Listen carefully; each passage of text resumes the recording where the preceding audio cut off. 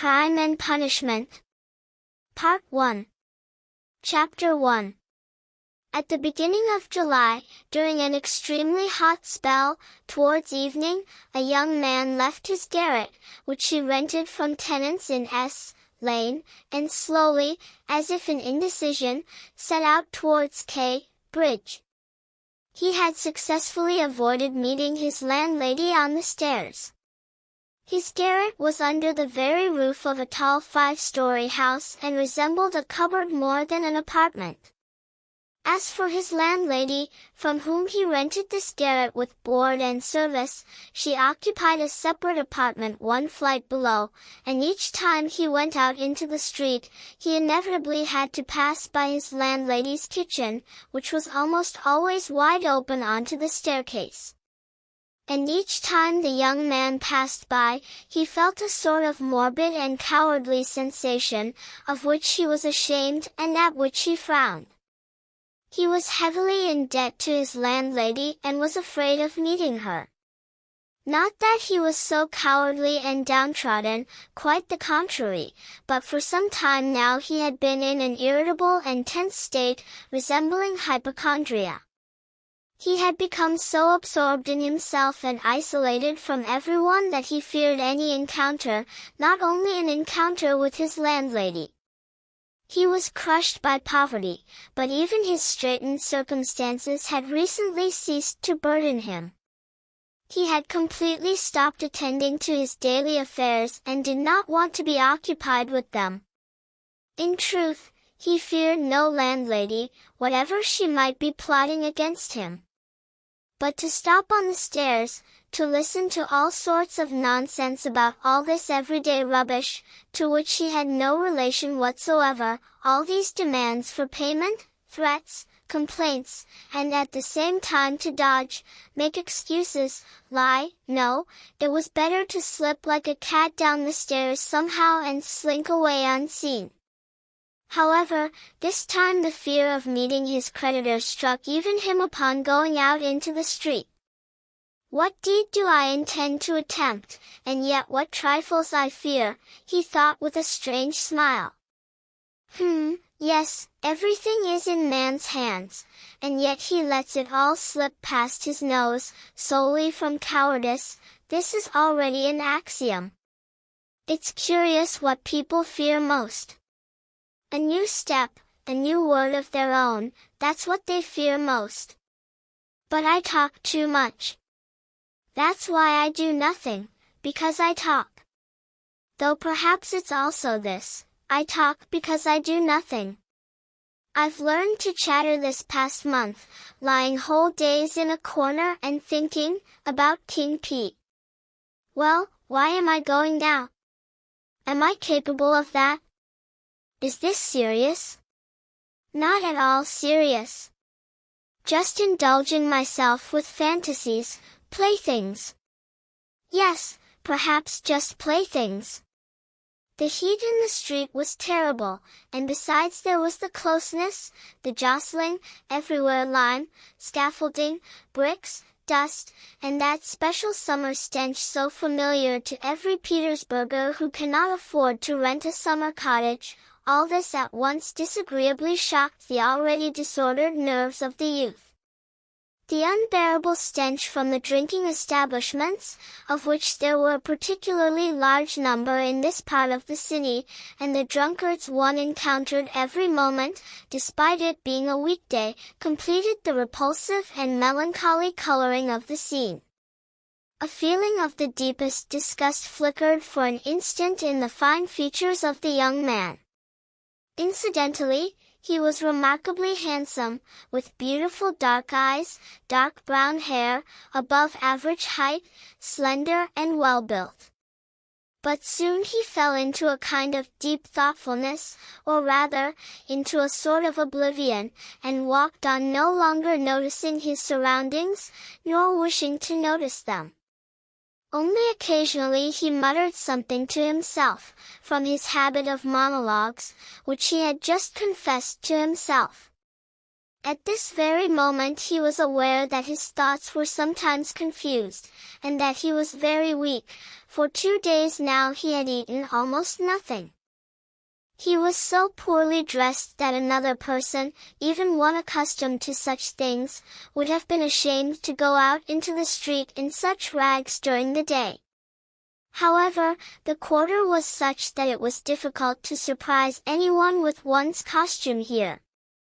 The proximity of the Haymarket, the abundance of certain establishments, and, predominantly, the artisan and tradesman population crowded into these central Petersburg streets and lanes, so variegated the general panorama with such characters that it would have been strange to be surprised at encountering any figure. But so much malicious contempt had already accumulated in the soul of the young man that, despite all his sometimes very youthful touchiness, he was least of all ashamed of his rags in the street.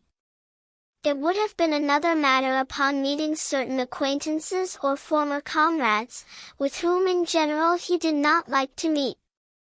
And meanwhile, when a drunkard, who was being transported for some unknown reason and to some unknown destination along the street at that time in a huge empty cart drawn by a huge draft horse, suddenly shouted at him as he passed by, "Hey you, German hatter," and bellowed at the top of his lungs, pointing at him with his hand, the young man suddenly stopped and convulsively clutched at his hat.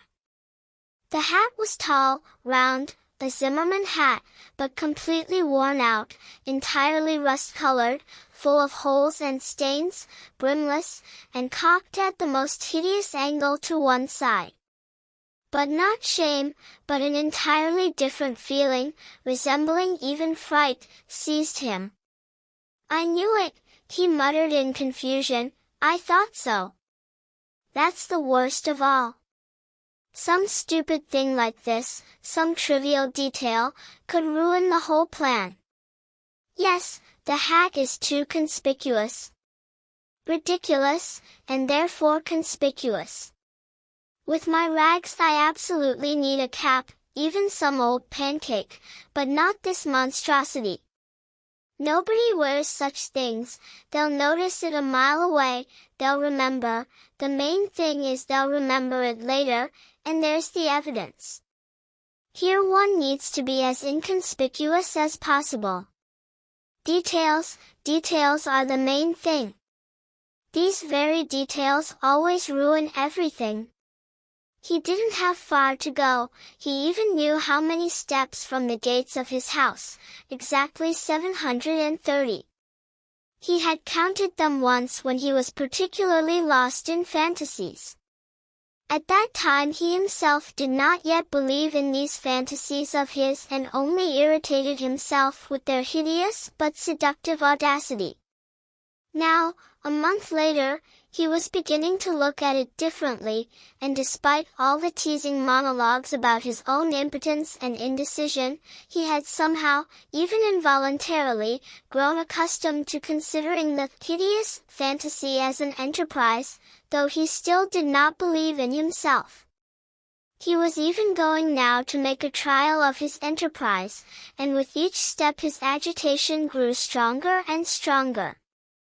With a sinking heart and nervous trembling he approached an enormous house, one wall of which faced the canal and the other onto street. This house was entirely divided into small apartments and was inhabited by all sorts of tradesmen, tailors, locksmiths, cooks, various Germans, girls living independently, petty clerks, and so on. People entering and leaving scurried under both gates and through both courtyards of the house. 3 or 4 caretakers served here. The young man was very pleased not to meet any of them and immediately slipped unnoticed from the gate to the right onto the stairs.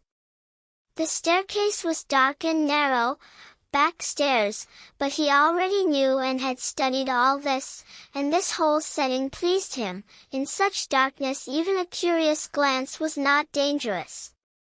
If I'm so afraid at this time, what would it be if I actually somehow happened to get to the deed itself? he thought involuntarily as he passed to the 4th floor. Here his path was blocked by retired soldier porters carrying furniture out of one apartment. He already knew before that a certain German family man, a clerk, lived in this apartment, so this German is now moving out, and consequently, on the 4th floor, on this staircase and on this landing, only the old woman's apartment remains occupied, for some time. This is good, just in case, he thought again and rang at the old woman's apartment. The bell tinkled feebly, as if it were made of tin and not of copper. In such small apartments in such houses almost all the bells are like this. He had already forgotten the sound of this little bell, and now this particular ring seemed suddenly to remind him of something and represent it clearly. He even shuddered, his nerves had become too weak this time. A little later the door opened a tiny crack. The tenant was examining the visitor from the crack with evident distrust, and only her eyes, gleaming from the darkness, were visible. But seeing many people on the landing, she took courage and opened it completely. The young man stepped over the threshold into the dark entryway, partitioned off, behind which was a tiny kitchen. The old woman stood before him silently and looked at him questioningly. She was a tiny, dried-up little old woman, about 60, with sharp and malicious little eyes, with a small sharp nose and bareheaded. Her whitish, barely graying hair was thickly greased with oil. Around her thin and long neck, resembling a chicken leg, was wound some flannel rag, and on her shoulders, despite the heat, hung a completely tattered and yellowed fur jacket. The little old woman coughed and groaned constantly. Apparently the young man had looked at her with some particular glance, because the former distrust suddenly flashed again in her eyes. "Raskolnikov, the student, I was at your place a month ago," the young man hastened to mutter with a half-bow, remembering that he should be more polite. "I remember, my dear, I remember very well that you were here," the old woman pronounced distinctly, still not taking her questioning eyes from his face. "So here, sir, and again, on similar business?"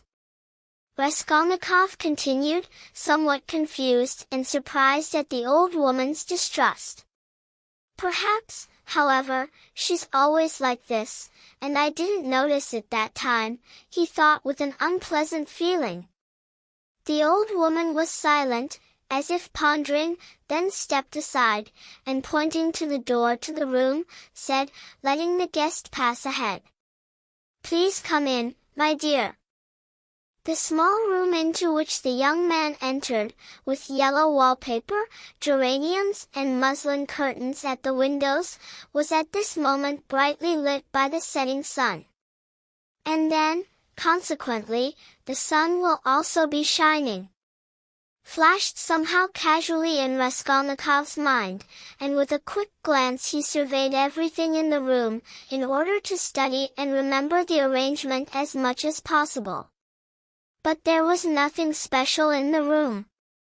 The furniture, all very old and of yellow wood, consisted of a sofa with a huge curved wooden back, a round table of oval form in front of the sofa, a dressing table with a small mirror in the space between the windows, chairs along the walls, and 2 or 3 cheap pictures in yellow frames, depicting German maidens with birds in their hands.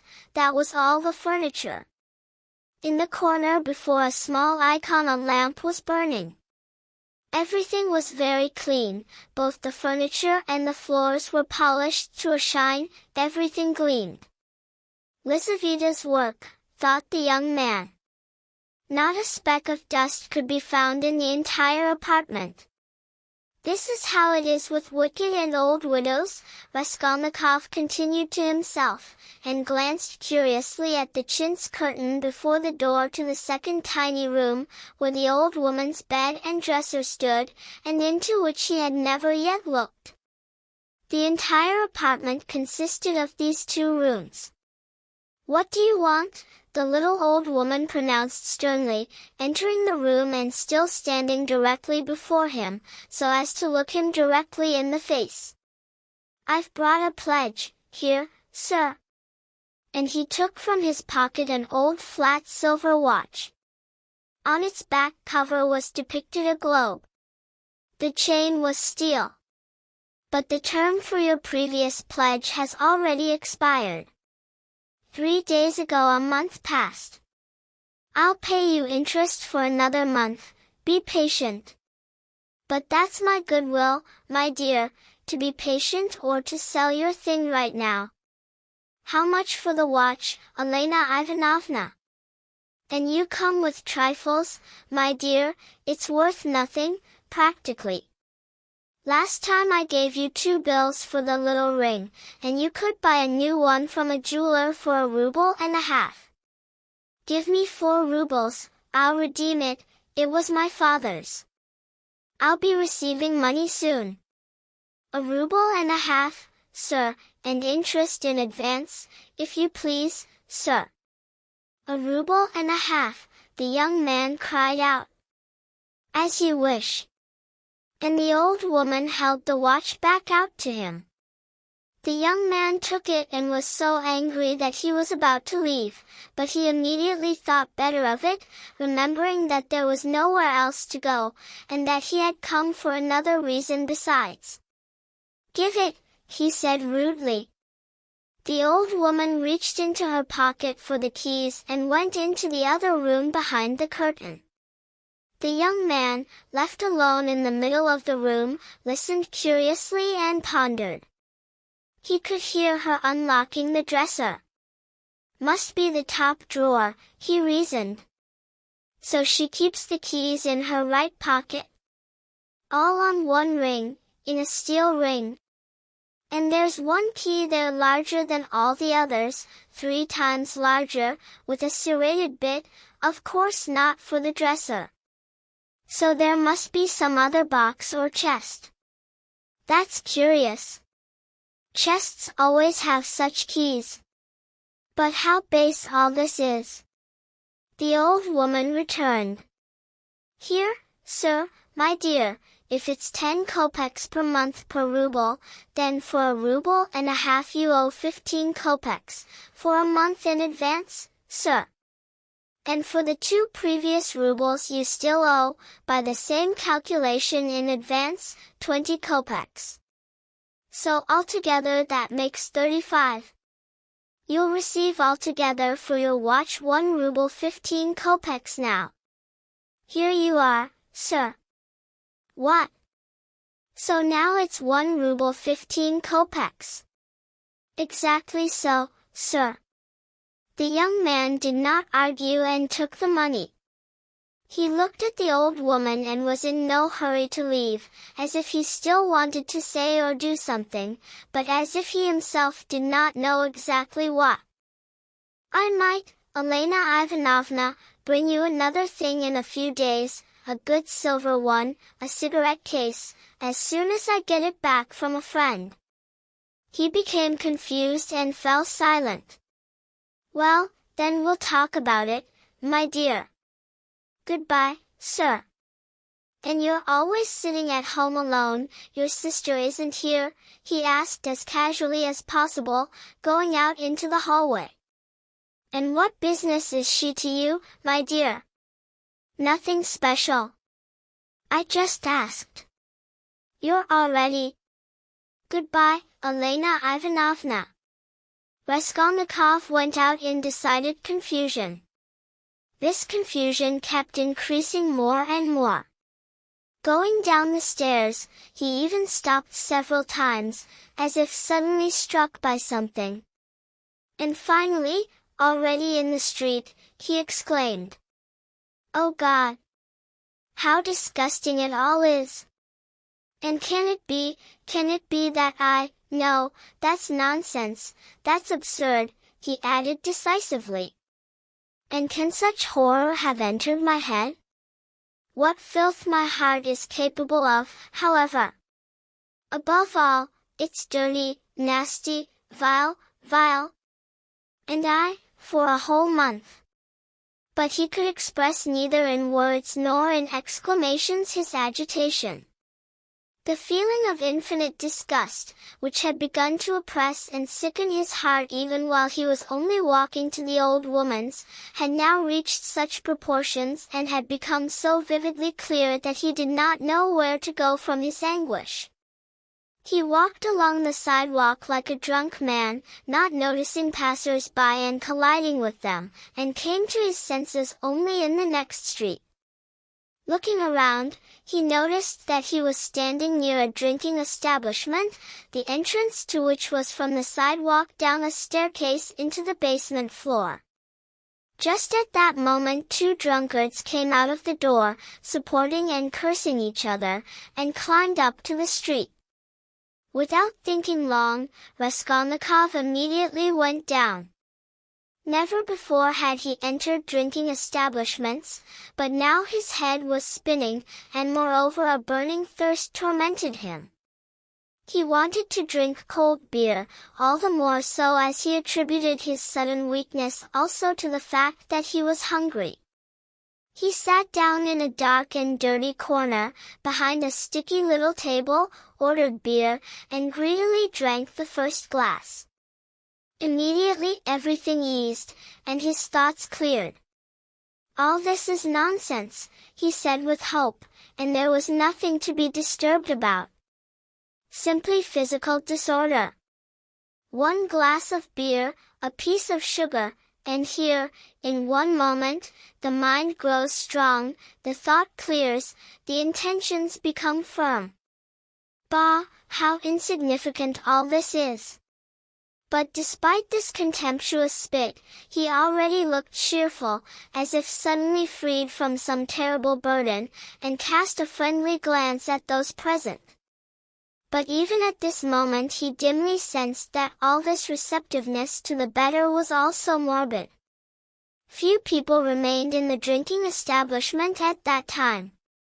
Besides those 2 drunkards encountered on the stairs, right after them a whole gang came out at once, about 5 people, with a girl and an accordion. After them it became quiet and spacious. There remained 1 tipsy man, but not very much so, sitting over his beer, looking like a petty bourgeois, his companion, fat, enormous, in a Siberian coat and with a grey beard, very drunk, dozing on the bench, and occasionally, suddenly, as if half asleep, beginning to snap his fingers, spreading his arms apart, and bouncing the upper part of his body without getting up from the bench, while singing along to some nonsense, trying to remember verses, something like, "All year long he caressed his wife. All year long he caressed his wife." Or suddenly, waking up again, went down Poverty-stricken Street, found his former one. But no one shared his happiness. His silent companion looked at all these outbursts even with hostility and distrust. There was also one more person there, who looked rather like a retired clerk. He sat separately, before his vessel, occasionally sipping and looking around. He too seemed to be in some agitation. Chapter 2. Raskolnikov was not accustomed to crowds, and as has already been said, he avoided any society, especially of late. But now he was suddenly drawn to people somehow. Something was taking place in him, something new, and at the same time he felt a sort of thirst for people. He was so tired from this whole month of concentrated anguish and gloomy agitation that he wanted to breathe, if only for a moment, in another world, no matter what, and despite all the filthiness of the setting, he now remained in the drinking establishment with pleasure. The proprietor of the establishment was in another room, but frequently entered the main one, descending into it from somewhere by steps, whereby his smart greased boots with large red turn-downs were the first to appear. He wore a long coat and a terribly greasy black satin waistcoat, without a tie, and his whole face seemed smeared with oil, like an iron lock. Behind the counter was a boy of about 14, and there was another younger boy who served when anything was ordered. There were chopped pickles, black rusks, and fish cut into pieces. All of it smelled very bad. It was so stuffy that it was even unbearable to sit, and everything was so saturated with the smell of wine that it seemed one could become drunk in 5 minutes from this air alone. There are certain encounters, even with people completely unknown to us, in whom we begin to take interest at first sight, somehow suddenly, instantly, before we say a word. Exactly such an impression was made on Raskolnikov by the guest who sat apart and looked like a retired clerk. The young man recalled this first impression several times afterwards and even attributed it to presentiment. He kept glancing at the clerk, partly also because the clerk himself was looking at him persistently, and it was evident that he very much wanted to begin a conversation. At the others in the drinking establishment, not excluding the proprietor, the clerk looked somehow habitually and even with boredom, and at the same time with a shade of a certain haughty disdain, as if at people of lower position and development, with whom he had nothing to discuss. He was a man already over 50, of medium height and stout build, with graying hair and a large bald spot, with a face swollen from constant drinking, yellow, even greenish, and with puffy eyelids, from behind which tiny, slit-like but animated reddish eyes gleamed. But there was something very strange about him. In his gaze there shone something even like rapture. Perhaps there was both sense and intelligence, but at the same time something like madness flickered. He was dressed in an old, completely tattered black frock coat, with buttons fallen off. Only one still held on somehow, and to this one he fastened himself, evidently wishing to maintain propriety. From under his nankeen waistcoat stuck out a shirt front, all crumpled, soiled and stained. His face was shaven, in the clerk's manner, but long ago, so that thick bluish stubble had already begun to appear. And in his mannerisms there really was something solidly bureaucratic. But he was restless, he ruffled his hair and sometimes, in anguish, supported his head with both hands, placing his torn elbows on the stained and sticky table. Finally he looked directly at Raskolnikov and spoke loudly and firmly. "Might I dare, my dear sir, to address you with proper conversation? For though you are not insignificant appearance, my experience distinguishes in you an educated man and one unaccustomed to drink. I have always respected education combined with heartfelt feelings, and moreover I hold the rank of titular counselor. Marmeladov, such is my surname, titular counselor. May I venture to inquire, have you been in service?"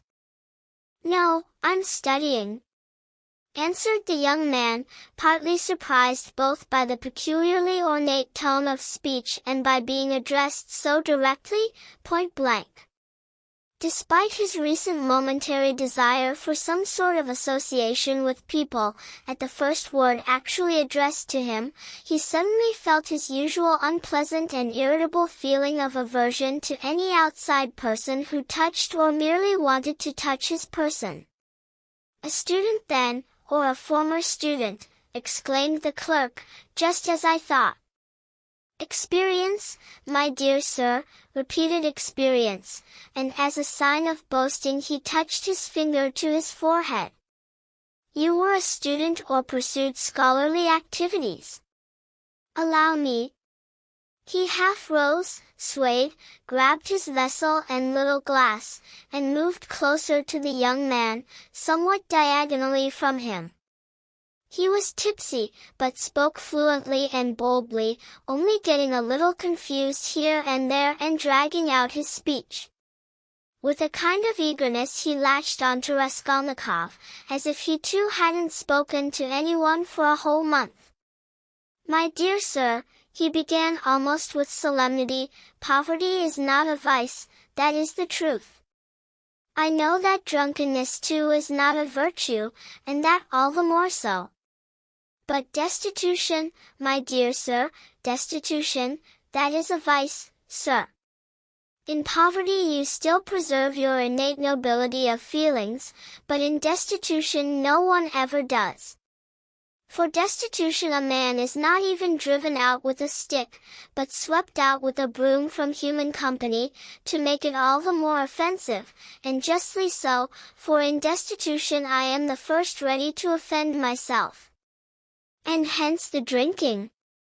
My dear sir, a month ago Mr. Lebeziatnikov beat my wife, and my wife is not the same as me. Do you understand, sir? Allow me to ask you one more question, just out of simple curiosity. Have you ever spent the night on the Neva, on the hay barges?" "No, I haven't," answered Raskolnikov. "What's that about?" "Well, sir, I've just come from there, and it's my 5th night now, sir." He poured himself a glass, drank, and became thoughtful. Indeed, on his clothes and even in his hair here and there could be seen stuck blades of hay. It was very likely that he had neither undressed nor washed for 5 days. His hands were especially dirty, greasy, red, with black nails.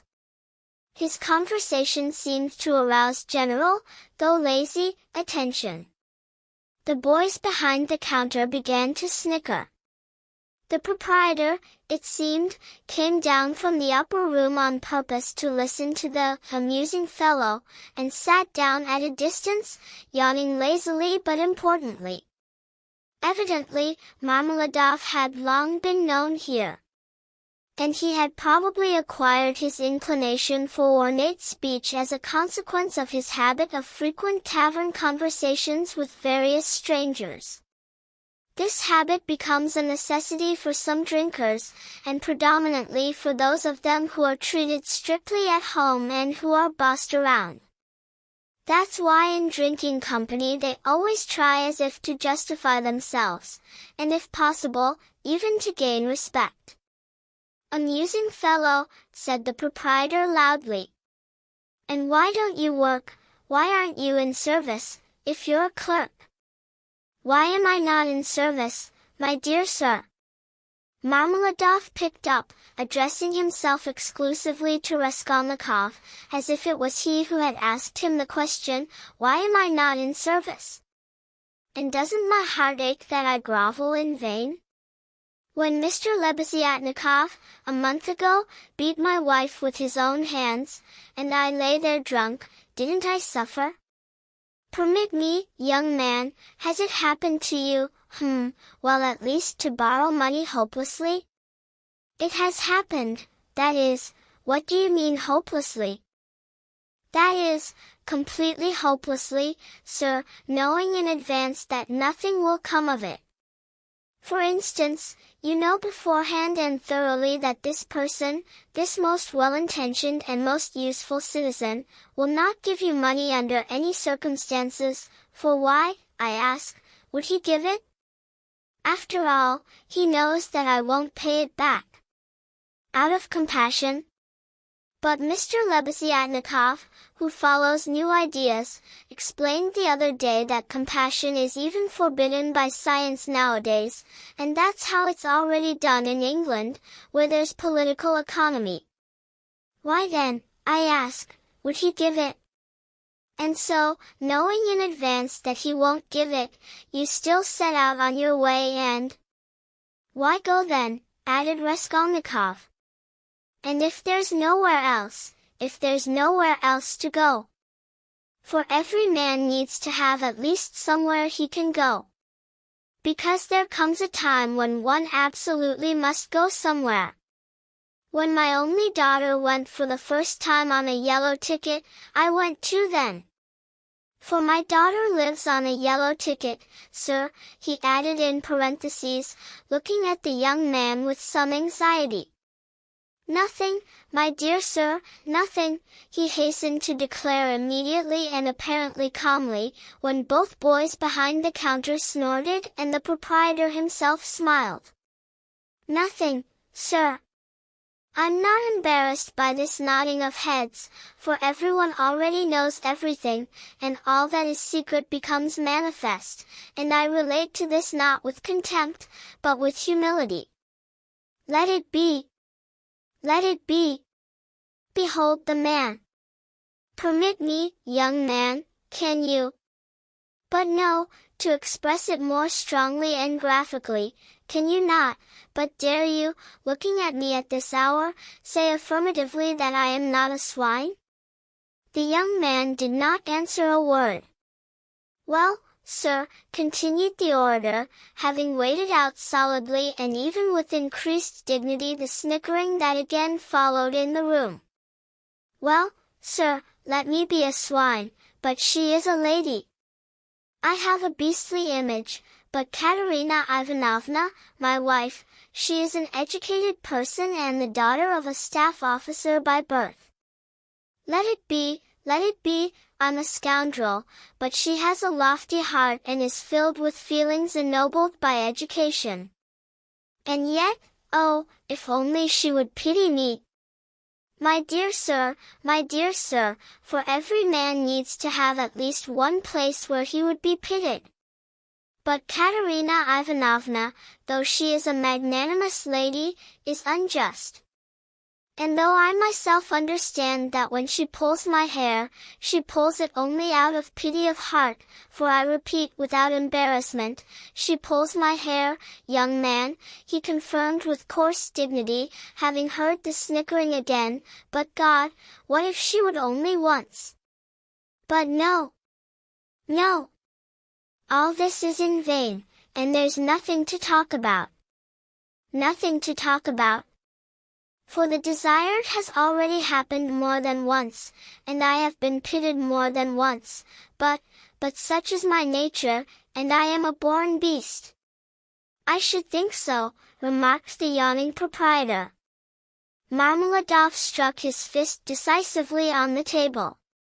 Such is my nature. Do you know, my dear sir, that I even drank her stockings? Not her shoes, sir, for that would at least somewhat resemble the order of things, but her stockings I drank, sir. I also drank her woolen shawl, a gift, an old one, her own, not mine, and we live in a cold corner, and she caught cold this winter and started coughing, already with blood. We have 3 small children, and Katerina Ivanovna works from morning till night, scrubbing and washing and bathing the children, for she's been accustomed to cleanliness from childhood, but with a weak chest and a tendency to consumption, and I feel it. Don't I feel it? And the more I drink, the more I feel it. That's why I drink, because in this drinking I seek compassion and feeling. It's not merriment I seek, but sorrow alone. I drink because I want to suffer doubly. And as if in despair, he laid his head on the table. Young man, he continued, raising himself up again, in your face I read a certain sorrow. As you entered, I read it, and therefore immediately addressed you. For in communicating to you the story of my life, I do not wish to make myself a spectacle before these idlers, to whom everything is already known anyway, but I seek a sensitive and educated person. Know then that my wife was educated in a noble provincial institute for gentlewomen and at graduation danced with a shawl before the governor and other persons, for which she received a gold medal and a certificate of merit. The medal, well, the medal was sold, long ago, the certificate of merit, on parchment, still lies in her trunk to this day, and just recently she showed it to the landlady. And though she has the most continuous quarrels with the landlady, she still wanted to boast before someone and tell about the happy bygone days. And I do not condemn, for this is the last thing she has left in her memories, and all the rest has gone to dust. Yes, yes, a passionate lady, proud and inflexible. She washes the floor herself and sits on black bread, but will not allow disrespect to herself. That's why she wouldn't let Mr. Lebeziatnikov's rudeness pass, and when Mr. Lebeziatnikov beat her for it, she took to her bed not so much from the beating as from her feelings.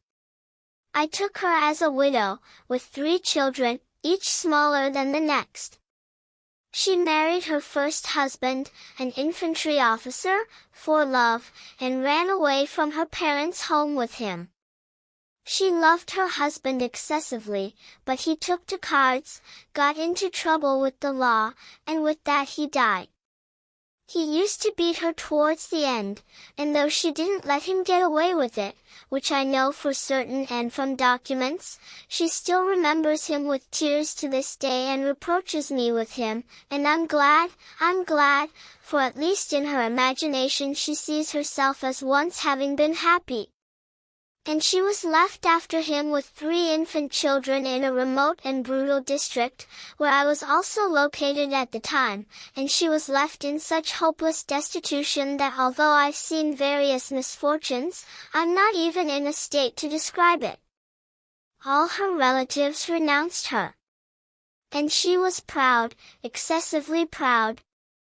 And then, my dear sir, then I, also a widower and having a 14-year-old daughter from my first wife, offered my hand, for I could not look at such suffering. You can judge from this to what degree her calamities had reached, that she, educated and well-bred and of a well-known family, agreed to marry me. But she did. Weeping and sobbing and wringing her hands, she did. For there was nowhere to go. Do you understand, my dear sir, what it means when there is nowhere else to go? No. You don't yet understand that.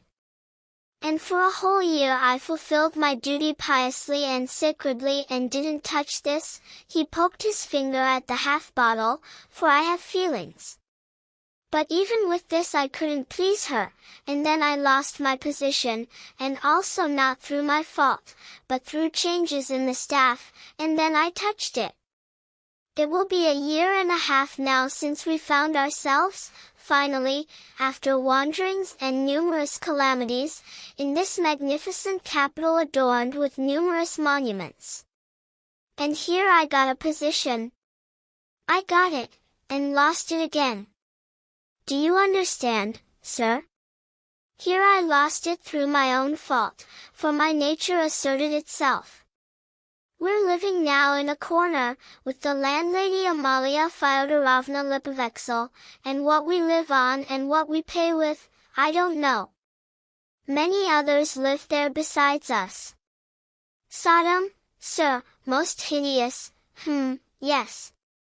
And meanwhile my daughter, from my first marriage, has grown up, and what she endured, my daughter, from her stepmother while growing up, about that I'm silent. For though Katerina Ivanovna is full of magnanimous feelings, she's a passionate and irritable lady, and will snap. Yes, sir. Well, there's no point in remembering that. Sonia, as you can imagine, received no education. I tried to go through geography and world history with her, about 4 years ago, but as I myself was not strong in this knowledge, and we had no proper textbooks for it, for what books we had, well, those books no longer exist now, so all the instruction ended with that. We stopped at Cyrus of Persia. Then, having already reached mature age, she read several books of romantic content, and recently, through the agency of Mr. Lebeziatnikov, one book, Lewis's Physiology, do you know it, sir? she read with great interest, and even communicated excerpts to us aloud. That's all her enlightenment. Now I will turn to you, my dear sir, myself with a private question. How much, in your opinion, can a poor but honest girl earn by honest labor? 15 kopecks a day, sir. She won't earn if she's honest and has no special talents, and even then only by working without putting down her hands. And even then the state councillor Klopstock, Ivan Ivanovich, have you heard, not only hasn't paid the money for sewing half a dozen Dutch shirts to this day, but even drove her out with insults, stamping his feet and calling her indecent names, on the pretext that the shirt collar was sewn not to measure and crooked. And here the little children are hungry. And here Katerina Ivanovna walks about the room wringing her hands, and red spots appear on her cheeks, which always happens with this disease. You're living, she says, as a parasite with us, eating and drinking and enjoying the warmth. But what eating and drinking is there when even the little children haven't seen a crust for 3 days? I was lying then, well, why dwell on it? I was lying there drunk, sir, and I hear my Sonia say, she's meek, and her little voice is so gentle, she's fair-haired, and her little face always pale, thin, she says, what then, Katerina Ivanovna, must I really go to such a thing? And Darya Francovna, a woman of evil intent and well known to the police many times, had already called 3 times through the landlady. Well then, answers Katerina Ivanovna, mockingly, what is there to protect?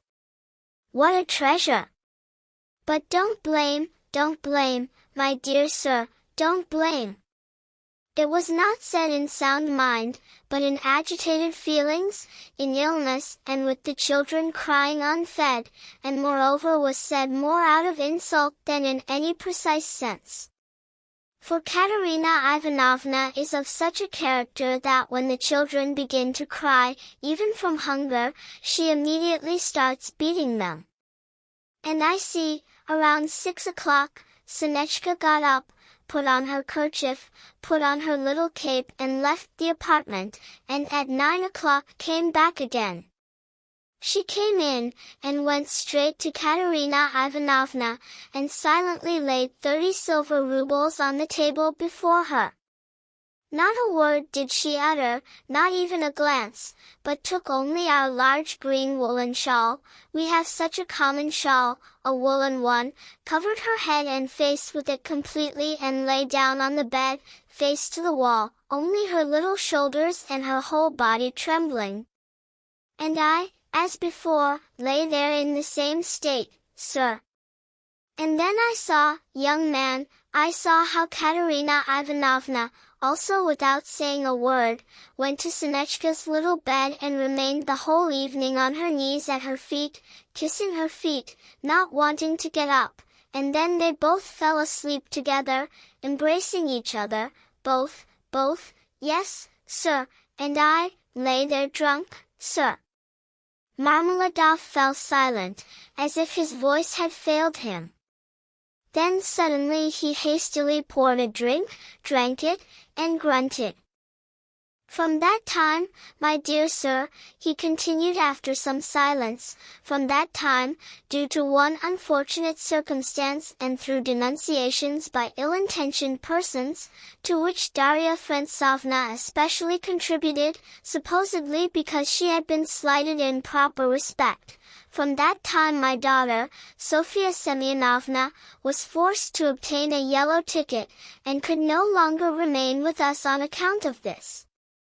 For the landlady, Amalia Fyodorovna, would not allow it, though she herself had previously aided Darya Francovna, and Mr. Lebeziatnikov too.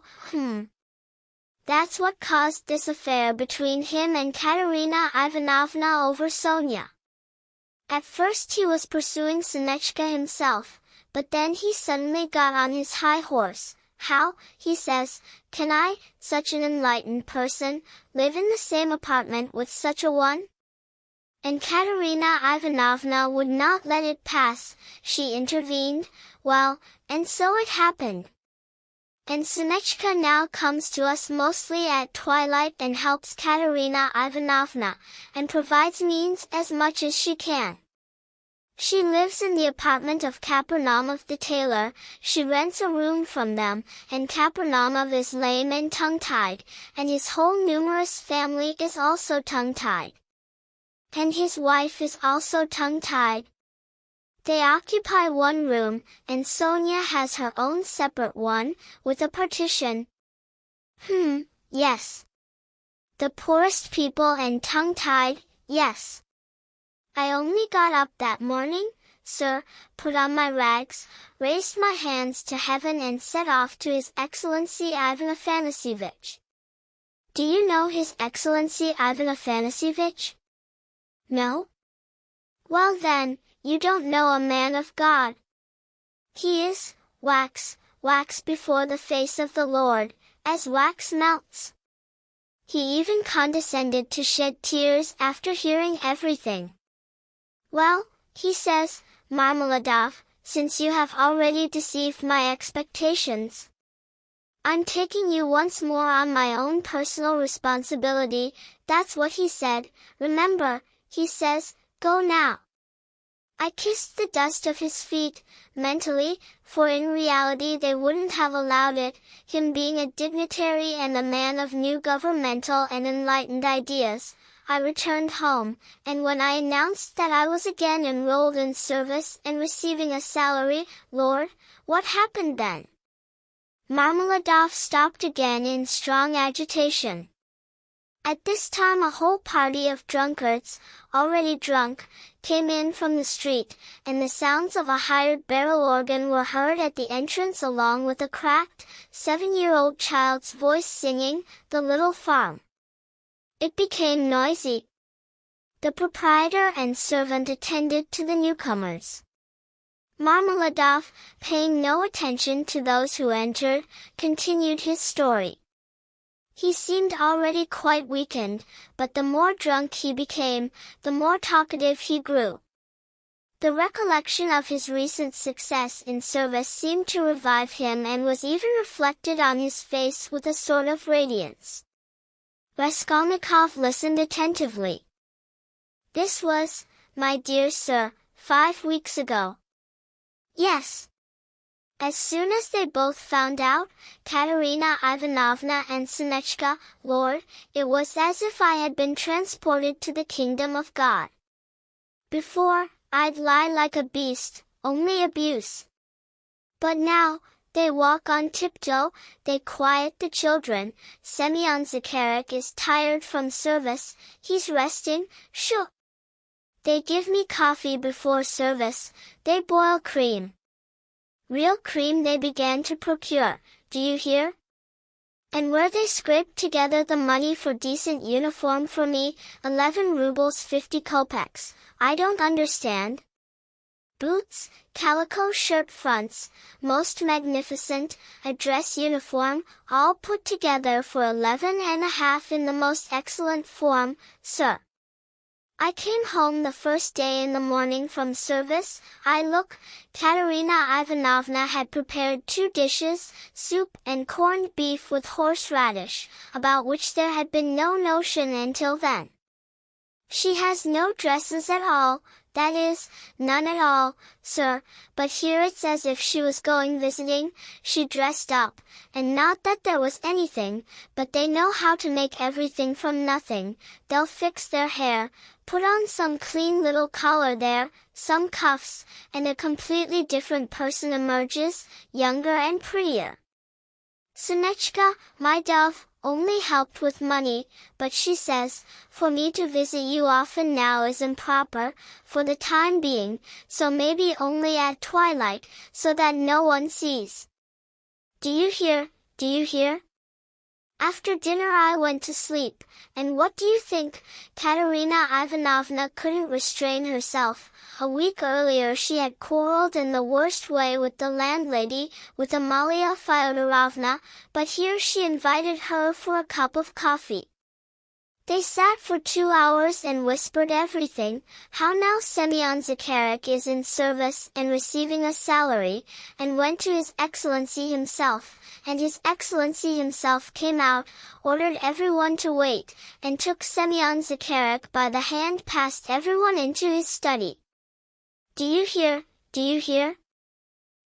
Of course," he says, "Semyon Zakharich, remember your services, and though you did adhere to that frivolous weakness, but as you now promise, and moreover without you things went badly for us, do you hear, do you hear? I now hope," he says, "in your noble word, that is, all this I tell you she made up, and not out of frivolity, just for boasting, sir.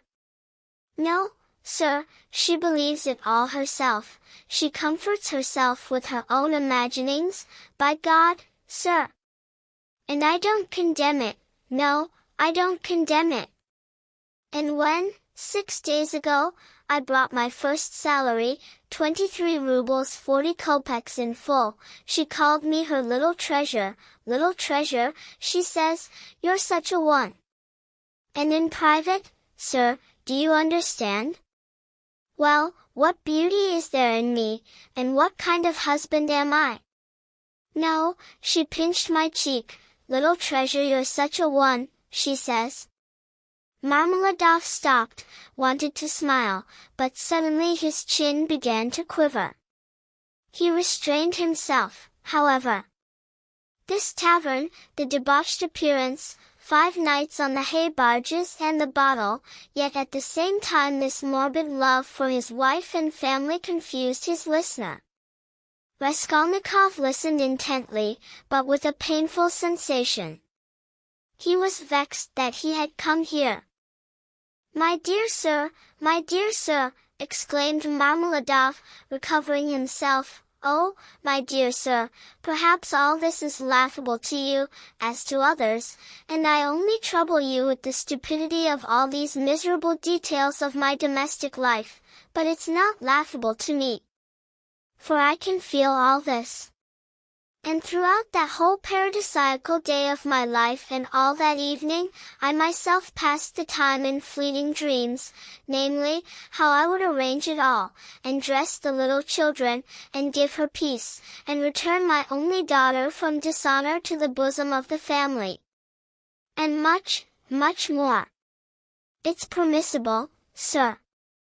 Well, sir, my dear sir, Marmeladov suddenly seemed to start, raised his head and looked fixedly at his listener. Well, sir, and the very next day, after all these dreams, that is, exactly 5 days ago now, towards evening, by cunning deception, like a thief in the night, I stole from Katerina Ivanovna the key to her trunk, took out what remained of the salary I had brought, how much in all I don't remember, and here, sir, look at me, all of you. 5 days away from home, and they're looking for me there, and my service is finished, and my dress uniform lies in a drinking establishment at the Egyptian Bridge, in exchange for which I received these garments, and it's all over.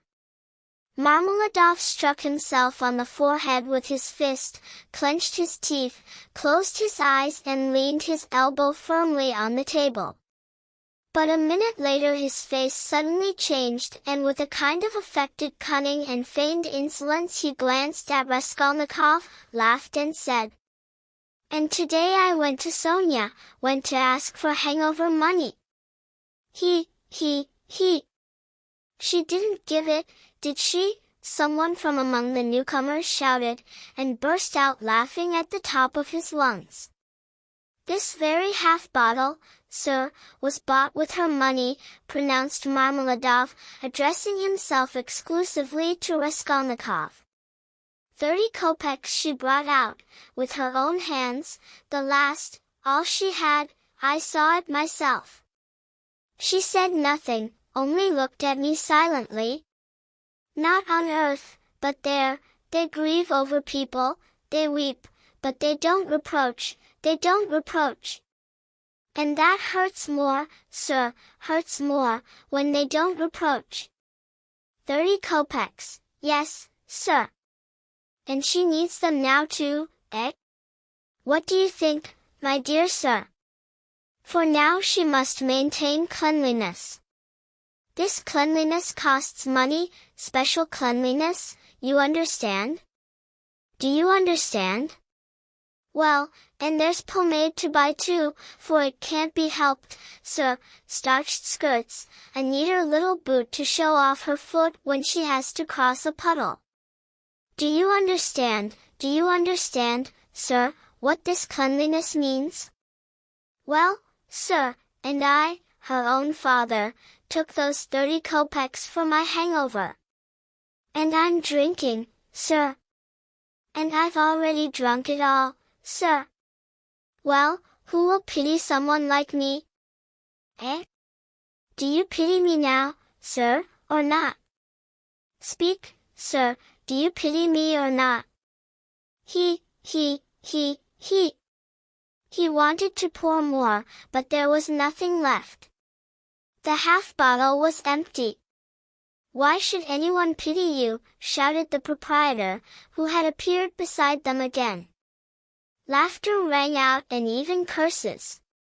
Those who had been listening laughed and cursed, and those who hadn't been listening too, just looking at the figure of the retired clerk. Pity. Why should anyone pity me? Marmeladov suddenly cried out, rising with his hands stretched forward, in decisive inspiration, as if he had been waiting only for those words. Why pity me, you say? Yes. There's nothing to pity me for. I should be crucified on the cross, not pitied. But crucify me, Judge, crucify and do not pity him. And then I myself will come to you for crucifixion, for I thirst not for merriment, but for sorrow and tears. Do you think, Seller, that this half bottle of yours went down sweetly for me? Sorrow I sought at the bottom of it, sorrow and tears, and I tasted it, and found it, but he will pity us, he who pitied all, and who understood all and everything, he the only, he is the judge. He will come on that day and ask, and where is the daughter who gave herself for an evil and consumptive stepmother, for other people's infant children? Where is the daughter who pitied her earthly father, a worthless drunkard, not fearing his brutishness? And he will say, Come. I have already forgiven you once. I have forgiven you once. Your many sins are forgiven now, because you loved much. And he will forgive my Sonia, he will forgive, I know that he will forgive. I felt it in my heart just now when I was at her place. And he will judge and forgive all, both the good and the evil, both the wise and the meek. And when he has finished with all, then he will summon us too. Come forth, he will say, you too. Come forth you drunkards, come forth you weak ones, come forth you shameless ones. And we will all come forth, without shame, and we will stand. And he will say, You are swine. Of the image of the beast and his mark, but come you also. And the wise will speak, the reasonable will speak, Lord, why do you receive these? And he will say, I receive them, wise ones, I receive them, reasonable ones, because not one of them ever considered himself worthy of this. And he will stretch out his hands to us, and we will fall down, and weep, and understand everything. Then we will understand everything. And everyone will understand, and Katerina Ivanovna, she too will understand. Lord, let thy kingdom come. And he sank down on the bench, exhausted and enfeebled, looking at no one, as if forgetting his surroundings and deep in thought. His words had produced a certain impression, for a moment silence reigned, but soon the previous laughter and curses rang out again. He's reasoned it out. He's been raving. A clerk. And so on, and so on. "Come, sir," said Marmeladov suddenly, raising his head and addressing Raskolnikov, "take me home. Kozel's house, in the courtyard. It's time, to Katerina Ivanovna." Raskolnikov had long wanted to leave, he had himself thought of helping him. Marmeladov proved to be much weaker on his legs than in his speeches, and leaned heavily on the young man. They had to walk about 200 or 300 steps. Confusion and fear increasingly seized the drunkard as they approached the house. "It's not Katerina Ivanovna I'm afraid of now," he muttered in agitation, "and not that she'll start pulling my hair." "What's hair?" "Nonsense, hair. That's what I say. It would even be better if she started pulling, but what I'm afraid of is... I'm afraid of her eyes, yes, her eyes. I'm also afraid of the red spots on her cheeks, and also, I'm afraid of her breathing. Have you seen how people breathe with this disease, when feelings are agitated? I'm also afraid of the children's crying. Because if Sonia hasn't fed them, then... I don't know what. I don't know. But I'm not afraid of beatings. No, sir, that such beatings for me are not only not painful, but even pleasurable. For without this I myself cannot do. It's better. Let her beat me, she'll ease her soul, it's better. And here's the house.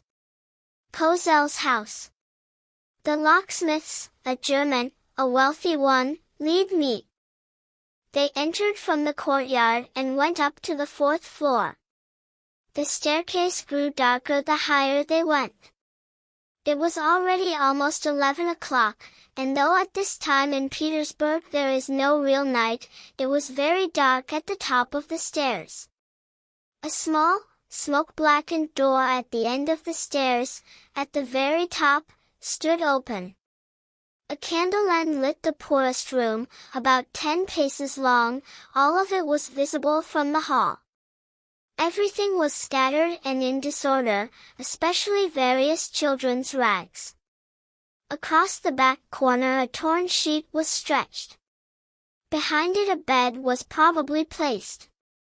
In the room itself there were only 2 chairs and a very worn oilcloth sofa, before which stood an old kitchen pine table, unpainted and uncovered. On the edge of the table stood a guttering tallow candle end in an iron candlestick. It appeared that Marmeladov occupied a separate room, not a corner, but his room was a passage room. The door to the further rooms or cubicles into which Amalia Lipovexel's apartment was divided stood ajar. There it was noisy and loud. They were laughing. It seemed they were playing cards and drinking tea. The most unceremonious words flew out sometimes. Raskolnikov immediately recognized Katerina Ivanovna.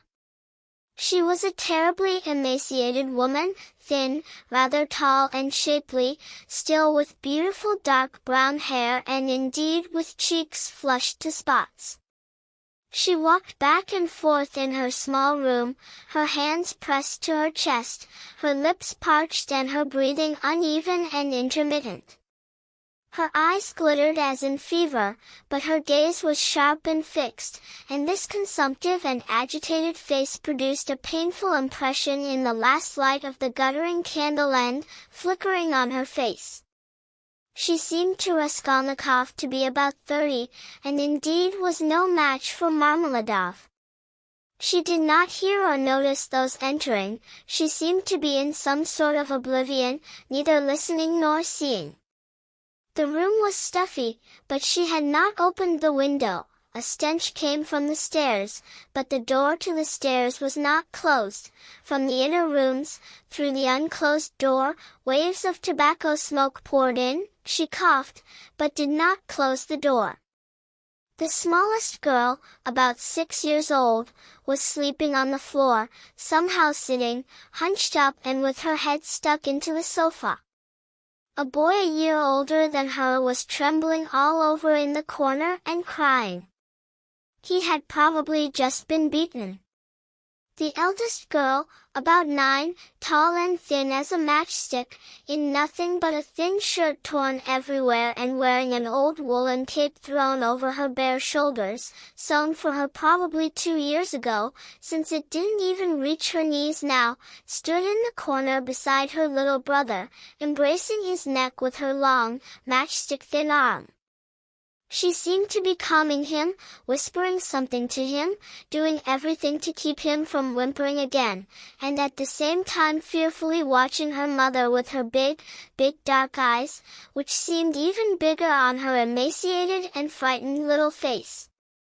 Marmeladov, without entering the room, knelt right in the doorway, and pushed Raskolnikov forward. The woman, seeing a stranger, stopped distractedly before him, coming to herself for a moment and seemingly wondering, why had he come in? But evidently it immediately occurred to her that he was going to the other rooms, since theirs was a passage room. Having figured this out and no longer paying him any attention, she went to the hall door to close it, and suddenly cried out, seeing her husband kneeling on the very threshold. "Ah!" she cried out in frenzy, "he's back! The convict! The monster! And where's the money? What's in your pocket? Show me! And those aren't the same clothes! Where are your clothes? Where's the money? Speak!" And she threw herself at him to search him. Marmeladov immediately obediently and submissively spread his arms to both sides, to make the pocket search easier. There wasn't a kopeck. "Where's the money?" she screamed. "Oh, Lord, can it be he's drunk it all?" There were 12 rubles left in the trunk. And suddenly, in fury, she grabbed him by the hair and dragged him into the room. Marmeladov himself facilitated her efforts, crawling humbly after her on his knees. "And this is pleasure for me. And this is not pain for me, but pleasure, my dear sir," he cried out, being shaken by the hair and even once knocking his forehead on the floor. The child sleeping on the floor woke up and began to cry. The boy in the corner couldn't stand it, trembled, screamed and rushed to his sister in terrible fright, almost in a fit. The eldest girl was trembling like a leaf in her sleep. "He's drunk it! Drunk it all!" cried the poor woman in despair, "and those aren't the same clothes. Hungry, hungry!" And wringing her hands, she pointed at the children. "Oh, accursed life! And aren't you ashamed?" she suddenly pounced on Raskolnikov, from the tavern. "You were drinking with him? You were drinking with him too? Get out!" The young man hurried to leave without saying a word. Moreover, the inner door opened wide, and several curious people looked out. Impudent laughing heads with cigarettes, with pipes, in skullcaps, stretched forward. Figures in dressing gowns and completely unbuttoned, in summer costumes indecent to the point of impropriety were visible, some with cards in their hands. They laughed especially amusedly when Marmeladov, dragged by the hair, cried out that this was pleasure for him. Some even began to enter the room. Finally an ominous shriek was heard. This was Amalia Lipovexel herself forcing her way forward to establish order in her own way and to frighten the poor woman for the 100th time with an abusive order to vacate the apartment the very next day. As he left, Raskolnikov managed to thrust his hand into his pocket, grabbed as many copper coins as he could from the change from the ruble he had broken at the drinking establishment, and imperceptibly placed them on the windowsill. Then, already on the stairs, he thought better of it and wanted to go back. What nonsense I've done, he thought, they have Sonia there, and I need it myself. But reasoning that it was already impossible to take it back, and that he wouldn't have taken it anyway, he waved his hand and went to his apartment. Sonia needs pomade too after all, he continued, walking down the street and smiling sardonically. This cleanliness costs money. And Sonechka might even go bankrupt herself today, because it's the same risk, hunting for red game, gold prospecting, so they'll all be broke tomorrow without my money. Bravo, Sonia! What a well they've managed to dig! And they profit from it. They really do profit. And they've gotten used to it. They cried, and got used to it. Man, the scoundrel gets used to everything. He fell into thought. But what if I'm wrong, he suddenly exclaimed involuntarily. What if man in general really isn't a scoundrel, man as a whole, the whole human race, that is? Then it means that all the rest is prejudice, merely induced fears, and there are no barriers, and that's how it should be. Chapter 3. He woke up the next day already late, after a troubled sleep, but the sleep had not refreshed him. He woke up bilious, irritable, angry, and looked with hatred at his garret.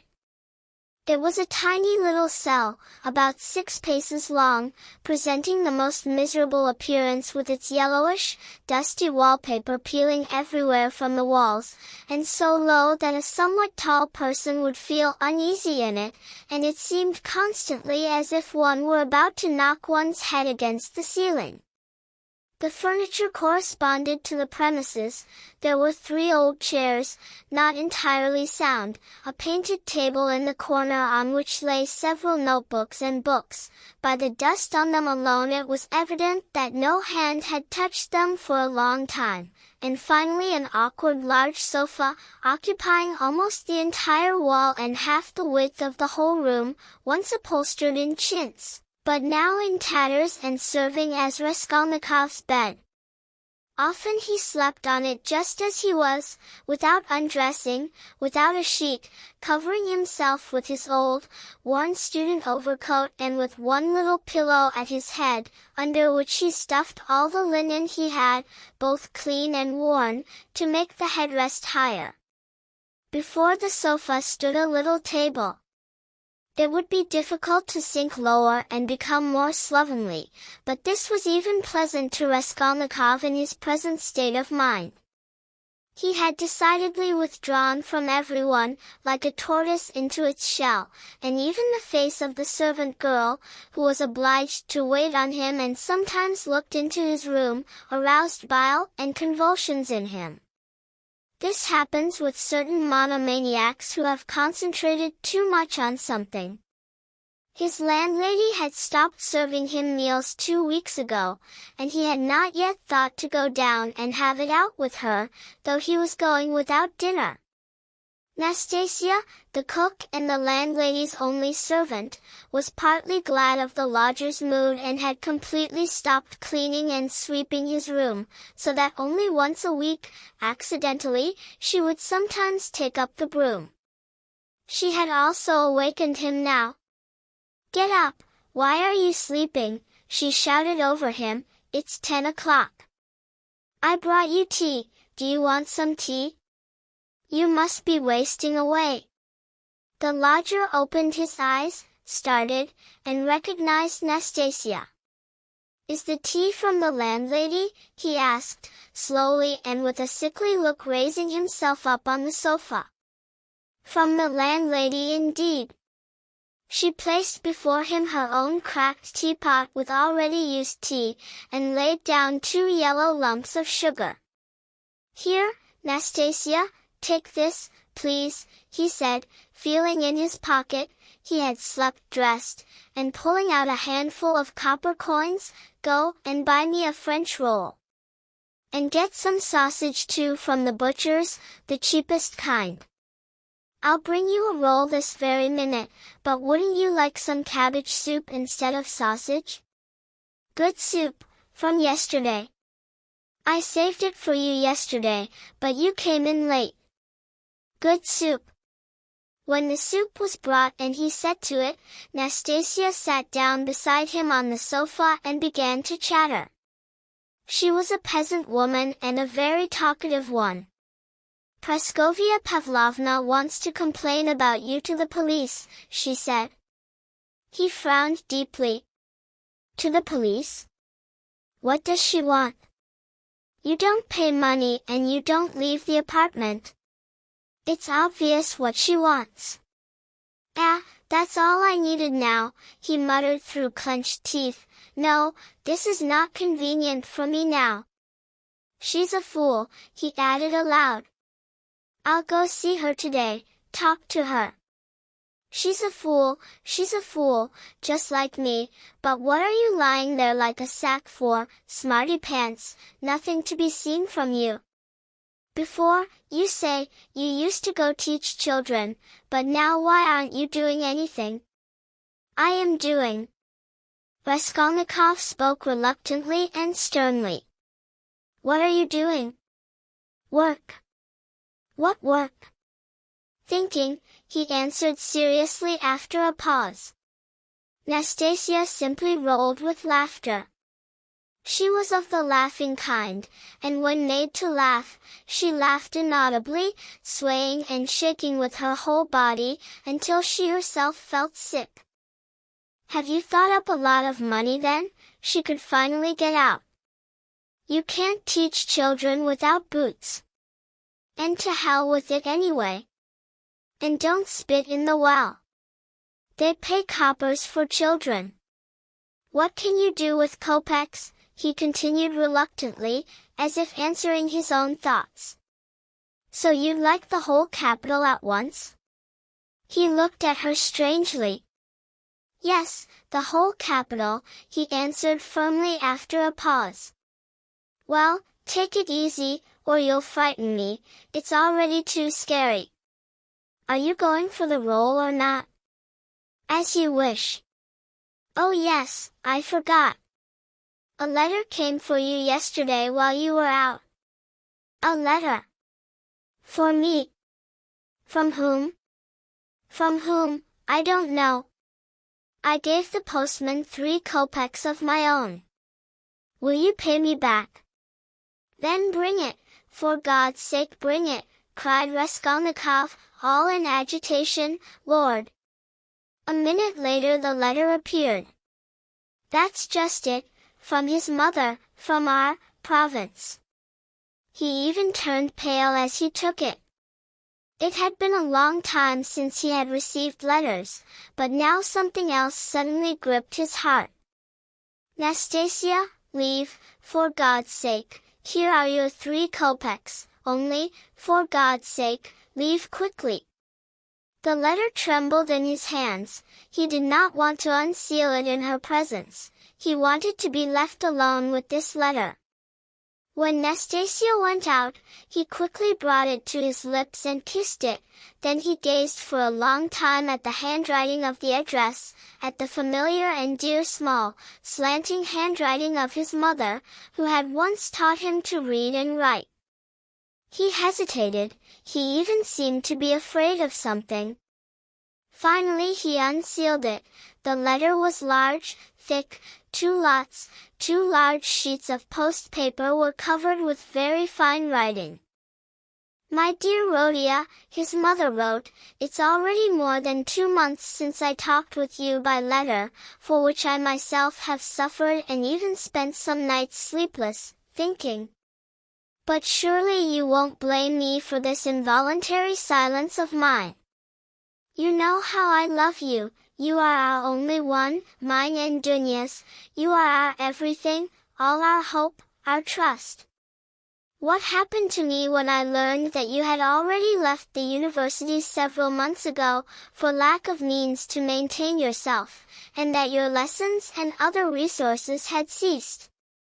How could I help you with my 120 rubles a year pension?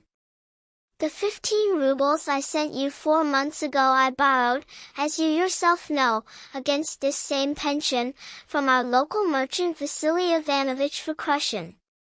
He's a good man and was a friend of your father's. But having given him the right to receive the pension for me, I had to wait until the debt was paid off, and this has only just now been completed, so that I couldn't send you anything all this time. But now, thank God, I think I can send you some more, and in general, we can now even boast a fortune, about which I hasten to inform you.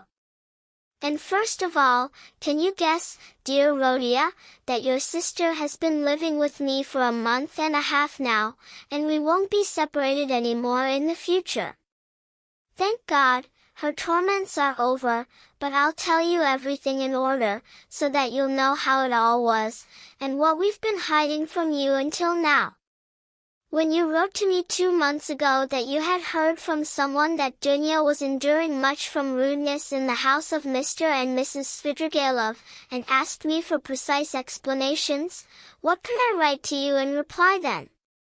If I had written you the whole truth, you would perhaps have thrown everything up and come to us, even on foot, because I know your character and feelings, and you wouldn't let your sister be offended.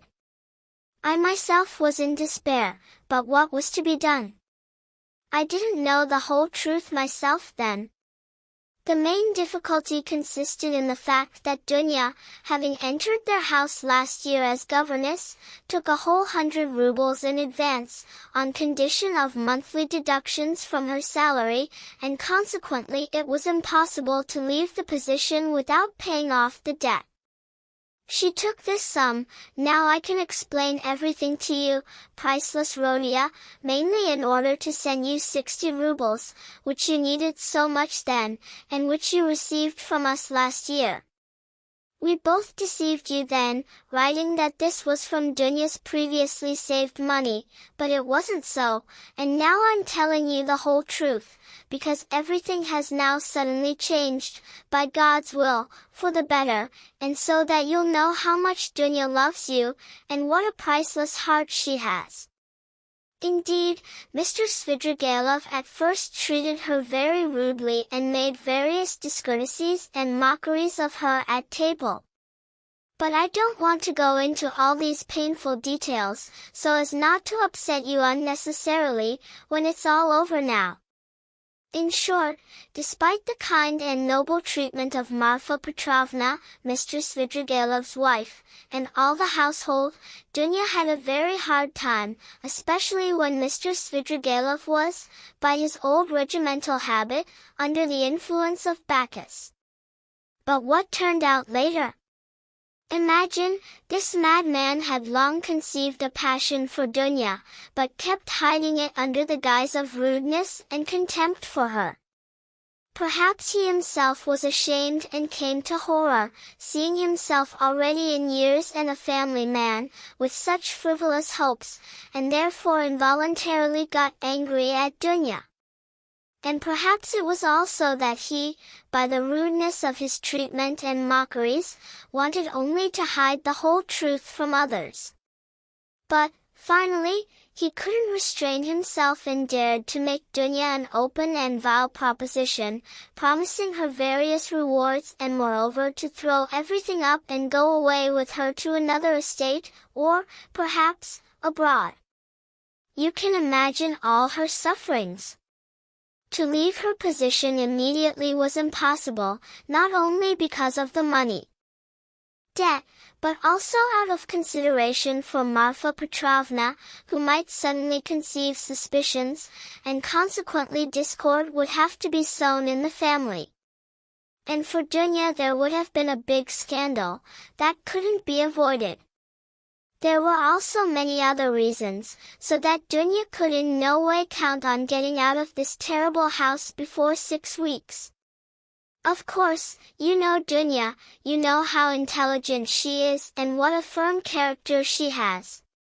Dunya can endure much, and even in the most extreme cases find enough magnanimity in herself not to lose her firmness. She didn't even write to me about everything, so as not to upset me, and we often exchanged news. The denouement, however, came unexpectedly. Marfa Petrovna accidentally overheard her husband imploring Dunya in the garden, and understanding everything wrongly, blamed her for everything, thinking that she was the cause of it all. A terrible scene took place there in the garden. Marfa Petrovna even struck Dunya, wouldn't listen to anything, but shouted herself for a whole hour, and finally ordered Dunya to be taken to me in town immediately, in a simple peasant cart, into which all her things, linen, dresses, everything as it happened, untied and unpacked, were thrown. And then a pouring rain came up, and Dunya, insulted and disgraced, had to ride with a peasant a whole 17 versts in an uncovered cart. Think now what I could have written to you in a letter, in reply to yours, received by me 2 months ago, and what to write about. I myself was in despair. I didn't dare write you the truth, because you would have been very unhappy, grieved and outraged, and what could you have done? Perhaps you would have ruined yourself, and Dunya forbade it, and to fill the letter with trifles, and about something, when there was such grief in my soul, I couldn't. For a whole month rumors went around our whole town about this story, and it got to the point that we couldn't even go to church with Dunya because of contemptuous looks and whispers, and even conversations out loud in our presence. All our acquaintances shunned us, everyone even stopped bowing, and I learned for certain that some merchants' clerks and certain office workers wanted to inflict a base insult on us by smearing tar on the gates of our house, so that the landlords began demanding that we leave the apartment.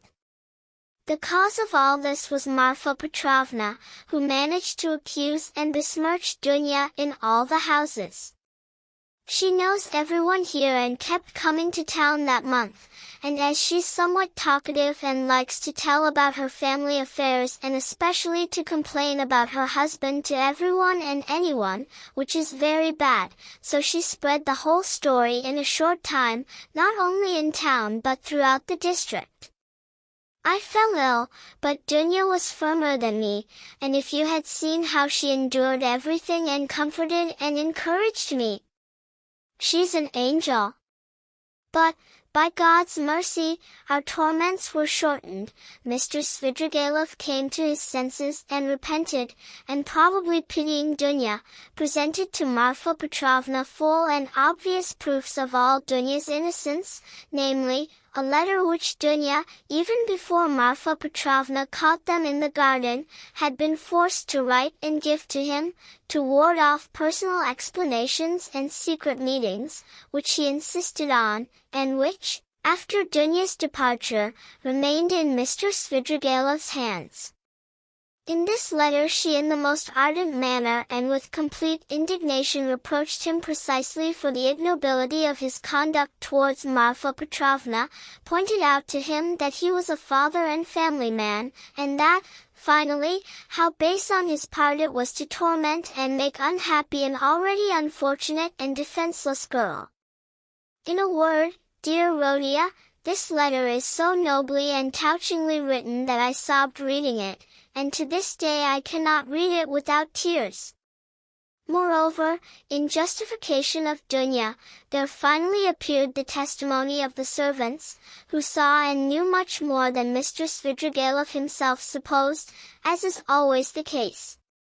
Marfa Petrovna was completely struck and newly crushed, as she herself confessed to us, but was fully convinced of Dunya's innocence, and the very next day, Sunday, going straight to the cathedral, on her knees and in tears begged the Virgin to give her strength to bear this new trial and fulfill her duty. Then, straight from the cathedral, without calling on anyone, she came to us, told us everything, wept bitterly and, in full repentance, embraced and implored Dunya to forgive her. That same morning, without delaying at all, straight from us, she went to all the houses in town and everywhere, in the most flattering expressions for Dunya, shedding tears, restored her innocence and the nobility of her feelings and conduct. Moreover, she showed everyone and read aloud Dunya's own letter to Mr. Svidrigailov and even let copies be made of it, which, it seems to me, was already unnecessary. Thus she had to spend several days in a row visiting everyone in town, because some became offended that preference had been shown to others, and thus lines formed, so that in each house they were already waiting in advance and everyone knew that on such and such a day Marfa Petrovna would be at such and such a place to read this letter. And to each reading there gathered again even those who had already listened to the letter several times both in their own houses and at other acquaintances. By turns. My opinion is that much, very much, was unnecessary here, but Marfa Petrovna is of such a character. At least she fully restored Dunya's honor, and all the vileness of this affair fell as an indelible disgrace on her husband, as the chief culprit, so that I even feel sorry for him. They dealt too severely with this madman. Dunya was immediately invited to give lessons in some houses, but she refused. In general, everyone suddenly began to treat her with special respect. All this contributed mainly to that unexpected circumstance through which now, one might say, our whole fate is changing. Know, dear Rhodia, that a suitor has proposed to Dunya, and that she has already managed to give her consent, about which I hasten to inform you as quickly as possible. And although this matter was done without your advice, you probably won't have any complaint against me or your sister, as you yourself will see, from the matter itself, that it would have been impossible for us to wait and postpone until receiving your answer. And you yourself couldn't have judged everything precisely from afar. It happened like this. He is already a court counselor, Fyodor Petrovich Luzin, and a distant relative of Marfa Petrovna, who contributed much to this. He began by expressing, through her, his desire to make our acquaintance, was properly received, drank coffee, and the very next day sent a letter in which he very politely explained his proposal and asked for a quick and decisive answer. He is a businesslike and busy man, and is now hurrying to Petersburg, so he values every minute. Of course, we were at first very struck, as all this happened too quickly and unexpectedly. We considered and thought it over, both of us together, that whole day. He is a reliable and secure man, serves in 2 places and already has his own capital. True, he is already 45 years old, but he is of quite pleasant appearance, and can still please women, and in general he is a very solid and proper man, only a little gloomy and somewhat haughty. But this, perhaps, only seems so at first glance. And I warn you, dear Rhodia, when you meet him in Petersburg, which will happen very soon, don't judge too quickly and ardently, as is characteristic of you, if at first glance something about him doesn't please you. I say this just in case, though I'm confident that he will make a pleasant impression on you. And besides, to come to know any person whatsoever, one must approach him gradually and carefully, so as not to fall into error and prejudice, which are very difficult to correct and smooth over afterwards. And Fyodor Petrovich, at least by many signs, is a very respectable man. At his very first visit, he declared to us that he is a positive person, but shares in many things, as he himself expressed it, the convictions of our newest generations and is an enemy of all prejudices. He said much more, because he is somewhat vain and very much likes to be listened to, but that's hardly a vice. I, of course, understood little, but Dunya explained to me that he is a man, though not of great education, but intelligent and, it seems, kind. You know your sister's character, Rodion. She is a firm, sensible, patient and magnanimous girl, though with an ardent heart, which I know well in her.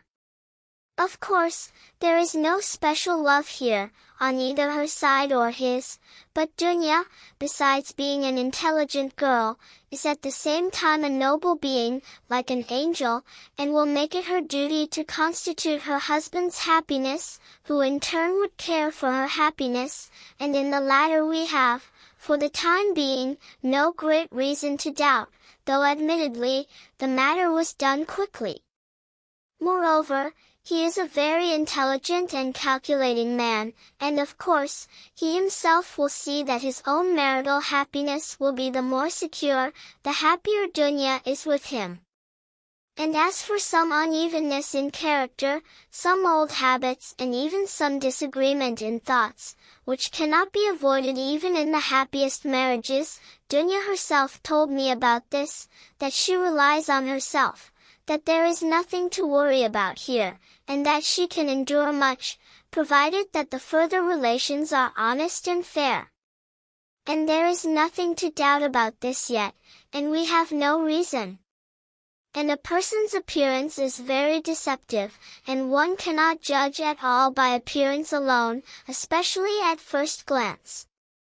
He, for example, seemed harsh to me at first, but this may arise precisely from the fact that he is a straightforward man, and certainly so.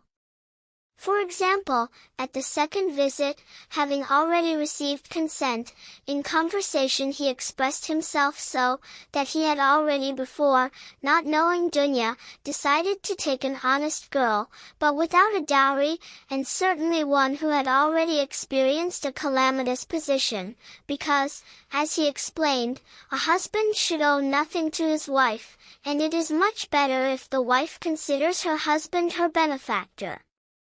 I'll add that he expressed himself somewhat more gently and affectionately than I wrote, because I forgot the actual expression, and remember only the thought, and besides, he said this by no means intentionally, but evidently speaking inadvertently, in the heat of conversation, so that he even tried afterwards to correct himself and soften it.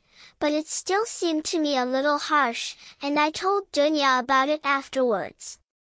But Dunya even answered me with vexation that, words are not yet deeds, and this is of course true.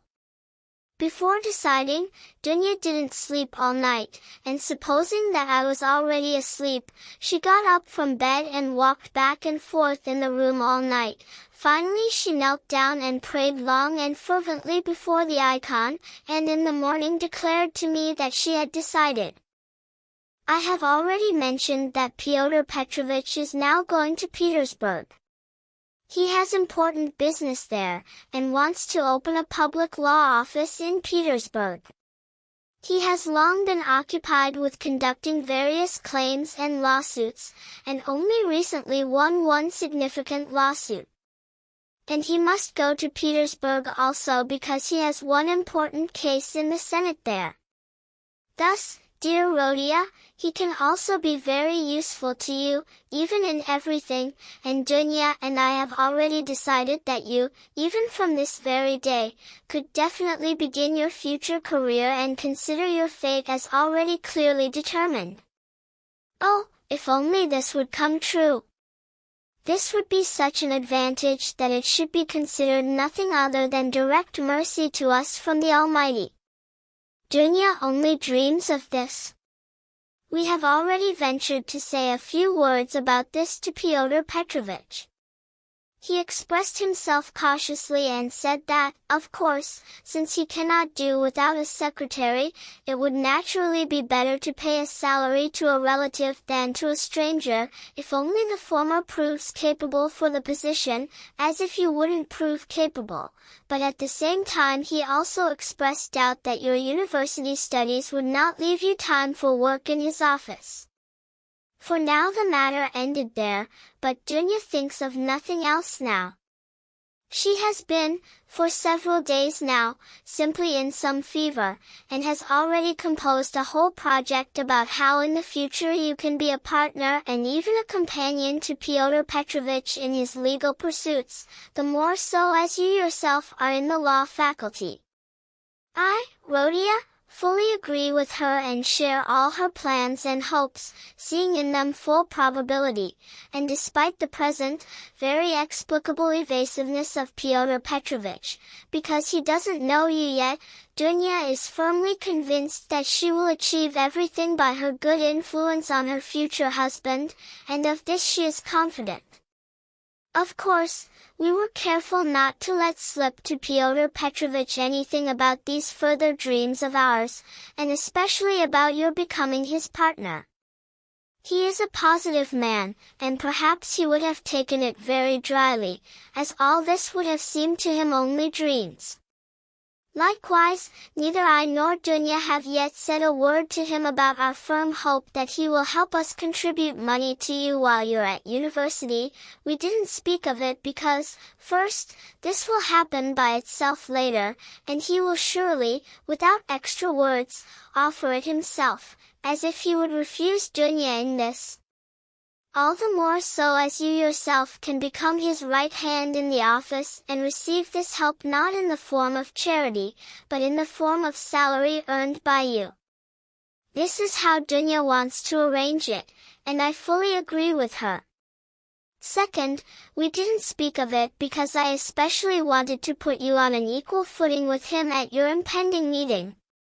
When Dunya spoke to him about you with rapture, he answered that any person must first be examined personally, and more closely, in order to judge him, and that he himself reserves the right, upon meeting you, to form his own opinion of you. Do you know, my priceless Rhodia, it seems to me, from certain considerations, however, not at all relating to Pyotr Petrovich, but just from some of my own personal, even perhaps old womanly caprices, it seems to me that I would perhaps do better if I live after their marriage separately, as I live now, and not with them. I am fully confident that he will be so grateful and delicate that he himself will invite me and suggest that I not be separated from my daughter anymore, and if he hasn't spoken of it yet, it's naturally because it's assumed without words, but I will refuse. I have noticed in life more than once that mothers-in-law are not very much to husbands' hearts, and I not only don't want to be even the slightest burden to anyone, but I myself want to be completely free, as long as I have at least some peace of my own, and such children as you and Dunya. If possible, I'll settle near both of you, because, Rhodia, I saved the most pleasant thing for the end of the letter. Know then, my dear friend, that perhaps very soon we'll all come together again and embrace all three after almost a 3-year separation. It's already definitely decided that Dunya and I are leaving for Petersburg, when exactly I don't know, but, in any case, very, very soon, perhaps even in a week.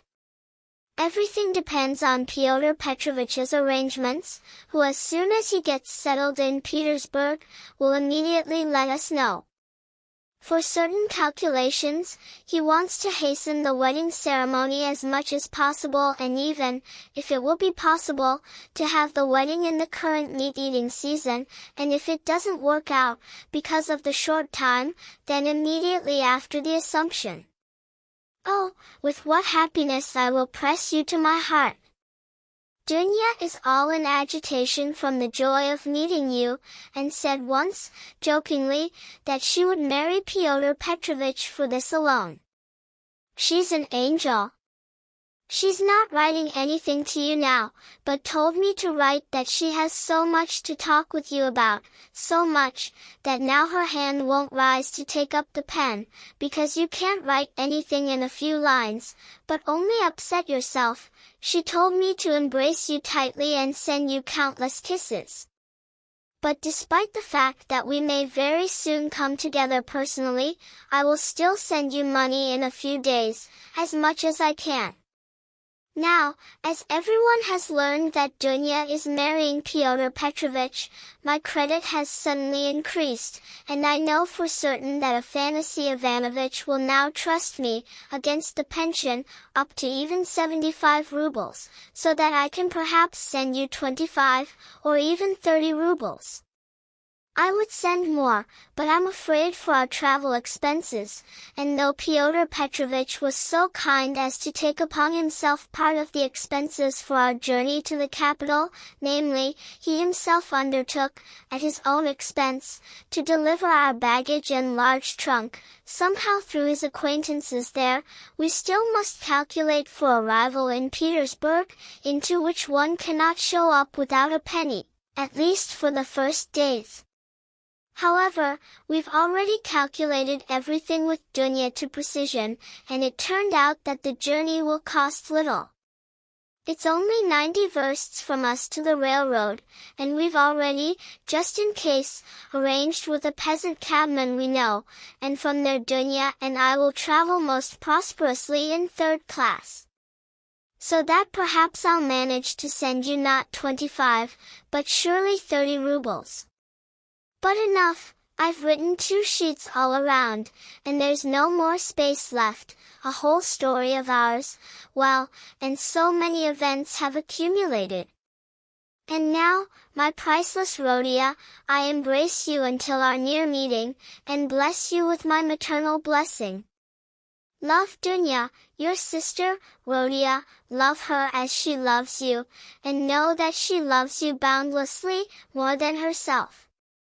She's an angel, and you, Rhodia, you are everything to us, all our hope and all our trust.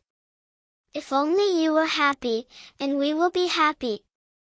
Do you pray to God, Rhodia, as before, and do you believe in the goodness of our Creator and Redeemer? I fear in my heart, has the newest fashionable unbelief not visited you too? If so, then I pray for you. Remember, dear, how even in your childhood, still during your father's life, you lisped your prayers on my knees, and how we were all happy then. Goodbye, or better, until we meet. I embrace you tightly, tightly, and kiss you countless times. Yours until the grave. Rodion Raskolnikova. Almost the entire time as Raskolnikov read, from the very beginning of the letter, his face was wet with tears, but when he finished, it was pale, convulsed with a spasm, and a heavy, bilious, evil smile writhed on his lips. He laid his head on his thin and worn-out pillow and thought for a long time. His heart beat strongly, and his thoughts surged violently. Finally he felt stifled and cramped in this yellow little room, resembling a cupboard or a trunk. His gaze and thought demanded space. He grabbed his hat and went out, this time not fearing to meet anyone on the stairs. He had forgotten about that. He took his way in the direction of Vasilievsky Island via V. Prospect, as if hurrying there on business, but, according to his habit, walked without noticing the road, whispering to himself and even speaking aloud with himself, which greatly surprised passers-by. Many took him for a drunk man. Chapter 4. His mother's letter tormented him. But concerning the capital point, there was not a moment's doubt in him, even while he was still reading the letter. The chief essence of the matter was decided in his head, and decided definitively, this marriage shall not be, while I live, and to hell with Mr. Luzin. Because the matter is obvious, he muttered to himself, smirking and maliciously celebrating in advance the success of his decision. No, Mama, no, Dunya, you won't deceive me.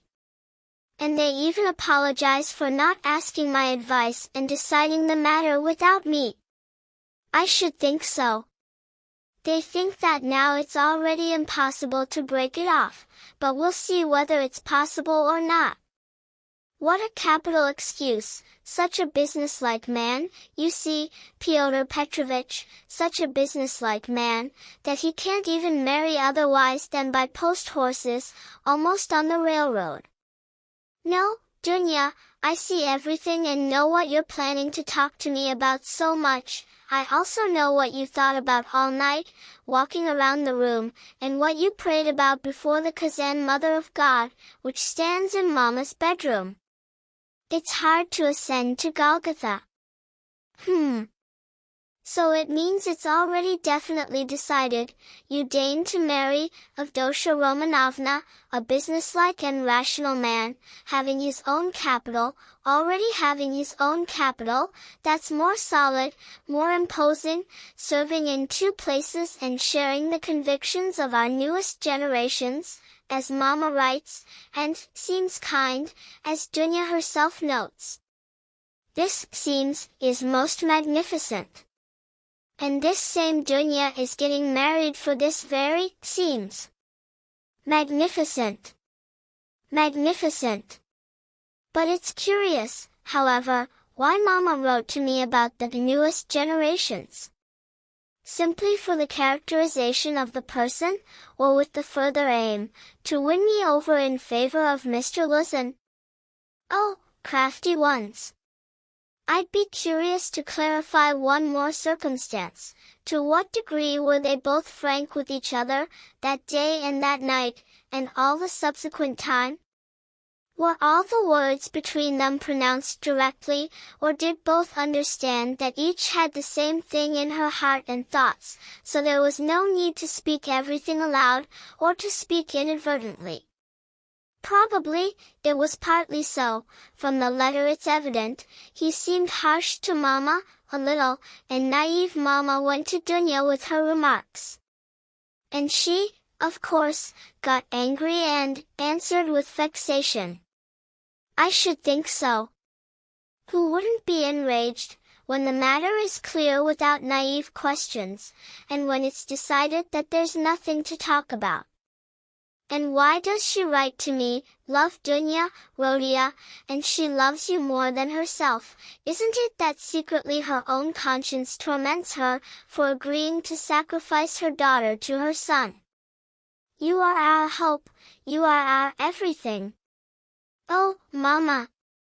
Spite welled up in him more and more strongly, and if he had met Mr. Luzin now, he would, it seems, have killed him. It's true, he continued, following the whirlwind of thoughts spinning in his head, it's true that one must approach a person gradually and carefully, in order to get to know him, but Mr. Luzin is clear. The main thing is, he's a businesslike man and seems kind, no small matter, he took the baggage upon himself, he's delivering the large trunk at his own expense. How can he not be kind? But they, both of them, the bride and mother, are hiring a peasant, in a cart covered with matting. I've traveled that way, you know. Nothing. It's only 90 versts, and from there we'll travel most prosperously in 3rd class, 1,000 versts. And it's sensible, stretch your legs according to your clothes, but what about you, Mr. Luzin? After all, this is your bride. And you couldn't have known that the mother is borrowing against her pension for the journey in advance? Of course, here you have a common commercial transaction, an enterprise on mutual benefits and equal shares, which means the expenses are half and half, bread and salt together, but tobacco separate, according to the proverb. But even here the businessmen took advantage of them a little. The baggage costs less than their travel, and perhaps it will even go for free. What, don't they both see this, or are they deliberately not noticing? And they're content. And when you think that these are only the flowers, but the real fruits are ahead. For what's important here it's not stinginess, not penny pinching that's important, but the tone of all this. After all, this is the future tone after the marriage, a prophecy. And why is Mama, however, living it up? With what will she show up in Petersburg? With 3 silver rubles, or with 2 bills, as that old woman, says? How does she hope to live in Petersburg afterwards? After all, she's already managed to guess, for some reasons, that she won't be able to live together with Dunya after the marriage, even in the first time. The dear man surely let something slip somehow, made himself known, though Mama waves both hands at this. I myself, she says, will refuse. What, does she rely on someone, on the 120 rubles pension, with deductions for the debt to Afanasy Ivanovich? She knits winter shawls there, and embroiders cuffs, ruins her old eyes. But the shawls add only 20 rubles a year to the 120 rubles, I know that. So, still, they rely on the nobility of Mr. Luzin's feelings. He himself, they say, will offer, will urge. Hold your pocket. And that's how it always is with these Schillerian beautiful souls. Until the last moment they dress a person in peacock feathers, until the last moment they hope for the good, not for the bad, and though they have a presentiment of the reverse of the medal, they won't for anything speak the real word to themselves in advance. It warps them from the very thought. They wave off the truth with both hands, until the very time when the decorated person personally sticks a nose on them. And I wonder, does Mr. Luzin have any decorations? I'll bet that he has an Anna in his buttonhole, and that he wears it at dinners with contractors and merchants. Perhaps he'll even wear it at his own wedding. But anyway, to hell with him. Well, let Mama be, God be with her, she's already like that. But what about Dunya? Dunya, dear, I know you. After all, you were already 20 years old the last time we saw each other. I already understood your character. Mama writes there that Dunya can endure much. I knew that, sir. I knew that 2.5 years ago already, and for 2.5 years I've been thinking about this very thing, that Dunya can endure much. If she can endure Mr. Svidrigailov, with all the consequences, it means, indeed, she can endure much. And now they've imagined, together with Mama, that she can also endure Mr. Luzin, who sets forth a theory about the advantages of wives taken from poverty and benefited by their husbands, and moreover sets it forth almost at the first meeting. Well, let's suppose he'd let it slip, though he's a rational man, so that perhaps he didn't let it slip at all, but specifically had in mind to explain it more quickly. But Dunya? After all, the man is clear to her, but she has to live with the man. After all, she'll eat black bread alone and wash it down with water, but she won't sell her soul, and won't give up her moral freedom for comfort, won't give it up for all Schleswig-Holstein, let alone for Mr. Luzin. No, Dunya wasn't like that, as far as I knew, and, well, of course she hasn't changed now either. What's to be said? The Svidrigailovs are hard. It's hard to wander all your life in governesses around the provinces for 200 rubles, but I still know that my sister would sooner go as a Negro to a planter, or as a Latvian to a Baltic German, than debase her spirit and her moral feeling by a connection with a man she doesn't respect, and with whom she has nothing in common, forever, out of her own personal advantage. And even if Mr. Luzin were all of the purest gold, or of a whole diamond, even then she wouldn't agree to become Mr. Luzin's legal concubine. Why then does she agree now? What's the trick? What's the solution? The matter is clear. For herself, for her comfort, even for saving herself from death, she won't sell herself, but for another she will sell herself. For a dear, for a beloved person, she'll sell herself. That's what our whole trick consists of. For a brother, for a mother, she'll sell. She'll sell everything. Oh, here we, on occasion, will even suppress our moral feeling, freedom, peace, even conscience, everything we'll take to the flea market. Let life perish.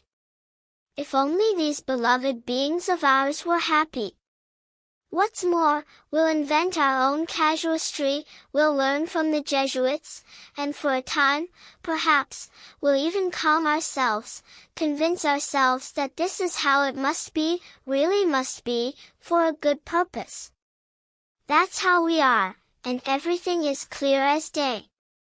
It's clear that here no one else but Rodion Raskolnikov is at stake and stands in the foreground. Well, how's that, sir? His happiness can be arranged, he can be maintained at the university, made a partner in the office, his whole fate secured. Perhaps he'll even be a rich man later, honored, respected, and maybe even end his life as a famous man. And mother? After all, here is Rhodia, priceless Rhodia, the firstborn. Well, how can one not sacrifice even such a daughter for such a firstborn? Oh dear and unjust hearts!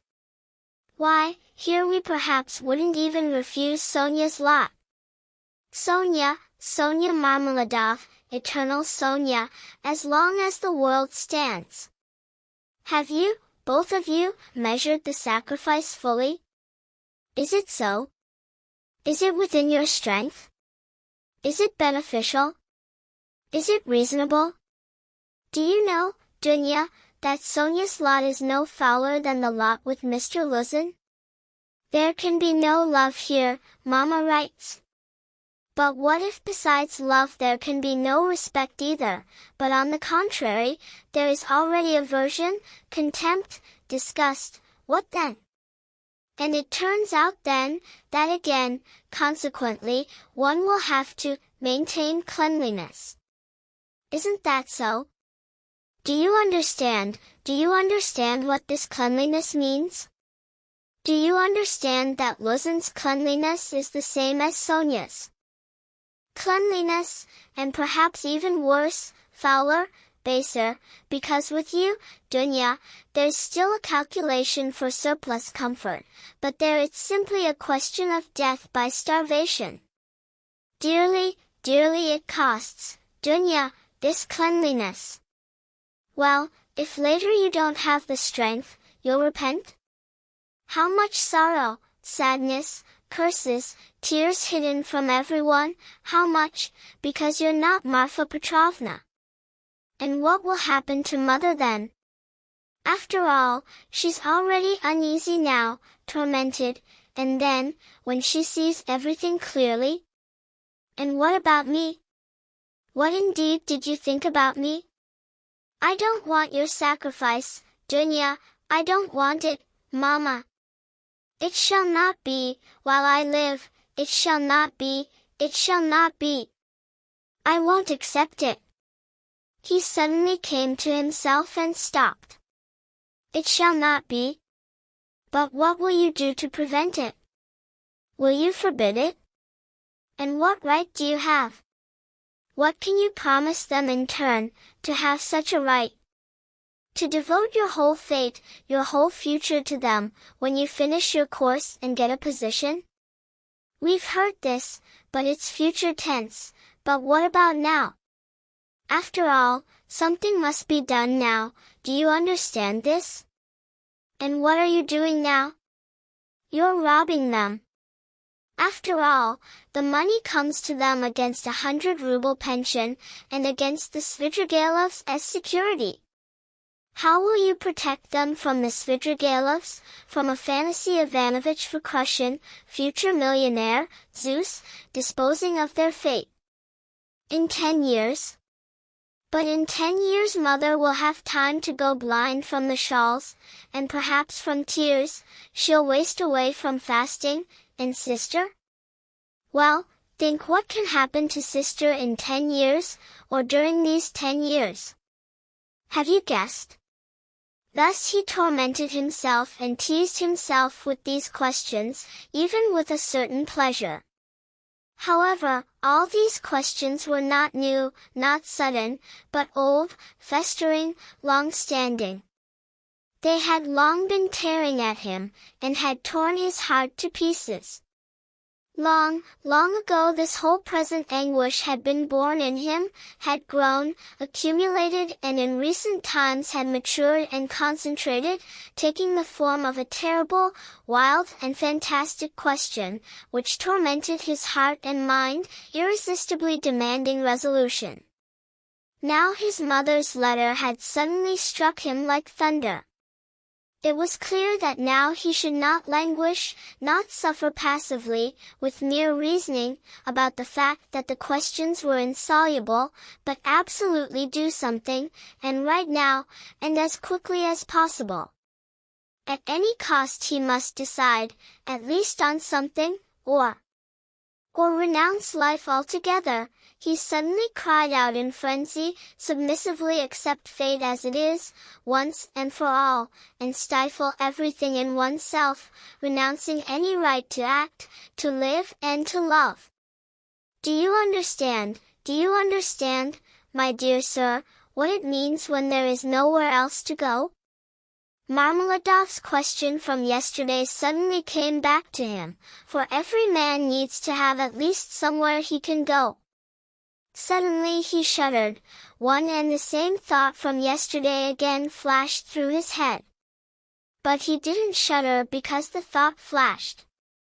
He knew, he had a presentiment, that it would inevitably flash, and was already waiting for it, and this thought was not at all yesterday's. But the difference was that a month ago, and even yesterday, it had been only a dream, but now it suddenly appeared not as a dream, but in some new, menacing and completely unfamiliar form, and he suddenly became aware of this himself. His head throbbed, and it grew dark before his eyes. He hastily looked around. He was searching for something. He wanted to sit down, and he was looking for a bench. He was then walking along K Boulevard. A bench was visible ahead, about 100 paces away.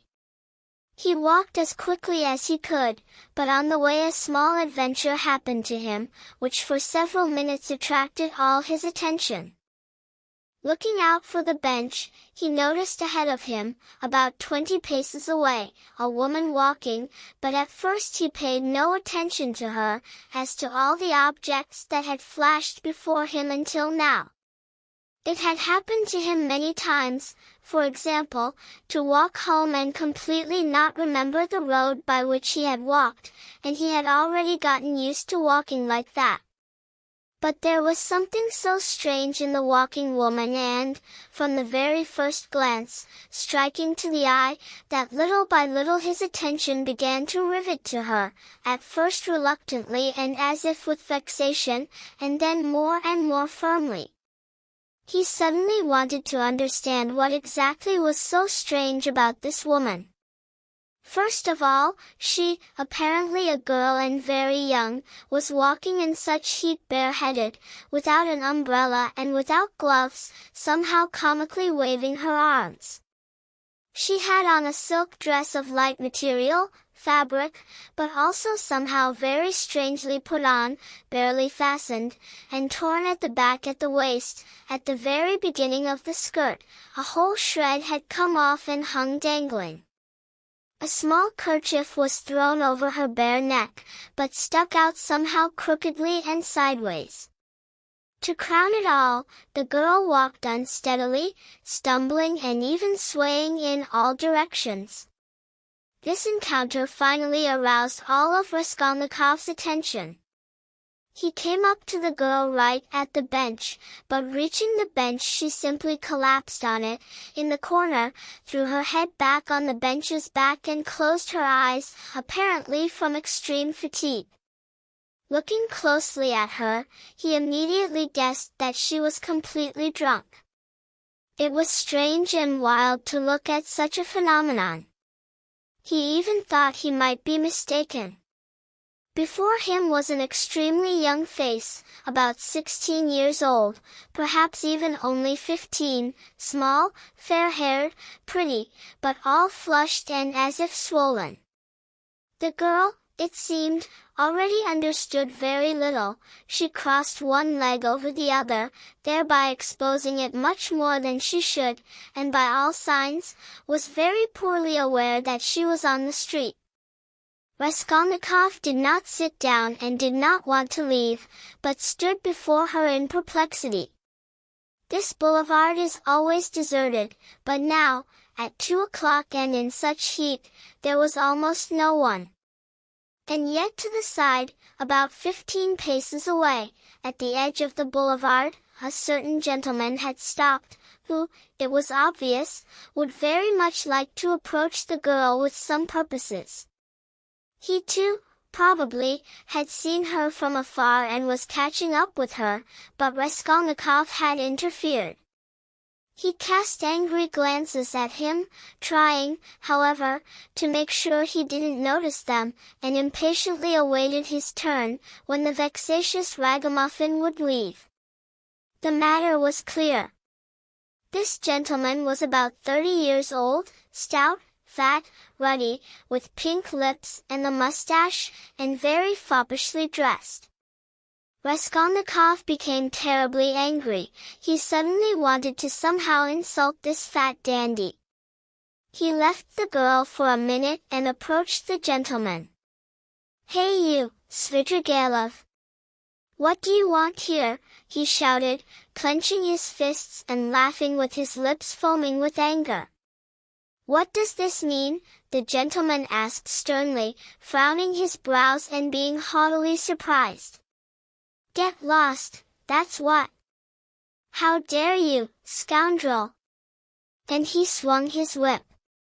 Raskolnikov rushed at him with his fists, not even calculating that the stout gentleman could handle two such as he.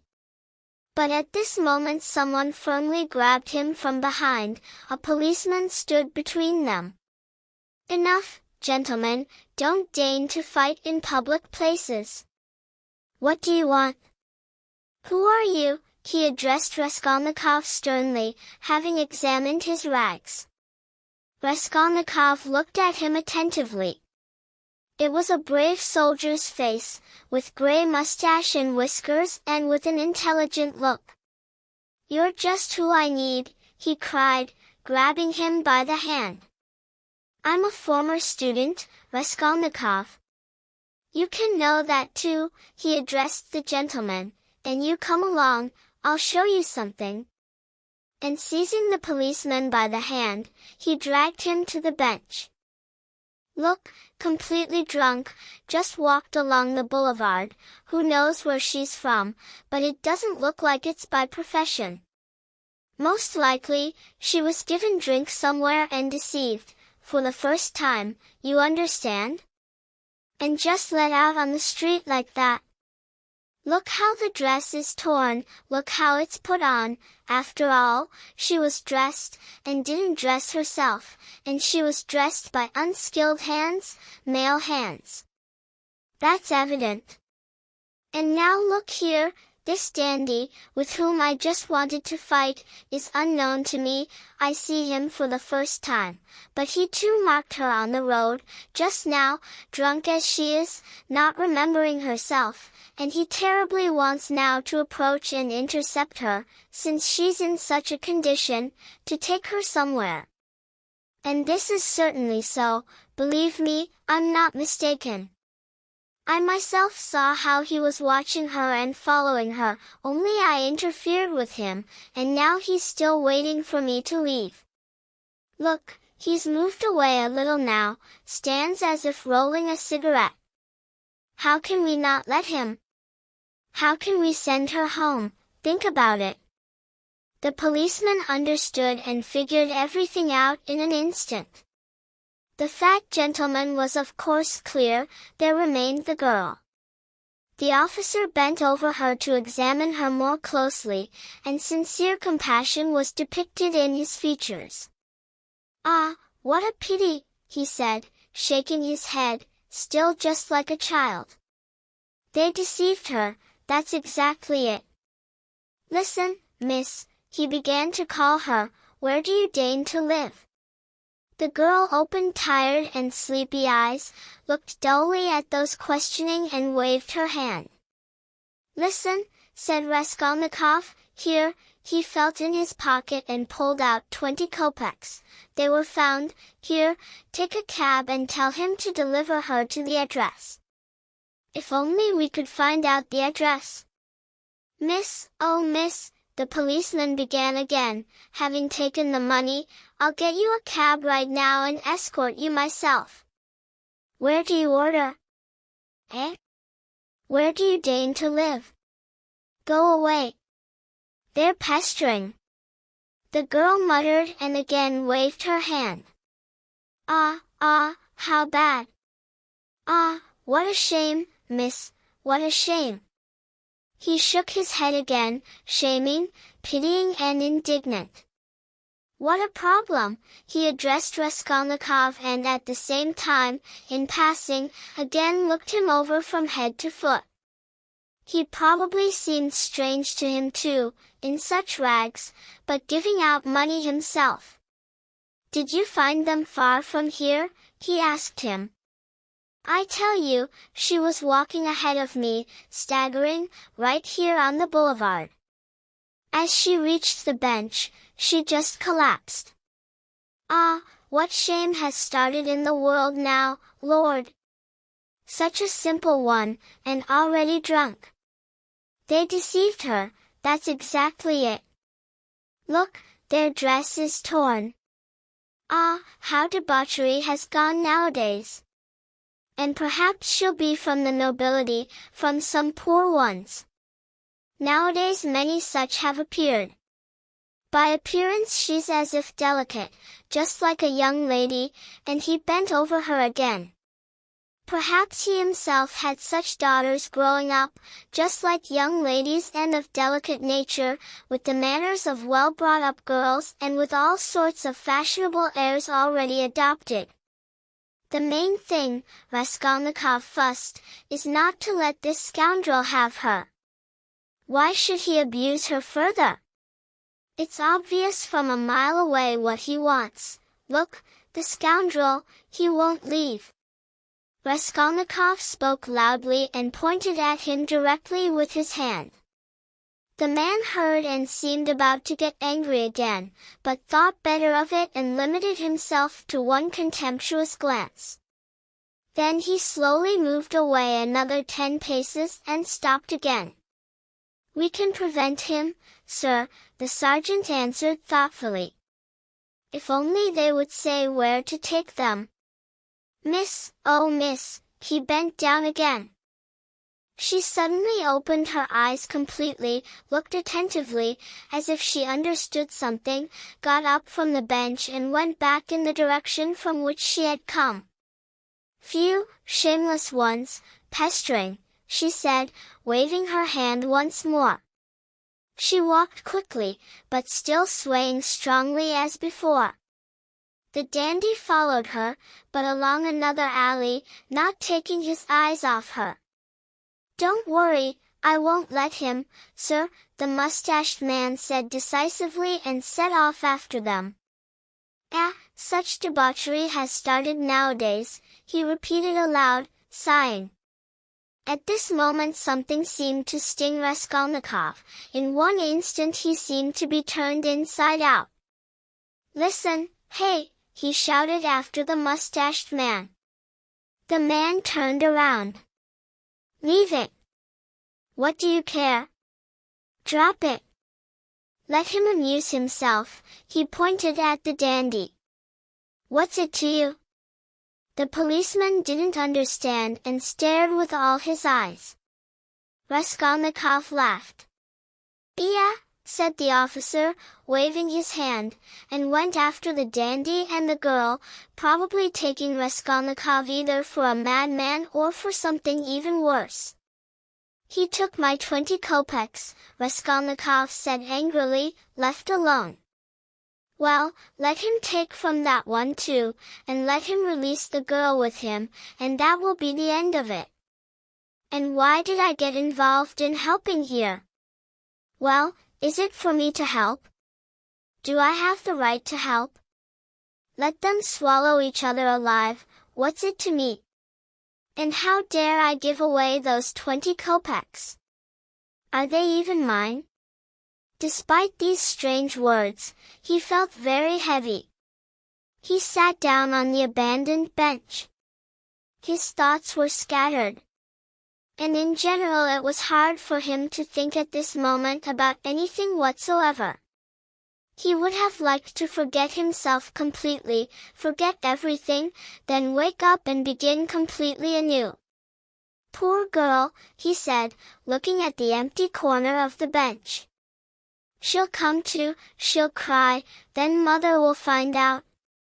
First she'll beat her, and then she'll flog her, painfully and with shame, perhaps even drive her out.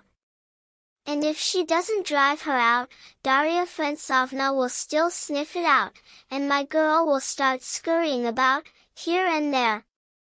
Then immediately the hospital, and this always happens with those who live with very honest mothers and quietly misbehave from them, well, and then again the hospital, wine, taverns, and more hospital, in 2 or 3 years, a cripple, total of her life 19 or 18 years old in all, sir.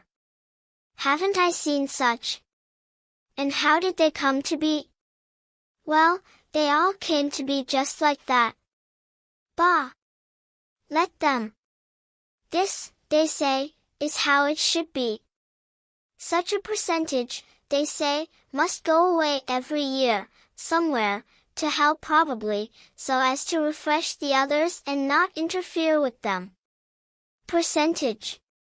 Splendid, really, these little words of theirs, they're so soothing, scientific. Once it's said, percentage, it means there's nothing to worry about. Now if it were another word, well then, it would perhaps be more disturbing. But what if Dunya somehow gets into the percentage? Not into that one, then into another? But where am I going? He suddenly thought. Strange. After all, I set off for some reason. As soon as I read the letter, I set off. To Vasilievsky Island, to Razumikin I went, that's where, now. I remember. But why, however? And how did the thought of going to Razumikin fly into my head precisely now? This is remarkable. He marveled at himself. Razumikin was one of his former university comrades. Remarkably, Raskolnikov, while at the university, had almost no comrades, shunned everyone, went to no one and received at his place with difficulty. However, everyone soon turned away from him too. He somehow didn't participate in general gatherings, nor in conversations, nor in amusements, nor in anything. He studied intensely, sparing himself not, and for this he was respected, but no one loved him.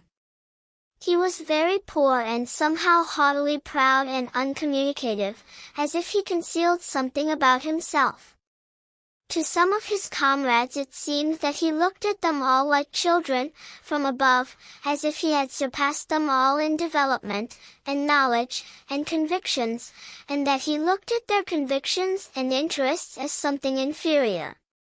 With Razumikin, however, he somehow became close, that is, not that he became close, but was more communicative with him, more frank. However, with Razumikin it was impossible to be in any other relations. He was an unusually cheerful and sociable fellow, kind to the point of simplicity. However, beneath this simplicity lay both depth and dignity. The best of his comrades understood this, everyone loved him. He was very far from stupid, though really sometimes simple-minded. His appearance was expressive, tall, thin, always badly shaven, dark-haired. Sometimes he brawled and was known as a strong man. Once at night, in company, he knocked down a policeman 12 vershaks tall with one blow. He could drink endlessly, but he could also not drink at all. Sometimes he played pranks even impermissibly, but he could also not play pranks at all. Razumikhin was also remarkable in that no failures ever embarrassed him, and no bad circumstances, it seemed, could crush him. He could live even on a roof, endure hellish hunger and extraordinary cold. He was very poor and decidedly supported himself alone, earning money by various jobs. He knew a multitude of sources where he could draw, of course, by work. Once he went a whole winter without heating his room at all and claimed that this was even more pleasant, because one sleeps better in the cold. At present he too was forced to leave the university, but not for long, and he was hastening with all his might to remedy his circumstances so that he could continue. Raskolnikov hadn't been to see him for 4 months already, and Razumikhin didn't even know his address. Once, about 2 months ago, they had met on the street, but Raskolnikov turned away and even crossed to the other side, so that he wouldn't notice him. And Razumikhin, though he noticed, passed by, not wishing to trouble his friend. Chapter 5. Indeed, I wanted to ask Razumikhin for work not long ago, so that he could get me lessons or something. Raskolnikov reasoned, but how can he help me now? Suppose he gets me lessons, suppose he even shares his last kopeck, if he has a kopeck, so that I could even buy boots and mend my suit to go to the lessons, But what then? What will I do with 5 kopeck pieces? Is that really what I need now? It's really ridiculous that I went to Razumikhin. The question of why he was going to Razumikhin now troubled him more than even seemed to him. He anxiously sought some ominous meaning for himself in this, it would seem, most ordinary action. What, did I really want to fix the whole business with Razumikhin alone, and found an outcome for everything in Razumikhin? He asked himself with surprise. He thought and rubbed his forehead, and strange to say, somehow inadvertently, suddenly and almost by itself, after very long reflection, one very strange thought came into his head. To Razumikhin, he said suddenly quite calmly, as if in the sense of a final decision, to Razumikhin I will go, of course, but, not now. I'll go to him, the day after that, when that is already finished, and when everything goes in a new way. And suddenly he came to himself. After that, he cried out, jumping up from the bench, but will that really be? Will it really happen? He left the bench and walked, almost ran. He wanted to turn back, to go home, but going home suddenly became terribly repugnant to him. There, in the corner, in that terrible cupboard, all this had been ripening for more than a month now, and he went wherever his eyes led him. His nervous trembling passed into a kind of fever, he even felt chills. In such heat he was getting cold. As if with effort he began, almost unconsciously, from some inner necessity, to peer at all the objects he encountered, as if intensely seeking distraction, but this succeeded poorly, and he constantly fell into thoughtfulness. When he again, shuddering, raised his head and looked around, he immediately forgot what he had just been thinking about and even where he had been walking. Thus he traversed all of Vasilievsky Island, came out onto the little Neva, crossed the bridge and turned onto the islands. The greenery and freshness pleased at first his tired eyes, accustomed to city dust, to lime and to the enormous, crowding and crushing houses. Here there was no stuffiness, no stench, no drinking establishments. But soon even these new, pleasant sensations passed into sickly and irritating ones. Sometimes he stopped before some cottage decorated with greenery, looked through the fence, saw in the distance, on balconies and on terraces, dressed-up women and children running in the garden. The flowers especially occupied him, he looked at them longest of all. He also encountered magnificent carriages, riders, and lady riders. He followed them with curious eyes and forgot about them before they disappeared from sight. Once he stopped and counted his money. It turned out to be about 30 kopecks, 20 to the policeman, 3 to Nastasia for the letter, so I gave the Marmeladovs yesterday 47 or 50 kopecks, he thought, for some reason calculating, but soon forgot even why he had taken the money out of his pocket. He remembered this while passing by an eating establishment, like a tavern, and felt that he wanted to eat. Entering the tavern, he drank a glass of vodka and ate a pie with some filling. He finished it again on the road. He hadn't drunk vodka for a very long time, and it took effect instantly, though only one glass had been drunk. His legs suddenly grew heavy, and he began to feel a strong urge to sleep. He went home, but having already reached Petrovsky Island, he stopped in complete exhaustion, left the road, entered the bushes, fell on the grass and fell asleep the same minute. In a sickly state, dreams are often distinguished by extraordinary relief, vividness, and extreme similarity to reality.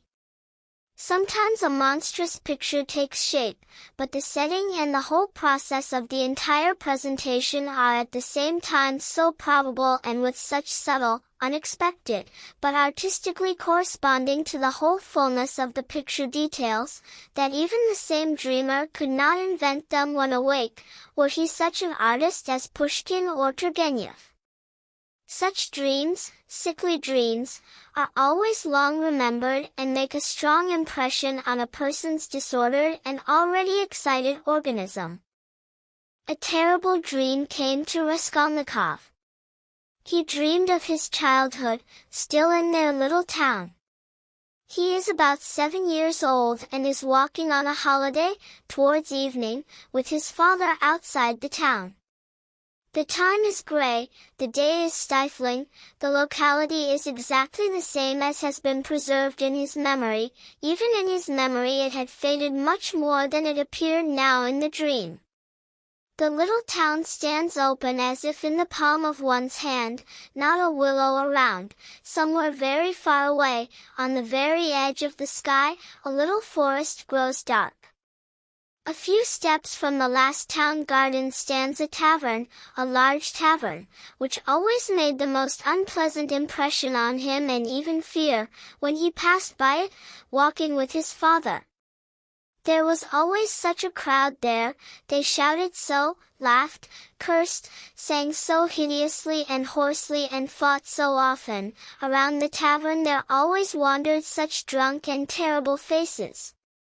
Meeting them, he pressed closely to his father and trembled all over.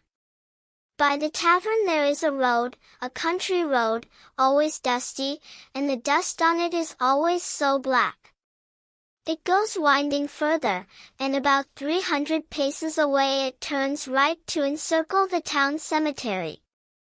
In the middle of the cemetery is a stone church with a green dome, to which he went twice a year with his father and mother to Mass, when memorial services were held for his grandmother, who had died long ago, and whom he had never seen. On these occasions they always took with them kutya on a white plate, in a napkin, and the kutya was sweet, made of rice and raisins, pressed into the rice in the shape of a cross.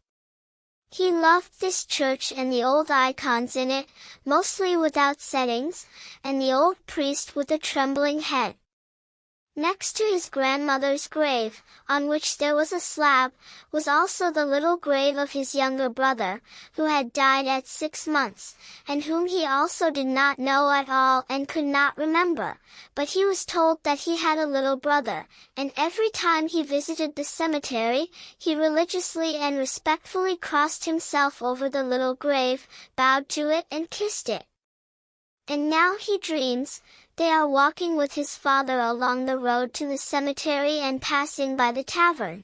He is holding his father's hand and looking back at the tavern with fear.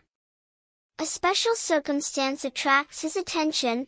This time there seems to be some kind of celebration here, a crowd of dressed-up townswomen, peasant women, their husbands, and all sorts of rabble.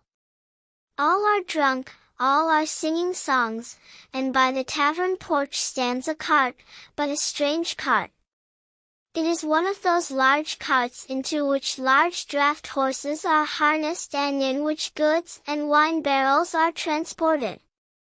He always loved to look at these huge draft horses, long-maned, with thick legs, walking calmly, with measured step and pulling behind them some whole mountain, not straining at all, as if it's even easier for them with loads than without loads. But now, strange to say, a small, thin, dun peasant nag was harnessed to such a large cart, one of those which, he had often seen this, sometimes strain with some tall load of firewood or hay, especially if the load gets stuck in the mud or in a rut, and at this they are beaten so painfully always by the peasants with whips, sometimes even right on the muzzle and on the eyes, and he feels so sorry to look at this, that he almost cries, and Mama always used to lead him away from the window. But now suddenly it becomes very noisy. From the tavern come out with shouts, with songs, with balalaikas, such drunk, dead drunk big peasants in red and blue shirts, with overcoats thrown on. "Get in, everyone get in!" shouts one, still young, with such a thick neck and a fleshy face red as a carrot. "I'll take everyone, get in!" But immediately laughter and exclamations are heard. "Such a nag will take us! Mikolka, are you in your right mind, harnessing such a mare to such a cart? Why, the dun must be 20 years old already, brothers! Get in, I'll take everyone!" Mikolka shouts again, jumping first into the cart, taking the reins and standing upright at full height in front. "The bay went off with Matvey the other day," he shouts from the cart, "and this mare, brothers, just tears at my heart. I'd just as soon kill her, she eats bread for nothing. I say get in. I'll make her gallop.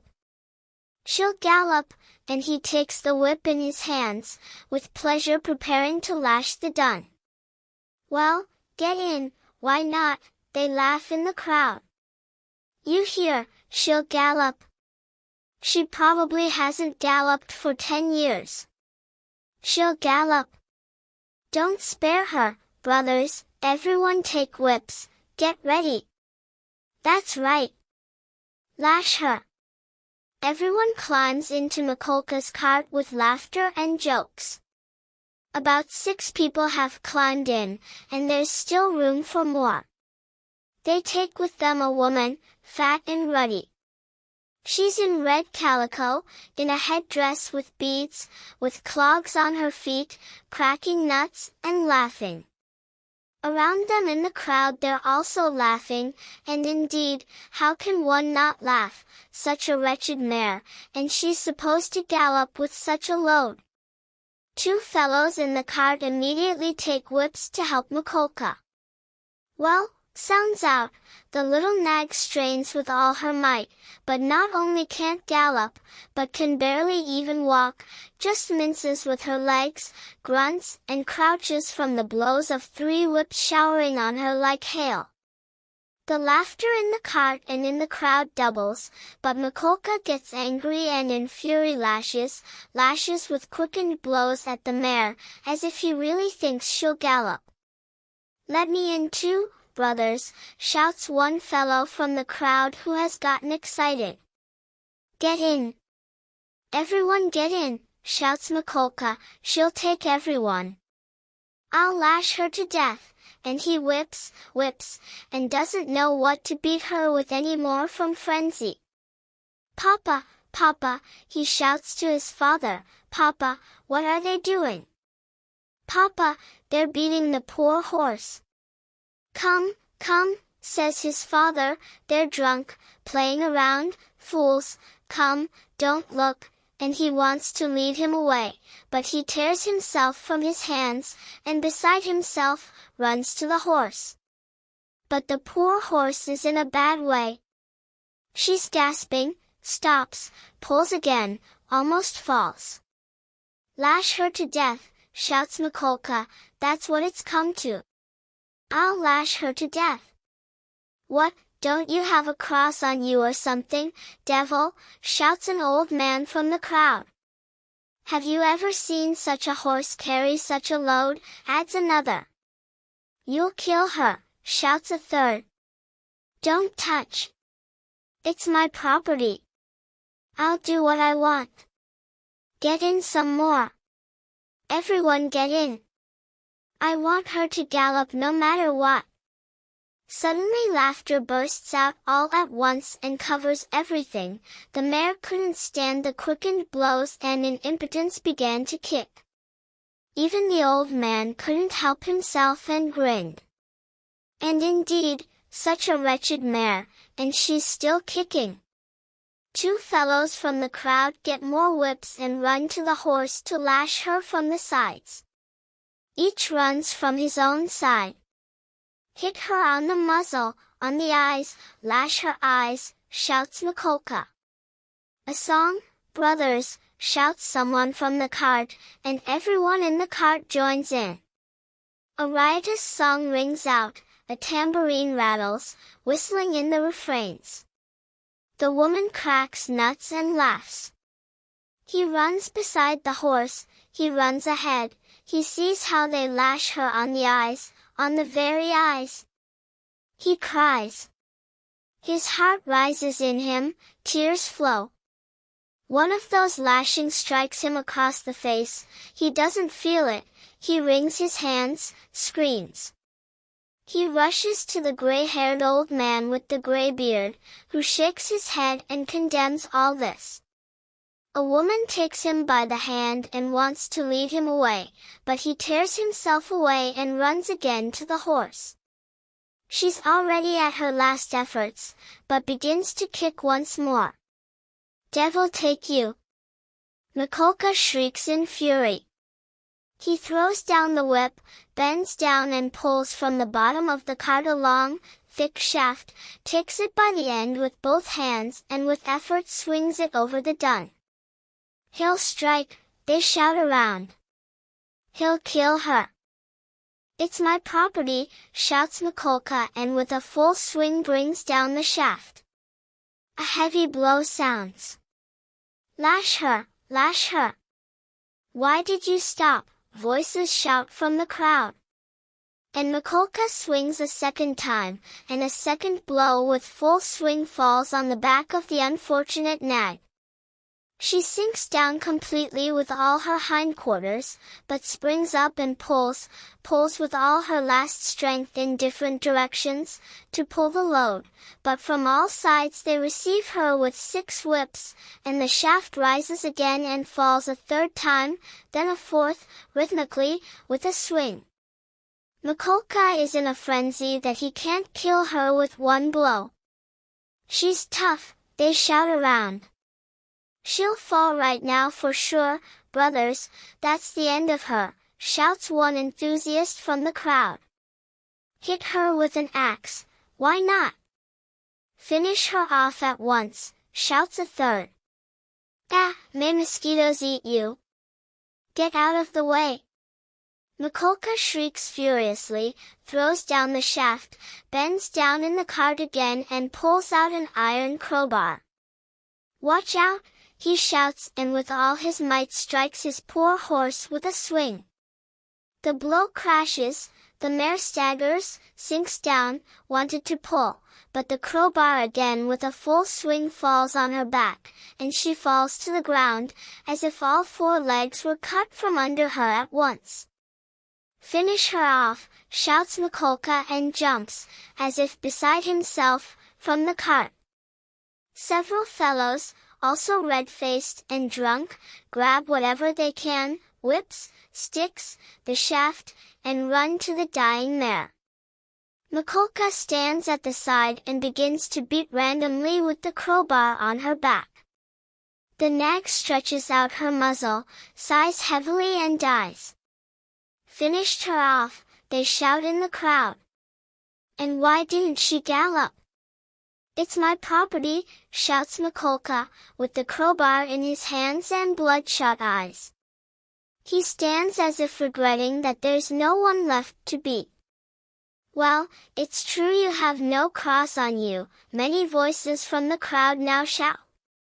But the poor boy is already beside himself. With a cry he breaks through the crowd to the dun, embraces her dead, bloodied muzzle and kisses her on the eyes, on the lips. Then suddenly he jumps up and in frenzy rushes with his little fists at Mikolka. At this moment his father, who has been chasing him for a long time, finally catches him and carries him out of the crowd. "Come! Come!" he says to him, "let's go home." "Papa! Why did they, the poor horse, kill?" he sobs, but his breath catches, and the words burst out in cries from his constricted chest. "They're drunk, playing around, it's not our business, let's go," says his father. He embraces his father with his arms, but his chest is tight, tight.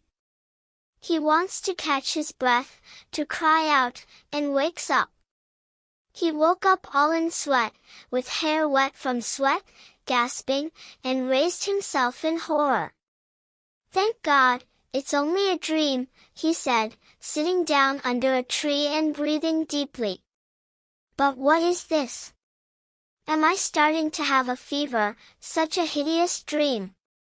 His whole body was as if beaten, it was confused and dark in his soul. He put his elbows on his knees and supported his head with both hands. "God," he exclaimed, can it be that I will really take an axe, will strike her on the head, will smash her skull, will slip in sticky, warm blood, will break the lock, will steal and tremble, will hide, all covered in blood, with an axe? Lord, can it be?" He trembled like a leaf saying this.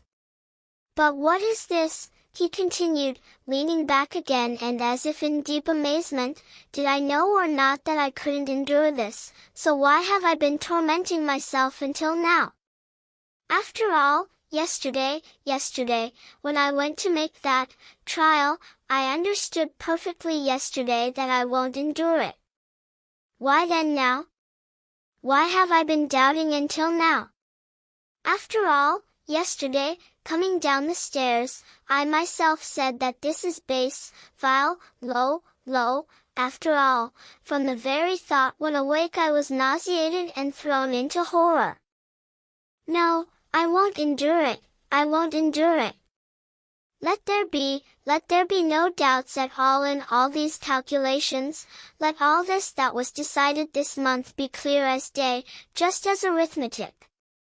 Lord, I still equally won't decide. I won't endure it, I won't endure it. Why then, why even until now?" He stood up on his feet, looked around in surprise, as if marveling also that he had come here, and went to T-Bridge. He was pale, his eyes burned, exhaustion was in all his limbs, but he suddenly began to breathe as if more easily. He felt that he had already thrown off this terrible burden that had been pressing on him for so long, and his soul suddenly became light and peaceful. "Lord," he prayed, "show me my path, and I renounce this cursed dream of mine." Crossing the bridge, He looked quietly and calmly at the Neva, at the bright sunset of the bright, red sun. Despite his weakness, he didn't even feel fatigue in himself. It was as if an abscess on his heart, which had been festering all month, had suddenly burst. Freedom, freedom! He was free now from these charms, from sorcery, enchantment, from obsession. Later, when he recalled this time and everything that happened to him in these days, minute by minute, point by point, feature by feature, one circumstance always struck him to the point of superstition, though in essence not very extraordinary, but which constantly seemed to him afterwards as if some predetermination of his fate. Namely, he could in no way understand and explain to himself why he, tired, exhausted, for whom it would have been most advantageous to return home by the shortest and most direct route, returned home through Haymarket Square, which was completely unnecessary for him to go to. The detour was small, but obvious and completely unnecessary. Of course, it happened to him dozens of times to return home not remembering the streets he had walked along.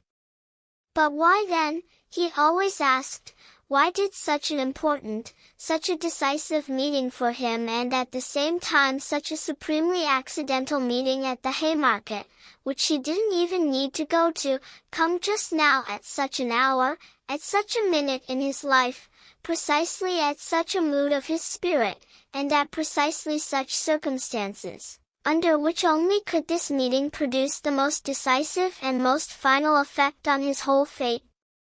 As if it were specially waiting for him there. It was about 9 o'clock when he was passing through the Haymarket. All the traders at the tables, at the stalls, in the shops and in the little shops, were locking up their establishments, or taking down and putting away their goods, and dispersing to their homes, as well as their customers. Around the eating houses in the lower floors, in the dirty and stinking courtyards of the Haymarket houses, and especially near the drinking establishments, crowded many different and all sorts of tradesmen and ragamuffins. Raskolnikov loved these places especially, as well as all the nearby lanes, when he went out into the street without purpose. Here his rags didn't attract anyone's haughty attention, and one could walk in whatever appearance one liked, scandalizing no one. At the very corner of K Lane, a townsman and a woman, his wife, were trading from 2 tables with goods, threads, ribbons, calico kerchiefs, and so on. They too were getting ready to go home, but had lingered talking with an acquaintance who had come up. This acquaintance was Lizaveta Ivanovna, or simply, as everyone called her, Lizaveta, the younger sister of that same old woman Elena Ivanovna, the collegiate registrar and moneylender, at whose place Raskolnikov had been yesterday, coming to pawn his watch and make his trial. He had long known all about this Lizaveta, and she even knew him a little. She was a tall, awkward, timid and humble wench, almost an idiot, 35 years old, who was in complete slavery to her sister, working for her day and night, trembling before her and suffering even beatings from her. She stood in thought with a bundle before the townsman and the woman and was listening to them attentively. They were explaining something to her with particular fervor. When Raskolnikov suddenly saw her, some strange sensation, like the deepest astonishment, seized him, though there was nothing astonishing in this meeting. You, Lizaveta Ivanovna, should decide for yourself, the townsman was saying loudly. Come tomorrow, around 7 o'clock, sir. And they will come too. Tomorrow? Lizaveta said drawlingly and thoughtfully, as if not deciding. Oh, how Elena Ivanovna has frightened you, the trader's wife, a brisk little woman, chattered. I look at you, you're just like a little child. And she's not even your blood sister, but half-sister, and look what power she's taken over you. And this time you don't tell Elena Ivanovna anything, sir, the husband interrupted. That's my advice, sir, and come to us without asking. It's a profitable business, sir. Then your sister can figure it out herself. Should I come? At 7 o'clock, tomorrow, and those others will come too, sir, you'll decide for yourself, sir. And we'll put the samovar on, added the wife. All right, I'll come, said Lizaveta, still pondering, and slowly began to move away. Raskolnikov had already passed by and didn't hear any more. He passed quietly, unnoticed, trying not to miss a single word. His initial astonishment gradually gave way to horror, as if a frost had passed down his spine. He suddenly, unexpectedly and completely unexpectedly learned that tomorrow, exactly at 7 o'clock in the evening, Lizaveta, the old woman's sister and her only cohabitant, would not be at home, and that consequently the old woman, exactly at 7 o'clock in the evening, would remain at home alone. Only a few steps remained to his apartment. He entered his place like one condemned to death. He reasoned about nothing and was completely unable to reason, but with his whole being he suddenly felt that he no longer had either freedom of reason or will, and that everything was suddenly decided definitively. Of course, even if he had to wait whole years for a convenient opportunity, even then, having his design, it would be impossible to count surely on a more obvious step toward the success of this design than the one that had suddenly just presented itself. In any case, it would be difficult to find out the day before and for certain, with greater precision and with the least risk, without any dangerous inquiries and investigations, that tomorrow, at such and such an hour, such and such an old woman, against whom an attempt is being prepared, would be at home completely alone. Chapter 6. Later Raskolnikov happened somehow to learn why exactly the townsman and his wife were inviting Lizaveta to their place. It was the most ordinary matter and contained nothing particularly special. A newly arrived and impoverished family was selling things, clothes, and so on, all women's.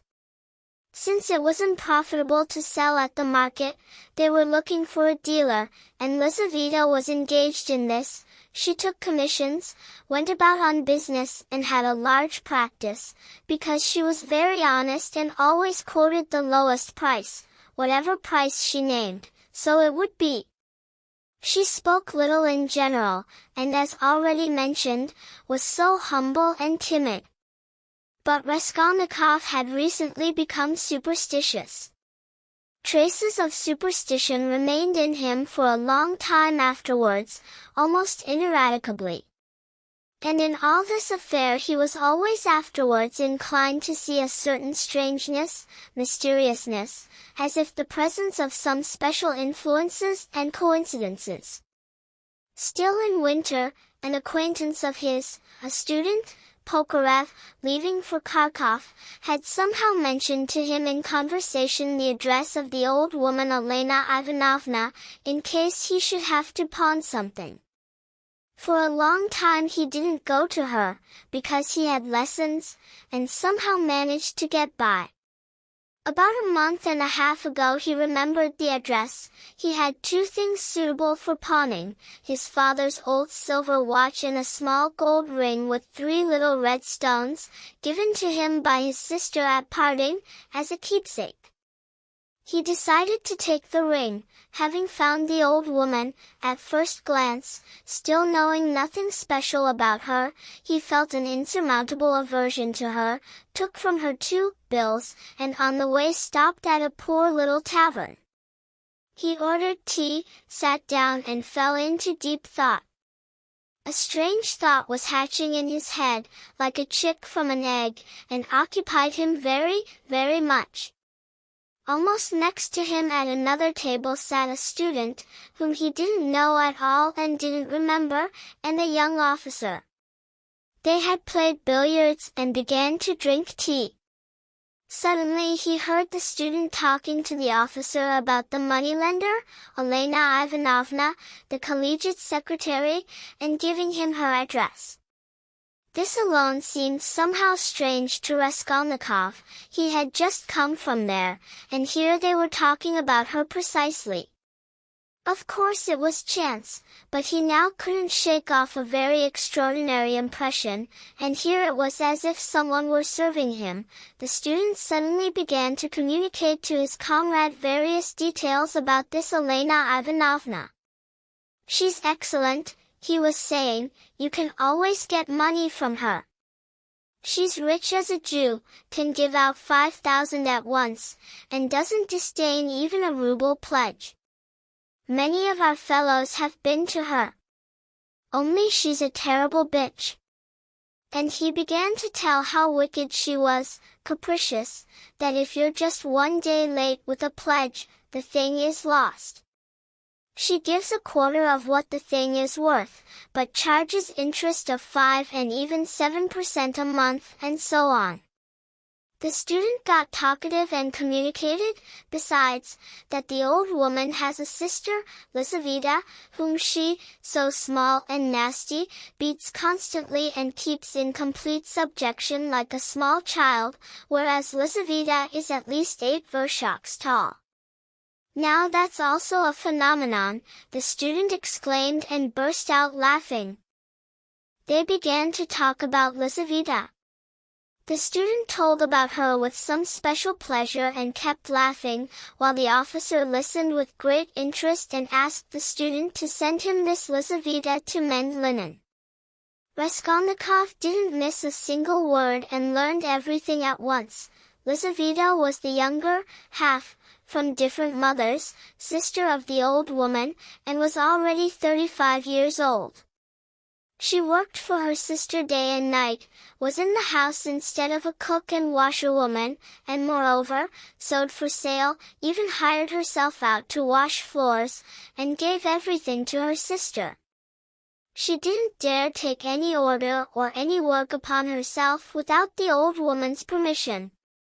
The old woman had already made her will, which was known to Lizaveta herself, who by the will didn't get a penny, except movables, chairs, and so on. All the money was designated to a monastery in N. province, for the eternal remembrance of her soul. Lizaveta was a townswoman, not a civil servant's daughter, a spinster, and terribly awkward in appearance, remarkably tall, with long legs as if turned outward, always in worn-out goatskin shoes, and kept herself clean. But what the student was most surprised at and laughed about was that Lizaveta was constantly pregnant. "But you say she's a monster?" the officer remarked. "Yes, she's so swarthy, just like a soldier in disguise, but you know, not a monster at all. She has such a kind face and eyes." "Very much so." "Proof, many people like her. So quiet, gentle, meek, agreeable to everything. And her smile is even very good." "So you like her too?" the officer laughed. "Out of strangeness. No, here's what I'll tell you. I would kill and rob this damned old woman, and I assure you, without any qualms of conscience," the student added with heat. The officer laughed again, but Raskolnikov shuddered. How strange this was. "Allow me, I want to ask you a serious question," the student got excited. "I was joking just now, of course, but look, on the one hand a stupid, senseless, worthless, wicked, sick little old woman, not needed by anyone, and on the contrary, harmful to everyone, who herself doesn't know why she lives, and who will die by herself tomorrow anyway. You understand? You understand?" Well, I understand, the officer answered, attentively staring at his excited comrade. Listen further. On the other hand, young, fresh forces, wasting away for nothing without support, and this by the thousands, and this everywhere. 100, 1,000 good deeds and undertakings, which could be arranged and set right with the old woman's money, destined for a monastery. Hundreds, thousands, perhaps, of existences directed on the right path, dozens of families saved from poverty, from dissolution, from ruin, from debauchery, from venereal hospitals, and all this with her money. Kill her and take her money, so as to dedicate yourself afterwards with its help to the service of all humanity and the common cause? What do you think? Won't one tiny little crime be redeemed by thousands of good deeds? For one life, thousands of lives saved from decay and corruption. One death in 100 lives in exchange. Why, it's arithmetic. And what does the life of this consumptive, stupid and wicked little old woman mean on the common scales? No more than the life of a louse, a cockroach, and not even that much, because the little old woman is harmful. She gnaws at someone else's life, she's wicked. The other day she bit Lizaveta's finger out of wickedness. They almost had to cut it off. Of course, she's not worthy to live, the officer remarked, but there's nature. Brother, but nature is corrected and directed, otherwise we'd have to drown in prejudices. Without this there wouldn't be a single great man. They say, duty, conscience. I don't want to say anything against duty and conscience, but how do we understand them? Wait, I'll ask you one more question. Listen. No, you wait, I'll ask you a question. Listen. Well? Here you are now talking and speechifying, but tell me, will you kill the old woman yourself, or not? Of course not. I'm for justice. It's not about me here. And in my opinion, if you yourself don't dare, then there's no justice here either. Let's have another game. Raskolnikov was in extreme agitation. Of course, all this was the most ordinary and most frequent talk and thoughts, already heard by him more than once, only in different forms and on different themes, young conversations and thoughts. But why precisely now did he happen to hear precisely such a conversation and such thoughts, when in his own head there had just been born exactly the same thoughts? And why precisely now, just as he had brought out the embryo of his thought from the old woman's, does he precisely run into a conversation about the old woman? This coincidence always seemed strange to him. This insignificant, tavern conversation had an extraordinary influence on him in the further development of the affair, as if there really was some predetermination, indication here. Returning from the Haymarket, he threw himself on the sofa and sat for a whole hour without moving. Meanwhile it grew dark, he had no candle, and it didn't even occur to him to light one. He could never remember. Was he thinking about anything at that time? Finally he felt the former fever, chills, and with pleasure realized that one could lie down on the sofa. Soon a strong, leaden sleep fell upon him, as if crushing him. He slept an unusually long time and without dreams. Nastasia, who came to him at 10 o'clock the next morning, could barely shake him awake. She brought him tea and bread. The tea was again used tea, and again in her own teapot. "How he sleeps!" she exclaimed with indignation. "He's always sleeping." He raised himself with effort. His head ached, he tried to get on his feet, turned in his garret and fell back on the sofa. "Sleeping again!" Nastasia exclaimed, "Are you sick or what?" He didn't answer anything. Do you want tea? Later, he said with effort, closing his eyes again and turning to the wall. Nastasia stood over him.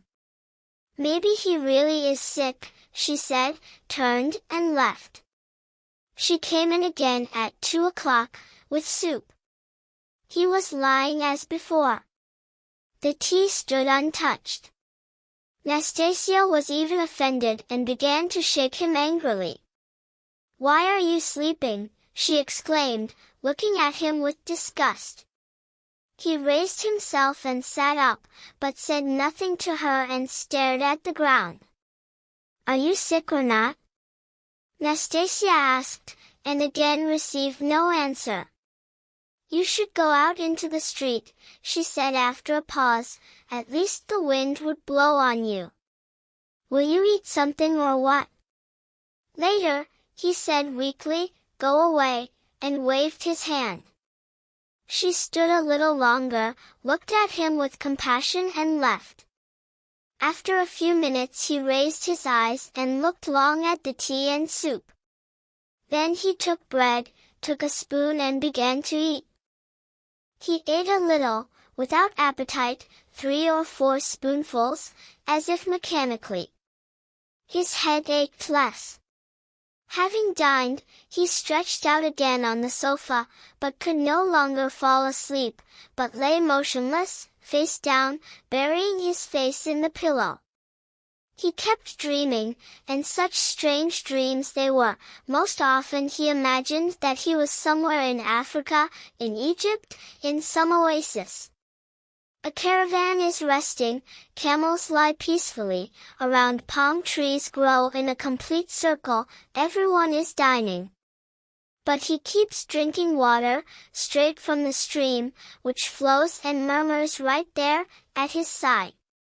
And it's so cool, and such wonderful, wonderful blue water, cold, running over multicolored stones and over such clean sand with golden sparkles. Suddenly he heard clearly that a clock was striking. He shuddered, came to himself, raised his head, looked at the window, realized the time and suddenly jumped up completely recovered, as if someone had torn him from the sofa. On tiptoe he approached the door, opened it slightly and began to listen down on the staircase. His heart was beating terribly. But on the staircase everything was quiet, as if everyone were asleep. It seemed wild and strange to him that he could have slept in such oblivion since yesterday and had done nothing yet, prepared nothing. And meanwhile perhaps it had already struck 6 o'clock. And an extraordinary feverish and somehow confused bustle suddenly seized him, instead of sleep and stupor. However, there were few preparations. He strained all his efforts to think of everything and forget nothing, but his heart kept beating, pounding so that it became hard for him to breathe. First of all, he had to make a loop and sew it to his coat, a matter of minutes. He crawled under the pillow and found among the linen stuffed under it one completely dilapidated, old, unwashed shirt of his. From its rags he tore a strip, a vershock wide and about 8 vershocks long. He folded this strip in 2, took off his wide, strong summer coat of some thick cotton material, his only outer garment, and began to sew both ends of the strip under his left armpit on the inside. His hands trembled as he sewed, but he managed it so that nothing was visible from the outside when he put the coat on again. The needle and thread had long been prepared and lay in the little table, in a paper. As for the loop, it was a very clever invention of his own. The loop was intended for the axe. It was impossible to carry an axe through the streets in one's hands. And if hidden under the coat, it would still be necessary to hold it with one's hand, which would be noticeable. Now, with the loop, one need only insert the blade of the axe into it, and it would hang calmly, under the armpit on the inside, all the way. By putting his hand into the side pocket of the coat, he could also hold the end of the axe handle to keep it from swinging, and since the coat was very wide, a real sack, it couldn't be noticeable from the outside that he was holding something with his hand through the pocket. He had thought up this loop 2 weeks ago as well. Having finished with this, he thrust his fingers into the little crack between his Turkish sofa and the floor, felt around the left corner and pulled out the pledge long prepared and hidden there. This pledge, however, was not a pledge at all, but simply a wooden, smoothly planed board, the size and thickness of no more than a silver cigarette case might be. He had accidentally found this board, on one of his walks, in a courtyard where, in a wing, some workshop was located. Later he had added to the board a smooth and thin iron strip, probably a fragment of something, which he had also found on the street at the same time. Having put the two boards together, of which the iron one was smaller than the wooden one, he tied them together firmly, crosswise, with thread, then neatly and elegantly wrapped them in clean white paper and tied them with a thin ribbon, also crosswise, and fitted the knot so that it would be more difficult to untie. This was in order to distract the old woman's attention for a time, when she began to fiddle with the knot, and thus catch a moment. The iron plate was added for weight, so that the old woman wouldn't guess, at least in the first moment, that the thing was wooden. All this had been kept under the sofa until the time. He had just gotten the pledge when suddenly somewhere in the courtyard someone's shout rang out. "It's past 7 o'clock. Past! My God!" He rushed to the door, listened, grabbed his hat and began to descend his 13 steps, carefully, inaudibly, like a cat. The most important thing remained, to steal an axe from the kitchen. That the deed had to be done with an axe had been decided by him long ago. He also had a folding garden knife, but he didn't rely on a knife, and especially on his own strength, and therefore settled on an axe definitively. Let us note, by the way, one peculiarity, regarding all the definitive decisions already adopted by him in this affair.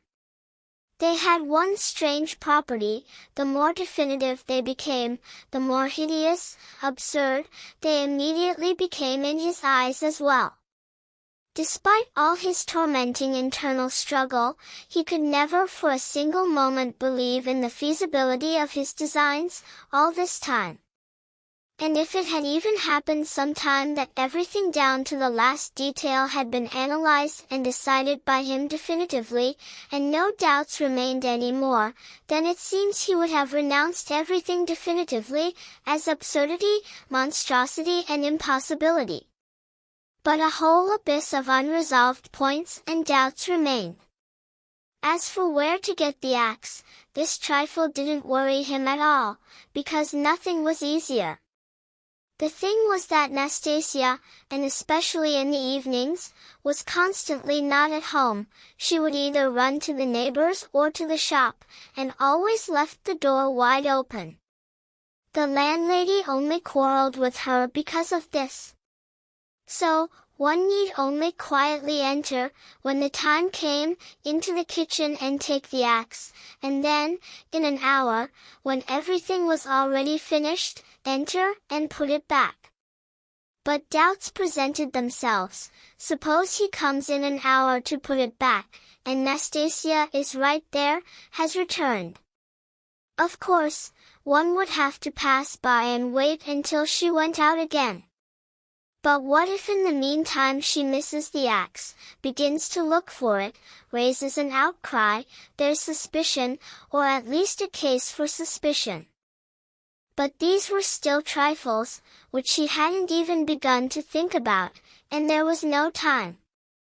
He thought about the main thing, and put off the trifles until he himself was convinced of everything. But the latter seemed decidedly unfeasible. At least so it seemed to him. He could in no way, for example, imagine that sometime he would stop thinking, get up and simply go there.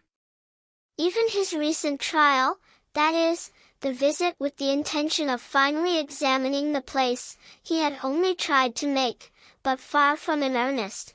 But like this, let me, they say, go and test it, why just dream about it? And immediately couldn't endure it, spat and ran away, in fury at himself. And meanwhile, it would seem, all the analysis, in the sense of the moral resolution of the question, had already been finished by him, his casuistry had been honed like a razor, and in himself he no longer found conscious objections. But in the last resort he simply didn't believe himself, and stubbornly, slavishly, sought objections on all sides and gropingly, as if someone were forcing him and pulling him to it. This last day, so unexpectedly arrived and deciding everything at once, acted on him almost completely mechanically, as if someone took him by the hand and pulled him along, irresistibly, blindly, with unnatural force, without objections. As if he had caught a piece of his clothing in the wheel of a machine, and it began to pull him in.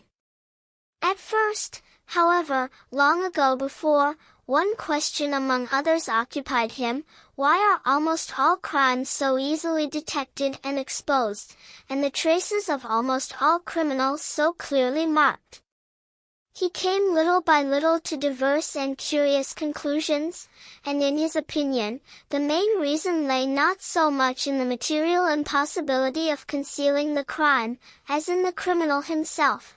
The criminal himself, and almost everyone, at the moment of the crime undergoes some decline of will and reason, replaced on the contrary by a childish phenomenal frivolity, and precisely at the moment when reason and caution are most necessary.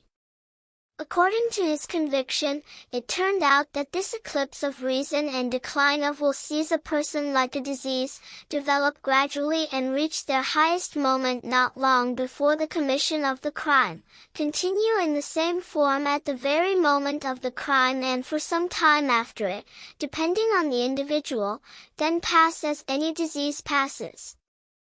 The question, however, does disease generate the crime itself, or does the crime itself, somehow by its special nature, always accompany something like a disease, he didn't yet feel strong enough to resolve. Having reached such conclusions, he decided that with him, personally, in his affair, there could be no such morbid upheavals, that reason and will would remain with him, inalienably, all the time of the execution of what he had conceived, solely for the reason that what he had conceived was not a crime. We omit the whole process by which he arrived at the final decision, we have already run too far ahead anyway. Let us only add that the factual, purely material difficulties of the affair generally played the most secondary role in his mind. One need only preserve over them all will and all reason, and they, in their time, will all be conquered, when it comes to becoming acquainted to the smallest detail with all the particulars of the affair. But the affair didn't begin. He continued to believe least of all in his final decisions, and when the hour struck, everything turned out quite differently, somehow unexpectedly, even almost unexpectedly. One most insignificant circumstance put him in a bind even before he came down the stairs.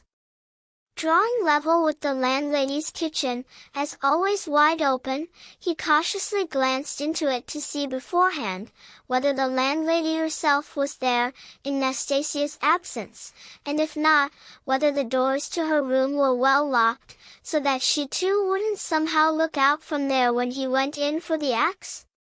But what was his astonishment when he suddenly saw that Nastasia was not only at home this time, in her kitchen, but was even occupied with business, taking linen out of a basket and hanging it on lines. Seeing him, she stopped hanging, turned to him and kept looking at him all the time he was passing. He averted his eyes and passed as if noticing nothing. But the affair was finished, no axe. He was terribly struck. And where did I get the idea, he thought as he went down under the gate, where did I get the idea that she would certainly not be at home at this moment? Why did I decide this so surely? He was crushed, even somehow humiliated. He wanted to laugh at himself with anger. A dull, bestial anger boiled up in him. He stopped in thought under the gate. To go out into the street, just for show, to walk, was repugnant to him, to return home, even more repugnant. And what a chance is lost forever, he muttered, standing aimlessly under the gate, directly opposite the janitor's dark closet, also open. Suddenly he shuddered all over. From the janitor's closet, which was 2 steps from him, from under the bench on the right, something gleamed in his eyes. He looked around, no one.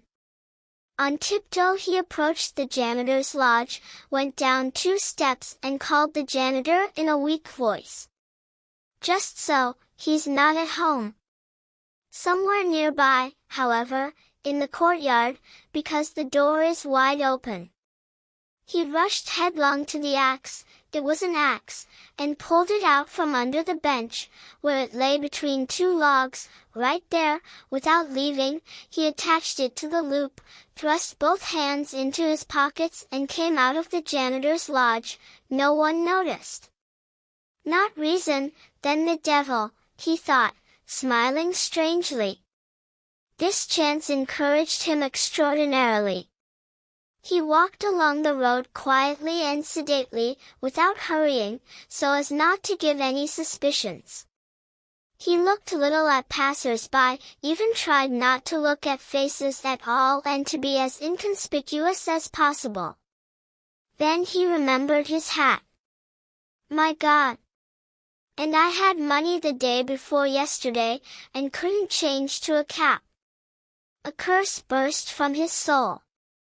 Glancing by chance, with one eye, into a shop, he saw that on the wall clock it was already 10 minutes past 7. He had to hurry, and at the same time make a detour, to approach the house in a roundabout way, from the other side. Before, when he happened to imagine all this in his imagination, he thought he would be very afraid. But he wasn't very afraid now, wasn't even afraid at all. At this moment he was even occupied by some extraneous thoughts, only all not for long.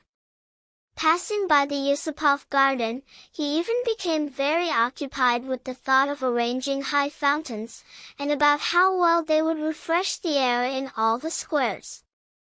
Little by little he passed to the conviction that if the summer garden were extended over all the field of Mars and even united with the Mikhailovsky Palace garden, it would be a splendid thing and most useful for the city. Here he was suddenly interested. Why exactly, in all large cities, does a man not just from necessity alone, but somehow especially inclined to live and settle precisely in those parts of the city where there are neither gardens nor fountains, where there is dirt and stench, and all kinds of filth? Here he remembered his own walks about the Haymarket, and for a moment came to himself. What nonsense, he thought. No, it's better not to think at all. So it's true that those who are led to execution cling with their thoughts to all the objects they encounter on the way, flashed through his head, but only flashed like lightning. He himself hastened to extinguish this thought. But now it's already near, now the house, now the gate. Somewhere suddenly a clock struck 1 beat. What's this? Can it really be 7:30? It can't be, they must be running fast. Fortunately for him, things passed successfully at the gate again. Moreover, As if on purpose, at this very moment just before him a huge hay cart entered the gate, completely screening him all the time he was passing through the gateway, and as soon as the cart managed to come out of the gate into the courtyard, he instantly slipped to the right. There, on the other side of the cart, several voices could be heard shouting and arguing, but no one noticed him, and no one came toward him. Many windows opening onto this huge square courtyard were open at that moment, but he didn't raise his head, there was no strength. The staircase to the old woman's was close, immediately from the gate to the right. He was already on the staircase. Catching his breath and pressing his beating heart with his hand, feeling for and adjusting the axe once more right there, he began carefully and quietly to ascend the staircase, listening continually. But the staircase at that time stood completely empty, all the doors were locked, no one at all was encountered. On the second floor one empty apartment was, true, wide open, and painters were working in it, but they didn't even look. He stood, thought and went further. Of course, it would be better if they weren't here at all, but, there are still 2 floors above them. But here's the 4th floor, here's the door, here's the apartment opposite, that one empty. On the 3rd floor, by all signs, the apartment directly under the old woman's was exactly empty, the visiting card nailed to the door with little nails had been removed, they'd moved out. He was gasping. For one moment a thought flashed through his mind, shouldn't I leave? But he gave himself no answer and began to listen at the old woman's apartment, dead silence. Then he listened once more down on the staircase, listened long, attentively. Then he looked around for the last time, drew himself together, straightened up and tried once more the axe in the loop.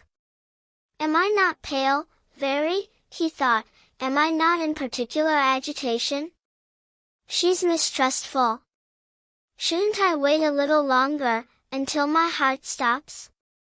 But his heart didn't stop.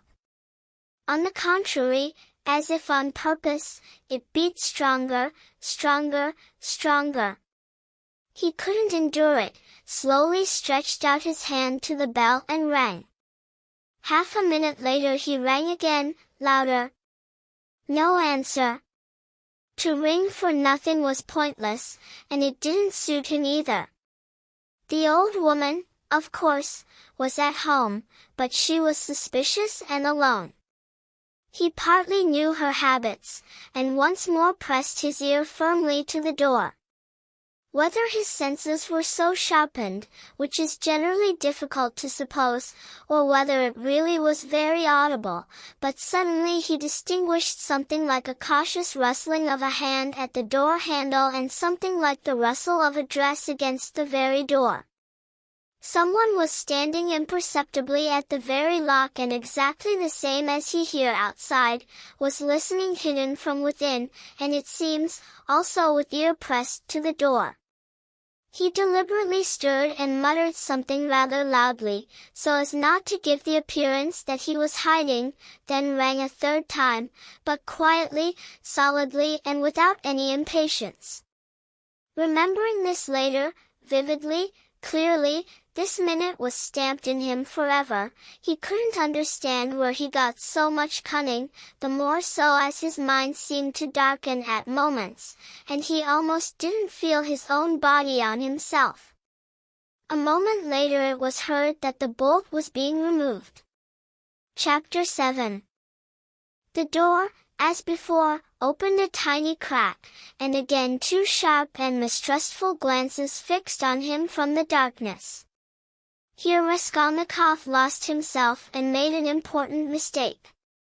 Fearing that the old woman would be frightened that they were alone, and not hoping that his appearance would reassure her, he took hold of the door and pulled it toward himself, so that the old woman wouldn't somehow think again to lock herself in.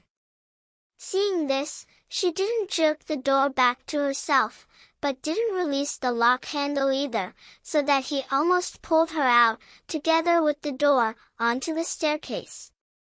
Seeing, however, that she stood in the doorway crosswise and wouldn't let him pass, he went straight at her. She jumped back in fright, wanted to say something, but as if she couldn't, and stared at him with all her eyes.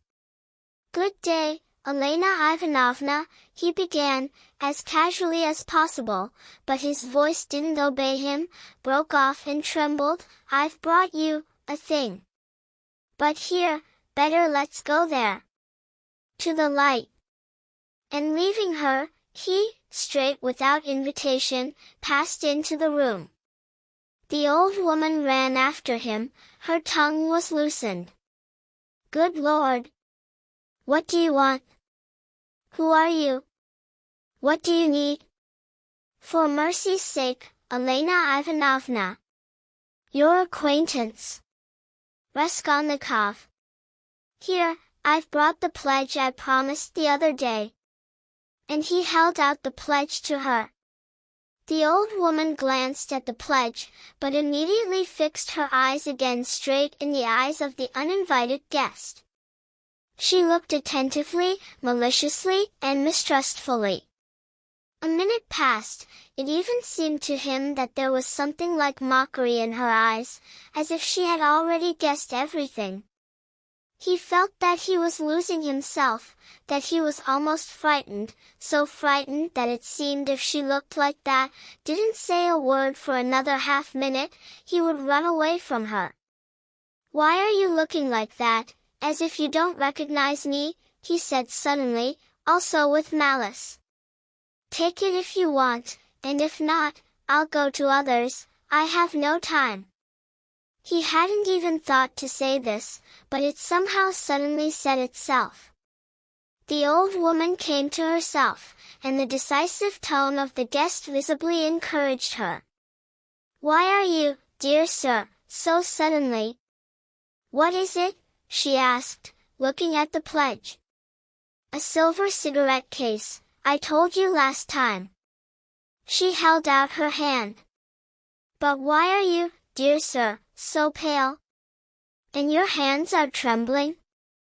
Have you bathed, dear sir?" "Fever," he answered abruptly. "You can't help being pale, when you have nothing to eat," he added, barely articulating the words. His strength was leaving him again. But the answer seemed plausible. The old woman took the pledge. "What is it?" she asked, once more intently examining Raskolnikov and weighing the pledge in her hand. "A thing. Cigarette case. Silver, look. But why, it's as if it's not silver. My, how he wrapped it." Trying to untie the string, and turning to the window, to the light, all her windows were closed, despite the stuffiness, she left him completely for a few seconds and stood with her back to him. He unbuttoned his coat and freed the axe from the loop, but still didn't take it out completely, only held it with his right hand under the clothing. His hands were terribly weak. He himself heard how they, with each moment, grew more and more numb and wooden. He was afraid he would let go and drop the axe. Suddenly his head seemed to spin. "What has he wrapped here?" the old woman cried with vexation and moved in his direction. Not a single moment more could be lost. He took out the axe completely, swung it with both hands, barely feeling himself, and almost without effort, almost mechanically, brought it down on her head with the blunt side. He seemed to have no strength. But as soon as he brought down the axe once, strength was born in him then. The old woman, as always, was bareheaded. Her light, graying, thin hair, as usual thickly greased with oil, was plaited in a rat's tail and gathered under a fragment of a horn comb sticking out on the back of her head. The blow fell on the very crown, to which her very small height contributed. She cried out, but very weakly, and suddenly sank all at once to the floor, though she still managed to raise both hands to her head. In one hand she still continued to hold the pledge. Here he struck with all his force once and again, always with the blunt side, and always on the crown. Blood gushed as from an overturned glass, and the body fell backwards.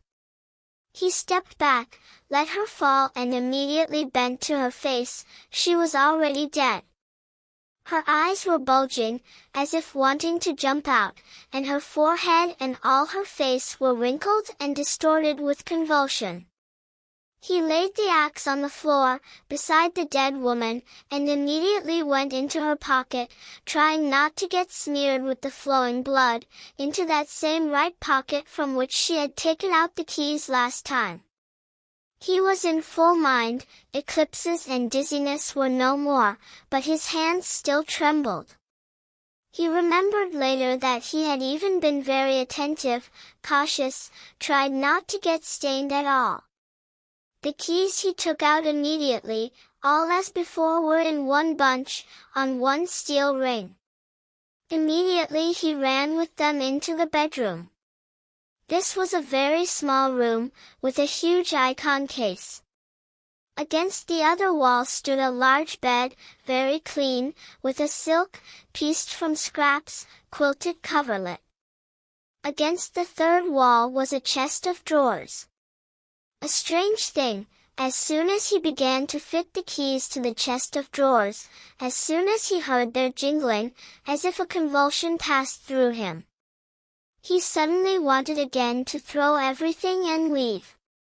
But this was only a moment, it was too late to leave.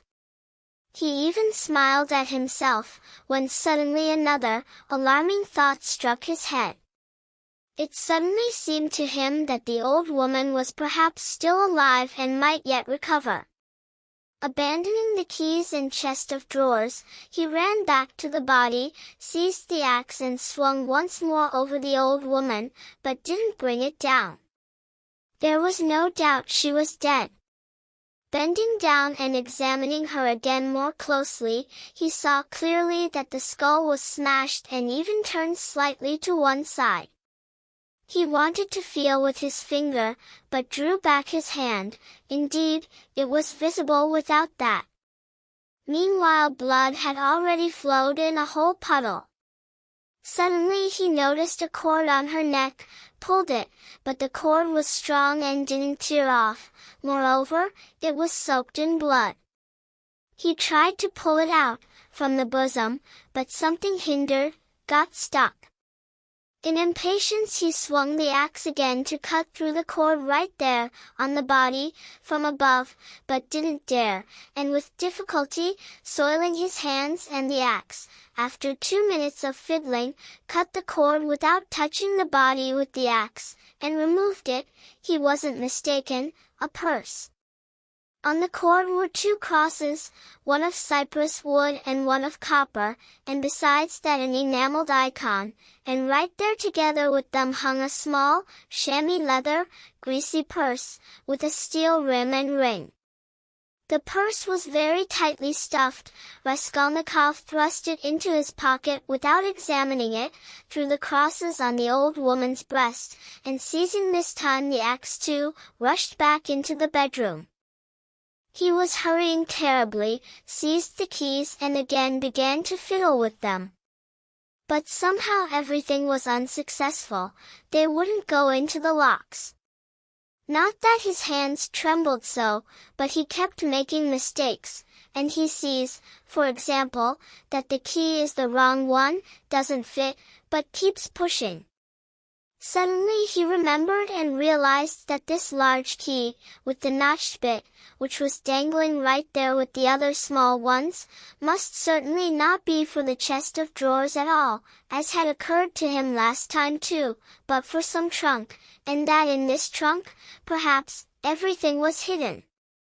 He abandoned the chest of drawers and immediately crawled under the bed, knowing that old women's trunks are usually kept under beds. So it was, there stood a considerable trunk, more than an arshon in length, with a curved lid, upholstered in red Morocco leather, with steel studs studded over it. The notched key fit exactly and unlocked it. On top, under a white sheet, lay a hair fur coat, lined with red garniture. Under it was a silk dress, then a shawl, and further down, in the depths, it seemed, everything was just rags. First of all he set about wiping his blood-stained hands on the red garniture. Red, well, and on red blood is less noticeable, he reasoned, and suddenly he came to himself. Good Lord! Am I losing my mind? He thought in fright. But as soon as he stirred this linen, suddenly, from under the fur coat, a gold watch slipped out. He rushed to turn everything over. Indeed, among the rags were mixed golden things, probably all pledges, redeemed and unredeemed, bracelets, chains, earrings, pins, and so forth. Some were in cases, others simply wrapped in newspaper, but neatly and carefully, in double sheets, and tied all around with ribbons. Without delaying at all, he began to stuff them into the pockets of his trousers and coat, without sorting or opening the packages and cases, but he didn't manage to stuff much. Suddenly it seemed to him that in the room where the old woman was, someone was walking. He stopped and grew quiet as the dead. But everything was quiet, so it must have been imagined. Suddenly a faint cry was distinctly heard, or as if someone quietly and abruptly groaned and fell silent. Then again dead silence, for a minute or two. He squatted by the trunk and waited, barely breathing, but suddenly jumped up, seized the axe and ran out of the bedroom. In the middle of the room stood Lizaveta, with a large bundle in her hands, and looked in stupefaction at her murdered sister, all white as linen and as if unable to cry out. Seeing him run out, she trembled like a leaf, with a fine tremor, and convulsions ran all over her face. She raised her hand, opened her mouth, but still didn't cry out, and slowly, backwards, began to move away from him into the corner, staring intently, fixedly at him, but still not screaming, as if she lacked air to scream. He rushed at her with the axe, her lips twisted so pitifully as in very small children, when they begin to be frightened of something, stare intently at the object frightening them and are about to scream. And this unfortunate Lizaveta was so simple, downtrodden and frightened once and for all, that she didn't even raise her hands to protect her face, though this was the most necessary and natural gesture at this moment, because the axe was raised directly over her face. She only barely raised her free left hand, far from reaching her face, and slowly stretched it forward toward him, as if pushing him away. The blow came directly on the skull, with the blade, and at once cut through the whole upper part of the forehead, almost to the crown. She collapsed at once. Raskolnikov completely lost himself, seized her bundle, threw it down again, and ran into the entrance hall. Fear seized him more and more, especially after this second, completely unexpected murder. He wanted to run away from here as quickly as possible.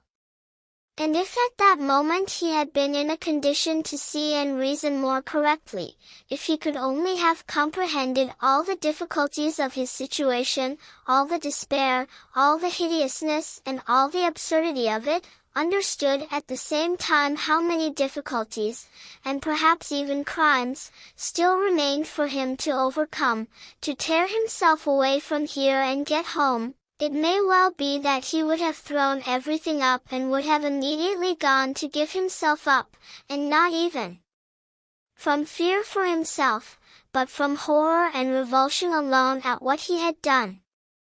Revulsion especially rose and grew in him with every minute. For nothing in the world would he now go to the trunk or even into the rooms. But a kind of distraction, as if even reverie, began gradually to take possession of him. At moments he seemed to forget himself or, better to say, forgot the main thing and clung to trifles.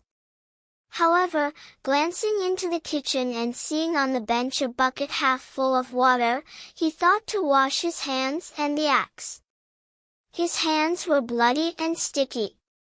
He lowered the axe blade directly into the water, seized a piece of soap lying on the windowsill, on a broken saucer, and began, right in the bucket, to wash his hands.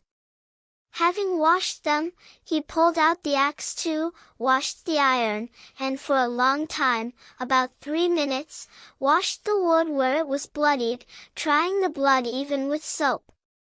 Then he wiped everything with linen that was drying right there on a line stretched across the kitchen, and then for a long time, attentively, examined the axe at the window.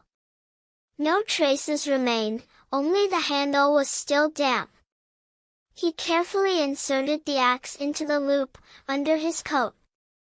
Then, as far as the light in the dim kitchen allowed, he examined his coat, trousers, boots. From outside, at first glance, there seemed to be nothing, only on the boots were stains. He wet a rag and wiped the boots. He knew, however, that he wasn't examining well, that perhaps there was something striking to the eye that he wasn't noticing. He stood in thought in the middle of the room. A tormenting, dark thought rose in him, the thought that he was going mad, and that at this moment he was not capable either of reasoning or of protecting himself, that perhaps he shouldn't be doing at all what he was now doing. My God! I must run, he cried, and rushed into the entrance hall. But here such horror awaited him as he had certainly never experienced before.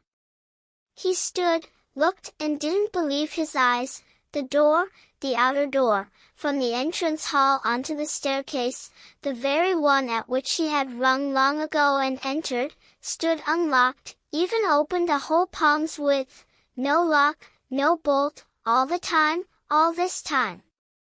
The old woman hadn't locked it after him, perhaps from caution. But good God!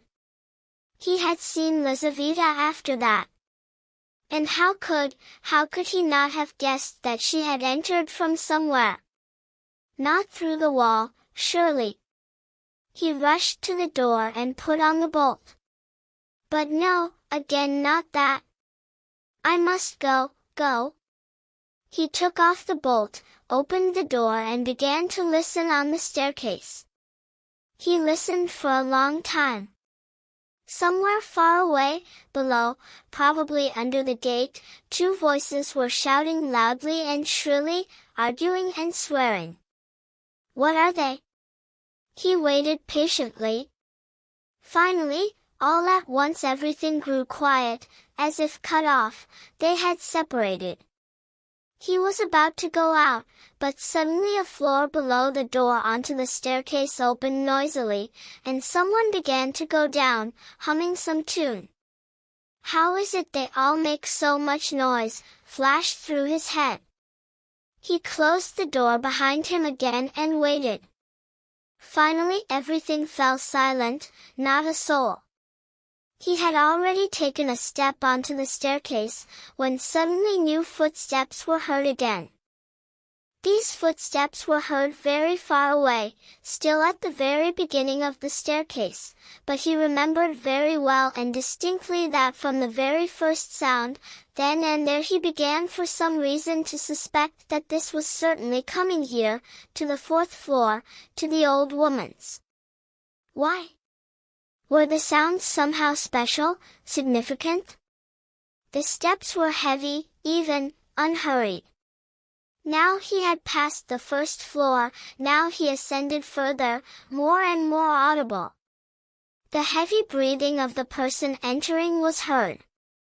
Now the 3rd floor had begun. Here. And suddenly it seemed to him that he had turned to stone, that it was exactly like in a dream, when one dreams that they are chasing you, close by, want to kill, and you yourself are as if rooted to the spot, and you can't move your hands. And finally, when the visitor was already ascending to the 4th floor, only then did he suddenly start all over, shuddered and managed after all quickly and deftly to slip back from the entrance hall into the apartment and close the door behind him. Then he seized the bolt and quietly, inaudibly, set it on the hook. Instinct helped. Having finished everything, he crouched holding his breath, right there at the door. The uninvited guest was already at the door too. They now stood opposite each other, as earlier he with the old woman, when the door divided them and he was listening. The visitor panted heavily several times. Fat and large, must be, thought Raskolnikov, gripping the axe in his hand. Indeed, it was all exactly like a dream. The visitor seized the bell and rang strongly. As soon as the tinny sound of the bell rang out, it suddenly seemed to him that something stirred in the room. For several seconds he even seriously listened. The stranger rang again, waited some more, and suddenly, in impatience, with all his strength began to pull the door handle. In horror Raskolnikov watched the hook of the bolt jumping in its loop and with dull fear waited for the bolt to jump out any moment now. Indeed, this seemed possible, so strongly was he pulling. He thought to hold the bolt with his hand, but he might guess. He was losing himself, his head seemed to begin spinning again. "I'll fall now," flashed through him, but the stranger spoke, and he immediately came to himself. "What, are they sleeping there or has someone strangled them?" "Kurarcd," he bellowed as if from a barrel. "Hey, Elena Ivanovna, you old witch! Lisaveta Ivanovna, indescribable beauty! Open up! Oh, the cursed ones, are they asleep or what?" And again, infuriated, he pulled the bell 10 times at once, with all his might. Surely, this was a man imperious and familiar in the house. At this very moment suddenly light, hurried steps were heard not far away on the staircase. Someone else was approaching. Raskolnikov didn't hear at first. "Can it be there's no one?" the newcomer cried out sonorously and cheerfully, addressing himself directly to the first visitor, who was still continuing to pull the bell. "Good day, Coke." Judging by the voice, must be very young, thought Raskolnikov suddenly. "The devil knows, I almost broke the lock," answered Coke. "And how do you know me?" "Well, there. And the day before yesterday, at Gambrinus, I beat you 3 games in a row at billiards." "Yeah. So they're not here? Strange. Stupid, however, terribly. Where would the old woman go?" "I have business." "And I too, my dear sir, have business." "Well, what's to be done?" "Means back." "Biek." "And I was thinking to get money," cried the young man. "Of course, back, but why make an appointment?" "She herself, the witch, appointed an hour for me. I came out of my way, you know. And where the devil would she wander, I don't understand. She sits all year round, the witch, mopes, her legs hurt, and now suddenly she's out for a stroll. Shouldn't we ask the janitor?" "What? Where she went and when she'll come back?" "Hm, the devil! Ask. But you know she never goes anywhere." And he pulled the door handle once more. "Devil, nothing to do, let's go." "Wait," the young man suddenly cried, "look, see how the door gives when you pull?" Well? Means it's not on the lock, but on the bolt, on the hook that is. Hear how the bolt rattles? Well? But how don't you understand? Means someone from them is home. If they'd all left, they'd have locked from outside with a key, not on the bolt from inside. And hear how the bolt rattles? And to bolt yourself on the bolt from inside, you have to be home, understand? So they're sitting at home, but not opening. Bah! And indeed it's true, cried the astonished Coke. So what are they doing there? And he began furiously pulling the door. Wait, the young man cried again, don't pull. Here something's not right. You rang, pulled, they don't open, means either they're both in a faint, or... What? And here's what, let's go for the janitor, let him wake them himself. Right. Both moved downstairs. Wait. Stay here, and I'll run down for the janitor. And why stay? Well, you never know. Perhaps. You see, I'm preparing for judicial investigator. Here obviously, OB6SLY something's not right, the young man cried out hotly and ran down the staircase. Coke remained, pulled the bell once more quietly, and it rang one beat, then quietly, as if thinking and examining, he began to move the door handle, pulling and releasing it, to convince himself once more that it was only on the bolt. Then puffing he bent down and began to look through the keyhole, but the key was sticking from inside and consequently nothing could be seen. Raskolnikov stood and gripped the axe. He was as if in delirium.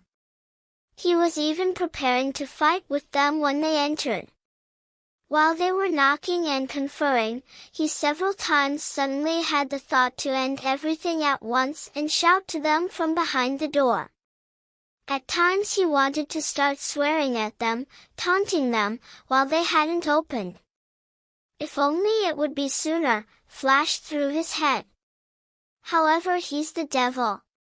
Time passed, a minute, another, no one came. Coke began to stir. However, the devil. He suddenly cried and in impatience, abandoning his watch, went also downstairs, hurrying and stamping his boots on the staircase. The steps died away. Lord, what to do?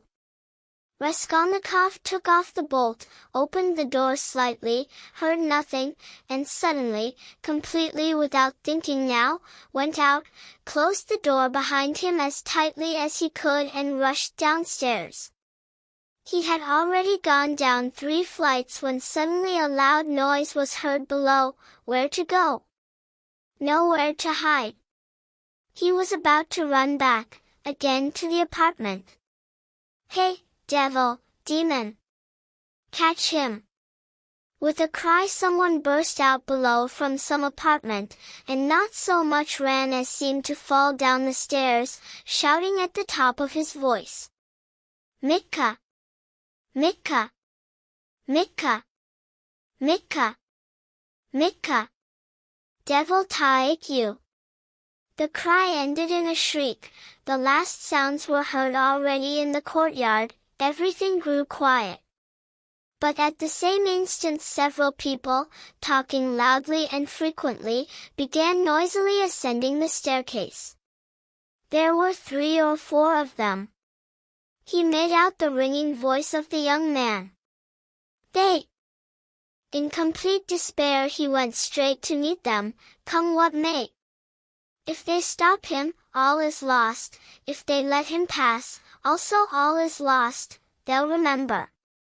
They were already converging, between them remained only 1 flight, and suddenly, salvation.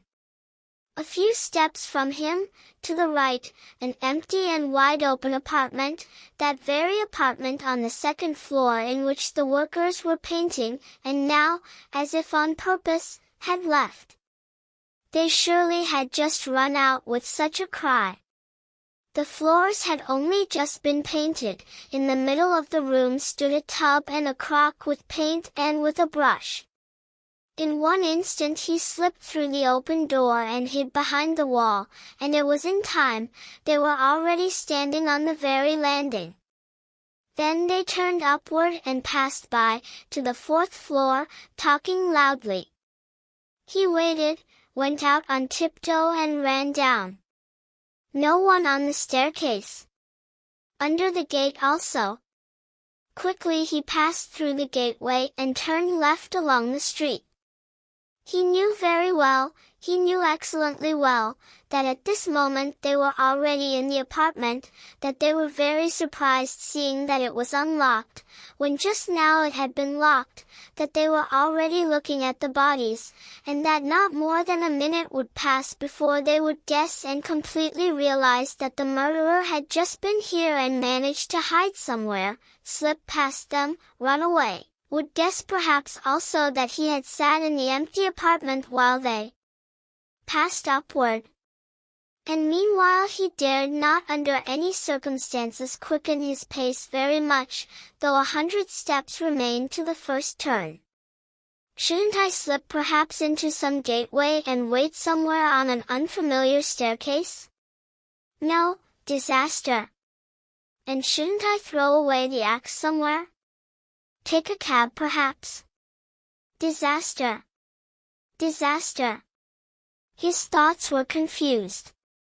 Finally here was the lane, he turned into it half dead. Here he was already half saved and understood this, fewer suspicions, moreover here the crowd swarmed strongly, and he was effaced in it like a grain of sand.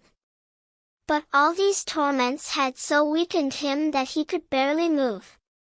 Sweat went from him in drops, his neck was all wet. "You're really drunk," someone shouted to him when he came out on the canal. He remembered himself poorly, the farther, the worse. He remembered, however, how suddenly, coming out on the canal, he was frightened that there were few people, and that here he was more noticeable, and wanted to turn back to the lane. Despite the fact that he was almost falling, he still made a detour and came home from a completely different side. Not in full memory did he pass through the gate of his own house either, at least he had already gone up on the staircase and only then remembered about the axe. And meanwhile a very important task presented itself, to put it back and as imperceptibly as possible. Of course, he was no longer in a state to realize that perhaps it would have been much better for him not to put the axe in the former place at all, but to throw it later, somewhere in someone else's courtyard. But everything passed successfully. The door to the janitor's lodge was closed, but not locked, consequently most probably the janitor was home. But he had already so lost the ability to realize anything that he went straight to the janitor's lodge and opened it. If the janitor had asked him, "What do you want?" he might perhaps have simply handed him the axe. But the janitor was again not there, and he managed to lay the axe in the former place under the bench, even covered it with a log as before. He met no one, not a single soul. Afterward, all the way to his room, the landlady's door was locked.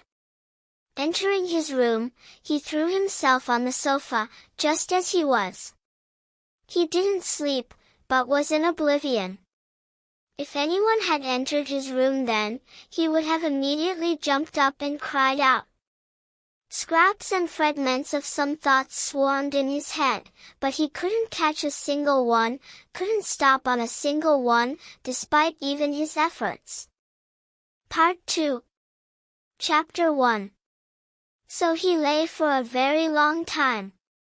It happened that he seemed to wake up, and at these moments noticed that it was already long since night, but it didn't occur to him to get up. Finally he noticed that it was already light by day. He lay on the sofa on his back, still stupefied from recent oblivion. Sharp, desperate cries from the street reached him, which however he heard every night under his window, at 3 o'clock. They were what had awakened him now. Ah! So the drunks are already coming out of the taverns, he thought, 3 o'clock, and suddenly jumped up, as if someone had torn him from the sofa. What? Already 3 o'clock. He sat on the sofa, and here he remembered everything. Suddenly, in one instant he remembered everything. In the first moment he thought he would go mad. A terrible cold seized him, but the cold was also from fever, which had already begun with him long ago in his sleep. But now suddenly such a chill struck that his teeth almost jumped out and everything in him shook. He opened the door and began to listen. In the house everything was perfectly asleep.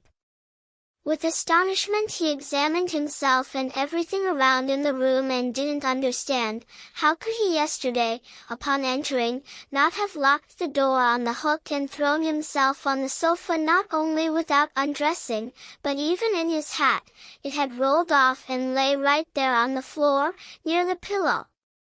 If someone had come in, what would he have thought? That I'm drunk?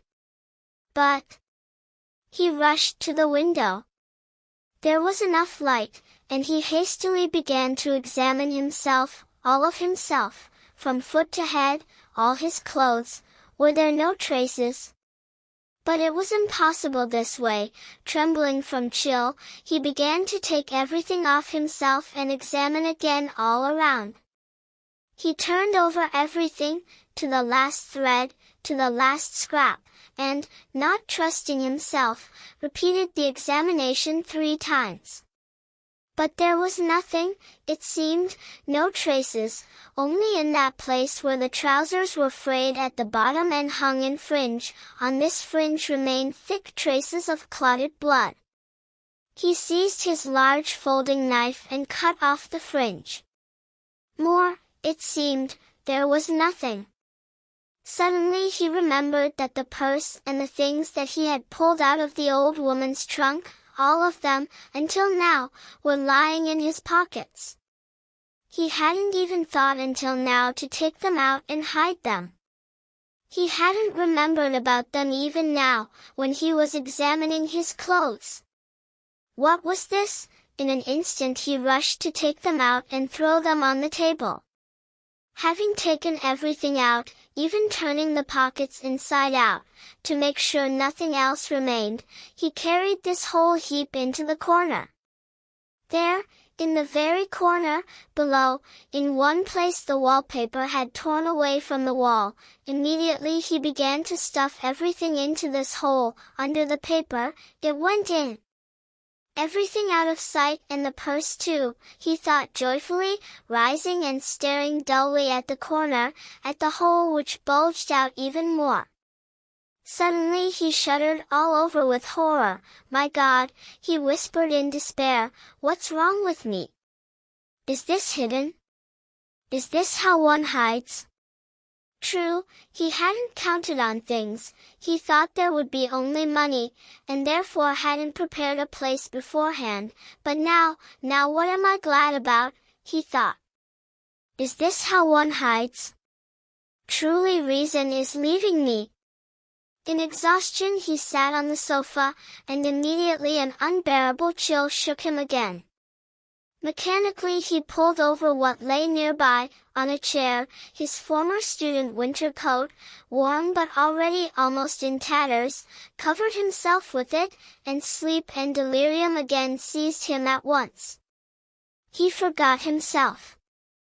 Not more than 5 minutes later he jumped up again, and immediately, in frenzy, again threw himself at his clothes. How could I fall asleep again, when nothing's been done? So it is, the loop under my arm I still haven't removed. I forgot about such a thing. Such evidence. He tore off the loop and hastily began to tear it to pieces, stuffing them under the pillow into the linen. Pieces of torn canvas will in no case arouse suspicion. It seems so, he repeated, standing in the middle of the room and with painfully strained attention again began to look around, on the floor and everywhere. Hadn't he forgotten something else? The conviction that everything, even memory, even simple reasoning were leaving him, began to torment him unbearably. What? Can it really be beginning already? Can this really be the punishment coming? Look, so it is. Indeed, the scraps of fringe that he had cut from the trousers were lying on the floor, in the middle of the room, for the first person to see. But what's wrong with me? He cried again as if lost. Here a strange thought came into his head, that perhaps all his clothes were bloody, that perhaps there were many stains, but that he simply didn't see them, didn't notice them, because his reasoning had weakened, fragmented. His mind was darkened. Suddenly he remembered that there was blood on the purse too. Bah! So consequently there must be blood in the pocket too, because I shoved the still wet purse into the pocket then.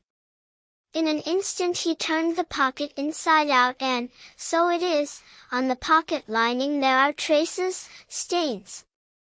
So I haven't completely lost my reason yet, so there is reasoning and memory, since I caught myself and guessed, he thought with triumph, breathing deeply and joyfully with his whole chest, simply weakness of feverish delirium for a minute, and he tore out the whole lining from the left pocket of the trousers. At this moment a ray of sun illuminated his left boot. On the sock, which peeked out from the boot, signs seemed to appear. He threw off the boot, indeed signs. The whole tip of the sock soaked with blood, he must have carelessly stepped in that puddle then. But what to do with this now? Where to put this sock, fringe, pocket? He gathered all this in his hand and stood in the middle of the room. In the stove? But in the stove they'll start rummaging first of all. Burn? And with what to burn? There aren't even matches. No, better to go out somewhere and throw everything away. Yes. Better to throw it away, he repeated, sitting again on the sofa, and right now, this minute, without delay. But instead, his head again declined on the pillow, again unbearable chill froze him, again he pulled the overcoat over himself. And for a long time, several hours, it still seemed to him in fits, that, right now, without putting it off, I'll go somewhere and throw everything away, so it's out of sight, quickly. He started from the sofa several times, wanted to get up, but already couldn't. Finally a strong knock on the door awakened him completely. Open up, are you alive or not? And he just keeps sleeping, shouted Nastasia, pounding her fist on the door. Whole days like a dog he sleeps. A dog he is. Open up, will you? It's already 11 o'clock. Maybe he's not home, said a man's voice. Bah! That's the janitor's voice. What does he want? He jumped up and sat on the sofa. His heart was pounding so that it even hurt. And who locked himself with the hook? Objected Nastasia. Look, he started locking himself. Will they carry him off himself or what? Open up, blockhead, wake up. What do they want? Why the janitor? Everything's known. Resist, or open. Better to open. Let it all perish. He half rose, leaned forward and took off the hook. His whole room was of such size that one could take off the hook without getting up from bed. So it is, the janitor and Nastasia are standing there. Nastasia somehow strangely looked him over. He looked at the janitor with a challenging and desperate expression. The latter silently held out to him a gray paper, folded in two, sealed with bottle sealing wax. "A summons, from the office," he said, handing over the paper. "From what office?" "To the police. It means they're calling, to the office." "You know what office?" "To the police." "What for?" "How should I know?" "They're summoning you, so go." He looked at him attentively, looked around and turned to leave. "You're completely ill, it seems," remarked Nastasia, not taking her eyes off him. The janitor too turned his head for a moment. "You've been in fever since yesterday," she added. He didn't answer and held the paper in his hands without unsealing it. "Well, don't get up," Nastasia continued, taking pity and seeing that he was lowering his legs from the sofa. "You're sick, so don't go, it won't burn." "What's that in your hands?" He glanced. In his right hand he had the cut-off pieces of fringe, the sock and scraps of the torn pocket. So he had slept with them. Later, thinking about this, he remembered that even half-waking in fever, he had clenched all this tight in his hand and so fell asleep again. "Look what rags he's gathered and sleeps with them, just like with treasure." And Nastasia burst into her sickly nervous laugh. In an instant he shoved everything under the overcoat and stared intently at her. Though he could very little at that moment fully sensibly reason, he felt that they wouldn't treat a person this way when they come to take him. "But, the police? You'd drink some tea? Would you like, perhaps?" "I'll bring some, there's some left." "No. I'll go right now," he muttered, getting to his feet. "You won't even make it down the stairs." "I'll go." "As you like." She went after the janitor. Immediately he rushed to the light to examine the sock and fringe. There are stains, but not completely noticeable. Everything's gotten dirty, rubbed off and already faded. Anyone who doesn't know beforehand, won't make anything out. Nastasia, consequently, couldn't have noticed anything from a distance, thank God. Then with trembling he unsealed the summons and began to read. He read for a long time and finally understood. This was an ordinary summons from the district to appear today, at 9:30, at the office of the district superintendent. But when has this ever happened? I have no business of my own with the police. And why precisely today, he thought in tormenting perplexity. Lord, if only it would be sooner! He almost threw himself on his knees to pray, but even laughed at himself, not at prayer, but at himself. He hastily began to dress. If I perish, then I perish, it's all the same. Put on the sock, it suddenly occurred to him, it'll get even more rubbed in the dust and the traces will disappear. But as soon as he put it on, he immediately tore it off with revulsion and horror. He tore it off, but realizing there was no other, took it and put it on again, and again laughed.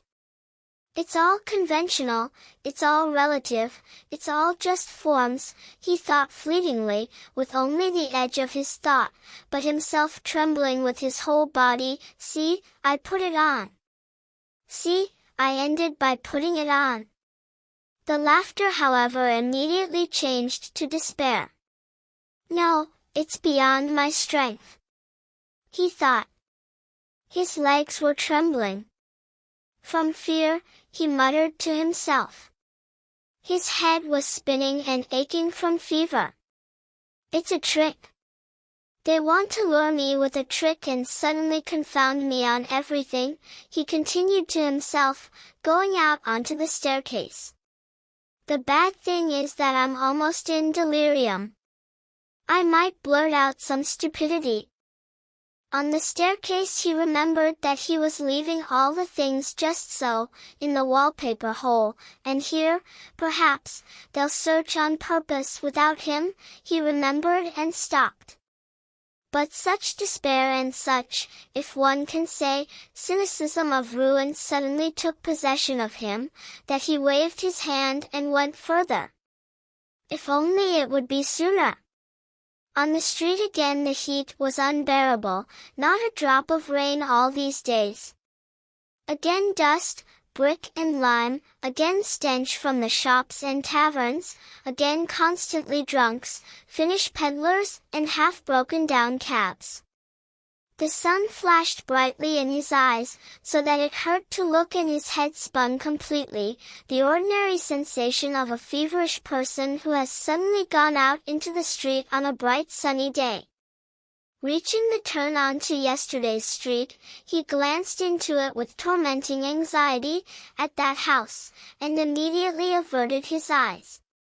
If they ask, maybe I'll even tell, he thought, approaching the office. The office was about a quarter of a verst from him.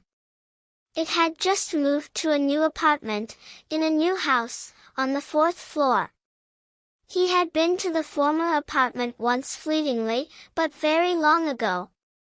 Entering under the gate, he saw to the right a staircase, down which a peasant was descending with a book in his hands. A janitor, means the office is here, and he began to ascend upward at random. He didn't want to ask anyone about anything. I'll go in, fall on my knees and tell everything, he thought, entering the 4th floor. The staircase was narrow, steep and all in slops. All the kitchens of all the apartments on all 4 floors opened onto this staircase and stood so almost all day. Hence there was terrible stuffiness. Up and down janitors with books under their arms ascended and descended, errand runners and various people of both sexes, visitors.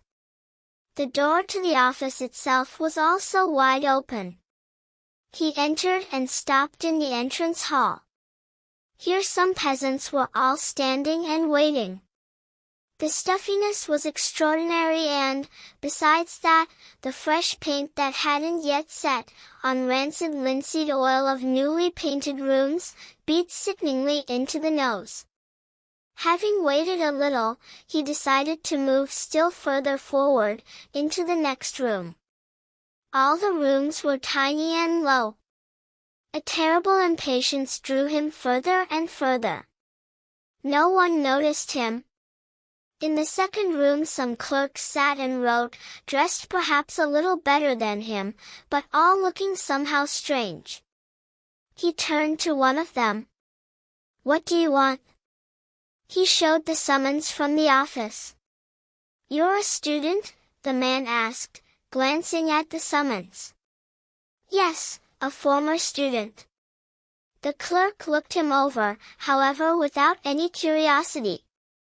This was some particularly disheveled man with a fixed idea in his look. You'll learn nothing from this one, because it's all the same to him, thought Raskolnikov. Go there, to the head clerk, said the clerk, and poked forward with his finger, pointing to the very last room. He entered this room, the 4th in order, cramped and packed full of the public, people dressed a bit more decently than in those rooms. Among the visitors were 2 ladies. One in mourning, poorly dressed, sat at the table opposite the head clerk and was writing something at his dictation. The other lady, very fat and purple-red, with blotches, a conspicuous woman, and somehow very splendidly dressed, with a brooch on her breast the size of a tea-saucer, stood to the side and was waiting for something. Raskolnikov handed his summons to the head clerk. The latter glanced at it fleetingly, said, "Wait," and continued to occupy himself with the lady in mourning. He breathed more freely. Surely not that. Little by little he began to take courage. He exhorted himself with all his strength to take courage and recover himself. Some stupidity, some trifling carelessness, and I can give myself away completely. It's a pity there's no air here, he added, stuffy. My head's spinning even more. And my mind too. He felt terrible disorder in all of himself. He himself was afraid of not mastering himself. He tried to cling to something and think about something completely extraneous, but this didn't succeed at all. The head clerk interested him greatly, however. He kept wanting to guess something from his face, figure him out. This was a very young man, about 22, with a dark and mobile physiognomy that seemed older than its years, dressed fashionably and as a fop, with a part at the back of his head, combed and pomaded, with many rings and little rings on white fingers cleaned with a brush and gold chains on his waistcoat. He even said a couple of words in French with a foreigner who was there, and quite satisfactorily. "Louisa Ivanovna, you should sit," he said fleetingly to the splendidly dressed purple-red lady, who kept standing as if not daring to sit herself, though a chair was right there. "Ich denke," she said, and quietly, with a silky rustle, lowered herself onto the chair. Her light blue dress with white lace trim spread around the chair like an air balloon and occupied nearly half the room. It reeked of perfume. But the lady was evidently embarrassed that she occupied half the room and that she reeked so of perfume, though she smiled timidly and insolently at the same time, but with obvious disquiet. The lady in mourning finally finished and began to rise. Suddenly, with some noise, very dashingly and somehow especially turning his shoulders with each step, an officer entered, threw his cockaded cap on the table and sat in an armchair. The splendid lady simply jumped from her place on seeing him, and with some special rapture began to curtsy, but the officer paid not the slightest attention to her, and she no longer dared to sit in his presence. This was a lieutenant, assistant district superintendent, with reddish mustaches sticking out horizontally on both sides and with extremely small facial features, expressing nothing special, however, except some insolence.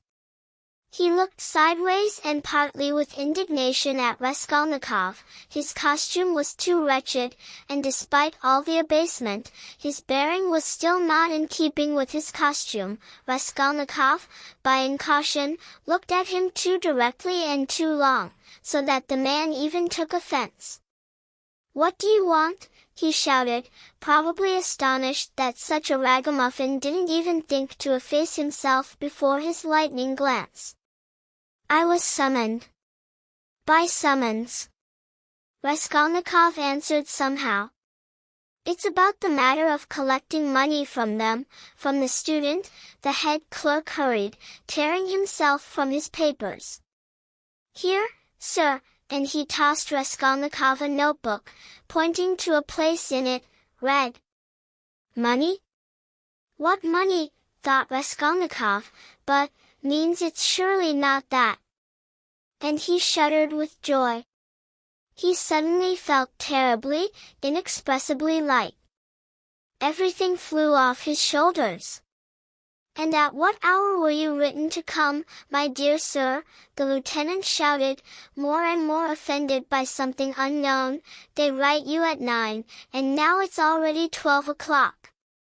"It was brought to me only a quarter of an hour ago," Raskolnikov answered loudly and over his shoulder, also suddenly unexpectedly for himself getting angry and even finding some pleasure in it.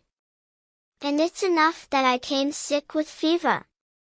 Don't you shout." "I'm not shouting, but speaking very evenly, but you're shouting at me, and I'm a student and won't allow you to shout at me." The lieutenant flared up so much that in the first moment he couldn't even utter anything, and only some spray flew from his mouth. He jumped up from his place. Be silent. You're in an official place. Don't be insolent, sir. And you're in an official place too, cried Raskolnikov, and besides shouting, you're smoking a cigarette, so you're disrespecting all of us. Having said this, Raskolnikov felt inexpressible delight. The head clerk looked at them with a smile. The hot-tempered lieutenant was visibly perplexed. That's not your business, sir, he finally shouted somehow unnaturally loudly, and here be so good as to give the response that's required from you. Show him, Alexander Grigorievich. There are complaints against you. You don't pay money. Look what a fine falcon has flown in. But Raskolnikov was no longer listening and greedily seized the paper, seeking the solution as quickly as possible. He read once, twice, and didn't understand. What is this? He asked the head clerk. They're demanding money from you for a promissory note collection. You must either pay with all costs, penalties, and so forth, or give a written response when you can pay, and together with that an undertaking not to leave the capital before payment and not to sell or hide your property. And the creditor is free to sell your property, and deal with you according to law. But I don't owe anyone anything. That's not our business anymore. But here has come to us for collection an overdue and legally protested promissory note for 115 rubles, issued by you to the widow, collegiate assessor's wife Tsarnitsina, 9 months ago, and from the widow Tsarnitsina transferred by payment to court councillor Shebarov, and we invite you accordingly to respond. But she's my landlady. Well, so what if she's your landlady? The head clerk looked at him with a condescending smile of pity, and at the same time some triumph, as at a novice who's only just beginning to be fired on. What, they say, how do you feel about yourself now? But what did he care now about a promissory note, about collection? Was it worth any anxiety now in its turn, any attention even? He stood, read, listened, answered, even asked himself, but all this mechanically. The triumph of self-preservation, salvation from crushing danger, that was what filled his whole being at this moment, without foresight, without analysis, without future guessing and divining, without doubts and without questions. This was a moment of full, immediate, purely animal joy. But at this very moment something like thunder and lightning occurred in the office. The lieutenant, still all shaken by disrespect, all aflame and evidently wishing to support his wounded ambition, hurled all his thunderbolts at the unfortunate, splendid lady, who had been looking at him, from the very time he entered, with a most stupid smile. And you, such and so, he suddenly shouted at the top of his voice, the lady in mourning had already left. What happened at your place last night? Eh? Again disgrace, a debauch for the whole street. Again fighting and drunkenness. You're dreaming of the madhouse. I already told you, I already warned you 10 times, that the 11th time I won't let you off. And you again, such and such you so and so. The paper even fell from Raskolnikov's hands, and he stared wildly at the splendid lady who was being dealt with so unceremoniously, but he soon however figured out what it was about, and immediately this whole story began to please him very much. He listened with pleasure, so much so that he wanted to laugh. All his nerves were jumping. Ilya Petrovich, the head clerk, began solicitously, but stopped to bide his time, because the boiled-up lieutenant couldn't be restrained otherwise than by the hands, which he knew from his own experience. As for the splendid lady, at first she trembled from thunder and lightning, but strange thing, the more numerous and stronger the curses became, the more amiable her appearance became, the more charming became her smile, directed at the terrible lieutenant. She minced in place and curtsied incessantly, impatiently waiting until, finally, she too would be allowed to put in her word, and waited. No noise and fighting at my place was not, Mr. Capitine, she suddenly rattled off, as if peas were spilling, with a strong German accent, though speaking Russian fluently, and no scandal, but they came drunk, and this I will tell all, Mr. Capitine, and I not guilty. I have respectable house, Mr. Capitine, and respectable treatment, Mr. Capitine, and I always myself don't want no scandal. But they came completely drunk, and then again 3 bottles asked, and then one raised legs and started with leg piano to play, and this is completely not good in respectable house, and he dance piano breaks and completely here is no manners, and I said. And he bottle took and started all from behind with bottle to push. And here as I started quickly janitor to call and Carl came, he took Carl and I hit, and Henriette also I hit, and me 5 times cheek hit.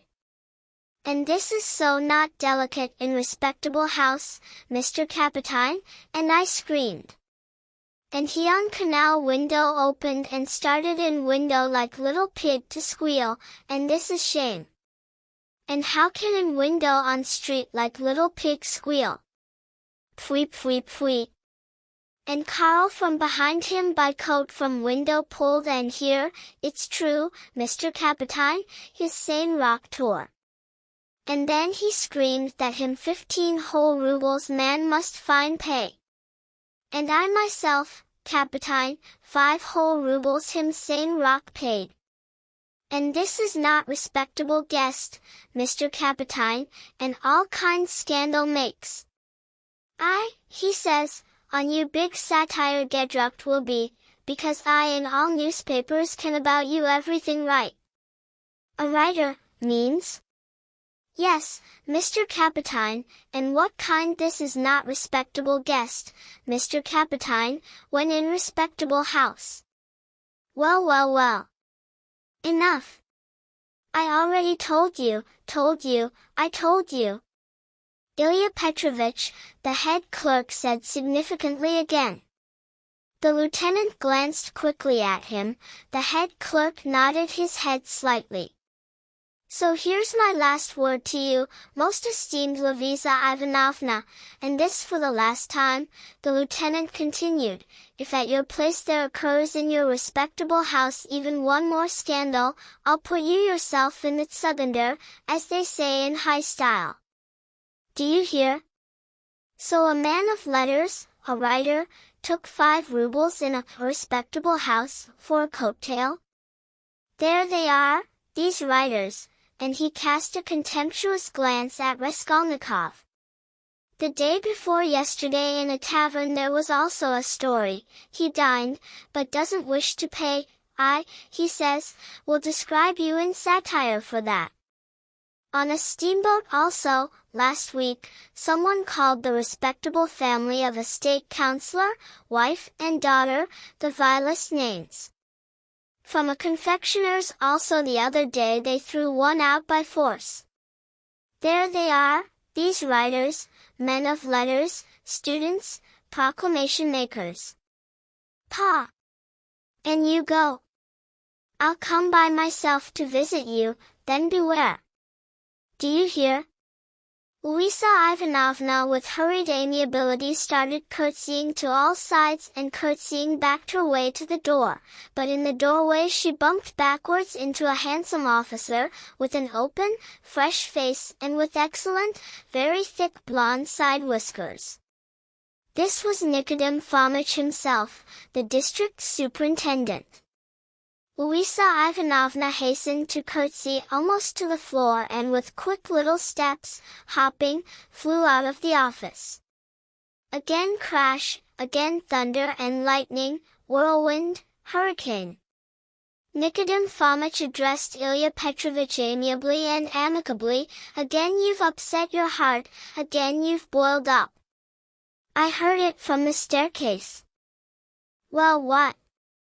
Ilya Petrovich said with noble negligence, and not even, what, but something like, what, crossing with some papers to another table and picturesquely jerking his shoulders with each step, where a step there a shoulder. Here, sir, if you please, this gentleman writer, or rather, student, a former one that is, doesn't pay money, has issued promissory notes, won't vacate the apartment. There are incessant complaints about them, and they saw fit to take offense that I smoked a cigarette in their presence.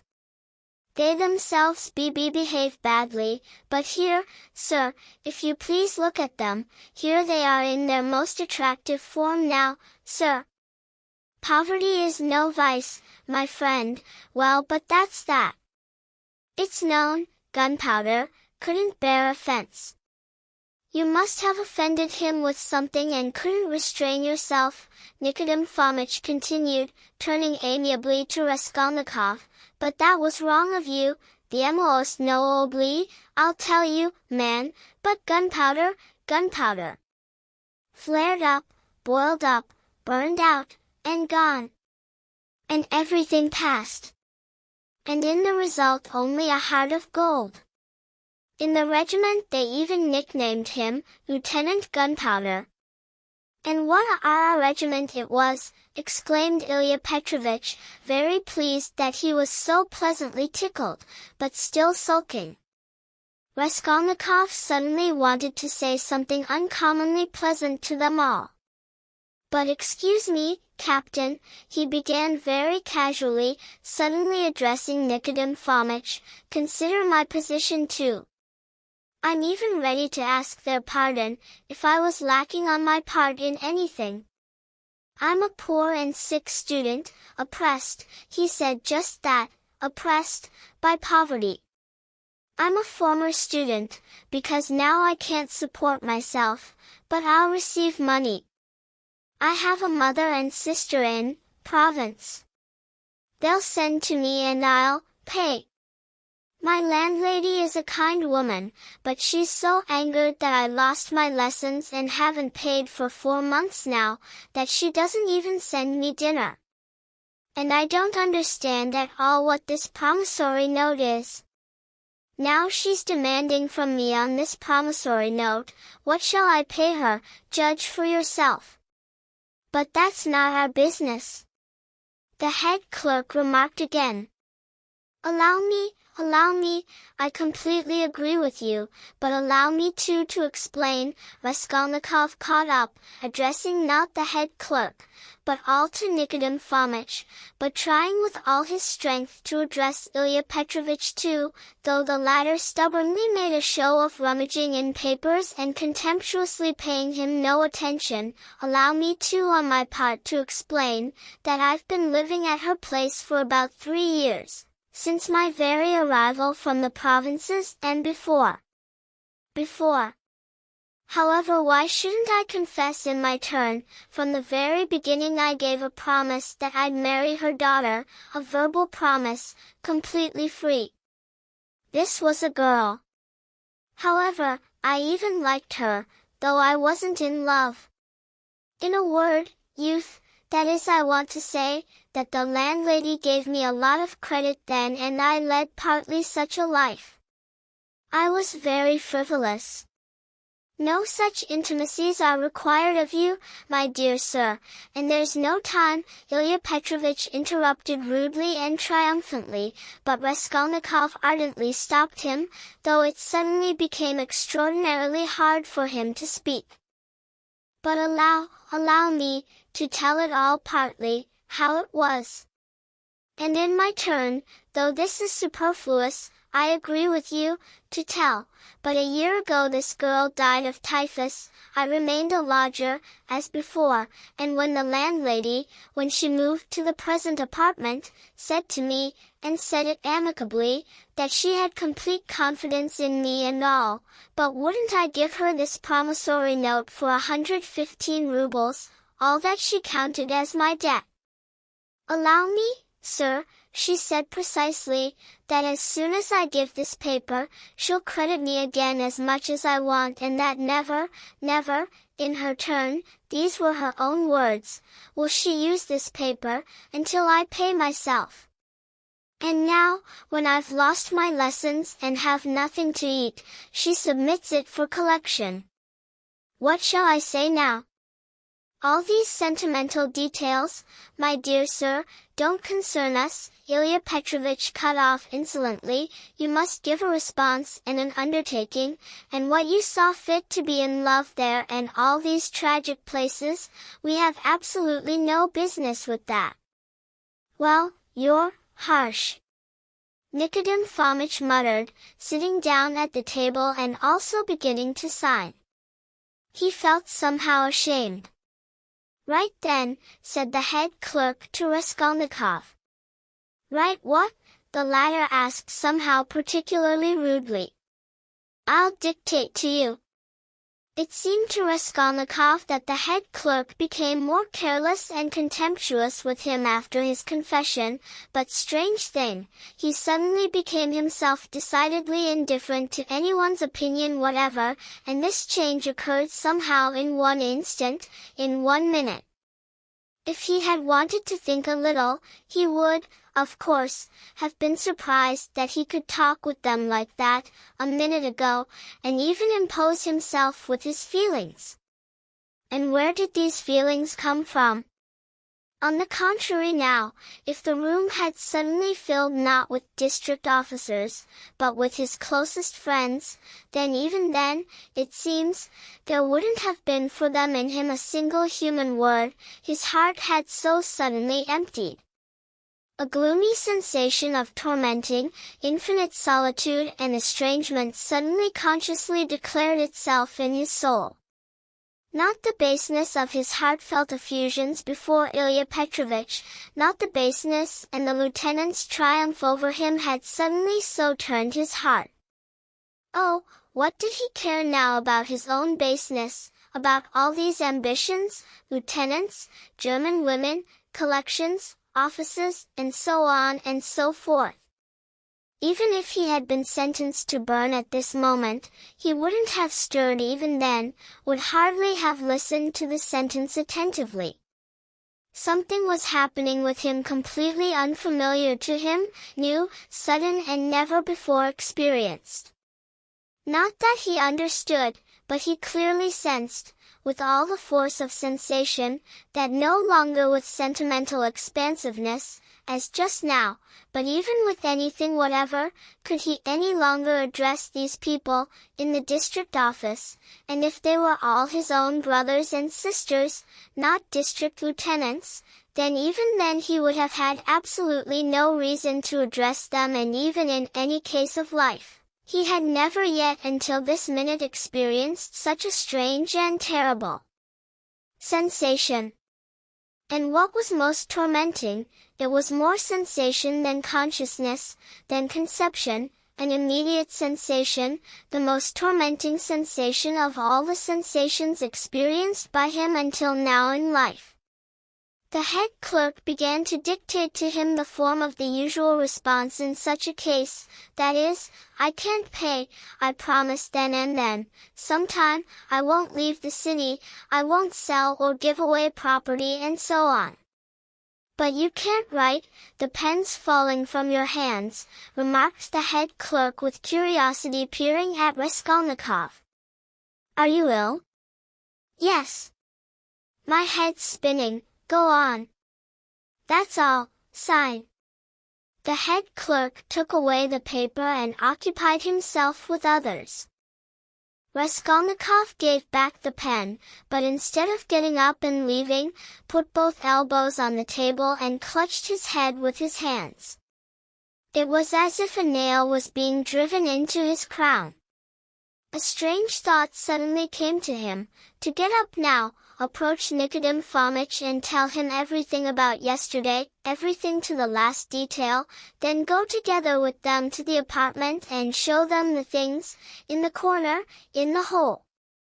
The impulse was so strong that he had already risen from his place, for execution. "Shouldn't I think it over for at least a minute?" flashed through his head. "No, better without thinking, and off my shoulders." But suddenly he stopped as if rooted. Nikodem Fomitch was speaking ardently with Ilya Petrovitch and words reached him. "It can't be, they'll release both. First of all, everything contradicts. Judge, why would they call the janitor if it was their doing? To inform on themselves, or what? Or for cunning? No, that would be too cunning." And finally student Pestryakov was seen at the very gates by both janitors and a woman. At the very moment he was entering, he was walking with 3 friends and parted with them at the very gates and asked the janitors about residence, still with his friends. Now would such a man ask about residence, if he came with such intention? As for coke, he, before going to the old woman's, sat downstairs at the silversmith's for half an hour and went upstairs to the old woman's at exactly 7:45. Now consider. But allow me, how did such a contradiction come out for them? They themselves assert they knocked and the door was locked, and 3 minutes later, when they came with the janitor, it turns out the door was unlocked. That's just it, the murderer was certainly sitting there and had bolted himself, and they certainly would have caught him there, if Coke hadn't been foolish, hadn't gone himself for the janitor. And he precisely in this interval managed to descend the staircase and slip past them somehow. Coke crosses himself with both hands. "If I," he says, "had stayed there, he would have jumped out and killed me with the axe. He wants to serve a Russian Thanksgiving service, he. And no one saw the murderer? Where would they see him?" "The house is Noah's Ark," remarked the head clerk, listening from his place. "The case is clear, the case is clear," Nikodem Fomitch repeated ardently. "No, the case is very unclear," Ilya Petrovitch supported. Raskolnikov picked up his hat and went toward the door. But he didn't reach the door. When he came to, he saw that he was sitting on a chair, that someone was supporting him from the right, that on the left stood another person, with a yellow glass filled with yellow water, and that Nikodem Fomitch stood before him and was staring intently at him. He got up from the chair. "What's this, you're ill?" Nikodem Fomitch asked rather sharply. "Even when signing they could barely guide the pen," remarked the head clerk, sitting down in his place and taking up papers again. "How long have you been ill?" Ilya Petrovitch shouted from his place and also sorting papers. He, of course, had also examined the sick man when the latter was in a faint, but immediately moved away when he came to. "Since yesterday," Raskolnikov muttered in reply. "And yesterday you went out?" "Went out." "Ill?" "Ill." "At what hour?" "At 8 o'clock in the evening." "And where, may I ask?" "Along the street." "Short and clear." Raskolnikov answered sharply, abruptly, all pale as a handkerchief and not lowering his black, inflamed eyes before Ilya Petrovitch's gaze. "He can barely stand on his feet, and you?" Nikodem Fomitch remarked. "No thing," Ilya Petrovitch said somehow particularly. Nikodem Fomitch wanted to add something, but glancing at the head clerk, who was also looking very intently at him, fell silent.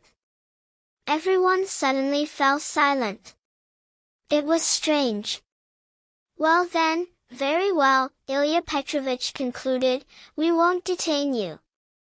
Raskolnikov went out. He could still hear how after his exit an animated conversation suddenly began, in which the questioning voice of Nikodem Fomitch sounded louder than all. In the street he came to completely.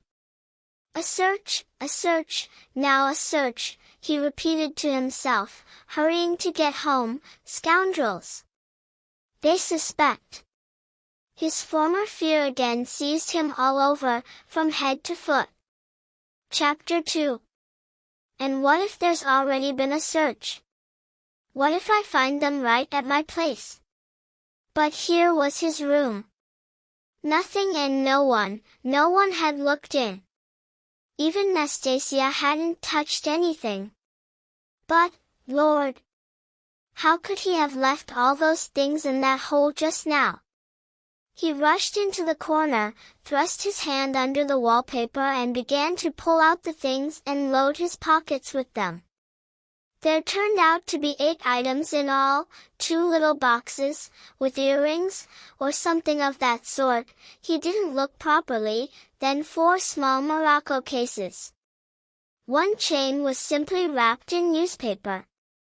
Something else in newspaper, it seemed a decoration. He put everything in different pockets, in his coat and in the remaining right pocket of his trousers, trying to make it inconspicuous. He took the purse too along with the things. Then he left the room, this time even leaving it completely wide open. He walked quickly and firmly, and though he felt he was all broken, consciousness was with him. He was afraid of pursuit, afraid that in half an hour, in a quarter of an hour perhaps, instructions would already be issued to follow him. Consequently, come what may, he had to hide the traces before then. He had to manage while there still remained at least some strength and at least some reasoning. Where to go? This had long been decided, throw everything in the canal, and ends in the water, and done with it. He had decided this back in the night, in delirium, in those moments when, he remembered this, he had made several attempts to get up and go, quickly, and throw everything away. But throwing away turned out to be very difficult. He had been wandering along the embankment of the Catherine Canal for half an hour already, and perhaps more, and had looked several times at the descents into the canal, where he encountered them. But it was impossible even to think of executing the intention. Either rafts stood at the very descents and on them washerwomen were washing linen, or boats were moored, and everywhere people simply swarmed, and from everywhere from the embankments, from all sides, one could see, notice, it's suspicious, that a person deliberately went down, stopped and is throwing something in the water. And what if the cases don't sink, but float? Yes, and of course so. Everyone will see. And without that everyone already stares so when meeting, looks him over, as if they have business only with him alone. Why would it be so, or does it perhaps seem to me, he thought. Finally it occurred to him, that wouldn't it be better to go somewhere on the Neva? There are fewer people and it's less noticeable and in any case more convenient, and most important, farther from these places. And he was surprised suddenly, how is it he's been wandering for whole half hours in anguish and anxiety, and in dangerous places, and couldn't think of this earlier? And only because whole half hours were spent on a senseless business because it was already decided once in sleep, in delirium. He was becoming extremely distracted and forgetful, and knew it. He definitely had to hurry. He went toward the Neva along V.Y. Prospect, but on the way another thought suddenly came to him, why to the Neva? Why in the water? Wouldn't it be better to go somewhere very far, again at least to the islands, and there somewhere, in a solitary place, in the woods, under a bush, bury all this and perhaps mark a tree?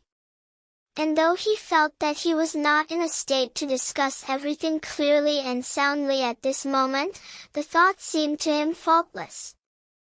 But he was not destined to reach the islands either, and something else happened. Coming out from V.Y. Prospect onto the square, he suddenly saw on the left an entrance to a courtyard, surrounded by completely blank walls. On the right, immediately upon entering the gate, far into the courtyard stretched the blank unwhitewashed wall of a neighboring four-story house. On the left, parallel to the blank wall and also immediately from the gate, went a wooden fence, about 20 paces deep into the yard, and then made a turn to the left. This was a blind, fenced-off place, where lay some materials. Further, in the depth of the yard, peeked out from behind the fence a corner of a low, blackened, stone shed, evidently part of some workshop. Here surely was some establishment, carriage-making, or locksmiths, or something of that sort. Everywhere, almost from the very gates, blackened much coal dust. Here's where to throw it and leave, he suddenly thought.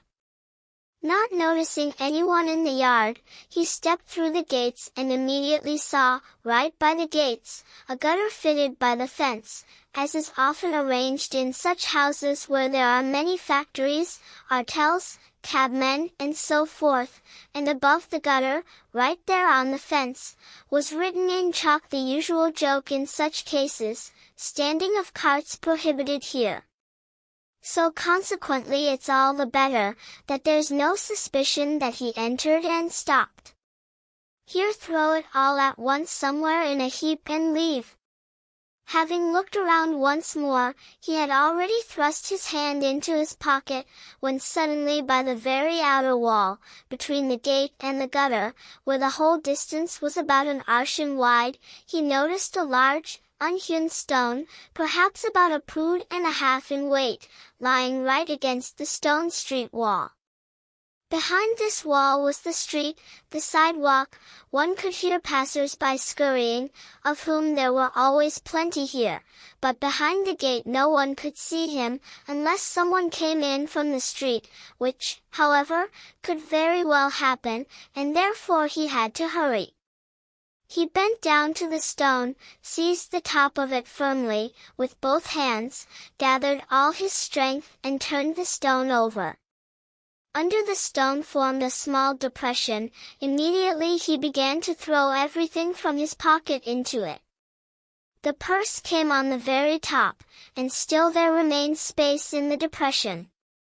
Then he again seized the stone, with one turn flipped it back to its former side, and it came exactly to its former place, except perhaps it seemed a little, just a tiny bit higher.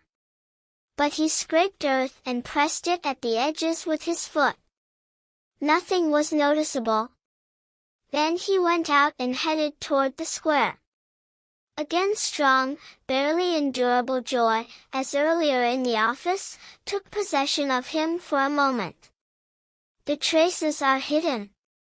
And who could it occur to search under that stone? It's been lying here, perhaps, since the building of the house and will lie for as much longer. And even if they find it, who will think of me? It's all finished. No evidence. And he laughed. Yes, he remembered later that he laughed with a nervous, small, inaudible, long laugh, and kept laughing all the time he was passing through the square.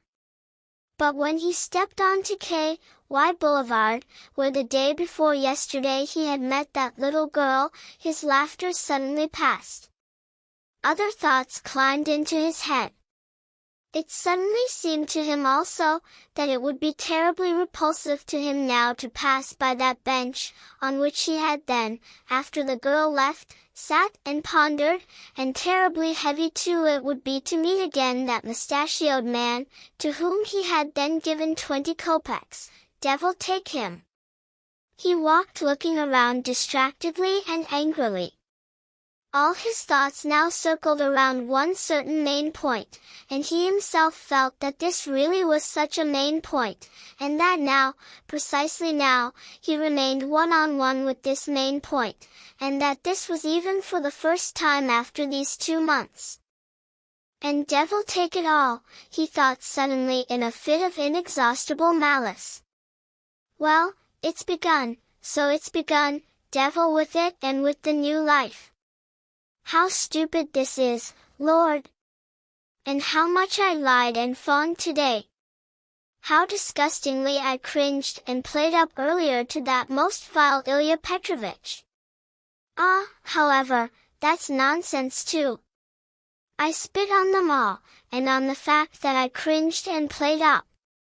It's not that at all. Not that at all.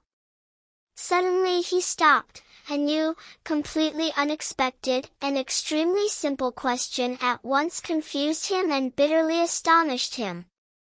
If all this business was really done consciously, and not foolishly, if you really had a definite and firm goal, then how is it that until now you haven't even looked in the purse, and don't know what you got, for which you took on all the torments and consciously went to such a vile, nasty, low deed?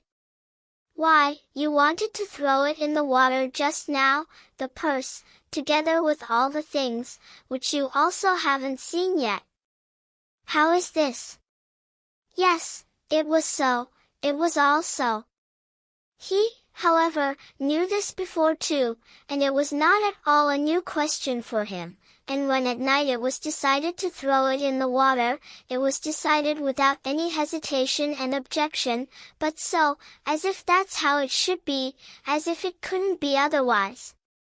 Yes, he knew all this and remembered everything. Indeed, almost yesterday it was decided so, at that very moment, when he sat over the trunk and pulled cases from it. And indeed it was so. It's because I'm very sick, he decided gloomily at last. I've tormented and tortured myself, and don't know what I'm doing.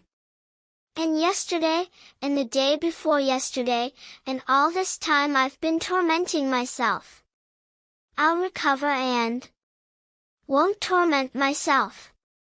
And what if I don't recover at all? Lord! How sick of it all I am! He walked without stopping. He terribly wanted to distract himself somehow, but he didn't know what to do and what to undertake. One new, irresistible sensation was taking possession of him more and more almost with every minute. This was some infinite, almost physical, revulsion toward everything encountered and surrounding him, stubborn, malicious, hateful. All passers-by were repulsive to him, their faces, gait, movements were repulsive. He would simply spit on someone, bite them, it seems, if anyone spoke with him.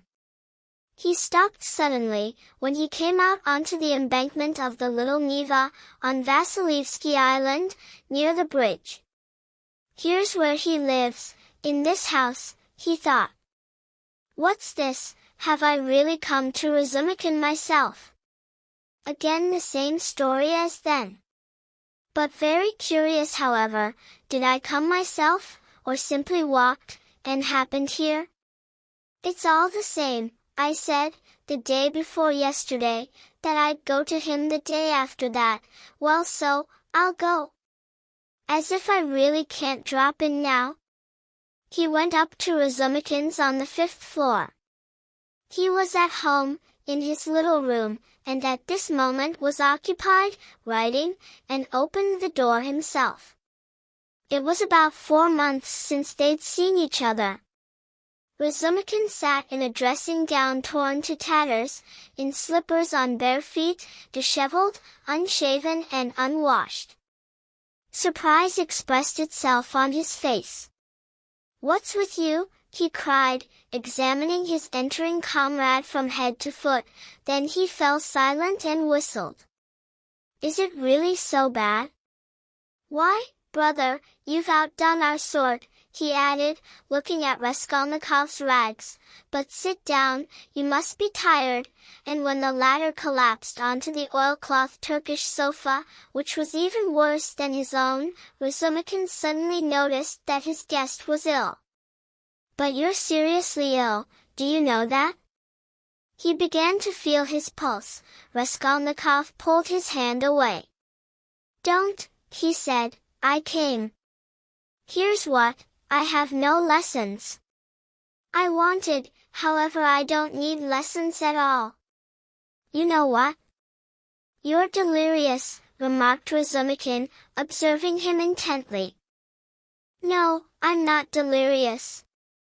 Raskolnikov got up from the sofa. Going up to Razumikin, he hadn't thought that he would thus have to meet him face to face. Now, however, in one instant, he realized from experience that he was least of all disposed, at this moment, to meet face to face with anyone in the whole world. All his bile rose in him. He almost choked with anger at himself, as soon as he crossed Razumikin's threshold. Goodbye, he said suddenly, and went toward the door. Wait, oddball. Don't need. The other repeated, again pulling his hand away. Then what the devil did you come for after that? Have you gone crazy, or what? Why, this is almost offensive. I won't let you go like that. Well, listen, I came to you, because I don't know anyone else who would help. Begin, because you're the kindest of them all, that is, the smartest, and can judge. But now I see, that I don't need anything, here, absolutely nothing. No one's services and participation. I myself, alone. Well, and enough. Leave me in peace. Wait a minute, chimney sweep. You're completely mad. As you like, for me. You see, I don't have lessons either, and to hell with it, but there's a bookseller Korovimov at the flea market, he's himself a lesson in his kind. I wouldn't trade him now for 5 merchant lessons. He does such little publications and puts out little natural science books, and how they sell. The titles alone are worth something. You always asserted that I'm stupid, by God, brother, there are stupider than me. Now he's gotten into the movement too, doesn't feel a thing himself, well, and I, of course, encourage him. Here's a bit over 2 sheets of German text, in my opinion, the stupidest charlatanism. In a word, it examines, whether woman is a human being or not a human being.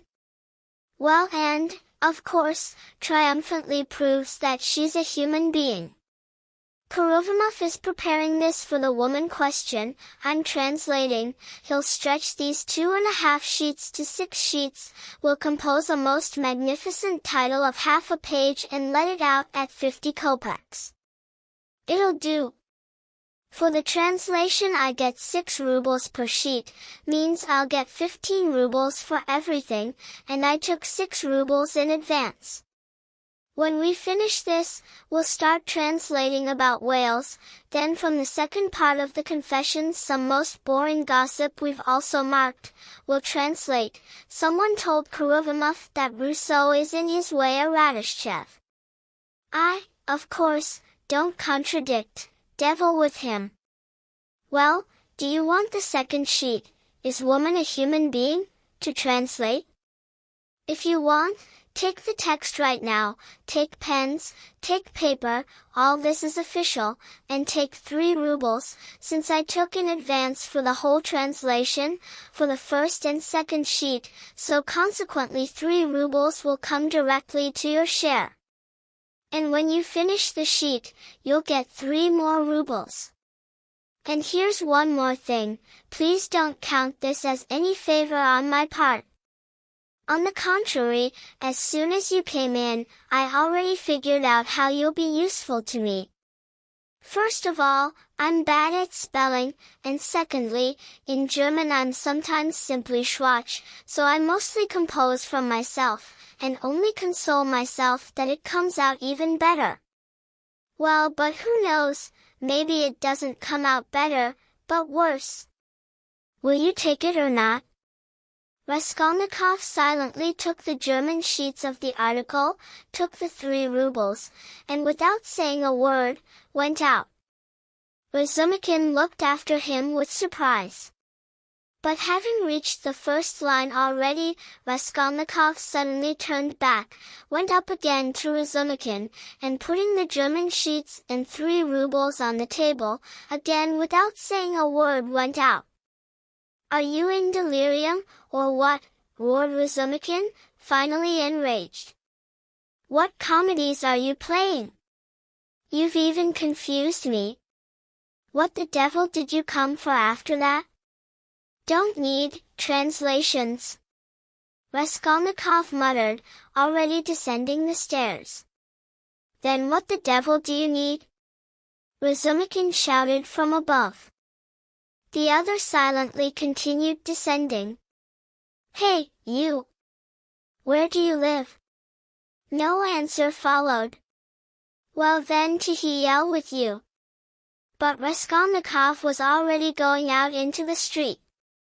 On the Nikolaevsky Bridge he had to come to fully once more, as a consequence of one very unpleasant incident for him. The coachman of a carriage struck him solidly with a whip on the back, for the fact that he almost fell under the horses, despite the fact that the coachman shouted to him 3 or 4 times.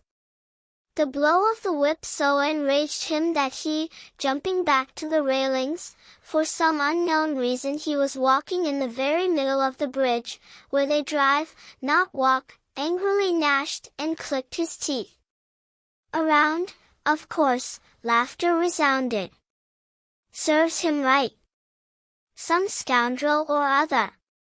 It's known, they pretend to be drunk, and deliberately climb under the wheels, and you answer for them.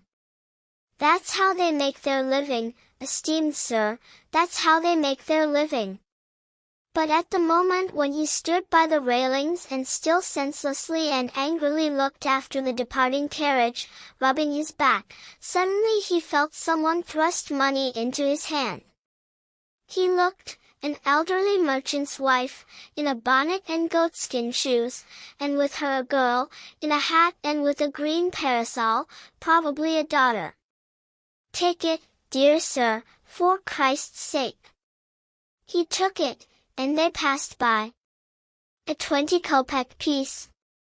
By dress and appearance they could very well have taken him for a beggar, for a real collector of coppers on the street, and the gift of a whole 20-kopeck piece he surely owed to the blow of the whip, which moved them to pity. He clenched the 20 kopecks in his hand, walked some 10 paces and turned his face to the Neva, in the direction of the palace. The sky was without the slightest cloud, and the water almost blue, which happens so rarely on the Neva. The cupola of the cathedral, which from no point is outlined better than looking at it from here, from the bridge, not reaching some 20 paces to the chapel, simply shone, and through the clear air one could distinctly make out even each of its ornaments. The pain from the whip subsided, and Raskolnikov forgot about the blow. One troubling and not completely clear thought occupied him now exclusively. He stood and looked into the distance long and intently. This place was especially familiar to him. When he went to the university, it usually happened to him, most often returning home, perhaps 100 times, to stop at precisely this very place, to gaze intently at this, truly magnificent, panorama, and almost every time to wonder at one unclear and unresolvable impression of his own. An inexplicable coldness always breathed on him from this magnificent panorama. A mute and deaf spirit filled this splendid picture for him. He marveled each time at his gloomy and enigmatic impression and put off the solution of it, not trusting himself, into the distant future. Now suddenly he sharply remembered these former questions and perplexities of his, and it seemed to him that it was not by chance that he remembered them now. Already the very fact seemed wild and strange to him, that he stopped at this same place as before, as if he really imagined that he could think about the same things now as before, and be interested in the same former themes and pictures as he was interested in, even so recently. It even almost seemed funny to him, and at the same time it pressed his chest to pain. In some infinite depth, below, somewhere barely visible under his feet, all this former past now seemed to him, and former thoughts, and former tasks, and former themes, and former impressions, and this whole panorama, and he himself, and everything, everything. It seemed he was flying somewhere upward and everything was disappearing in his eyes. Making one involuntary movement with his hand, he suddenly felt in his fist the clenched 20 kopecks. He unclenched his hand, stared intently at the coin, swung and threw it in the water, then he turned and went home. It seemed to him that he had as if cut himself off from everyone and everything with scissors at this moment. He came home already toward evening, consequently he had been walking for about 6 hours. Where and how he went back, he remembered nothing of this. Having undressed and trembling all over like a driven horse, he lay on the sofa, pulled the overcoat over himself and immediately forgot himself. He came to in complete twilight from a terrible cry. God, what was this cry? Such unnatural sounds, such howling, shrieking, gnashing, tears, beatings and curses he had never yet heard or seen. He couldn't even imagine such brutality, such frenzy. In horror he raised himself and sat on his bed, dying and suffering each moment. But the fighting, shrieks, and curses became stronger and stronger. And here, to his greatest astonishment, he suddenly made out the voice of his landlady. She howled, shrieked and lamented, hurrying, hastening, dropping words so that it was impossible to make out what she was beseeching about, certainly that they stop beating her, because she was being mercilessly beaten on the staircase. The voice of the beater became so terrible with malice and rage, that it only wheezed now, but all the same the beater too was saying something, and also quickly, indistinctly, hurrying and choking. Suddenly Raskolnikov trembled like a leaf. He recognized this voice. It was the voice of Ilya Petrovitch. Ilya Petrovitch was here and beating the landlady. He was kicking her, banging her head on the steps. This was clear, this was audible, by the sounds, by the shrieks, by the blows. What is this? Has the world turned over?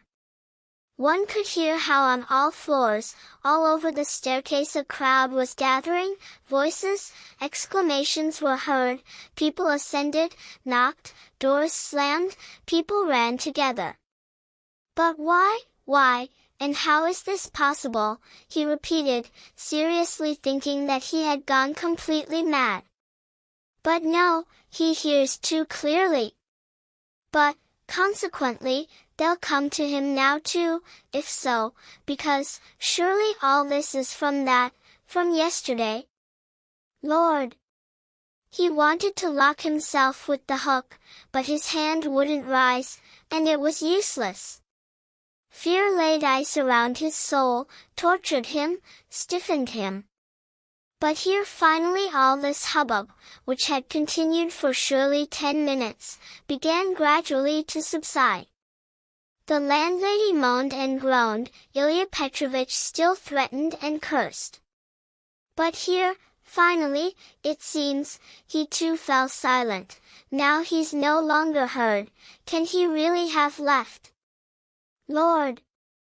Yes, now the landlady is leaving too, still with moaning and weeping, now her door slammed too.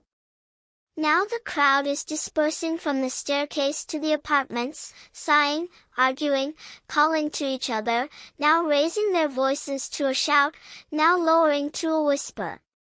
There must have been many of them, almost the whole house had run together. But, God, is all this really possible? And why did he come here? Raskolnikov fell on the sofa in impotence, but could no longer close his eyes. He lay thus for half an hour, in such suffering, in such unbearable sensation of boundless horror, as he had never yet experienced. Suddenly a bright light illuminated his room. Nastasia entered with a candle and with a plate of soup. Having looked at him attentively and seeing that he wasn't sleeping, she put the candle on the table and began to lay out what she'd brought: bread, salt, a plate, a spoon. "Surely you haven't eaten since yesterday. You walked around all day, and fever's beating you." "Nastasia, why did they beat the landlady?" She looked at him intently. "Who beat the landlady?" "Just now, half an hour ago, Ilya Petrovich, the assistant superintendent, on the staircase." "Why did he beat her so? And, why did he come?" Nastasia silently and frowning examined him and looked so for a long time. He felt very unpleasant from this examination, even frightened. "Nastasia, why are you silent?" he said timidly at last, in a weak voice. "It's blood," she answered at last, quietly and as if speaking to herself. "Blood? What blood?" he muttered, turning pale and moving back to the wall. Nastasia continued to look at him silently. "No one beat the landlady," she said again in a stern and decisive voice. He looked at her, barely breathing. "I heard it myself. I wasn't sleeping. I was sitting," he said even more timidly. "I listened for a long time. The assistant superintendent came. Everyone ran together on the staircase, from all the apartments. No one came. And this is blood crying in you. This is when it has no outlet and already starts to clot in the liver, then it starts to seem things. Will you eat something or not?" He didn't answer. Nastasia kept standing over him, staring intently at him and not leaving. "Give me something to drink. Nastasiashka." She went down and in about 2 minutes returned with water in a white clay mug, but he no longer remembered what happened next. He only remembered how he sipped one gulp of cold water and spilled it from the mug on his chest. Then unconsciousness set in. Chapter 3. However, he wasn't exactly completely unconscious all the time of his illness. It was a feverish state, with delirium and semi-consciousness. He remembered much later. At times it seemed to him that many people were gathering around him and wanted to take him and carry him out somewhere, arguing and quarreling very much about him. Then suddenly he was alone in the room, everyone had left and was afraid of him, and only rarely would slightly open the door to look at him, threaten him, agree about something among themselves, laugh and tease him. He often remembered Nastasia beside him. He distinguished also another person, seemingly very familiar to him, but who exactly, he couldn't guess at all and was distressed about this, even cried. At times it seemed to him that he had been lying for a month already, at other times, that it was all still the same day. But about that he had completely forgotten, but every minute he remembered that he had forgotten something that mustn't be forgotten, tormented himself, suffered trying to remember, groaned, fell into frenzy, or into terrible, unbearable fear. Then he made efforts to get up, wanted to flee, but someone always stopped him by force, and he again fell into impotence and unconsciousness.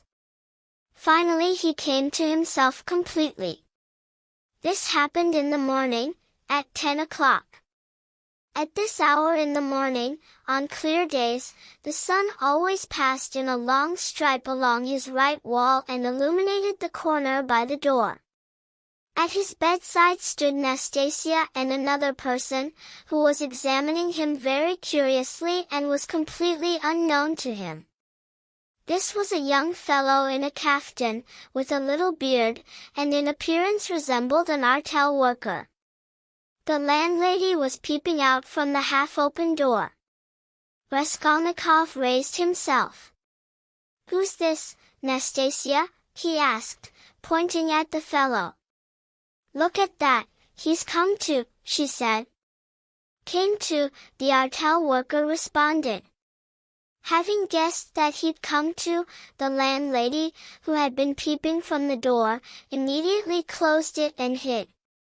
She was always timid and bore conversations and explanations with difficulty. She was about 40, and was fat and plump, dark-browed and dark-eyed, kind from fatness and from laziness, and in looks even very pretty. But shy beyond necessity. "You? Who?" he continued interrogating, addressing the artel worker himself. But at this moment the door opened wide again, and bending slightly, because he was tall, Razumikhin entered. "What a sea cabin," he cried entering. "I always bang my forehead. They call this an apartment too." "And you, brother, came to?" "I just heard from Pashenka." "Just came to," said Nastasia. "Just came to," the artel worker echoed again with a smile. "And who might you be yourself, sir?" asked Razumikhin, suddenly turning to him. "I, you see, am Razumikhin, not Razumikhin, as everyone calls me, but Razumikhin, student, nobleman's son, and this is my friend." "Well, sir, and who are you?" "And I'm an artel worker in our office, from the merchant Shelepiv, sir, and I'm here on business, sir." "Please sit on this chair." Razumikhin himself sat on another, on the other side of the little table. "It's good, brother, that you came to," he continued, turning to Raskolnikov. "Fourth day you've barely eaten or drunk. Really, we gave you tea with a spoon. I brought Zosimov to you twice. Remember Zosimov? He examined you attentively and said right away that it's all trifles, went to the head, somehow. Some nervous nonsense, says the rations were bad, didn't give enough beer and horseradish, hence the illness, but that it's nothing, it'll pass and be ground away. Fine fellow Zosimov. He's begun to practice splendidly. Well, sir, so I won't detain you." He turned again to the artel worker. "Would you care to explain your business? Note for yourself, Rodia, this is the second time someone's come from their office, only before it wasn't this one who came, but another, and we explained things with him." "Who was it who came here before you?" "Must be the day before yesterday, sir." "Exactly, sir." "That was Alexei Semyonovich. He's also with our office, sir." "But he'll be more sensible than you, what do you think?" "Yes, sir, he's indeed somewhat more solid, sir." "Praiseworthy. Well, sir, continue."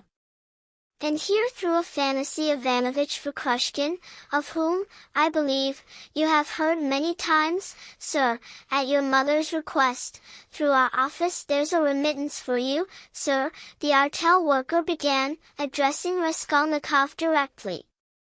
"In case you are now in understanding, sir, 35 rubles to hand to you, sir, as Semyon Semyonovich received notification from Afanasy Ivanovich, at your mother's request, in the former manner about this." Do you know of this, sir? Yes. I remember. Vokrushkin. Raskolnikov said thoughtfully. You hear, you know the merchant Vokrushkin, cried Razumikin. How can you not be in understanding? But however, I now notice that you too are a sensible man. I only said that to you earlier for edification. Well, sir. It's pleasant to hear intelligent speech too. That's him indeed, sir, Vokrushkin, Afanassy Ivanovitch, and at your mother's request, who threw them in the same manner already sent to you once, they didn't refuse this time either, sir, and Semyon Semyonovitch was notified these days from their place, that 35 rubles are to be handed to you, sir, in expectation of better, sir. Hear this, in expectation of better, came out best of all, not bad too about your mother. Well, so how do you think, is he in full or not in full memory, To my mind, what does it matter, sir? If only there should be a receipt, sir. He'll scribble. What do you have, a book or what? A book, sir, here, sir. Give it here. Well, Rodion, rise up. I'll support you, dash off Raskolnikov for him, take the pen, because, brother, money is sweeter than treacle to us now. Don't need, said Raskolnikov, pushing away the pen. What don't you need? I won't sign. Pa, devil, but how without a receipt? Don't need money. So you don't need money? Well, that, brother, is a lie, I'm a witness, don't worry, please, he's just like that, voyaging again. This happens with him even when awake, however.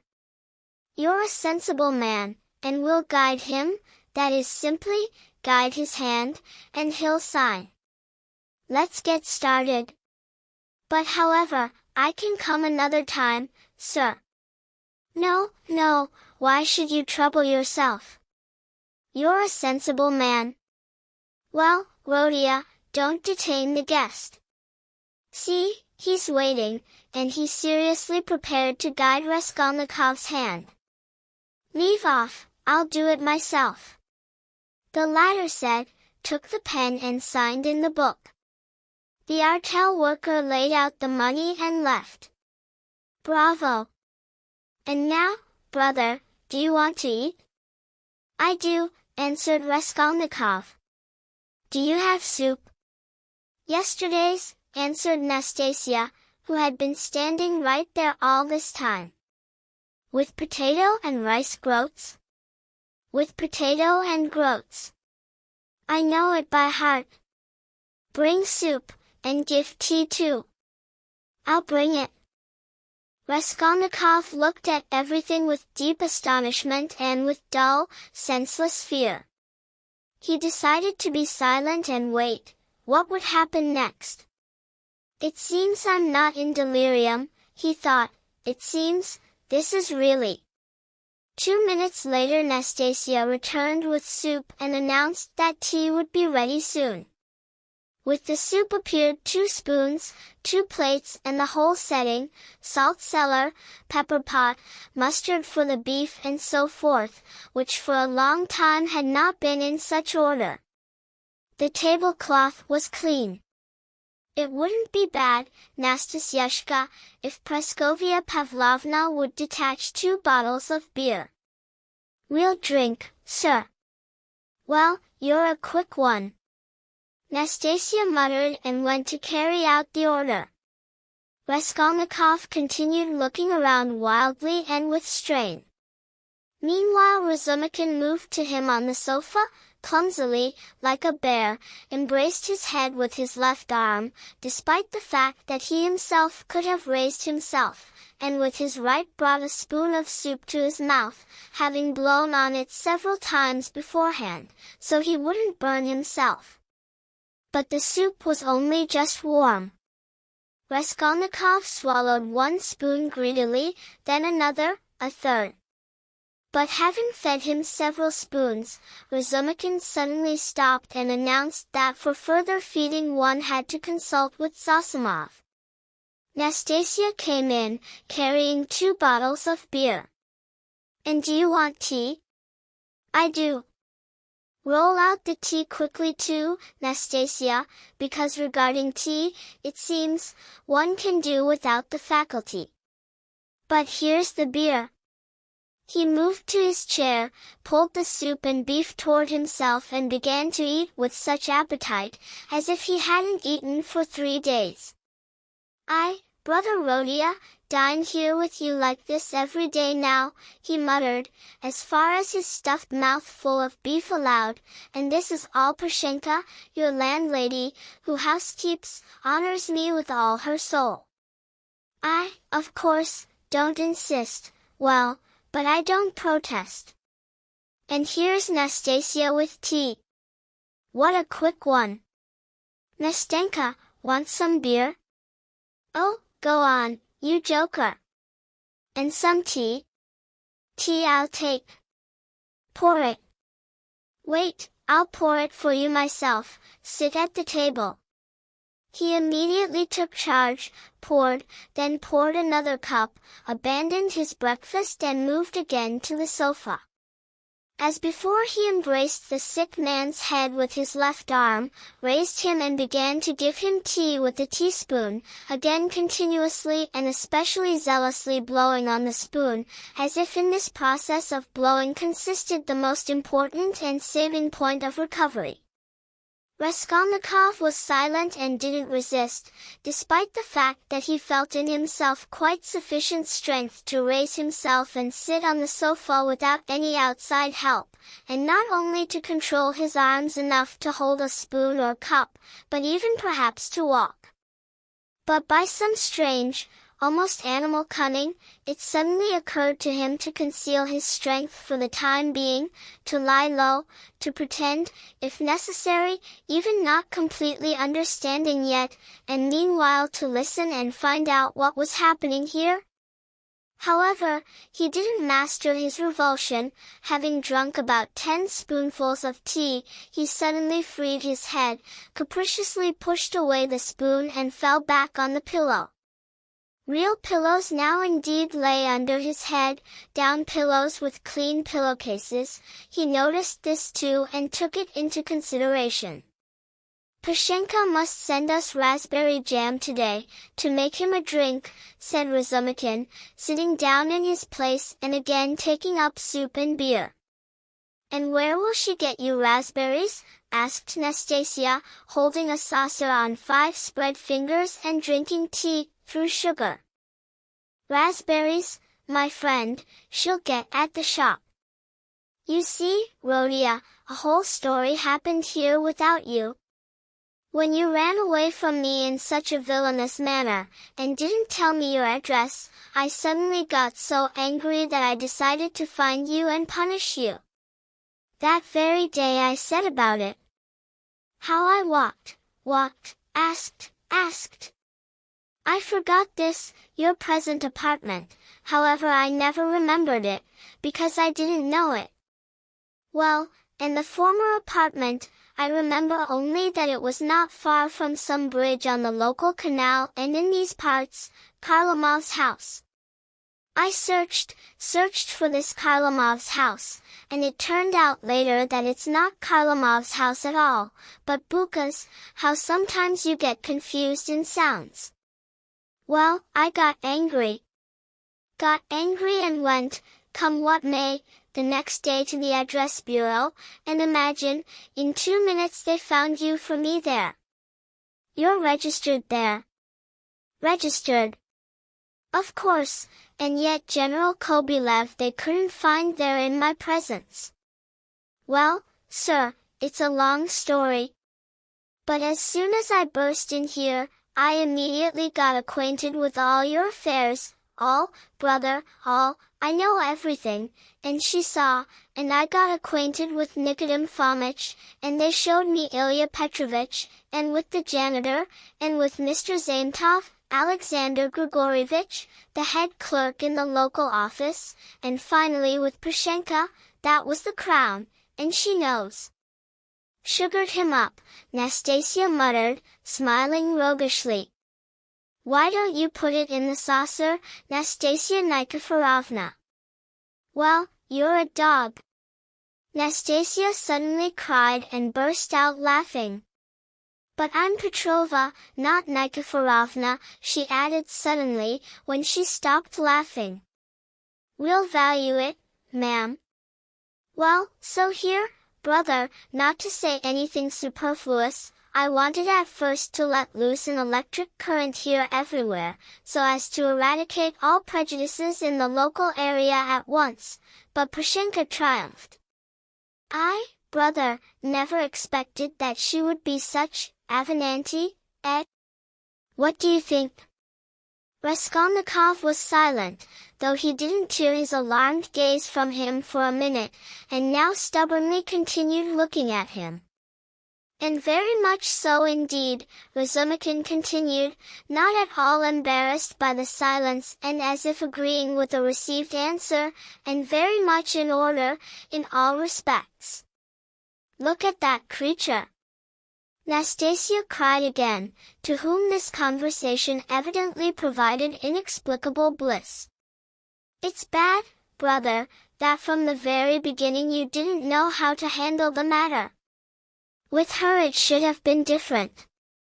Because this is, so to speak, the most unexpected character. Well, but about character later. But how, for example, did it come to the point that she dared not send you dinner? Or, for example, this promissory note. Why, you've gone mad or what, signing promissory notes? Or, for example, this proposed marriage, when the daughter, Natalia Egorovna, was still alive. I know everything. But however, I see that this is a delicate string and that I'm a donkey, forgive me. But apropos of stupidity, what do you think, Praskovia Pavlovna, brother, is not at all so stupid as one might suppose at first glance, eh? Yes. Raskolnikov filtered through, looking aside, but understanding that it was advantageous to support the conversation. Isn't it so? Cried Razumikhin, visibly delighted that he'd been answered, but she's not clever either, eh? A completely unexpected character. I, brother, am partly at a loss, I assure you. She must be 40 for sure. She says 36 and has full right to it. However, I swear to you that I judge her more intellectually, by metaphysics alone. Such an emblem has formed between us, brother, that it's like your algebra. I understand nothing. Well, but it's all nonsense, only she, seeing that you're no longer a student, deprived of lessons and costume, and that after the death of the young lady there's no need to keep you on a family footing anymore, suddenly got frightened, and since you, for your part, hid in a corner and didn't maintain anything of what was before, she decided to drive you from the apartment. And she's nourished this intention for a long time, but felt sorry for the promissory note. Moreover, you yourself assured her that mother would pay. I said that in my meanness. My mother herself almost begs for alms, and I lied, so they'd keep me in the apartment and feed me, Raskolnikov said loudly and distinctly. Yes, you acted sensibly. Only the whole point is that here Mr. Shebarov turned up, court counselor and businessman. Without him Pashenka wouldn't have thought of anything, she's too shy, well, but a businessman is not shy and first thing, of course, proposed the question, is there hope of realizing the promissory note? Answer, there is, because there's such a mother, who out of her 125-ruble pension, even if she doesn't eat herself, will bail out Rodenka, yes, and such a sister there is, who'll go into bondage for her brother. On this he based himself. Why are you stirring? I, brother, now learned all your secrets. Not in vain did you have heart-to-hearts with Prushenka, when you were still on family footing, and now I say it lovingly. That's just the thing. An honest and sensitive man has heart-to-hearts, and a businessman listens and eats, and then eats you up. So she transferred this little note, as if by payment, to this Shebarov, and he formally demanded it, wasn't embarrassed. I wanted, when I learned all this, to let loose a current on him too, for clearing conscience, but at that time Harmony came out with Prushenka, and I ordered this whole business stopped, at the very source, that is, guaranteeing that you'll pay. I, brother, guaranteed for you. Here? We called Shebarov, gave him 10 rubles in the teeth, and the paper back, and I have the honor to present it to you. They believe your word now. Here, take it, and it's torn by me as it should be. Razumikin laid the promissory note on the table. Raskolnikov glanced at it, and without saying a word, turned to the wall. Even Razumikin winced. I see, brother, he said after a minute, that I've played the fool again. I thought to distract you and amuse you with chatter, but it seems I've only driven up bile. Was it you I didn't recognize in delirium? Raskolnikov asked, also keeping silent for a minute and not turning his head. Me, and you even went into frenzy on this occasion, especially when I once brought Zametov. Zametov? The head clerk? Why? Raskolnikov quickly turned and fixed his eyes on Razumikin. Why are you so? Why are you upset? He wanted to get acquainted with you, wanted it himself, because we talked a lot about you with him. Otherwise, from whom would I have learned so much about you? He's a splendid fellow, brother, most wonderful, in his way, of course. Now we're friends, we see each other almost daily. Because I've moved to this district. You don't know yet? I just moved. Been to Leviza's with him twice. Remember Leviza, Levisa Ivanovna? Did I rave about something? Of course. You were beside yourself, sir. What did I rave about? Good Lord! What did you rave about? It's known what people rave about. Well, brother, now, not to waste time, to business. He got up from the chair and seized his cap. What did I rave about? How he harps on it. Are you afraid of some secret or what? Don't worry, nothing was said about a countess. But something was said about some bulldog, and about earrings, and about some chains, and about Krestovsky Island, and about some janitor, and about Nikodem Fomitch, and about Ilya Petrovitch, the assistant superintendent. There was much talk. Yes, and besides that, you were very interested in your own sock, very. You complained, give me, they say, my sock, and nothing else. Zametov himself searched all your corners for your socks and with his own hands, washed in perfume, with rings, handed you this trash. Only then did you calm down, and held this trash in your hands for whole days. It was impossible to tear it away. It must be lying somewhere under your blanket now. And then you asked for fringe on trousers, and so tearfully. We kept inquiring, what kind of fringe is that? But nothing could be made out. Well, sir, to business. Here are 35 rubles, I'm taking 10 of them, and in about 2 hours I'll give an account of them. Meanwhile I'll let Zosimov know, though he should have been here long ago anyway, since it's 12 o'clock. And you, Nastenka, visit often without me, for drinks there, or whatever else they want. And I'll tell Pashenka myself now, what's needed. Goodbye.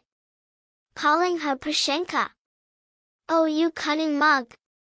Nastasia said after him. Then she opened the door and began to eavesdrop, but couldn't stand it and ran downstairs herself. She was very interested to learn what he was talking about there with the landlady, and in general it was obvious that she was completely charmed by Razumikin. Barely had the door closed behind her when the sick man threw off the blanket and jumped up from bed like a madman.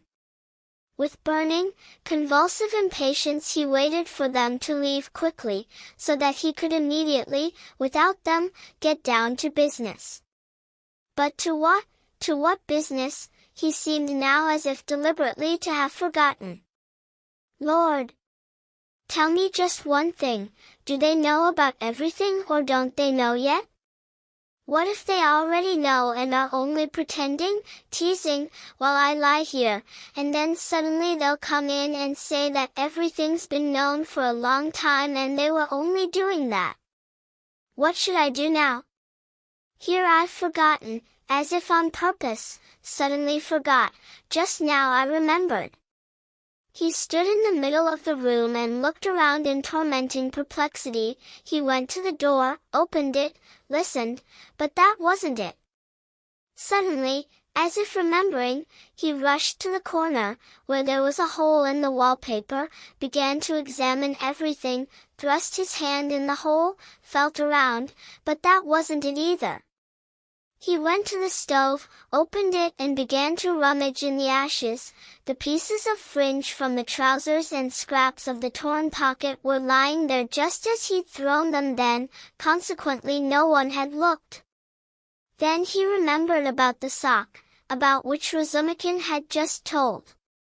True, here it lies on the sofa, under the blanket, but it's already so worn and dirty since then, that surely Zametov couldn't have made anything out. Bah, Zametov! The office! And why do they summon me to the office? Where's the summons? Bah! I confused it, that was then they demanded. I examined the sock then too, and now? Now I was sick. But why did Zametov come? Why did Razumikin bring him? He muttered in impotence, sitting down again on the sofa. What's this? Is all this delirium continuing with me, or is it real? It seems real. Ah, I remembered, flee. Quickly flee, must, must flee. Yes. But where? And where are my clothes? No boots. They took them. Hid them. I understand. Ah, here's the coat, they overlooked it. Here's the money on the table, thank God. Here's the note. I'll take the money and leave, and find another apartment, they won't find me. Yes, but the address bureau? They'll find me. Razumikin will find me. Better to flee completely, far, to America, and to hell with them. And take the note, it'll be useful there. What else to take? They think I'm sick. They don't even know I can walk, he. I guessed by their eyes that they know everything. If only I could get down the stairs. What if they have guards standing there, police? What's this, tea? Ah, here's the beer left, half a bottle, cold. He seized the bottle, in which still remained a whole glass of beer, and drank it off with enjoyment in one gulp, as if extinguishing fire in his chest. But not a minute had passed when the beer struck his head, and a light and even pleasant chill went down his spine. He lay down and pulled the blanket over himself. His thoughts, sick and disconnected even without this, began to get mixed up more and more, and soon light and pleasant sleep embraced him. With enjoyment he found a place for his head on the pillow, wrapped himself more tightly in the soft quilted blanket that was now on him instead of the torn former overcoat, sighed quietly and fell into deep, sound, healing sleep. He woke hearing that someone had entered, opened his eyes and saw Razumikin, who had opened the door wide and was standing on the threshold, uncertain, to enter or not. Raskolnikov quickly sat up on the sofa and looked at him as if trying to remember something. "Ah, not sleeping, well, here I am." "Nastasia, bring the bundle here," Razumikin shouted downstairs. "You'll get an account right away." "What time is it?" asked Raskolnikov, looking around anxiously. "You slept well, brother, it's evening outside, must be 6 o'clock. You slept more than 6 hours. Good Lord! What's wrong with me? What's so special? It's good for your health. Where are you hurrying? To a rendezvous or what? All time is ours now. I've been waiting for you for 3 hours already, came by twice, you were sleeping. Visited Zosimov twice, not home, and that's all. But nothing, he'll come. I also went out on my own little business. I moved today, you see, moved completely, with my uncle. I have an uncle now, you see. Well, but, to hell with it, to business. Give me the bundle, Nastenka. Now we'll. And how, brother, do you feel? I'm well, I'm not sick. Razumikin, have you been here long? I'm telling you, I've been waiting 3 hours. No, but before? What before? Since when have you been coming here? But I told you all this earlier, or don't you remember? Raskolnikov thought. Earlier seemed to him like in a dream. Alone he couldn't remember and looked questioningly at Razumikin. The latter said, forgot. It seemed to me even earlier that you're still not yourself. Now after sleep you've recovered. Really, you look much better. Fine fellow. Well, but, to business. Now you'll remember. Look here, dear man. He began to untie the bundle, which evidently interested him extraordinarily.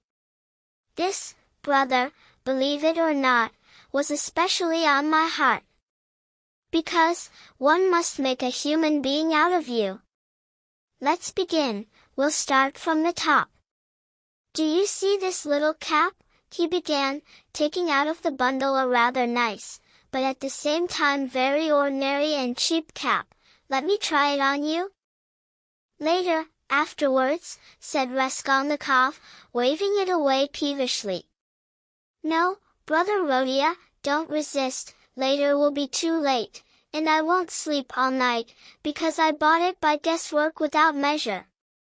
Just right, he exclaimed triumphantly, trying it on, exactly the right size. Headwear, brother, is the very first thing in costume, a kind of recommendation. Tolstyakov, my friend, is forced each time to take off his covering, entering anywhere into a public place, where all others stand in hats and caps. Everyone thinks he does it from servile feelings, but he simply does it because he's ashamed of his bird's nest, such a shy man. Well, sir, Nastenka, here are 2 headgears for you, this Palmerston, he took from the corner Raskolnikov's mangled round hat, which for some unknown reason he called a Palmerston, or this jewel. Estimate, Rodion, what do you think I paid? Nastasiashka, he turned to her, seeing that the other was silent. 20 kopecks, I bet, you gave, Nastasia answered. 20 kopecks, you fool, he cried, offended, nowadays you can't even buy you for 20 kopecks, 80 kopecks.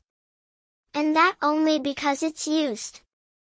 True, it's with an agreement, wear this one out, next year they give another for free, by God. Well, sir, let's proceed now to the United American States, as we called them in our gymnasium. I warn you, I'm proud of the trousers, and he spread before Raskolnikov gray trousers of light summer woolen material, not a hole, not a spot, and meanwhile very decent, though used, and likewise a waistcoat, of one color, as fashion requires. And that it's used, well, that's truly even better, softer, more tender. You see, Rhodia, to make a career in the world it's enough, in my opinion, always to observe the season. If you don't demand asparagus in January, you'll save several rubles in your purse, the same in relation to this purchase.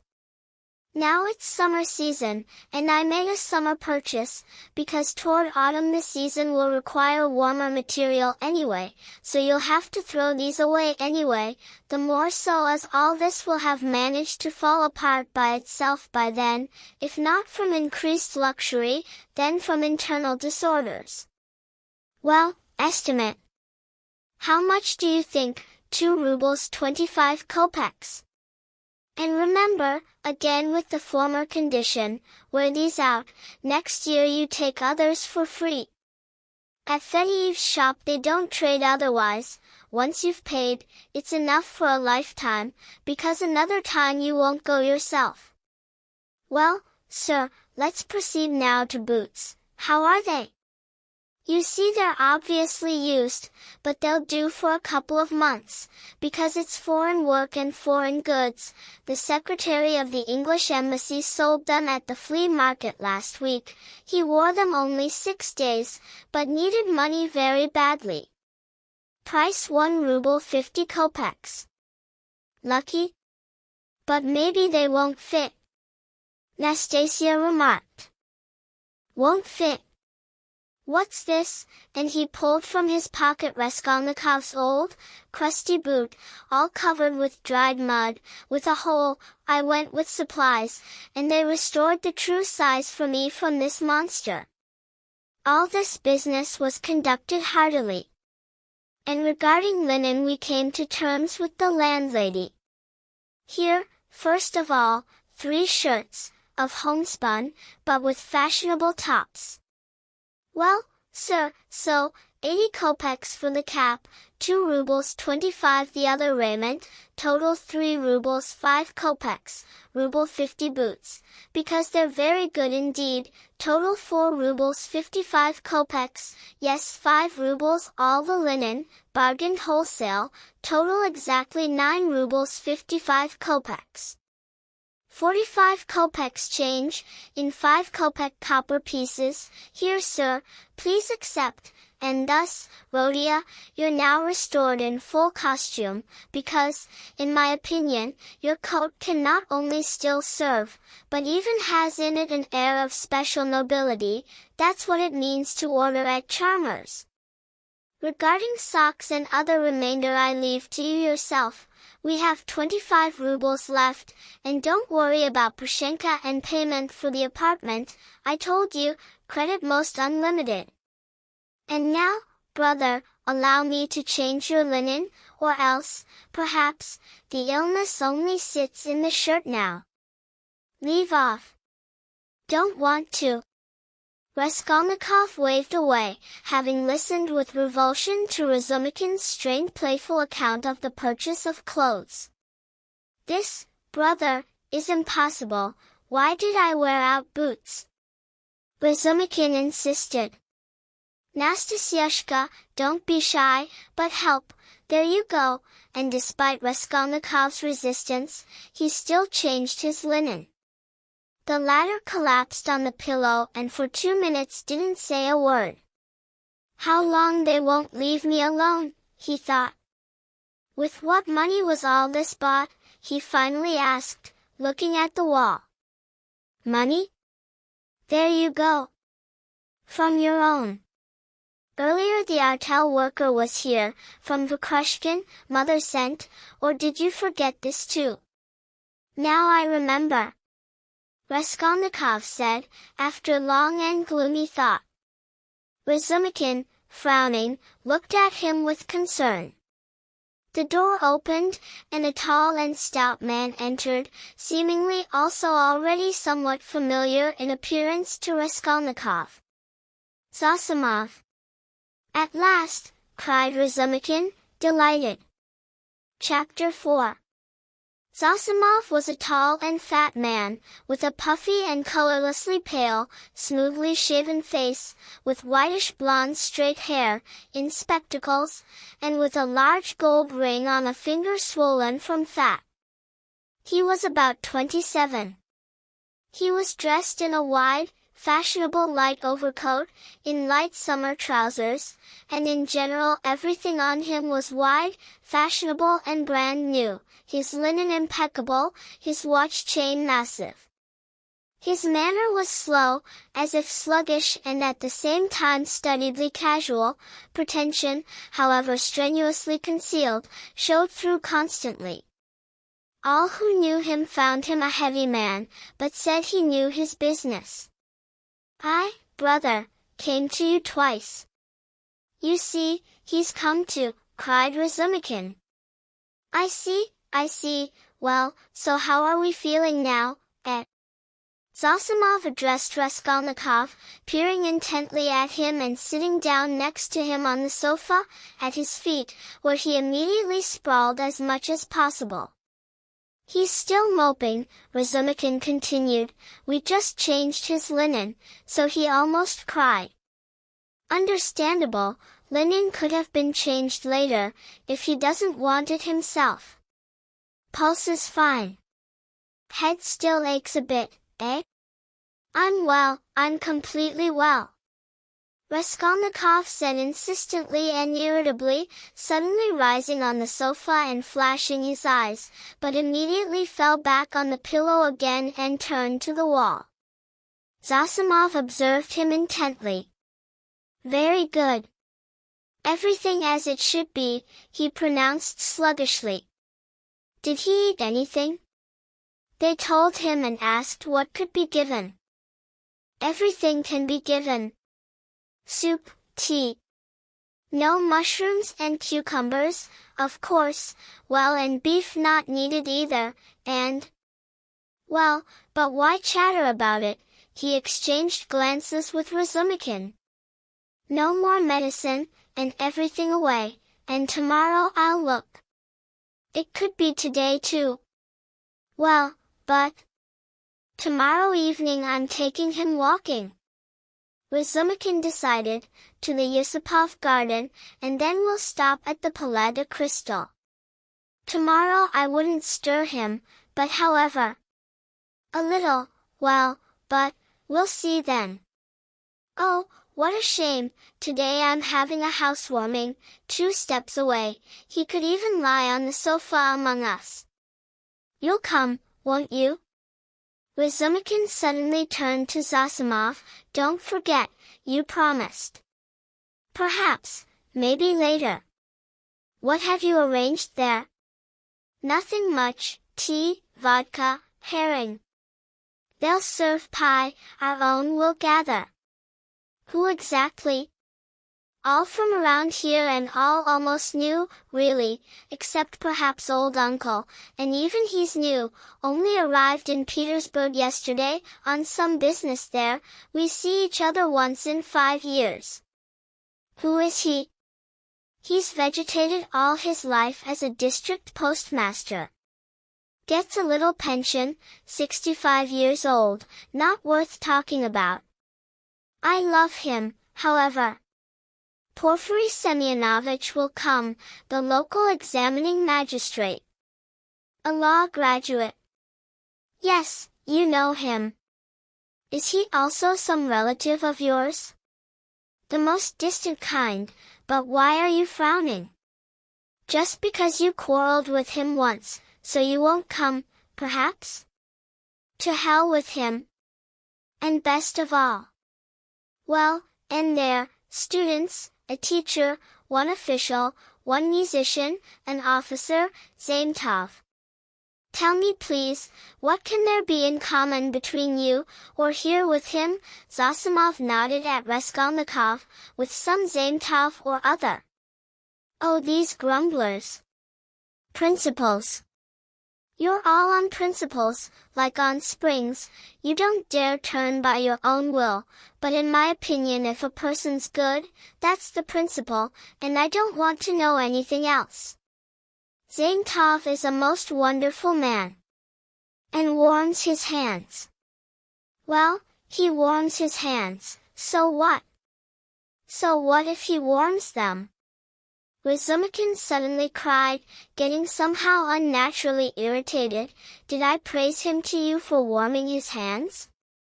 I said he's only good in his way. And if you look directly, in all ways, then how many good people will remain? Why, I'm sure that for me then, all with guts, they'd give only one baked onion, and that only if with you in addition. That's little, I'll give 2 for you. And I'd give only 1 for you. Witticism still. Zametov's still a boy, I'll yet pull his hair, because he must be attracted, not repulsed. By repulsing a person, you won't correct him, the more so a boy. With a boy you must be doubly careful. Oh you, progressive blockheads, you understand nothing. You don't respect the person, you offend yourselves.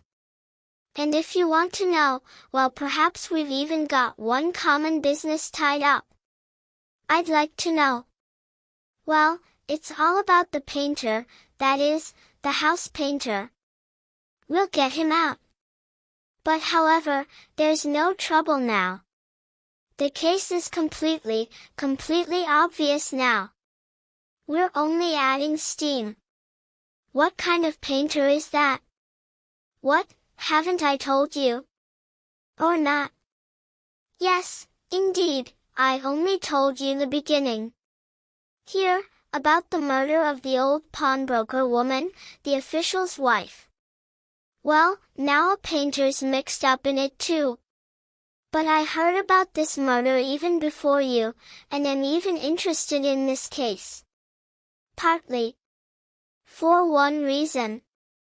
And I read about it in the newspapers. But now, they killed Lizaveta too. Nastasia suddenly blurted out, addressing Raskolnikov. She had remained in the room all the time, pressed by the door, and listened. Lizaveta? Raskolnikov muttered in a barely audible voice. And Lizaveta, the traitor, or don't you know? She used to come down here. Even mended your shirt.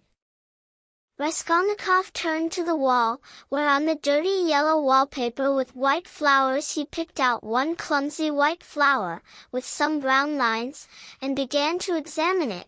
How many little leaves it has, what notches on the leaves, and how many lines. He felt that his arms and legs had gone numb, as if they'd been paralyzed, but he didn't even try to move and stubbornly stared at the flower. Well, so what about the painter? Zossimov interrupted Nastasia's chatter with some special displeasure. She sighed and fell silent. They also enrolled him as a murderer. Razumikin continued ardently. Evidence, or what? What the devil evidence? But however precisely by evidence, but the evidence isn't evidence, that's what needs to be proved. It's exactly like at first they seized and suspected these, what were their names? Koch and Pestryakov. Pa! How stupidly everything's done, even to an outsider it becomes disgusting. Pestryakov might come to me today, by the way.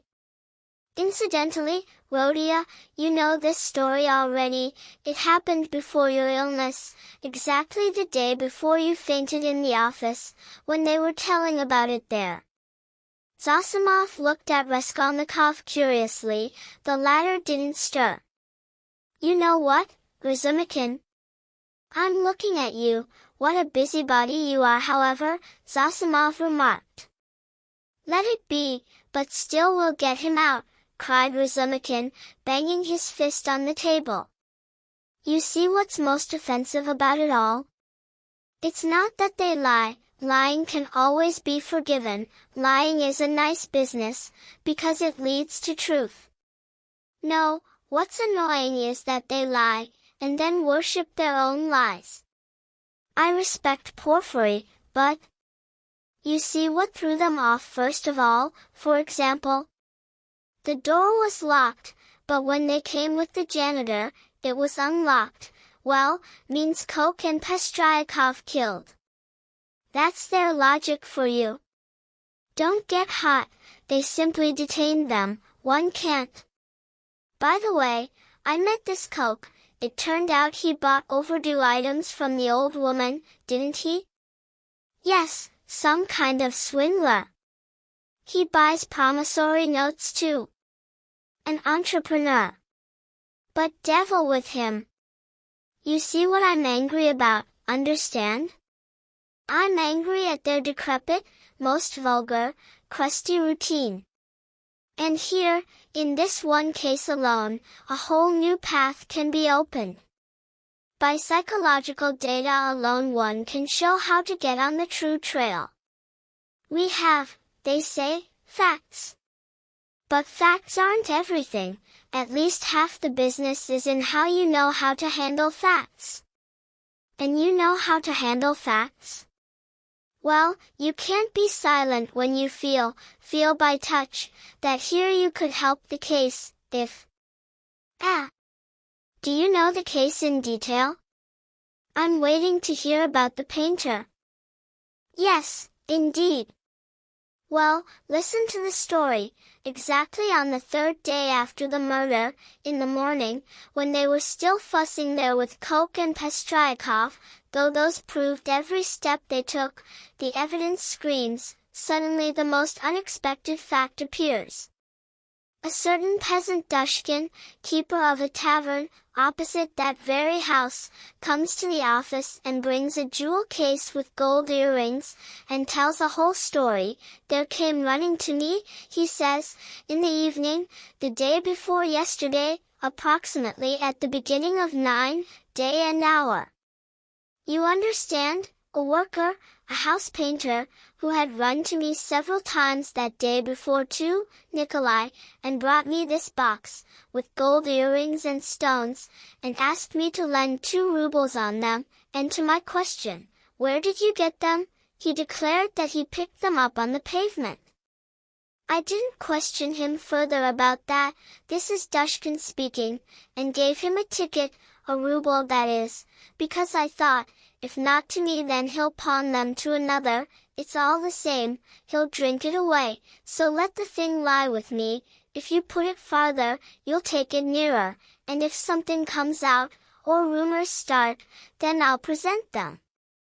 Well, of course, he's telling grandmother's dreams, lies like a horse, because I know this Dushkin, he himself is a pawnbroker, and hides stolen goods, and didn't snatch a 30-ruble thing from Nikolai in order to present it. Simply got scared. Well, but, to hell with it, listen, Dushkin continues, and I've known this peasant, this Nikolai Dementiev, since childhood, from our province and district, Zaraysk, because we ourselves are Ryazan people. And Nikolai, though he's not a drunkard, he drinks, and it was known to us that he was working in that very house, painting, together with Mitery, and with Mitery they're from the same parts. And having received the ticket, he immediately exchanged it, drank off 2 glasses at once, took his change and left, and I didn't see Mitery with him at that time. And the next day we heard that Elena Ivanovna and her sister Lizaveta Ivanovna were killed with an axe, and we knew them, sir, and doubt took me here about the earrings, because it was known to us that the deceased gave money for things. I went to their house and began to inquire cautiously for myself, with quiet steps, and first of all asked, "Is Nikolai here?" And Mitery said that Nikolai had gone on a spree, came home at dawn, drunk, stayed home about 10 minutes and left again, and Mitery hasn't seen him since and is finishing the work alone. And their work is on the same staircase as the murdered ones, on the second floor. Hearing all this, we didn't reveal anything to anyone then, this is Dushkin speaking, but we learned everything we could about the murder and returned home still in the same doubt. And this morning, at 8 o'clock, that is, on the third day, you understand, I see Nikolai coming to me, not sober, but not too drunk either, able to understand conversation. He sat on the bench, silent. And besides him in the tavern at that time there was only one outsider, and another was sleeping on a bench, an acquaintance, and our two boys. Did you see? I ask, Mitery. No, he says, haven't seen him. And wasn't here? Wasn't, he says, since the day before yesterday. And where did you spend last night? At the sands, he says, with Kolomna people. And where, I say, did you get the earrings then? Found them on the pavement, and he says this as if inappropriately, and not looking. And did you hear, I say, that such and such happened, on that very evening and at that hour, on that staircase? No, he says, haven't heard, but he himself listens, eyes bulging, and suddenly turned white as chalk. I'm telling him this, I look, and he grabs his cap and starts to get up. Then I wanted to detain him, wait, Nikolai, I say, won't you drink? And myself winks to the boy to hold the door, and I come out from behind the counter, how he darts away from me then, into the street, and running, into the lane, I only just saw him. Then I resolved my doubt, because his sin, just is. Of course. Zosimov said. Wait. Hear the end. They rushed off, of course, with all legs to find Nikolai, detained Dushkin and searched him, Mitery too, gutted the Kolomna people too, only suddenly the day before yesterday they bring Nikolai himself, detained him near, Whitegate, at an inn. He came there, took off his silver cross, and asked for a dram for the cross. They gave it.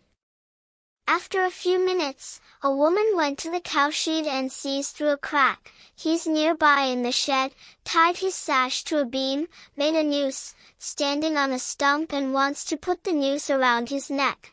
The woman screamed bloody murder, people ran together, so that's what you are. And take me, he says, to such and such station, I confess everything. Well, with due honors they presented him to such and such station, here that is. Well, this, that, who, how many years, 22, and so on and so forth. Question, when you were working with Mitery, didn't you see anyone on the staircase, at such and such hour? Answer, of course, some people may have passed, but we didn't notice.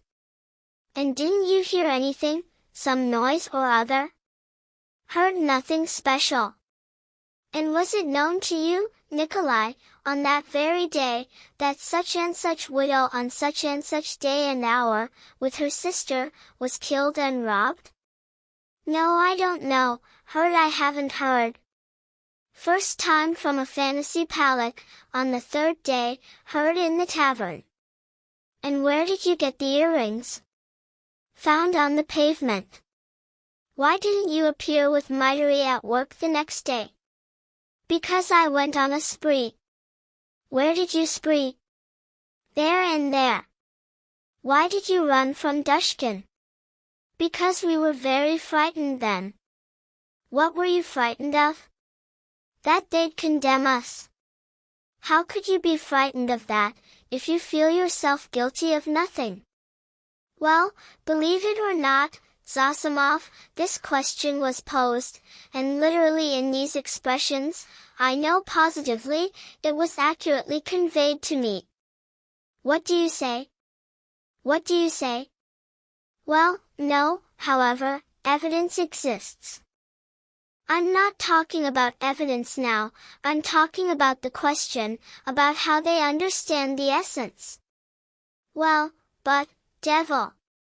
Well, so they squeezed him, squeezed, pressed, well, and he confessed. Not on the pavement, they say, I found them, but in the apartment I found them, where Maiteri and I were painting. In what manner? In this very manner, that we were painting with Maiteri all day, until 8 o'clock, and were preparing to leave, and Maiteri took a brush and smeared me in the face with paint, he smeared me in the face with paint, and ran off, and I after him. And I'm running after him, and myself shouting bloody murder, and as we came out from the staircase into the gateway, I ran straight into the janitor and some gentlemen, and how many gentlemen there were with him I don't remember, and the janitor cursed me for that, and another janitor also cursed, and the janitor's wife came out, also cursed us, and one gentleman was entering the gateway with a lady, also cursed us. Because Mitka and I fell across the way, I grabbed Mitka by the hair and knocked him down, and started thumping, and Mitka too, from under me, grabbed me by the hair and started thumping, but we did this not from malice, but out of love, that is, playing. And then Mitka freed himself and ran into the street, and I after him, but didn't catch him and returned to the apartment alone, because we had to clean up. I started gathering things and waiting for Maiteri, maybe he'll come.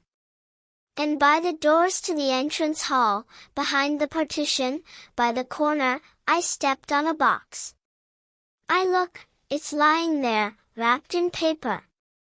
I took off the paper, see such little hooks, we removed the hooks, and in the box there are earrings. Behind the doors? Behind the doors it was lying? Behind the doors? Raskolnikov suddenly cried out, looking at Razumikin with a dim, frightened gaze, and slowly raising himself, leaning on his hand, on the sofa. Yes. But what? What's wrong with you? Why are you like that? Razumikin also rose from his place. Nothing. Raskolnikov answered barely audibly, sinking back on the pillow again and again, turning to the wall. Everyone fell silent for a bit. Must have dozed off, half asleep, Razumikin finally said, looking questioningly at Zossimov. The latter made a slight, negative sign with his head. Well, continue then, said Zossimov. What next? What next? As soon as he saw the earrings, he immediately, forgetting both the apartment and Mitka, grabbed his cap and ran to Dushkin and, as is known, received a ruble from him, and lied to him that he found them on the pavement, and immediately went on a spree. And about the murder he confirms the former. No, I don't know, heard I haven't heard, only on the third day I heard. And why haven't you appeared until now? From fear. And why did you want to hang yourself? From thinking. From what thinking? That they'd condemn me.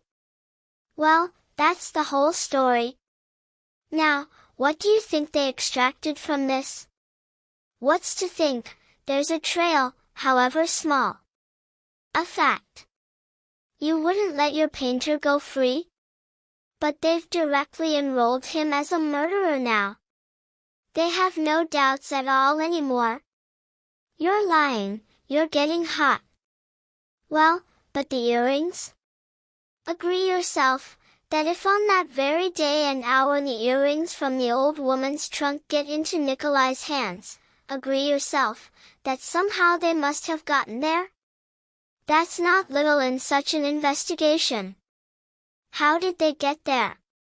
How did they get there? cried Razumikin, and really you, doctor, you, who, first of all, are obliged to study man and have the opportunity, sooner than anyone else, to study human nature, really you don't see, by all these data, what kind of nature this Nikolai is. Really don't you see, from the very first moment, that everything he showed during interrogations is the holiest truth? They got into his hands exactly as he showed. He stepped on the box and picked it up. The holiest truth. However, he himself admitted that at first he lied. Listen to me. Listen attentively, both the janitor, and Koch, and Pestryakov, and the other janitor, and the first janitor's wife, and the woman who was sitting in the janitor's lodge at that time, and court counselor Kryakov, who at this very moment got down from a cab and was entering the gateway arm in arm with a lady. All, that is 8 or 10 witnesses, unanimously testify that Nikolai pressed Dmitri to the ground, lay on him and thumped him, and the latter grabbed him by the hair and also thumped. They lie across the road and block the passage, they're cursed from all sides, and they, like little children, literal expression of witnesses, lie on each other, squeal, fight and laugh, both laugh in competition, with the most comical faces, and one chases the other, just like children, ran out into the street. You hear? Now note strictly for yourself, the bodies upstairs are still warm, you hear, warm, so they found them. If they killed, or only Nikolai alone, and at that robbed the trunks with breaking, or only participated somehow in the robbery, then allow me to ask you just one question. Does such a mental disposition, that is squeals, laughter, childish fighting under the gates, accord with axes, with blood, with villainous cunning, caution, robbery? They just killed, only some 5 or 10 minutes ago, because that's how it comes out, the bodies are still warm, and suddenly abandoning both the bodies and the apartment unlocked, and knowing that people just went there, and abandoning the loot, they, like little children, roll on the road, laugh, attract general attention to themselves, and there are 10 unanimous witnesses to this. Certainly strange. Of course impossible, but... No, brother, not but if the earrings, which turned up in Nikolai's hands on that same day and hour, really constitute an important factual counterargument against him, however directly explained by his testimony, consequently still a disputable counterargument, then one must take into consideration the facts that are exculpatory too, and the more so as they are irrefutable facts. And what do you think, by the character of our jurisprudence, will they accept, or are they capable of accepting such a fact, based solely only on one psychological impossibility, on one mental disposition alone, as an irrefutable fact and destroying all accusatory and material facts, whatever they may be? No, they won't accept for anything, because they say they found the box and the man wanted to hang himself, which couldn't be, if he didn't feel himself guilty. That's the capital question, that's what I'm getting hot about. Understand? But I see that you're getting hot. Wait, I forgot to ask, what proves that the box with earrings really is from the old woman's trunk? It's proved, answered Razumikin, frowning and as if reluctantly.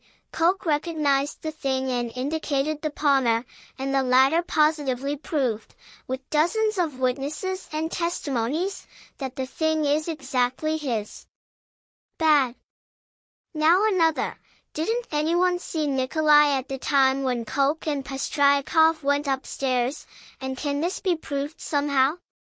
That's just it, that no one saw them, Razumikin answered with vexation.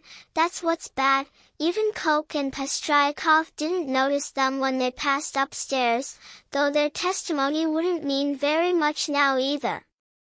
We saw, they say, that the apartment was open, that there must have been workers in it, but passing we didn't pay attention, and don't remember exactly whether there were workers there at that moment or not. So all there is for defense is that they thumped each other and laughed. Let's admit, that's strong proof, but allow me now, how do you yourself explain the whole fact? How do you explain the finding of the earrings, if he really found them as he testifies? How do I explain it? What's there to explain? The case is clear. At least the road along which the case should be conducted is clear and proved, and precisely the box proved it. The real murderer dropped these earrings. The murderer was upstairs when Koch and Pestryakov knocked, and sat bolted. Koch played the fool and went downstairs, then the murderer jumped out and ran also downstairs, because he had no other exit. On the staircase he hid from Koch, Pestryakov and the janitor in the empty apartment, precisely at the moment when Dmitri and Nikolai ran out of it, stood behind the door when the janitor and those passed upstairs, waited until the steps died away, and went downstairs quite calmly, exactly at the very moment when Dmitri and Nikolai ran out into the street, and everyone dispersed, and no one remained under the gate. Maybe they even saw him, but didn't notice, plenty of people pass.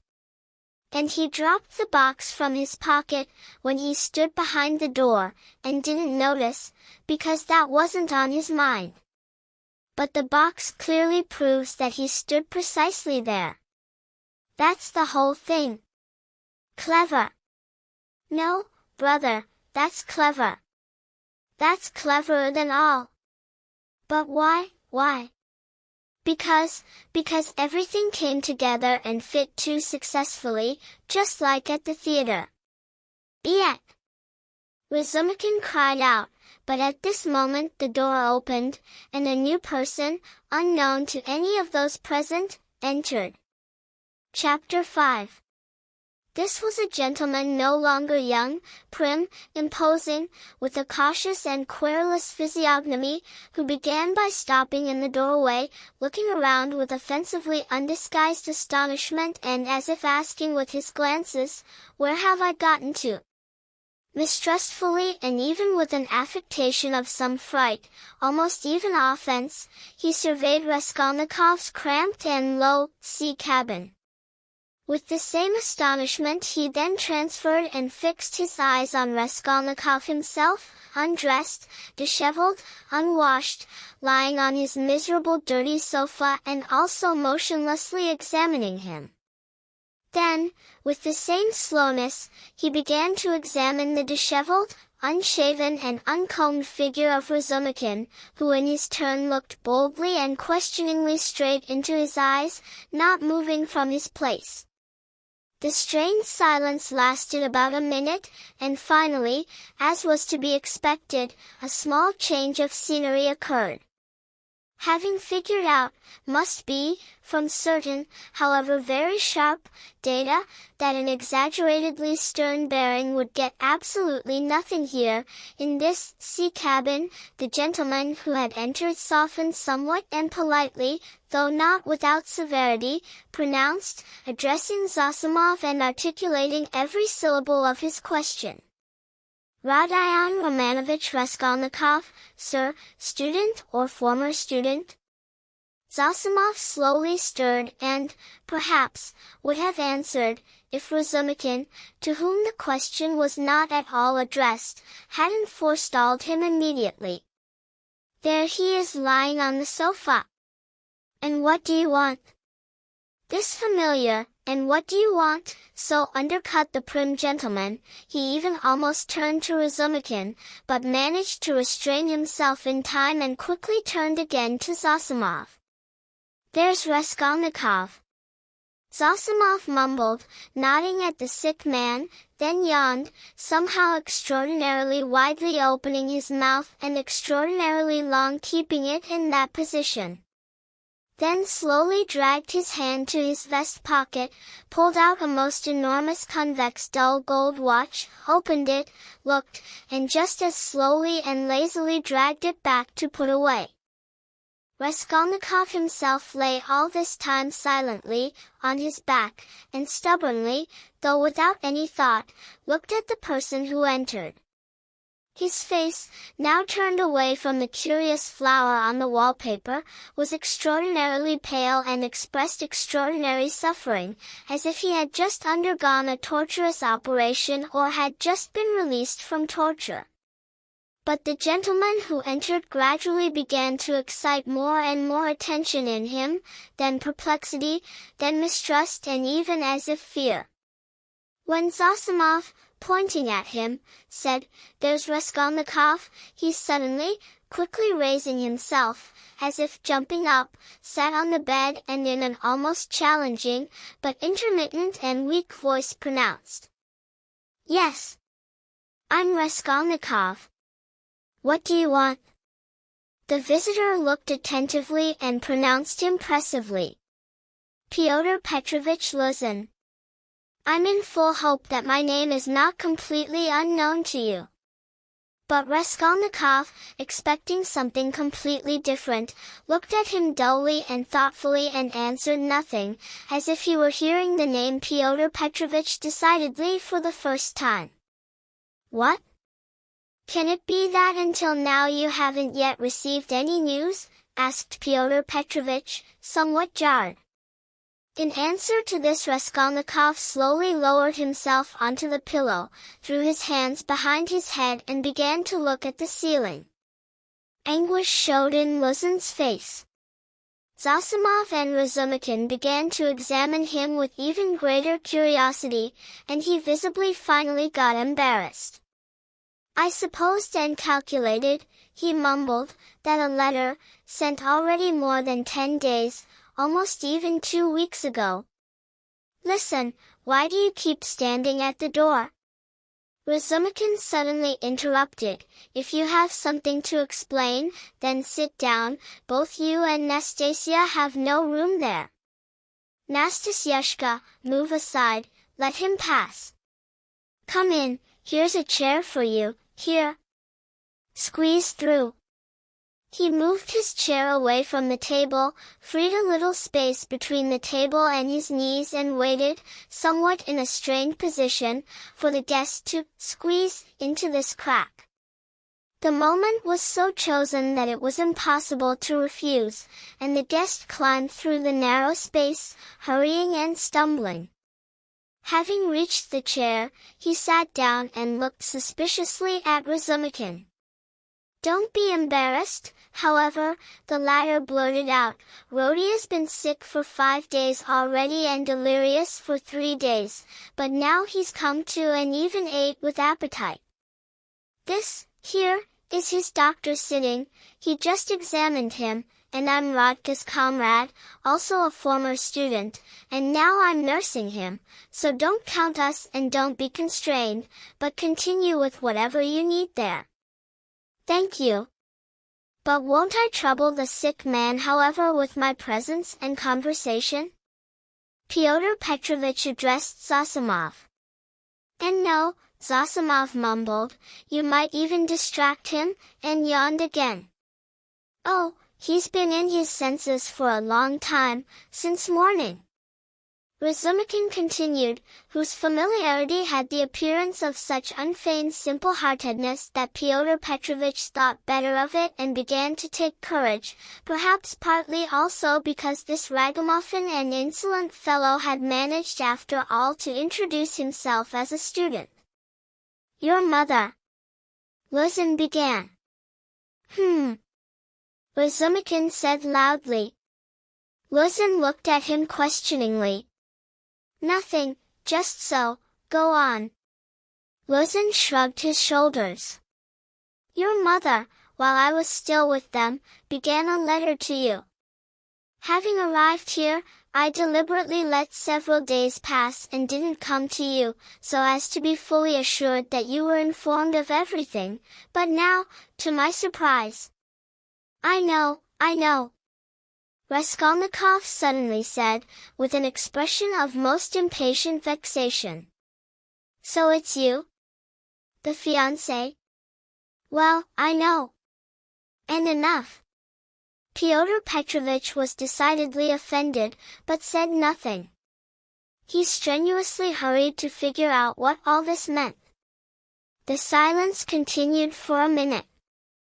Meanwhile Raskolnikov, having barely turned to him when answering, suddenly began to examine him again intently and with some special curiosity, as if he hadn't managed to examine him completely earlier or as if something new in him had struck him. He even raised himself from the pillow on purpose for this. Indeed, in Pyotr Petrovitch's general appearance something seemed to strike one as special, namely, something as if justifying the name, fiancé, so unceremoniously just given to him. First of all, it was visible and even too noticeable that Pyotr Petrovitch had strenuously hastened to take advantage of several days in the capital to manage to dress up and adorn himself in expectation of the bride, which however was quite innocent and permissible. Even his own, perhaps even too self-satisfied consciousness of his pleasant change for the better could have been forgiven for such an occasion, for Pyotr Petrovitch stood on the line of fiancé. All his clothes were just from the tailor, and all was good, except perhaps only that everything was too new and too much betrayed a certain purpose. Even the fashionable, brand-new, round hat testified to this purpose. Pyotr Petrovitch somehow treated it too respectfully and held it too carefully in his hands. Even the lovely pair of lilac, genuine driven gloves testified to the same thing, if only by the fact alone that they weren't worn, but only carried in the hands for show. In Pyotr Petrovitch's clothing, light and youthful colors predominated. He wore a pretty light brown summer jacket, lightweight trousers, likewise a waistcoat, just bought fine linen, the lightest batiste cravat with pink stripes, and what was best of all this even suited Pyotr Petrovitch. His face, very fresh and even handsome, seemed younger than its 45 years even without that. Dark side whiskers pleasantly shaded it from both sides, in the form of two cutlets, and very beautifully thickened near the smoothly shaven, gleaming chin. Even the hair, however only slightly graying, combed and curled at the hairdresser's, didn't present by this circumstance anything ridiculous or any stupid appearance, as ordinarily always happens with curled hair, for it gives the face an inevitable resemblance to a German going to his wedding. If there was something really unpleasant and repulsive in this rather handsome and solid physiognomy, it proceeded from other causes. Having examined Mr. Luzin without ceremony, Raskolnikov smiled venomously, sank back on the pillow again and began staring at the ceiling as before. But Mr. Luzin steeled himself and, it seems, decided not to notice all these oddities for the time being. "I regret very, very much, that I find you in such a condition," he began again, with effort breaking the silence. "If I'd known of your illness, I would have come earlier. But, you know, troubles. I have moreover a very important case in the Senate concerning my legal practice. Not to mention those cares, which you can guess. Yours, that is, mother and sister, I expect any hour now." Raskolnikov stirred and wanted to say something, his face expressed some agitation. Pyotr Petrovitch paused, waited, but since nothing followed, he continued. "Any hour now? I've found them an apartment for the first time." "Where?" Raskolnikov said weakly. "Very near here, Bakaleyev's house." "That's on Voznesensky," Razumikin interrupted. "There are 2 floors of rooms there. The merchant Yushin keeps them. I've been there." "Yes, rooms, sir. Most terrible nastiness, dirt, stench, and a suspicious place too. Things have happened, and devil knows who doesn't live there. I myself stopped by on account of a scandalous incident. Cheap, however.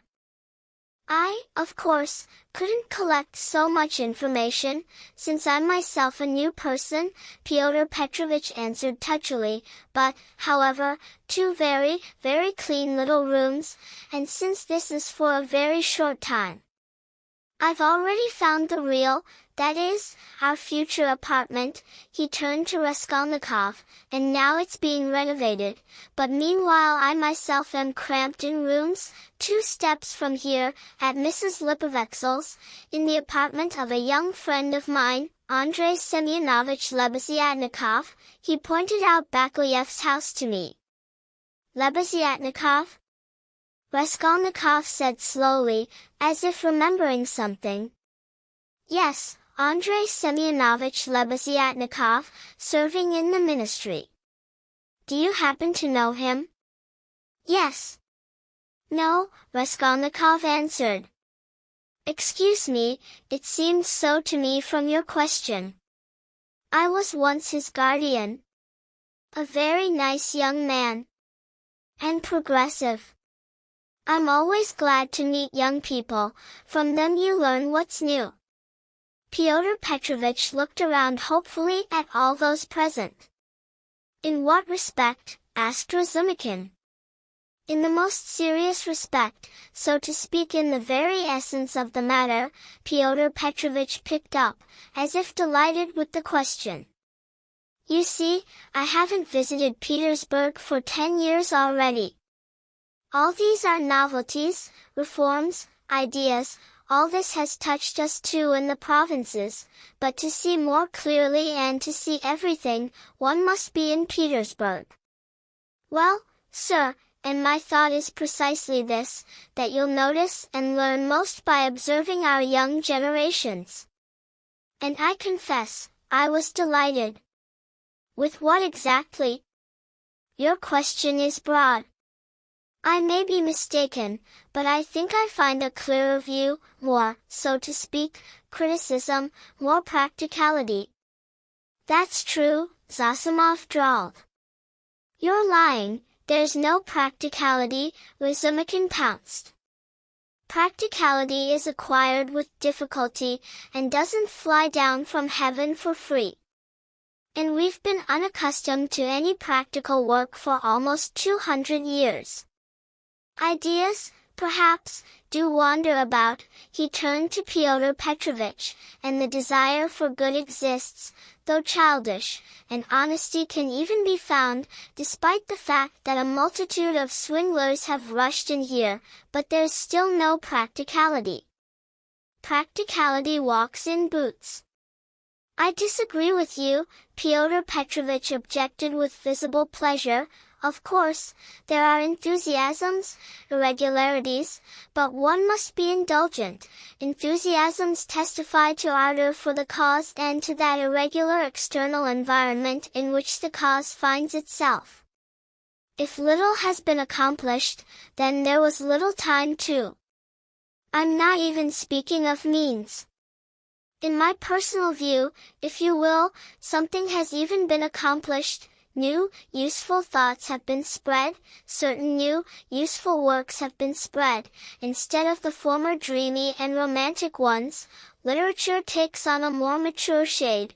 Many harmful prejudices have been eradicated and ridiculed. In a word, we have irrevocably cut ourselves off from the past, and this, in my opinion, is already something, sir. Memorized it. Recommending himself, Raskolnikov suddenly pronounced. What, sir? Asked Pyotr Petrovich, not having heard, but received no answer. That's all quite fair, Zossimov hastened to insert.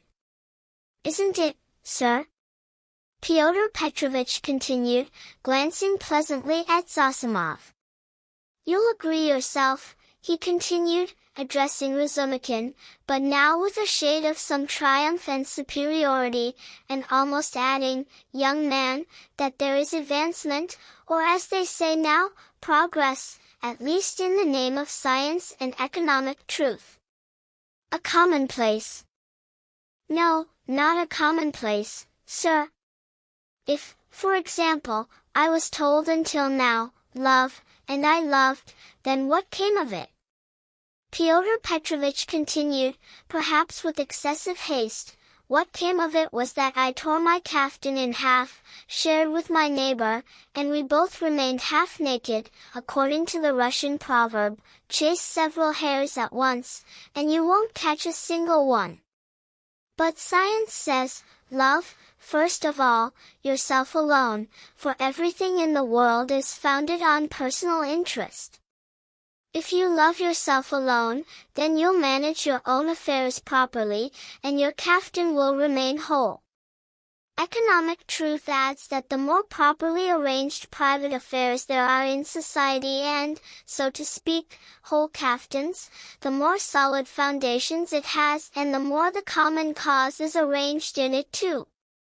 Consequently, by acquiring solely and exclusively for myself, I thereby acquire as it were for everyone too, and lead to my neighbor receiving somewhat more than a torn kaftan, and now not from private, individual charity, but as a consequence of universal advancement. The thought is simple, but, unfortunately, has been too long in coming, obscured by enthusiasm and dreaminess, whereas it would seem, little wit is needed to figure it out. "Excuse me, I'm also not witty," Razumikin sharply interrupted, "and therefore let's stop. I spoke with a purpose, you see, but all this chatter self-gratification, all these incessant, continuous commonplaces, and always the same thing and the same thing, have become so disgusting in 3 years that, by God, I blush when others, not just I, start talking this way in my presence. You, of course, hasten to recommend yourself with your knowledge, this is quite excusable, and I don't condemn it. But I only wanted to find out now what sort of person you are, because, you see, so many various profiteers have latched onto the common cause lately, and they've distorted everything they've touched so much in their own interest, that they've decidedly befouled the whole cause. Well, sir, and enough. My dear sir, Mr. Luzin began, bridling with extraordinary dignity, do you mean to say, so unceremoniously, that I too? Oh, for mercy's sake, for mercy's sake. How could I? Well, sir, and enough. Razumikin cut him off, and turned sharply to continue his earlier conversation with Zosimov. Pyotr Petrovitch proved wise enough to believe the explanation immediately. He decided, however, to leave in 2 minutes. "I hope that our acquaintance, begun now," he addressed Raskolnikov, "after your recovery, and in view of circumstances known to you, will become even stronger. I especially wish you health." Raskolnikov didn't even turn his head. Pyotr Petrovitch began to rise from his chair. The killer was definitely one of the pawners. Zosimov said affirmatively. Definitely one of the pawners. Razumikin echoed. Porfiry doesn't reveal his thoughts, but he's still interrogating the pawners. He's interrogating the pawners? Raskolnikov asked loudly. Yes, so what? Nothing. How does he find them? Asked Zosimov. Some coke indicated, others had their names written on the wrappers of items, and still others came themselves when they heard. Well, he must be a clever and experienced scoundrel. What boldness! What determination! That's just what he isn't. Razumikin interrupted.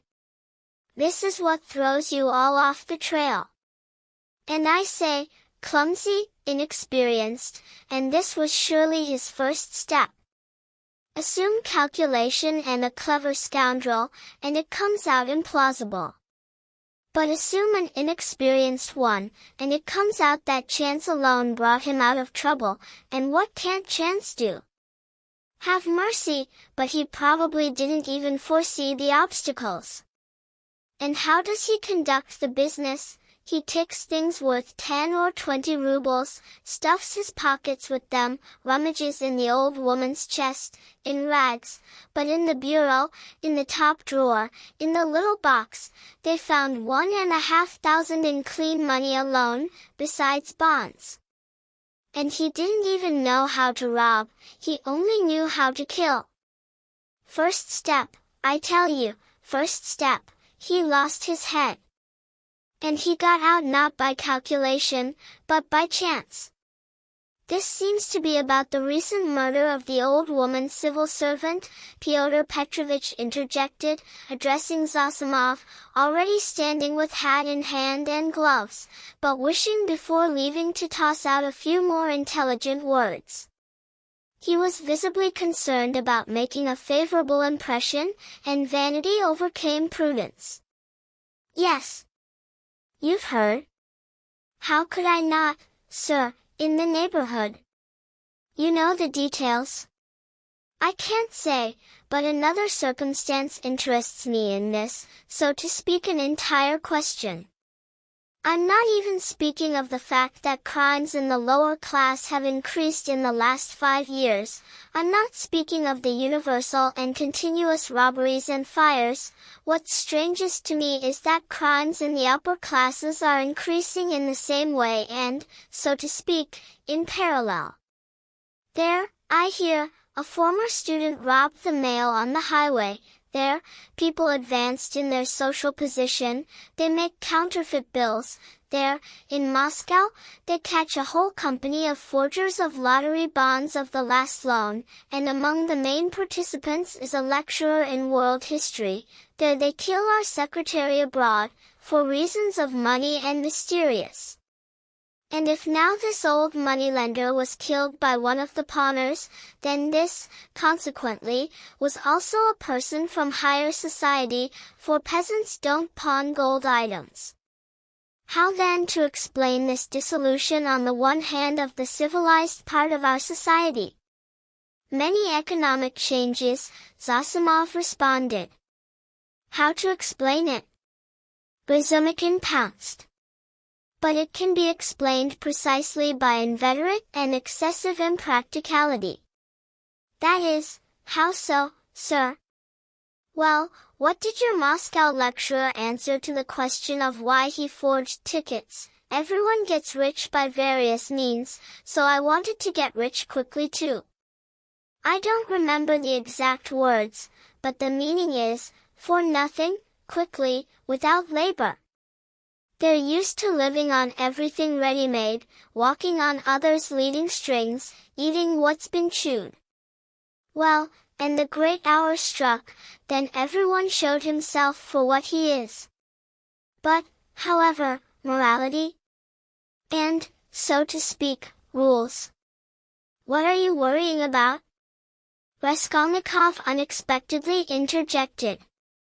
It came out according to your own theory. How so according to my theory? But take to its consequences what you were preaching earlier, and it will come out that people can be slaughtered. For mercy's sake! Luzin cried out. No, that's not so. Zosimov responded. Raskolnikov lay pale, with trembling upper lip and breathing with difficulty. There's a measure for everything, Luzin continued haughtily. An economic idea is not yet an invitation to murder, and if one only supposes. And is it true? Raskolnikov suddenly interrupted again with a voice trembling with malice, in which was heard some joy of insult. Is it true that you told your fiancée, at the very hour when you received her consent, that what you're most glad about is, that she's a pauper? Because it's more profitable to take a wife from poverty, so as to dominate over her afterwards. And reproach her with the fact that she's been benefited by you? My dear sir. Luzin cried out spitefully and irritably, all flushing and confused, my dear sir. To distort my thoughts so. Excuse me, but I must tell you that the rumors that reached you, or better to say, were brought to you, don't have even a shadow of sound foundation, and I suspect who, in a word. This arrow. In a word, your mother. Even without this she seemed to me, with all her excellent qualities, however, of somewhat enthusiastic and romantic shade in her thoughts. But still I was 1,000 versts from supposing that she could understand and present the matter in such a form distorted by fantasy. And finally, you know what? Raskolnikov cried out, raising himself on the pillow and looking at him fixedly with a piercing, sparkling gaze. You know what? What, sir? Luzin stopped and waited with an offended and challenging look. Several seconds of silence lasted. But that, if you once more dare to mention even one word about my mother, I'll tumble you headlong down the stairs. What's wrong with you? Razumikin cried out. Ah, so that's how it is, sir. Luzin paled and bit his lip. Listen, sir, he began with measured speech and restraining himself with all his might, but still breathless. I guessed your hostility from the very first step, long ago, but I stayed here to find out still more. I could forgive much to a sick man and a relative, but now, to you, never, sir. I'm not sick. Raskolnikov cried out.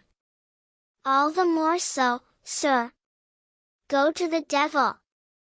But Luzin was already leaving himself, without finishing his speech, squeezing again between the table and chair. Razumikin this time stood up to let him pass. Without looking at anyone and not even nodding to Zosimov, who had long been nodding to him to leave the sick man in peace, Luzin went out, raising out of caution beside his shoulder his hat as, bending down, he passed through the door. And even in the curve of his back there seemed to be expressed on this occasion that he was terribly insulted.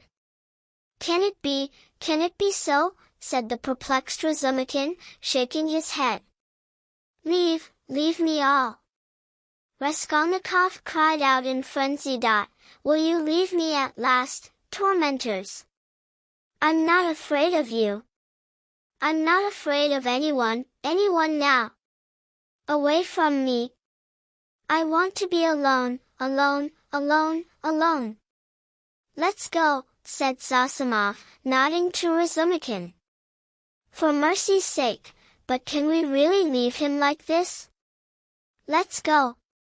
Zosimov repeated insistently and went out. Razumikin thought and ran to catch up with him.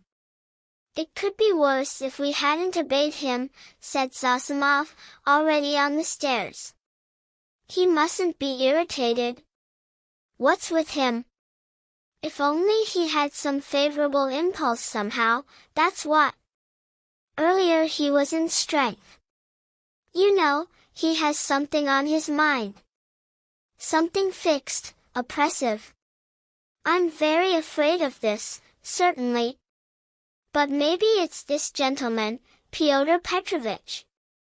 From the conversation it's clear that he's marrying his sister and that Rodion received a letter about this just before his illness. Yes, the devil brought him now, perhaps he's upset the whole thing. And did you notice that he's indifferent to everything, keeps silent about everything, except one point, from which he goes out of himself, this murder? Yes. Razumikin picked up, I noticed very much. He's interested, frightened. This frightened him. On the very day of his illness, in the superintendent's office, he fell into a faint. "Tell me this in detail this evening, and then I'll tell you something afterwards. He interests me very much.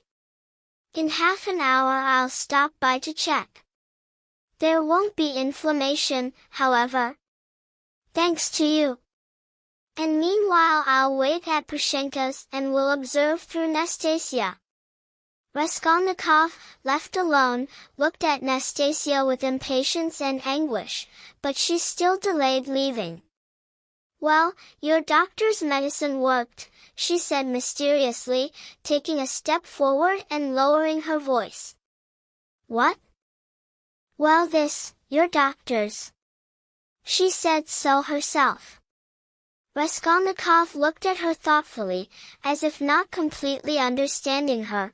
The former impatience flashed in his eyes. "Will you drink tea now?" she asked. "Later. I want to sleep. Leave me."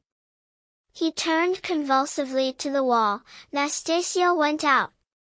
Chapter 6. But as soon as she went out, he got up, fastened the door with the hook, untied the bundle of clothes brought earlier by Razumikin and tied up again by him, and began to dress. Strange thing, he suddenly seemed to become completely calm. There was neither the half-mad delirium as earlier, nor the panic fear as in all the recent time. This was the first moment of some strange, sudden calm. His movements were precise and clear, a firm intention showed through them.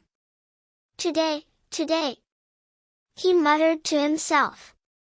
He understood, however, that he was still weak, but the strongest mental tension, which had reached calm, reached a fixed idea, gave him strength and self-confidence. He hoped, however, that he wouldn't fall in the street. Having dressed completely, in all new clothes, he glanced at the money lying on the table, thought and put it in his pocket. There was 25 rubles. He also took all the copper 5-kopeck pieces, change from the 10 rubles spent by Razumikin on clothes. Then, quietly removed the hook, went out of the room, went down the stairs and peeked into the kitchen standing wide open. Nastasia stood with her back to him and bent over was blowing on the landlady's samovar. She heard nothing. And who could suppose that he would leave? In a minute he was already in the street. It was about 8 o'clock, the sun was setting. The stuffiness remained the same, but he greedily breathed in this stinking, dusty, city-infected air. His head began to spin slightly, some wild energy suddenly gleamed in his inflamed eyes and in his emaciated pale yellow face. He didn't know, and didn't think about where to go. He knew one thing, that all this must be ended today, at once, right now, that he wouldn't return home otherwise, because he didn't want to live like this. How to end it? With what to end it? About this he had no idea, and didn't want to think. He drove away thought tormented him. He only felt and knew that everything had to change, this way or that, however it might be, he repeated with desperate, fixed self-confidence and determination. By old habit, by the usual route of his former walks, he headed straight for the Haymarket. Before reaching the Haymarket, on the pavement, in front of a small shop stood a young, black-haired organ grinder and was turning some very sentimental romance. He accompanied a girl standing before him on the sidewalk, about 15 years old, dressed like a young lady, in a crinoline, in a mantilla, in gloves, and in a straw hat with a flame-colored feather. All this was old and worn out. With a rattling, but rather pleasant and strong voice she was singing the romance, in expectation of a 2-kopeck piece from the shop. Raskolnikov stopped beside 2 or 3 listeners, listened, took out a 5-kopeck piece and put it in the girl's hand. She suddenly cut off the singing at the most sentimental and high note, as if cut off, sharply shouted to the organ grinder, "Enough!" And both trudged on further, to the next shop. "Do you love street singing?" Raskolnikov suddenly addressed a passerby, no longer young, standing beside him at the organ and having the look of a stroller. The man looked wildly and was surprised. "I love," Raskolnikov continued, but with such an appearance as if he wasn't talking about street singing at all, "I love how they sing to the organ on a cold, dark and damp autumn evening, certainly when it's damp, when all the passers-by have pale green and sick faces, or, even better, when wet snow falls, completely straight, without wind, you know. And through it the gas lamps glisten." "I don't know, sir." "Excuse me," the gentleman muttered, frightened both by the question and by Raskolnikov's strange appearance, and crossed to the other side of the street. Raskolnikov went straight and came out to that corner on the Haymarket where the tradesman and the woman who had talked with Lizaveta then were trading, but they weren't there now. Having recognized the place, he stopped, looked around and turned to a young fellow in a red shirt, yawning at the entrance to a flour warehouse. "A tradesman trades here on the corner, doesn't he, with a woman, with his wife, eh?" "All sorts trade," the fellow answered, measuring Raskolnikov condescendingly. "What's his name?" "Whatever he was christened, that's what he's called." "Are you from Zaraysk too?" "What province?" The fellow looked at Raskolnikov again. "We don't have a province, Your Excellency, but a district, and my brother traveled, but I stayed home all the time, so I don't know, sir." "Pardon me, Your Excellency," magnanimously. "Is that a tavern, upstairs there?" "That's a restaurant, and billiards is to be found, and princesses will be found." "La la." Raskolnikov crossed the square. There, on the corner, stood a dense crowd of people, all peasants. He climbed into the very thick of it, peering into faces. For some reason he was drawn to talk with everyone. But the peasants paid no attention to him and all chattered among themselves, gathering in clusters. He stood, thought and went right, along the sidewalk, toward V.Y. Having passed the square, he got into an alley. He had often passed through this short alley before, which makes an elbow and leads from the square to Sadovaya.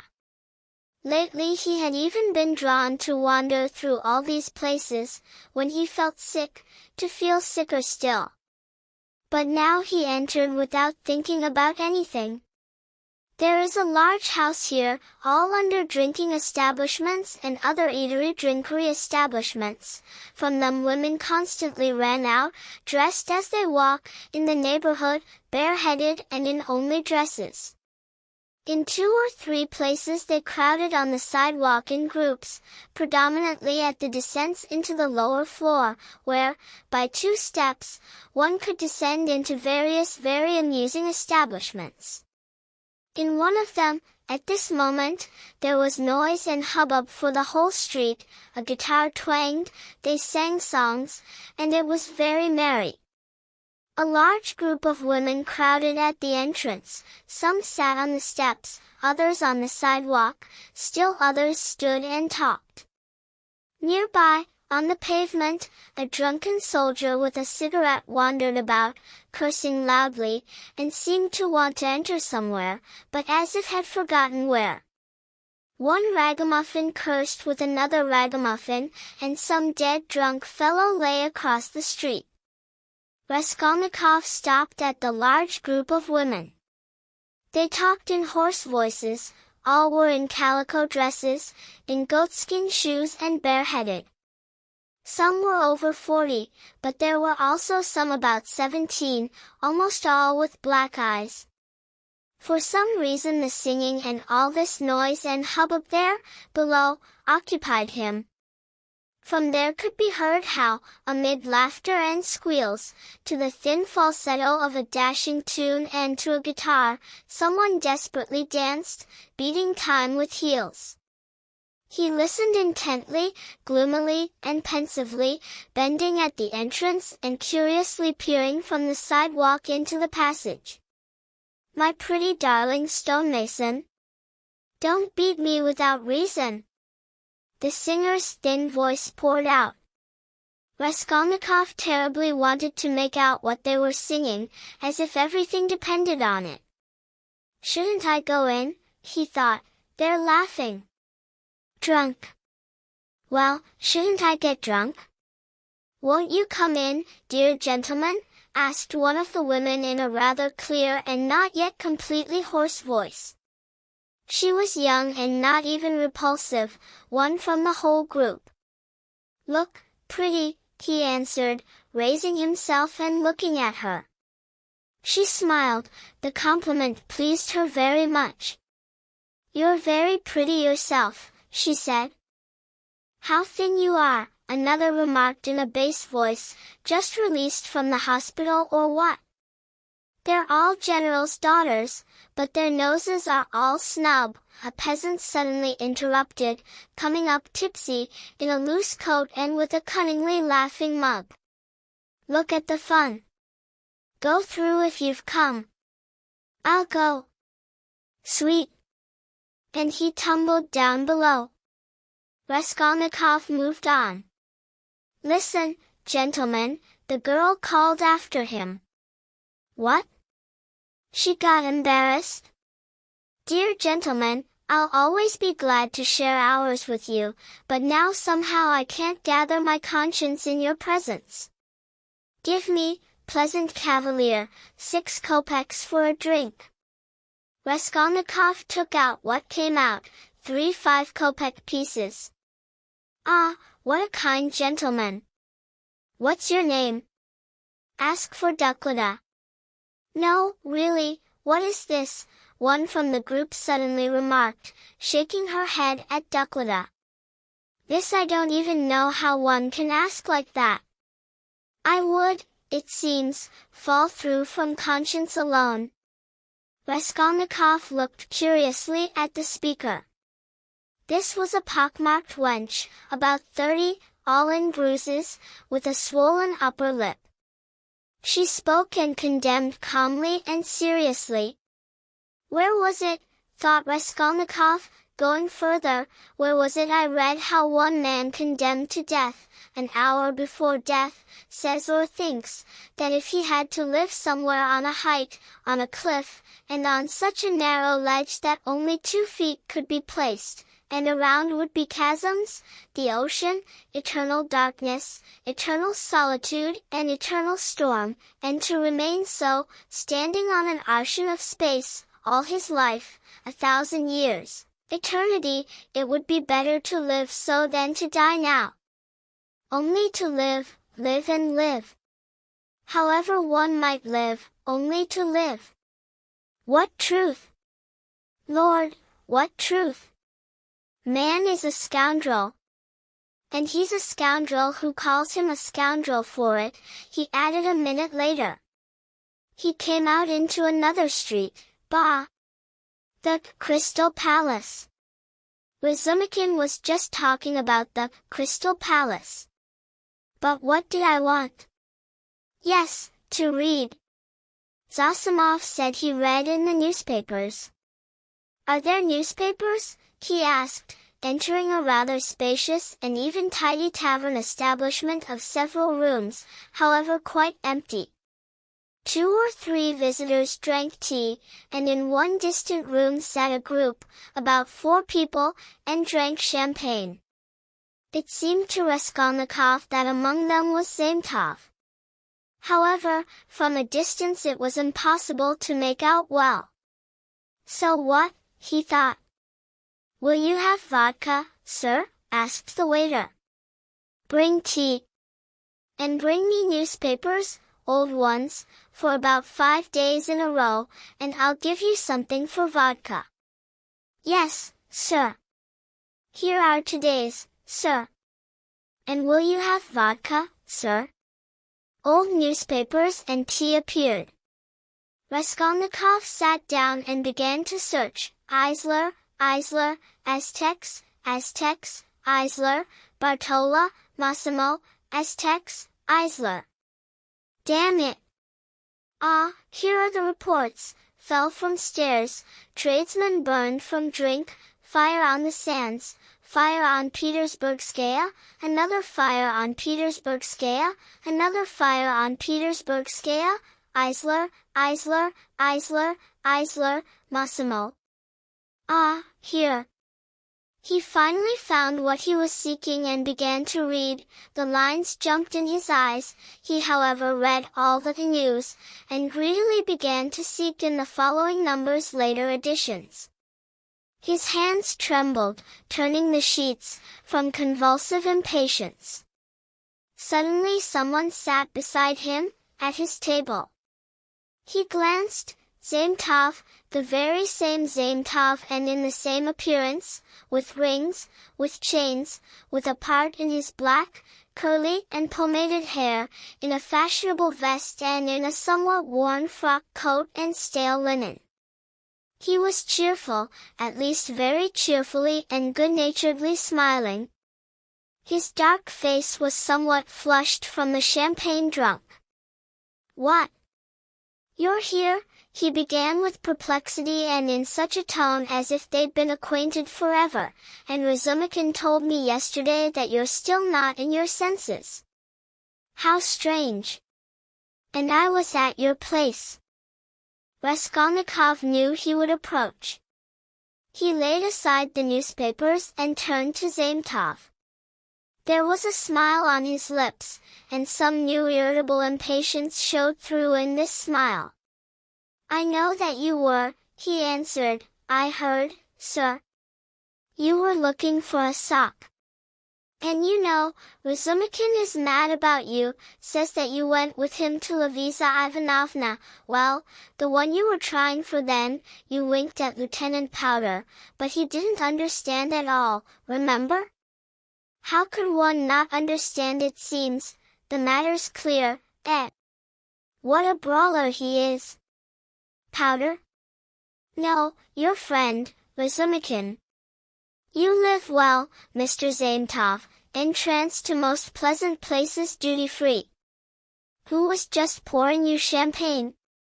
Well, we drank. Poured? Honorarium. You profit from everything. Raskolnikov laughed.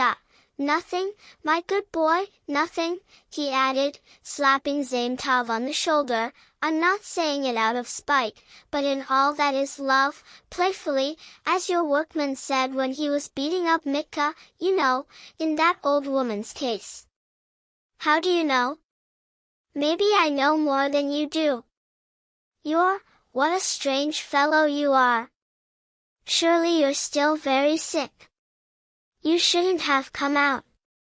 Do I seem strange to you? Yes. What are you reading newspapers for? Newspapers? They write a lot about fires. No, I'm not reading about fires.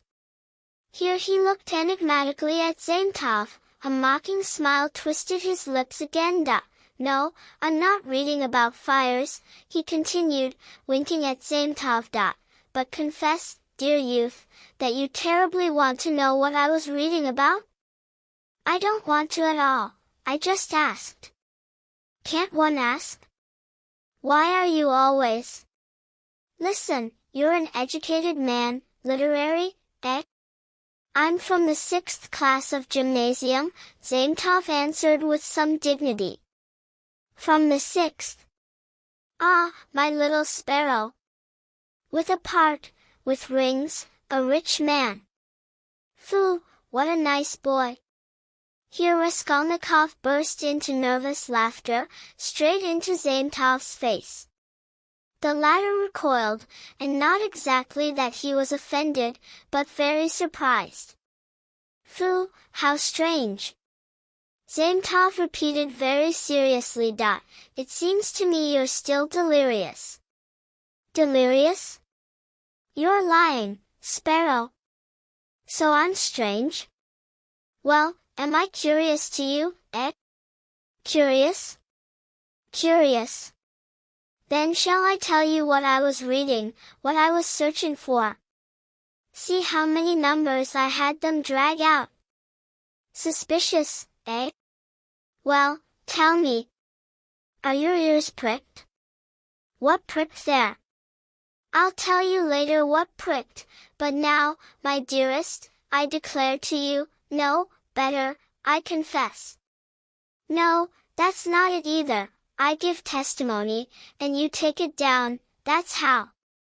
So I give testimony that I read, was interested, searched for, sought out. Raskolnikov squinted and waited, sought out, and for that came here, about the murder of the old woman's civil servant, he finally pronounced, almost in a whisper, extremely bringing his face close to Zametov's face.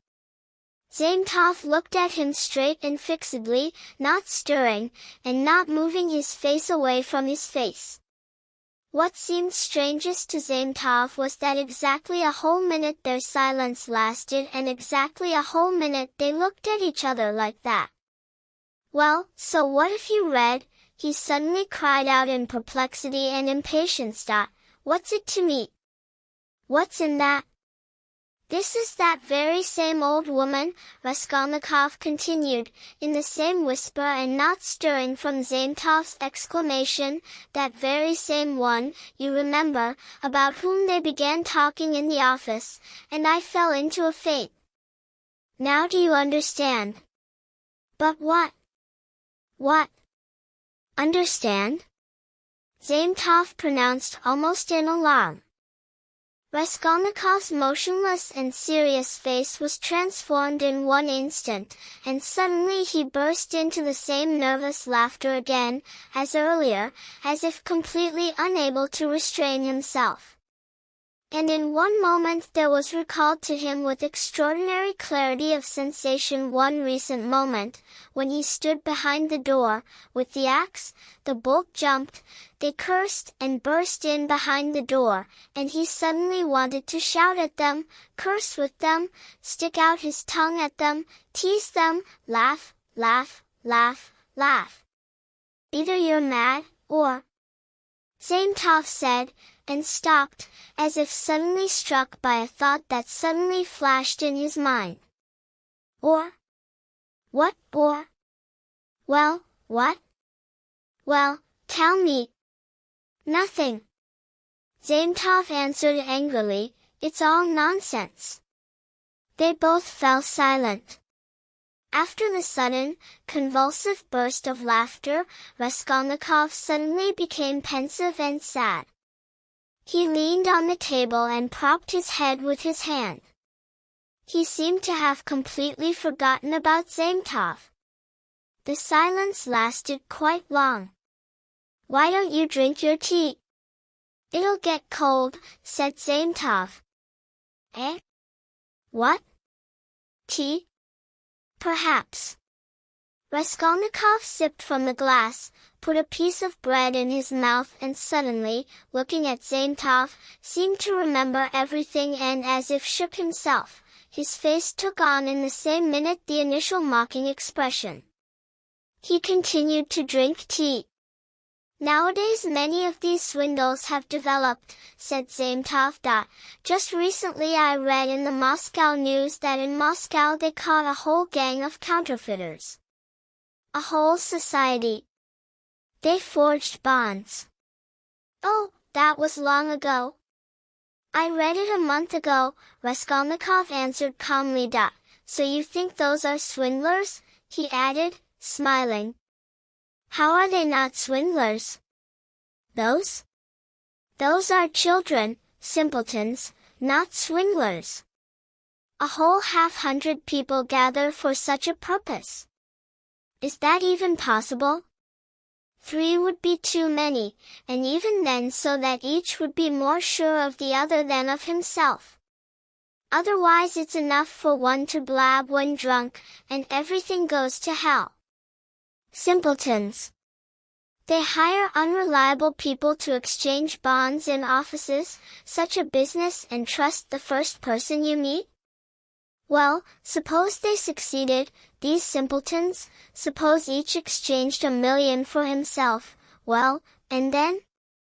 For the rest of their lives? Each depends on another for all his life. Better to hang oneself. And they didn't even know how to exchange. One went to exchange in an office, received 5,000, and his hands trembled. He counted 4, but took the 5th without counting, on faith, just to get it in his pocket and run away quickly. Well, and aroused suspicion. And everything burst because of one fool. Is that even possible? That his hands trembled? Zametov picked up. No, this is possible, sir. No, I'm completely convinced that this is possible. Sometimes one can't endure this. And you, I bet, would endure? No, I wouldn't endure. To go to such horror for 100 rubles reward. To go with a counterfeit bond, where? To a banking office, where they've eaten their dog on this, no, I'd get embarrassed. And wouldn't you get embarrassed? Raskolnikov suddenly terribly wanted again to stick out his tongue. Chills, at moments, ran down his spine. I wouldn't do it like that, he began from afar. I would exchange like this, I'd count the first 1,000, like, 4 times from all ends, peering into each note, and I'd start on the second 1,000, I'd begin to count it, count to the middle, and pull out some 50-ruble note, and hold it to the light, and turn it over and again to the light. Isn't it counterfeit? I'm afraid, I'd say, my relative recently lost 25 rubles that way, and I'd tell a story there. And when I began to count the third 1,000, no, excuse me, I seem, there, in the second 1,000, to have counted the 700 incorrectly, doubt takes me, and I'd drop the third and go back to the second, and like that all 5. And when I'd finished, I'd pull out a note from the 5th and from the second, and again to the light, and again doubtful, please change it, and I'd bring the clerk to a 7th sweat, so that he wouldn't know how to get rid of me. Finally I'd finish everything, go, open the door, but, no, excuse me, I'd return again, to ask about something, get some explanation, that's how I'd do it. Phoo! What terrible things you're saying, said Zametov, laughing. But this is all just talk, but in reality, you'd surely stumble. Here, I'll tell you, in my opinion, not only you and I, even a hardened, desperate man can't vouch for himself. Why go far? Here's an example. In our district, they killed that old woman. Well, it seems, a desperate head, risked all risks in broad daylight, was saved by miracle alone, but his hands still trembled, he didn't manage to rob, didn't endure, by the deed it's clear. Raskolnikov seemed offended. Clear. Well, go catch him now, go on, he cried out, maliciously goading Zametov. What, they'll catch him? Who? You? You'll catch him. You'll wear yourselves out. Here's what's main, is a man spending money or not? Before he had no money, but here suddenly he starts spending, well, isn't it him? So such a child will fool you on this, if he wants. That's just it, that they all do it like that, Zametov answered. He'll kill cleverly, risk his life, but then immediately gets caught in a tavern. They catch them in the spending. Not everyone's such a sly one as you. You wouldn't go to a tavern, of course? Raskolnikov frowned and looked intently at Zametov. You seem to have developed an appetite and want to know how I'd act here too, he asked with displeasure. I'd like to know, the other answered firmly and seriously. He began to speak and looked too seriously somehow. Very much. Very much. Fine.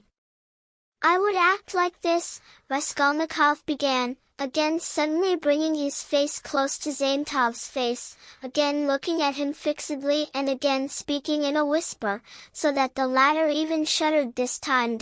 I would do like this, I'd take the money and things, and as soon as I left from there, immediately, without stopping anywhere, I'd go somewhere where it's a deserted place with only fences, and almost no one, some vegetable garden or the like.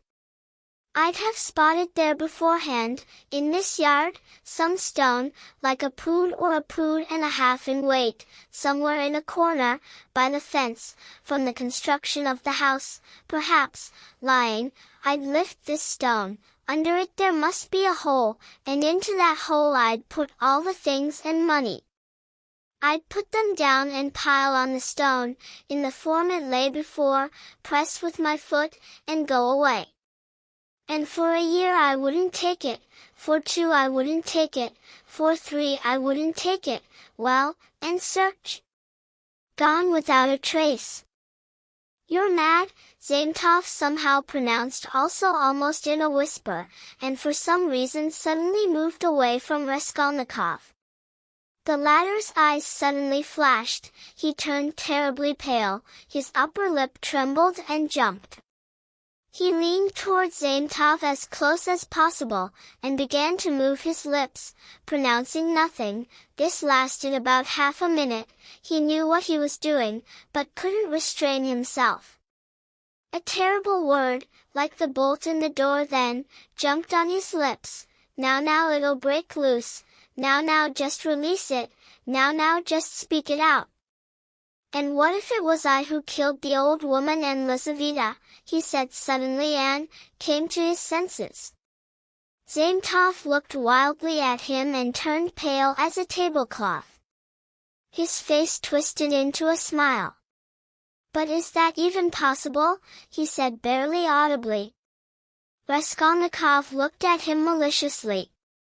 Admit that you believed it, he said finally coldly and mockingly. Yes? Didn't you? Not at all. Now more than ever I don't believe it. Zaintov cried out hurriedly. Caught at last. Caught the sparrow. So you did believe before, when now, more than ever you don't believe? Not at all. Zaintov exclaimed, visibly embarrassed. You frightened me on purpose, to lead to this? So you don't believe? And what did you talk about without me, when I left the office then? And why did Lieutenant Powder interrogate me after the fainting? Hey, you, he shouted to the waiter, getting up and taking his cap, how much do I owe? 30 kopecks in all, sir, the other answered running up. And here's 20 kopecks more for vodka for you.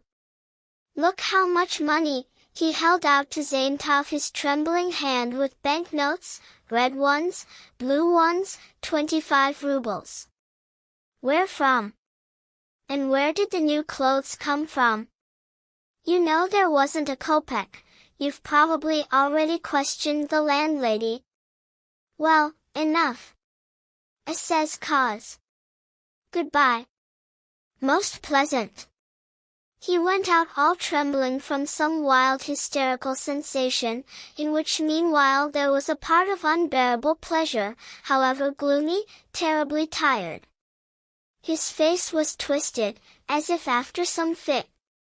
His fatigue rapidly increased. His strength was aroused and came now suddenly, with the first impulse, with the first irritating sensation, and weakened rapidly, as the sensation weakened. And Zaintov, left alone, sat still for a long time in the same place, in thought. Raskolnikov had inadvertently overturned all his thoughts concerning a certain point, and finally established his opinion. Ilya Petrovich is a blockhead, he decided finally. Just as Raskolnikov opened the door to the street, he suddenly, on the very porch, collided with Razumikin entering. They both, even a step away, didn't see each other, so that they almost collided with their heads. For some time they measured each other with their gaze. Razumikin was in the greatest astonishment, but suddenly anger, real anger, flashed menacingly in his eyes. "So that's where you are," he shouted at the top of his voice. "You ran from bed. And I even looked for him under the sofa. We went to the attic. I almost beat Nastasia because of you. And he's there. Rodka. What does this mean? Tell all the truth. Confess. Do you hear? And it means that you've all bored me to death, and I want to be alone," Raskolnikov answered calmly. "Alone? When you can't walk yet, when your mug is pale as a sheet, and you're gasping for breath. Fool! What were you doing in the Crystal Palace? Confess immediately." "Let me go," said Raskolnikov, and wanted to pass by. This brought Razumikin beside himself. He firmly grabbed him by the shoulder. "Let you go? You dare to say, 'Let go,' after what you've done? Do you know what I'll do with you now? I'll take you in my arms, tie you in a bundle and carry you under my arm home, under lock." "Listen, Razumikin," Raskolnikov began quietly and apparently completely calmly, "can't you see that I don't want your benefactions? And what's the pleasure in benefiting those who spit on it? Those, finally, for whom it's seriously hard to bear? Well, why did you seek me out at the beginning of my illness? I, perhaps, would have been very glad to die. However, you might not have known this, and of course, I must put your magnanimity to account, but I didn't want and don't want your magnanimity, that's what's main. Well, haven't I shown you enough today that you're tormenting me, that you've bored me? The real pleasure indeed to torment people. Earlier, when you brought the clothes and began, for my amusement, to crack your jokes, which all, since you're not vain, I confess this to you sincerely, all were extremely unsuccessful and oversweetened. In a word, dull, excuse me please, then I felt sorry for you, became ashamed, disgusted. This irritated me so. I assure you that all this seriously interferes with my recovery, because it constantly irritates me. Well, Zosimov left earlier so as not to irritate me. Leave me for God's sake, you too. And what right, finally, do you have to hold me by force? This is the right of the fist and doesn't befit a magnanimous man. Can't you see that I'm speaking now in completely full mind? How, teach me, to implore you finally, so that you don't pester me and don't benefit me? Let me be ungrateful, let me be base, only leave me, all of you, for God's sake, leave me. Leave me.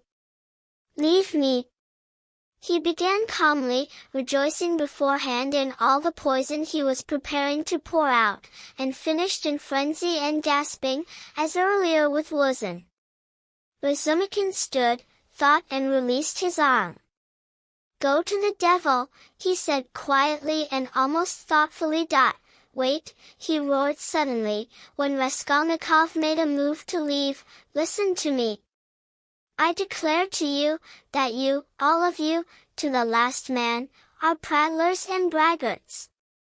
If you develop some little suffering, you nurse it like a hen with an egg. Even here you steal from other authors. Not a sign of independent life in you. You're made of spermicide ointment, and instead of blood you have whey. I don't believe any of you. Your first business, in all circumstances, is how not to resemble a human being. Stop! He shouted with redoubled fury, noticing that Raskolnikov again made to leave. Listen to the end. You know, today I'm having a housewarming, maybe they've already arrived now, but I left my uncle there, I just ran over, to receive those coming. So here's the thing, if you weren't a fool, not a vulgar fool, not a stuffed fool, not a translation from a foreign language. You see, Rodion, I admit, you're a clever fellow, but you're a fool, so here, if you weren't a fool, you'd better come to my place today, spend the evening, then wear out your boots for nothing. Since you've already gone out, there's nothing to be done. I'd roll up such soft armchairs for you, the landlords have them. Tea, company. Or if not, I'll put you on the couch, still you'll lie among us. And Zosimov will be there. Will you come? No. Yeah. Razumkin cried out impatiently, why do you know? You can't answer for yourself. And you don't understand anything about this? I've quarreled with people exactly the same way 1,000 times and ran back again.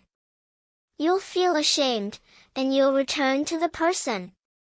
So remember, Pachinikov's house, 3rd floor.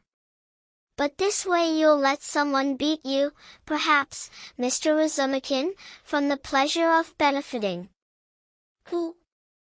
Me. I'll unscrew someone's nose for just the idea. Pachinikov's house, number 47, in the apartment of the official Babushkin. I won't come, Razumkin. And Raskolnikov turned and walked away. Bet you'll come. Razumkin shouted after him. Otherwise you. Otherwise I don't want to know you. Wait, hey. Is Zaintov there? There. You saw him? I saw him. And talked? I talked. About what? Well, devil take you, don't tell me then. Pachinikov's, 47, Babushkin's, remember. Raskolnikov reached Sadovaya and turned the corner. Razumkin looked after him thoughtfully. Finally, waving his hand, he entered the house, but stopped in the middle of the stairs. Devil take it, he continued, almost aloud, he speaks sensibly, but as if. Well, and I'm a fool. But don't madmen speak sensibly? And Zosimov, it seemed to me, this is precisely what he fears. He tapped his forehead with his finger. Well, what if? Well, how can I let him go alone now? Perhaps he'll drown himself. I made a mistake. Impossible. And he ran back, in pursuit of Raskolnikov, but the trail was already cold. He spat and returned with quick steps to the Crystal Palace, to question Zaintov as quickly as possible. Raskolnikov went straight to the Sky Bridge, stood in the middle, at the railing, leaned on it with both elbows and began to look along. Having parted with Razumkin, he had weakened so much that he barely got here. He wanted to sit or lie down somewhere, in the street. Bending over the water, he mechanically looked at the last, pink reflection of sunset, at the row of houses, darkening in the thickening twilight, at one distant little window, somewhere in a garret, on the left embankment, gleaming as if inflamed from the last ray of sun that struck it for a moment, at the darkening water of the canal and, it seemed, peered attentively at this water. Finally some red circles began to spin in his eyes, the houses moved, passers-by, embankments, carriages, all this spun and danced around. Suddenly he shuddered, perhaps saved again from fainting by one wild and hideous vision. He felt that someone stood beside him, on the right, next to him. He glanced, and saw a woman, tall, with a kerchief on her head, with a yellow, elongated, exhausted face and with reddish, sunken eyes. She looked at him directly, but obviously saw nothing and distinguished no one. Suddenly she leaned with her right hand on the railing, raised her right leg and swung it over the grating, then the left, and threw herself into the canal. The dirty water parted, swallowed the victim for a moment, but in a minute the drowned woman floated up, and she was carried quietly downstream, head and legs in the water, back on top, with her skirt bunched up and swollen above the water, like a pillow. She drowned! She drowned! Dozens of voices shouted, people ran together, both embankments were strung with spectators. On the bridge, around Raskolnikov, a crowd gathered, pressing and crushing him from behind. Good Lord, but that's our Afrosinyishka! A tearful woman's cry was heard somewhere not far away. Good Lord, save her! Dear fathers, pull her out! A boat! A boat! They shouted in the crowd. But there was no need for a boat now. A policeman ran down the steps of the descent to the canal, threw off his overcoat, boots, and plunged into the water. The work wasn't much. The water carried the drowned woman 2 steps from the descent. He grabbed her by the clothes with his right hand, with his left managed to grab a pole that another policeman held out to him, and immediately the drowned woman was pulled out. They laid her on the granite slabs of the descent. She came to soon, raised herself, sat up, and began to sneeze and snort, senselessly wiping her wet dress with her hands. She said nothing. She drank to the devils, good Lord, to the devils, the same woman's voice wailed, now beside Afrosinyishka. The other day she wanted to hang herself too, they took her down from the rope. I went to the shop now, left a little girl to watch over her, and here's the sin. A tradeswoman, good Lord, our tradeswoman, we live nearby, second house from the corner, right here. The crowd dispersed, the police were still fussing with the drowned woman, someone shouted about the office. Raskolnikov looked at everything with a strange sensation of indifference and detachment. He felt disgusted. No, this is vile. Water. Not worth it, he muttered to himself. Nothing will happen, he added, nothing to wait for. What is this office? And why isn't Zametov at the office? The office opens at 10 o'clock. He turned his back to the railing and looked around. Well, so what? So be it, he said decisively, moved from the bridge and headed in the direction where the office was. His heart was empty and deaf. He didn't want to think.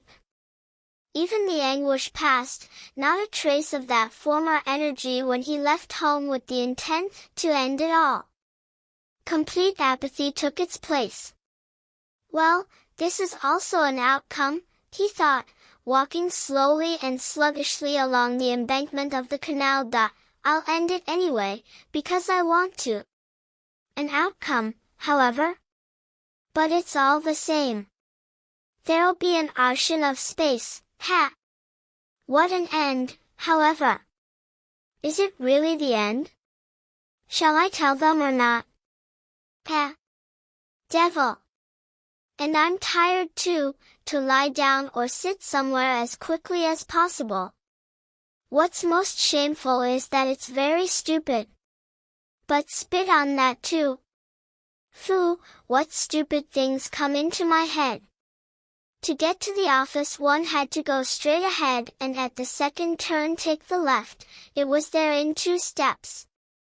But having reached the first turn, he stopped, thought, turned into an alley, and went by a roundabout way, through two streets, perhaps without any purpose, or perhaps to drag out at least another minute and gain time.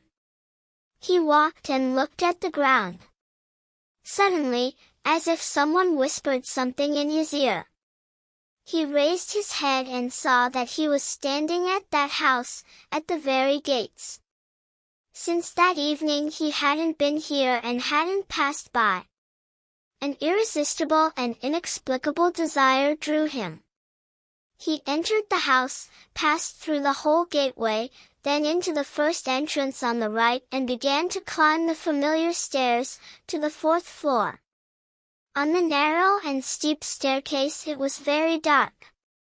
He stopped on each landing and looked around with curiosity. On the landing of the 1st floor the window frame was completely removed. That wasn't there then, he thought. Here's the apartment of the 2nd floor, where Nikolashka and Mitka worked, locked, and the door is painted anew. It's being rented out, it means. Here's the 3rd floor. And the 4th. Here. Perplexity seized him. The door to this apartment was standing wide open, there were people there, voices were heard, he didn't expect this at all. Having hesitated a little, he climbed the last steps and entered the apartment. It too was being renovated, there were workmen in it, this seemed to strike him. For some reason it seemed to him that he would meet everything exactly as he left it then, perhaps even the corpses in the same places on the floor. And now, bare walls, no furniture, strange somehow. He went to the window and sat on the windowsill. There were 2 workmen in all, both young fellows, one older, and the other much younger.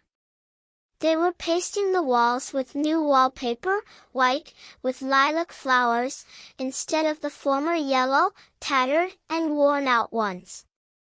For some reason Raskolnikov terribly disliked this. He looked at this new wallpaper hostilely, as if sorry that everything had changed so. The workmen had obviously delayed, and now hastily rolled up their paper and prepared to go home. Raskolnikov's appearance almost didn't attract their attention. They were talking about something.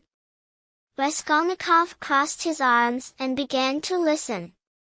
She comes, this one, to me in the morning, the older one was saying to the younger, very, very early, all dressed up. Why are you, I say, putting on airs before me, why are you showing off before me? I want, she says, Tit Vasilik, from now on, henceforth to be in your complete power. That's how it is. And how dressed up she was, a magazine, simply a magazine. And what is this, uncle, a magazine? Asked the younger. He was obviously being taught by uncle. And a magazine, that is, my dear fellow, such pictures, colored, and they come here to the local tailors every Saturday, by mail, from abroad, that is, so that everyone knows how to dress, both the male, equally with the female sex. A drawing, it means. The male sex is mostly written in long coats, but in the female department such, brother, soufflés, that you'd give me everything, and it's still not enough. And what there isn't in this Petersburg, the younger cried enthusiastically, except father-mother everything is there. Except that, my dear fellow, everything is to be found, the older decided instructively. Raskolnikov got up and went into the other room, where previously stood the chest, the bed, and the bureau. The room seemed terribly small to him without furniture. The wallpaper was all the same. In the corner on the wallpaper was sharply marked the place where the icon case with icons stood. He looked and returned to his window. The older workman was watching him sideways. What do you want, sir? He suddenly asked, addressing him. Instead of answering, Raskolnikov got up, went out into the passage, took hold of the bell and pulled. The same bell, the same tin sound. He pulled a second, third time, he listened and remembered. The former, tortuously terrible, hideous sensation began to be recalled to him more and more vividly and lively. He shuddered with each stroke, and it became more and more pleasant to him. "What do you want?" "Who are you?" the workman shouted, coming out to him. Raskolnikov entered again through the door. "I want to rent the apartment," he said. "I'm looking it over." "Apartments aren't rented at night, and besides you should come with the janitor. They washed the floor, will they paint it?" Raskolnikov continued. "Is there no blood?" "What blood?" "Well, they killed the old woman and her sister here. There was a whole pool here." "What sort of person are you?" the workman cried out in alarm. "I?" "Yes. You want to know? Let's go to the office, I'll tell you there." The workman looked at him in perplexity. "It's time for us to leave, sir, we're delayed." "Let's go, Ilyashka." "We have to lock up," said the older workman. "Well, let's go." Raskolnikov answered indifferently, and went out first, slowly descending the stairs. "Hey, janitor," he shouted, going out under the gates. Several people stood at the very entrance to the house from the street, staring at passers-by, both janitors, a woman, a tradesman in a robe and someone else. Raskolnikov went straight to them. "What do you want?" one of the janitors responded. "Have you been to the office?" "I was just there." "What do you want?" "Are they there?" "They're there." "And the assistant is there?" "He was for a while." "What do you want?" Raskolnikov didn't answer and stood beside them, thinking. "He came to look at the apartment," said the older workman, approaching. "What apartment?" "Well, where we're working." "Why," he says, "did they wash off the blood?" "There was a murder here," he says, "and I came to rent." And he started ringing the bell, almost tore it off. "And let's go," he says, "to the office, I'll prove everything there." He fastened himself. The janitor examined Raskolnikov with perplexity and frowning. "But who are you?" he shouted more menacingly.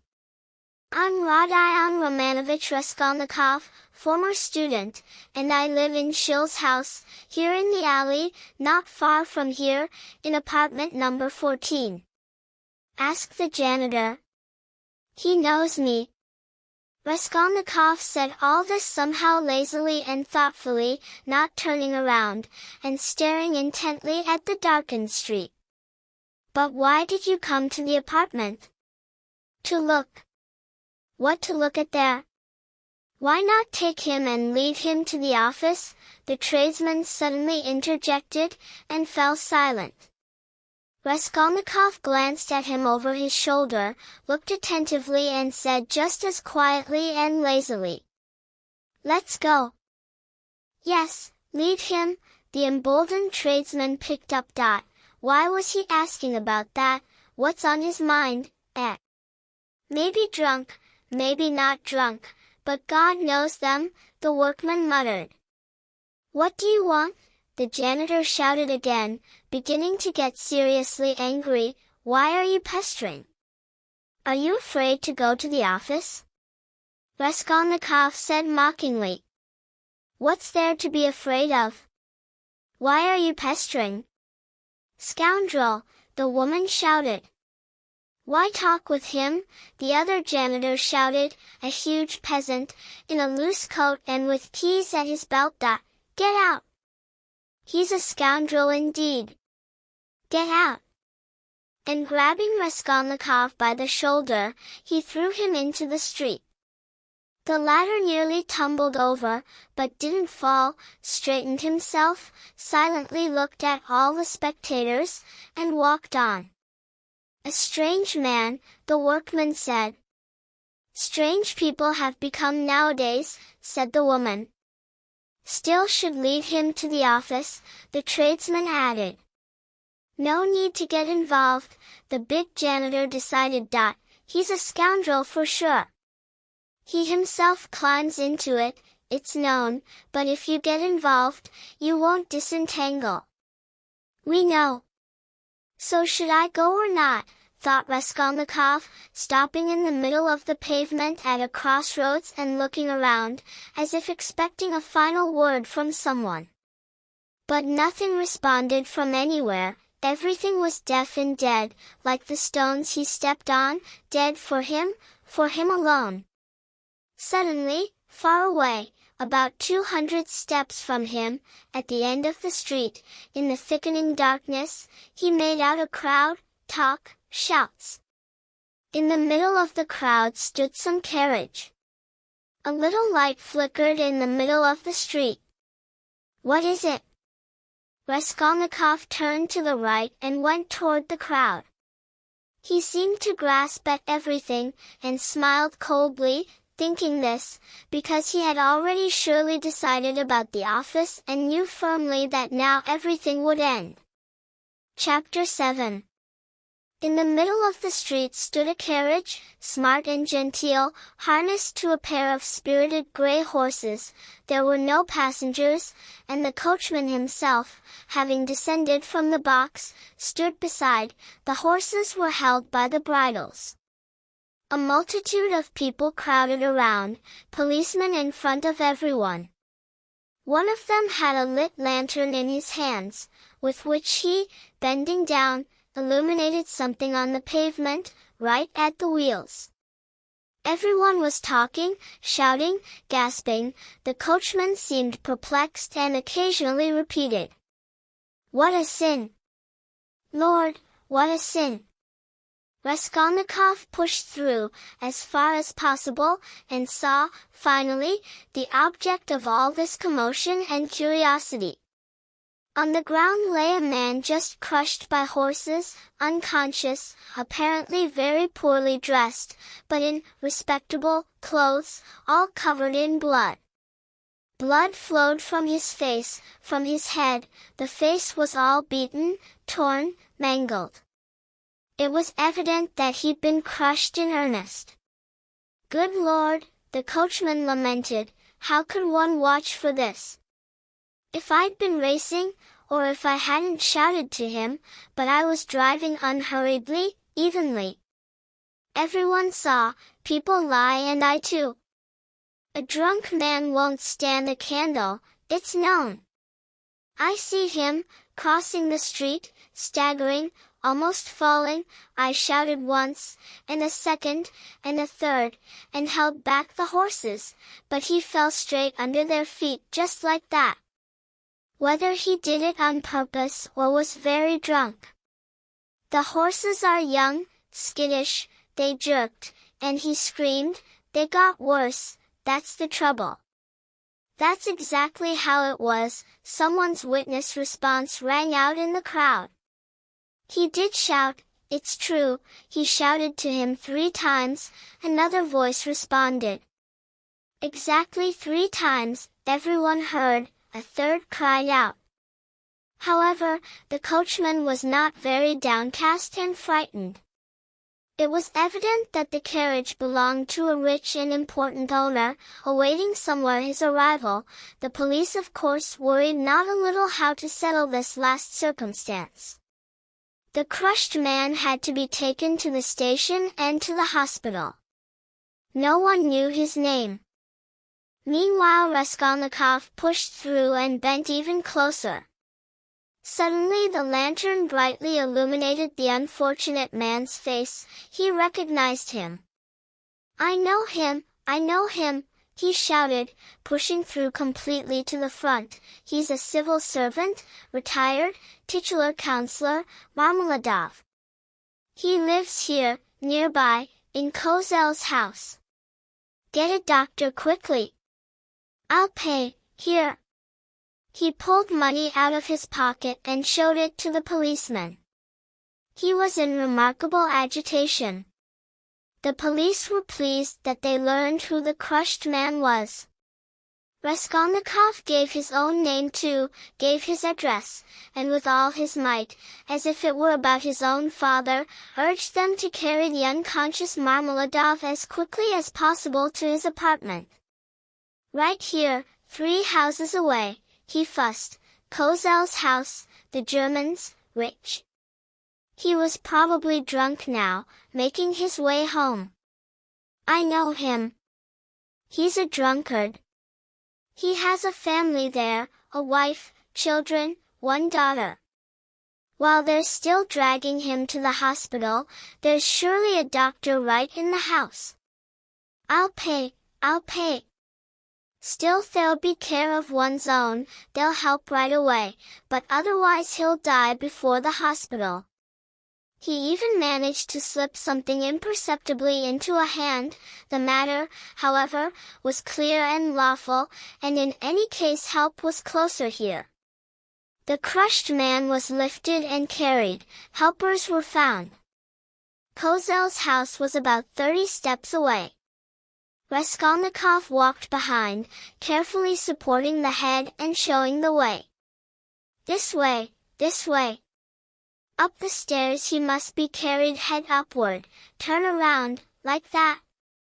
I'll pay, I'll thank you, he muttered. Katerina Ivanovna, as always, as soon as a free minute presented itself, immediately began to walk back and forth in her little room, from the window to the stove and back, arms tightly crossed on her chest, talking to herself and coughing.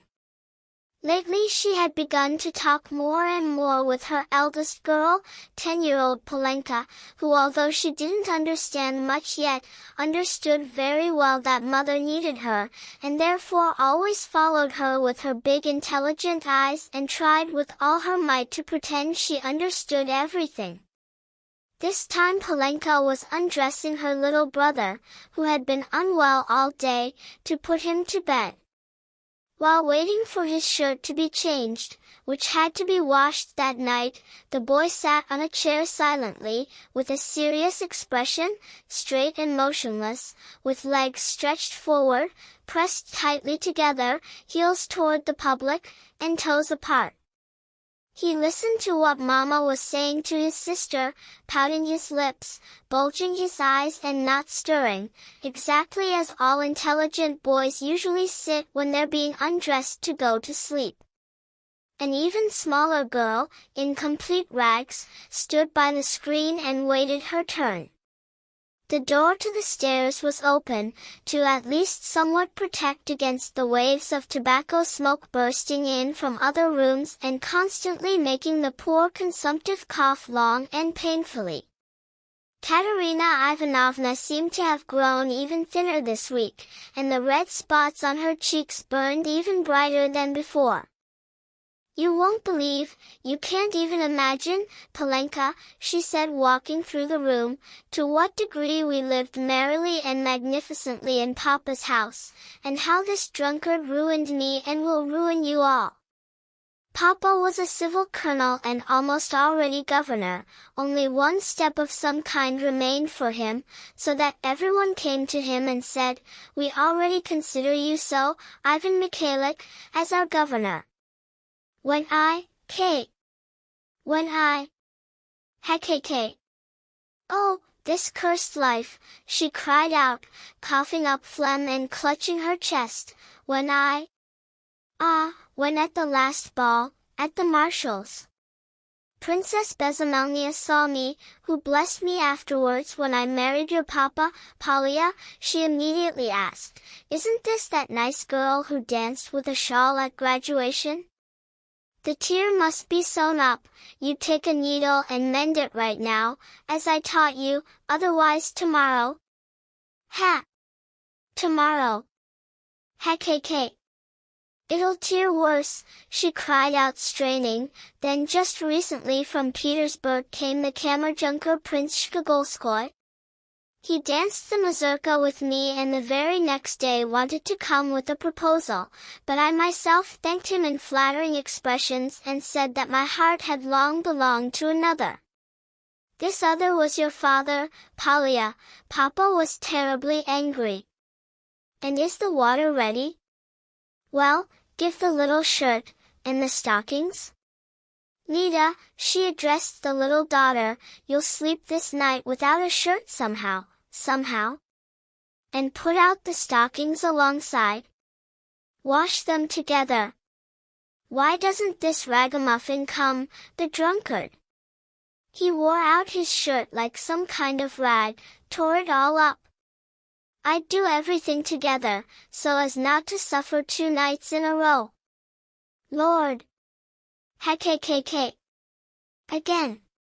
What's this? She cried out, looking at the crowd in the passage and at people pushing through with some burden into her room. What's this? What are they carrying? Lord! Where should we put him here? The policeman asked, looking around, when they had already dragged the bloodied and unconscious Marmeladov into the room. On the sofa. Put him right on the sofa, head here, Raskolnikov showed. Crushed in the street. Drunk, someone shouted from the passage. Katerina Ivanovna stood all pale and breathing with difficulty. The children got frightened.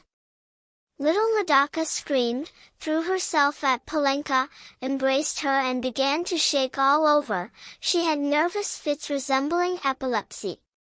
Having laid Marmeladov down, Raskolnikov rushed to Katerina Ivanovna. For God's sake, calm yourself, don't be frightened, he said rapidly. He was crossing the street, he was crushed by a carriage, don't worry, he'll come to, I ordered him brought here. I was at your place, remember. He'll come to, I'll pay. He's achieved it. Katerina Ivanovna cried out desperately and threw herself at her husband.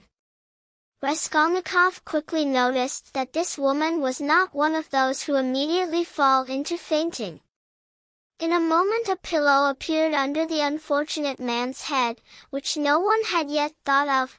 Katerina Ivanovna began to undress him, examine him, bustle about and didn't lose her head, forgetting about herself, biting her trembling lips and suppressing the cries ready to burst from her chest. Raskolnikov meanwhile persuaded someone to run for a doctor. The doctor, as it turned out, lived 1 house over. I sent for a doctor, he kept repeating to Katerina Ivanovna, don't worry, I'll pay. Isn't there water? And give me a napkin, a towel, something, quickly, it's still unknown how he's wounded. He's wounded, not killed, be assured. What the doctor says. Katerina Ivanovna rushed to the window. There, on a broken-down chair, in the corner, was set up a large clay basin with water, prepared for the night washing of children's and husband's linen. This night washing was done by Katerina Ivanovna herself, with her own hands, at least twice a week, and sometimes more often, for they had come to the point that there was almost no change of linen at all, and each family member had only 1 item each, and Katerina Ivanovna couldn't bear uncleanliness and preferred to torture herself at night beyond her strength, when everyone slept, to manage to dry the wet linen by morning on a stretched rope and serve up clean linen, than to see dirt in the house. She had already grabbed the basin to carry it at Raskolnikov's request, but almost fell with the burden. But he had already managed to find a towel, wetted it with water and began to wash Marmeladov's blood-drenched face and head. Katerina Ivanovna stood right there, painfully catching her breath and holding her chest with her hands. She herself needed help. Raskolnikov began to understand that he had perhaps done poorly in persuading them to bring the crushed man here. The policeman also stood in perplexity. Polya!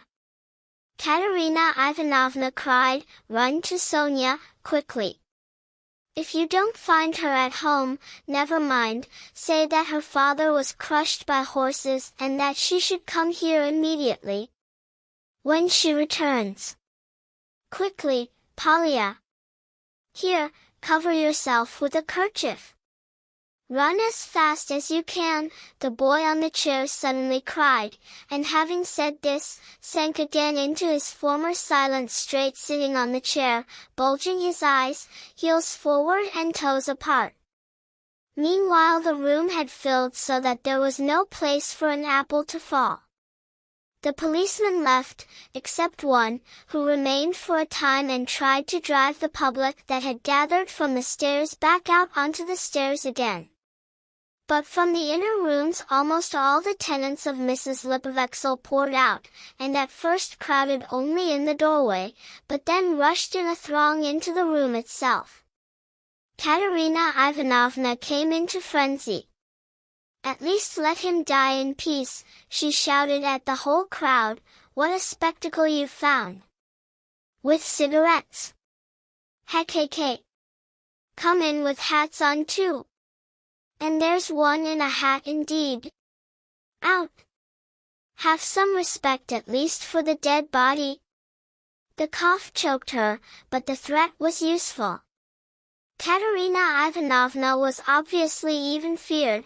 The tenants, one after another, pressed back to the door with that strange inner sensation of satisfaction that is always noticed, even in the closest people, at a sudden misfortune to their neighbor, and from which not a single person is spared, without exception, despite even the most sincere feeling of regret and sympathy.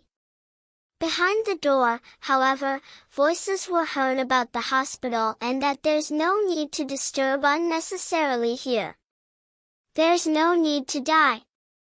Katerina Ivanovna cried, and was already rushing to open the door to unleash a whole thunderbolt on them, but collided in the doorway with Mrs. Lipovexel herself, who had only just managed to hear about the misfortune and came running to arrange order. This was an extremely quarrelsome and disorderly German woman. Mein Gott, she clapped her hands, your husband drunk horse trampled. To hospital him. I landlady. Amalia Ludwigovna. I ask you to remember what you're saying, Katerina Ivanovna began haughtily. With the landlady, she always spoke in a haughty tone, so that she would remember her place, and even now couldn't deny herself this pleasure, Amalia Ludwigovna. I told you once before, that you never dare call me Amal Ludwigovna, I Amal Ivan. You're not Amal Ivan, but Amalia Ludwigovna, and since I don't belong to your base flatterers, like Mr. Lebeziatnikov, who's laughing now behind the door indeed laughter and a cry were heard, they've locked horns, I'll always call you Amalia Ludwigovna, although I decidedly can't understand why you don't like this name. You see yourself what happened to Semyon Zakharovich, he's dying. I ask you to close this door immediately and not let anyone in here. Let him die in peace at least. Otherwise, I assure you, tomorrow your conduct will be known to the Governor-General himself. The prince knew me as a girl and remembers Semyon Zakharovich very well, to whom he often showed kindness. Everyone knows that Semyon Zakharovich had many friends and patrons, whom he himself left out of noble pride, feeling his unfortunate weakness. But now, she pointed to Raskolnikov, a magnanimous young man is helping us, who has means and connections, and whom Semyon Zakharovich knew from childhood, and be assured, Amalia Ludwigovna. All this was pronounced with extraordinary rapidity, faster and faster, but a cough suddenly interrupted Katerina Ivanovna's eloquence. At this moment the dying man came to and groaned, and she ran to him. The sick man opened his eyes, and still not recognizing and not understanding, began to peer at Raskolnikov standing over him.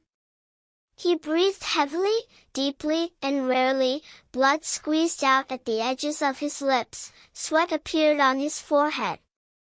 Not recognizing Raskolnikov, he began to move his eyes around anxiously. Katerina Ivanovna looked at him with a sad but stern gaze, and tears flowed from her eyes. "My God! His whole chest is crushed. Blood, so much blood," she said in despair. "All his outer clothes must be removed. Turn a little, Semyon Zakharovich, if you can," she shouted to him. Marmeladov recognized her.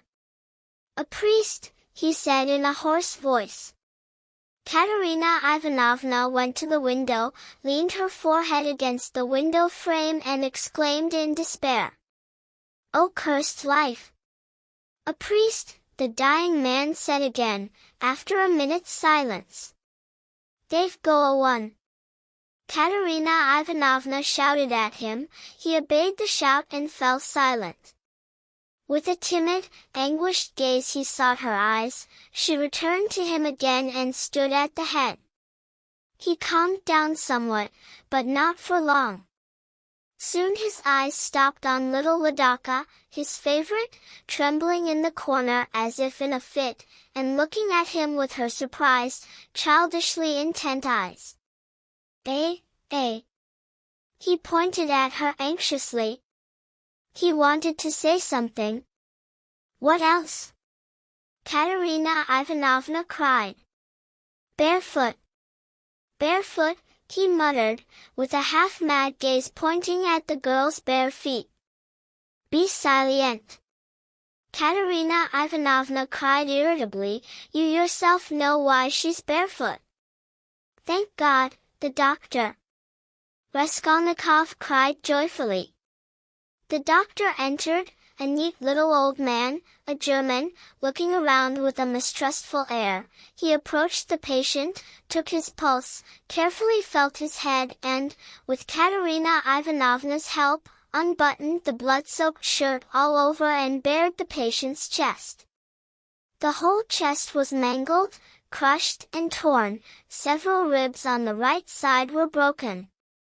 On the left side, right on the heart, was an ominous, large, yellowish-black spot, a cruel blow from a hoof. The doctor frowned. The policeman told him that the crushed man was caught in the wheel and dragged, spinning, about 30 steps along the pavement. Surprising that he even came to, the doctor whispered quietly to Raskolnikov. "What do you say?" the latter asked. "He'll die now." "Is there really no hope?" "Not the slightest. At his last breath. Besides, the head is very dangerously wounded." "Hm. Perhaps one could let blood. But, it would be useless. In 5 or 10 minutes he'll die certainly. Then let blood better. Perhaps. However, I warn you, it will be completely useless." At this moment more footsteps were heard, the crowd in the passage parted, and on the threshold appeared a priest with holy gifts, a gray-haired little old man. A policeman had accompanied him from the street. The doctor immediately yielded him his place and exchanged a significant glance with him. Raskolnikov begged the doctor to wait at least a little. He shrugged and remained. Everyone stepped back. Confession lasted very briefly. The dying man could hardly understand anything properly, he could only utter intermittent, unclear sounds. Katerina Ivanovna took Ladaka, took the boy off the chair, and going to the corner by the stove, knelt down, and made the children kneel before her. The girl only trembled, but the boy, standing on his bare little knees, rhythmically raised his little hand, crossed himself with a full cross and bowed to the ground, knocking his forehead, which apparently gave him special pleasure. Katerina Ivanovna bit her lips and held back tears. She too prayed, occasionally straightening the shirt on the child, and managed to throw over the girl's two exposed shoulders a kerchief that she got from the bureau without rising from her knees and praying. Meanwhile the doors from the inner rooms began to open again with the curious. In the passage more and more densely spectators crowded, tenants from the whole staircase, not stepping, however, beyond the threshold of the room. A single candle end illuminated the whole scene. At this moment through the passage, through the crowd, Polenka quickly pushed through, having run for her sister. She entered barely catching her breath from rapid running, took off her kerchief, sought out her mother with her eyes, approached her and said, "She's coming." Met her in the street. The mother pulled her down on her knees and placed her beside her. From the crowd, silently and timidly, a girl pushed through, and strange was her sudden appearance in this room, amid poverty, rags, death and despair. She too was in rags. Her attire was worth pennies, but decked out in street style, according to the taste and rules established in their special world, with a clearly and shamefully protruding purpose. Sonia stopped in the passage at the very threshold, but didn't cross the threshold and looked as if lost, not conscious, it seemed, of anything, forgetting both her second-hand fourth-hand silk dress, improper here, colored with a very long and ridiculous train, and the immense crinoline that blocked the whole door, and the light little boots, and the little parasol, unnecessary at night, but which she took with her, and the ridiculous round straw hat with a bright flame-colored feather. From under this hat, put on rakishly like a boy's, peeked out a thin, pale and frightened little face, with open mouth and with eyes motionless from horror. Sonia was of medium height, about 18 years old, thin, but rather pretty blonde, with remarkable blue eyes. She stared fixedly at the bed, at the priest. She too gasped from rapid walking. Finally the whispering, some words in the crowd, probably reached her. She looked down, took a step across the threshold and stood in the room, but again right in the doorway. Confession and communion ended. Katerina Ivanovna again approached her husband's bed.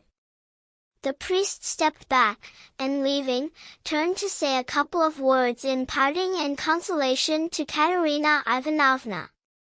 "And where will I put these?" she sharply and irritably interrupted, pointing at the little ones.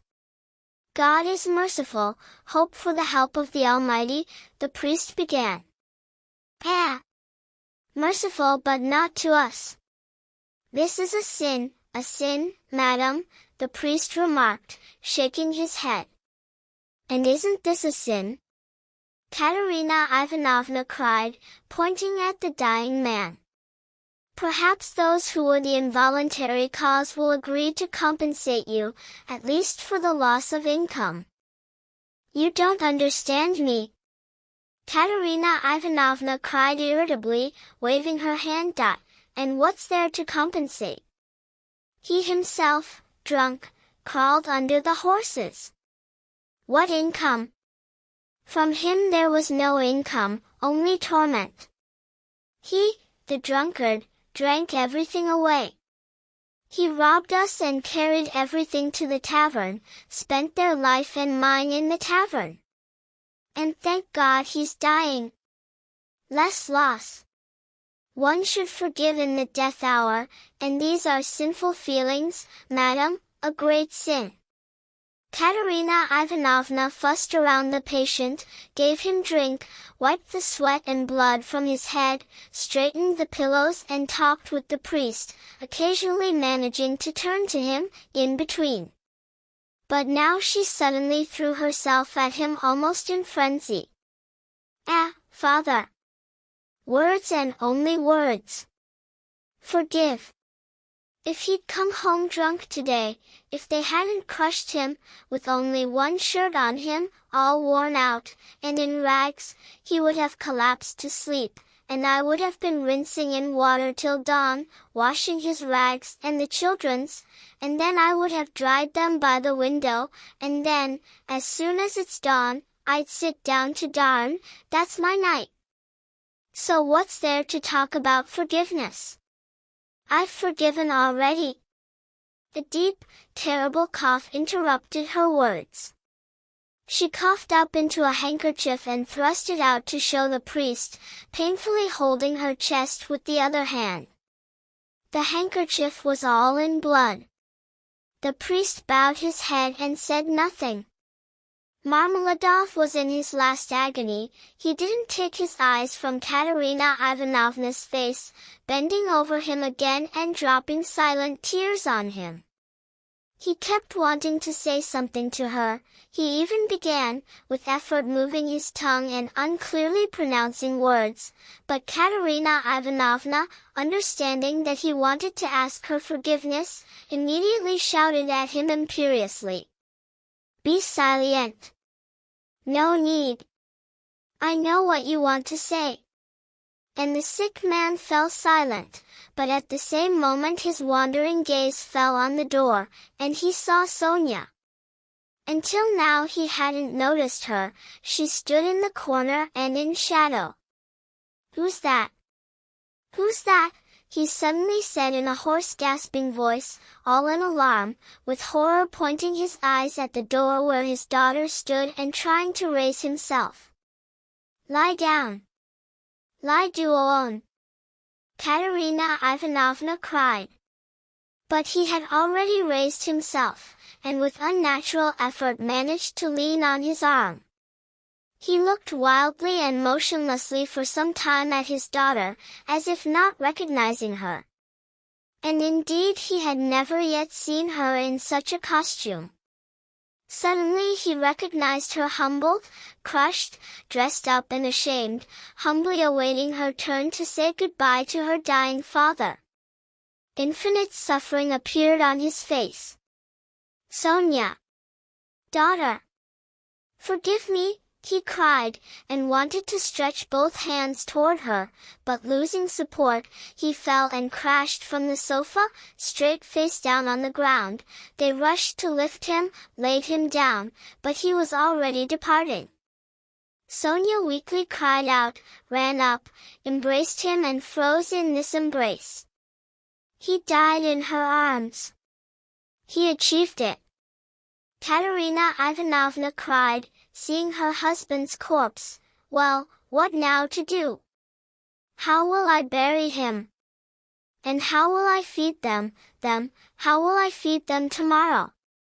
Raskolnikov approached Katerina Ivanovna. "Katerina Ivanovna," he began to her, "last week your late husband told me all his life and all the circumstances. Be assured that he spoke of you with rapturous respect. From that evening, when I learned how devoted he was to you all, and how especially he respected and loved you, Katerina Ivanovna, despite his unfortunate weakness, from that evening we became friends. Allow me now to help, to pay the debt to my late friend. Here, 20 rubles, it seems, and if this can serve you as help, then in a word, I'll stop by, I'll certainly stop by. I'll perhaps stop by tomorrow. Goodbye." And he quickly left the room, hastening to push through the crowd to the stairs, but in the crowd he suddenly collided with Nikodem Fomitch, who had learned of the misfortune and wished to arrange things personally. Since the scene in the office they hadn't seen each other, but Nikodem Fomitch instantly recognized him. "Ah, it's you?" he asked him. "He died," Raskolnikov answered. "The doctor was here, the priest was here, everything's in order." Don't disturb the poor woman too much, she's already consumptive. Encourage her with something if you can. You're a kind man, I know," he added with a smile, looking him straight in the eyes. "But you've gotten blood-soaked however," Nikodym Fomitch remarked, making out by the light of the lantern several fresh spots on Raskolnikov's vest. "Yes, blood-soaked. I'm all in blood," Raskolnikov said with some special air, then smiled, nodded his head and went down the stairs. He descended quietly, unhurriedly, all in fever, and not conscious of it, full of one new, immense sensation of suddenly surging full and mighty life. This sensation could resemble the sensation of one condemned to death, to whom suddenly and unexpectedly pardon is announced. Halfway down the stairs the priest returning home caught up with him. Raskolnikov silently let him pass ahead, exchanging a silent bow with him. But already descending the last steps, he suddenly heard hurried steps behind him. Someone was catching up with him. He felt for some reason that it was precisely him they were catching up with and stopped at the very exit from the stairs to the courtyard. This was Polenka. She ran after him and called him, "Listen! Listen!" He turned to her. She ran down the last staircase and stopped right in front of him, a step higher than him. A dim light came from the courtyard. Raskolnikov made out the girl's thin but sweet little face, smiling at him and looking at him cheerfully, in a childlike way. She had run with an errand that evidently she herself liked very much. "Listen, what's your name? And also, where do you live?" she asked hurriedly, in a gasping little voice. He put both hands on her shoulders and with some happiness looked at her. It was so pleasant for him to look at her, he himself didn't know why. "And who sent you?" "Sister Sonia sent me," the girl answered, smiling even more cheerfully. "I knew it was Sister Sonia who sent you. Mama sent me too. When Sister Sonia started to send me, Mama also came up and said, 'Run quickly, Polenka.' Do you love Sister Sonia?" "I love her more than anyone," Polenka said with some special firmness, and her smile suddenly became more serious. "And will you love me?" Instead of an answer, he saw the girl's little face approaching him and her plump little lips naively stretched out to kiss him. Suddenly her thin arms like matches embraced him tightly, her head inclined to his shoulder, and the girl quietly cried, pressing her face to him more and more tightly. "I feel sorry for Papa," she said after a minute, raising her tearful little face and wiping the tears with her hands. "Such misfortunes have started now," she added unexpectedly, with that especially serious air that children deliberately assume when they suddenly want to talk like grown-ups. "And did Papa love you?" "He loved Ladaka more than all of us," she continued very seriously and without smiling, already completely as grown-ups speak, "because he loved her because she's little and also because she's sick, and he always brought her treats. But he taught us to read, and me grammar and the law of God," she added with dignity, "and Mama said nothing, but we knew she liked it, and Papa knew, and Mama wants to teach me French, because it's already time for me to get an education." "And can you pray?" "Oh, how can we not? We can't. For a long time already, since I'm already big, pray by myself silently, but Arkasha with Ladaka together with Mama aloud. First they read the Mother of God, and then another prayer, 'God, forgive and bless Sister Sonia,' and then another, 'God, forgive and bless our other Papa, because our older Papa already died, and this one is our other one, and we pray for that one too.'" Palechka, my name is Rodion, pray sometime for me too, and the servant Rodion, nothing more. All my future life I'll pray for you, the girl said ardently, and suddenly laughed again, threw herself at him and embraced him tightly again. Raskolnikov told her his name, gave his address and promised to stop by tomorrow without fail. The girl left in complete rapture from him. It was 11 o'clock when he came out into the street. In 5 minutes he was standing on the bridge, exactly on that very spot from which the woman had thrown herself earlier. Enough, he pronounced decisively and solemnly, away with mirages, away with imaginary terrors, away with specters. There is life. Wasn't I just alive? My life hasn't died with the old woman. Heaven be hers and, enough, mother, time for rest. The kingdom of reason and light now and will, and strength. And we'll see now. We'll measure ourselves now, he added arrogantly, as if addressing some dark force and challenging it. And I'd already agreed to live on an ocean of space. I'm very weak at this moment, but it seems, all the illness has passed. I knew it would pass when I went out earlier. By the way, Pachinikov's house, it's 2 steps. I'll certainly go to Razumikin, even if it's not 2 steps. Let him win the bet. Let him amuse himself too, nothing, let him. Strength is needed. Without strength you won't take anything, and strength must be gotten by strength itself. That's just what they don't know, he added proudly and self-confidently, and walked from the bridge, barely moving his legs. Pride and self-confidence grew in him every minute. In the next minute he was no longer the same person he had been in the previous one. But what had happened so special, that had so turned him around? He himself didn't know, he only learned, by experience, that he too can live, that there is still life, that his life didn't die with the old woman.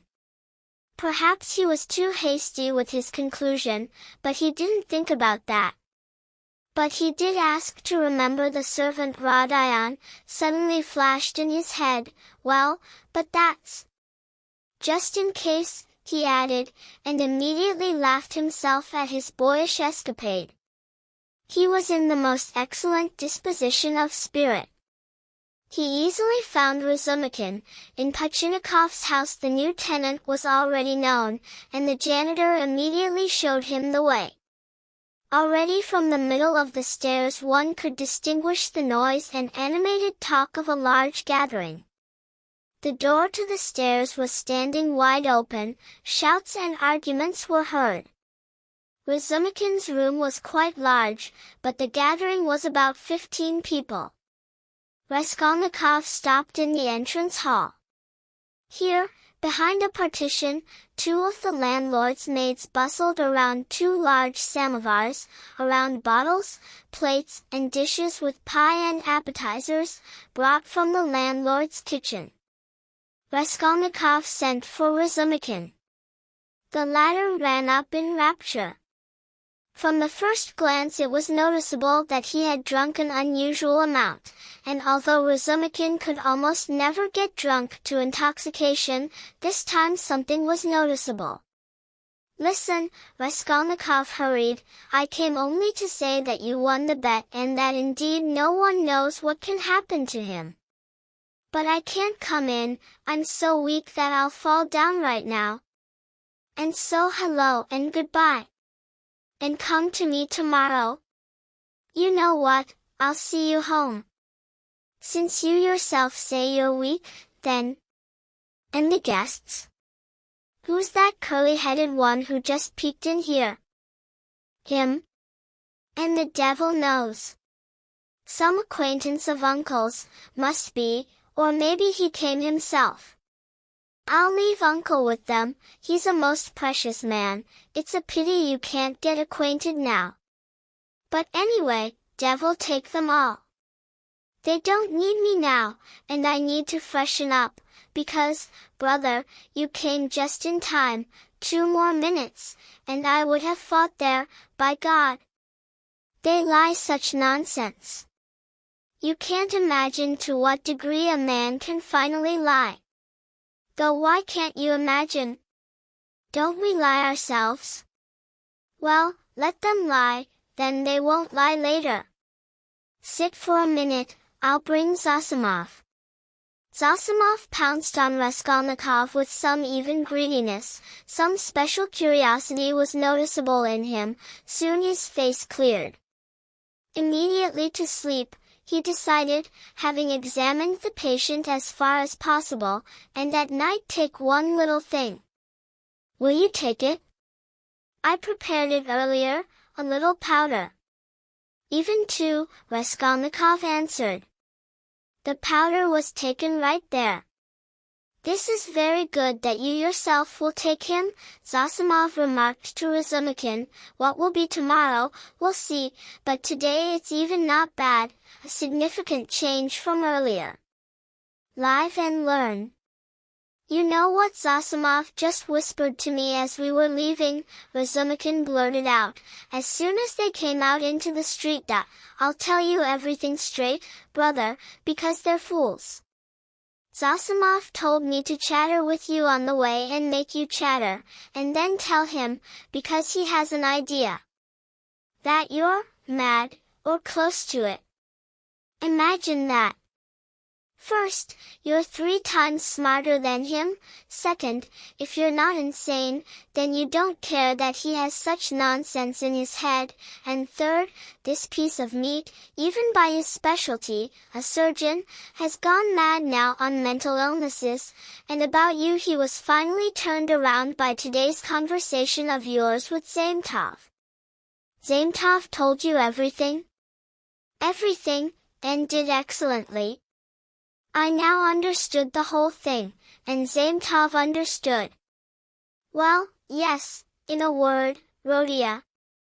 The thing is, I'm a bit drunk now. But that's nothing. The thing is that this thought, you understand? Was really hatching among them, you understand? That is, none of them dared to speak it aloud, because it's the most absurd nonsense, and especially when they took this painter, it all burst and went out forever. But why are they fools? I beat up Zametov a little then. This is between us, brother, please, don't even hint that you know. I noticed he's touchy, it was at Leviza's, but today everything became clear. Mainly, this Ilya Petrovich. He took advantage of your fainting then in the office, and he himself was ashamed afterwards. I know, you see. Raskolnikov listened greedily. Razumikin was blabbing while drunk. I fainted then because it was stuffy and smelled of oil paint, said Raskolnikov. Still explaining. And not just the paint, inflammation had been preparing for a whole month, Zosimov testifies. But how crushed this boy is now, you can't imagine. I'm not worth, he says, this man's little finger. Yours, that is. He has kind feelings sometimes, brother. But the lesson, today's lesson in the Crystal Palace, is the height of perfection. You scared him at first, brought him to convulsions. You almost made him convinced again of all this hideous nonsense, and then, suddenly, you stuck your tongue out at him. There, take that. Perfection. He's crushed, destroyed now. You're a master, by God, that's how they should be treated. I wasn't there. He's waiting for you terribly now. Porfiry also wants to get acquainted with you. Already that one too. But why did they put me down as mad? That is, not as mad. I seem to have blabbed too much to you, brother. It struck him, you see, earlier, that only this one point interests you. Now it's clear why it interests you, knowing all the circumstances, and how it irritated you then and intertwined with your illness. I'm a bit drunk, brother, only, devil knows, he has some idea of his own. I tell you, he's gone mad on mental illnesses. But you can spit on it. For half a minute both were silent. Listen, Raskolnikov began, I want to tell you straight, I was just now with a dead man, one civil servant died. I gave all my money there. And besides, I was just kissed by one being, who, even if I had killed someone, would also have, in a word, I saw there another being too, with a flame-colored feather. But anyway, I'm raving, I'm very weak, support me. Right now, you know, the stairs. What's with you? What's with you? Asked the alarmed Razumkin. My head's spinning a little, only that's not the point, but the point is that I'm so sad, so sad. Just like a woman. Really? Look, what's this? Look. Look. What? Don't you see? Light in my room, see? In the crack. They were already standing before the last staircase, next to the landlady's door, and indeed, it was noticeable from below that there was light in Raskolnikov's closet. Strange. Nastasia, perhaps, Razumkin remarked. She's never at my place at this time, and she's been asleep long ago, but I don't care. Goodbye. What do you mean?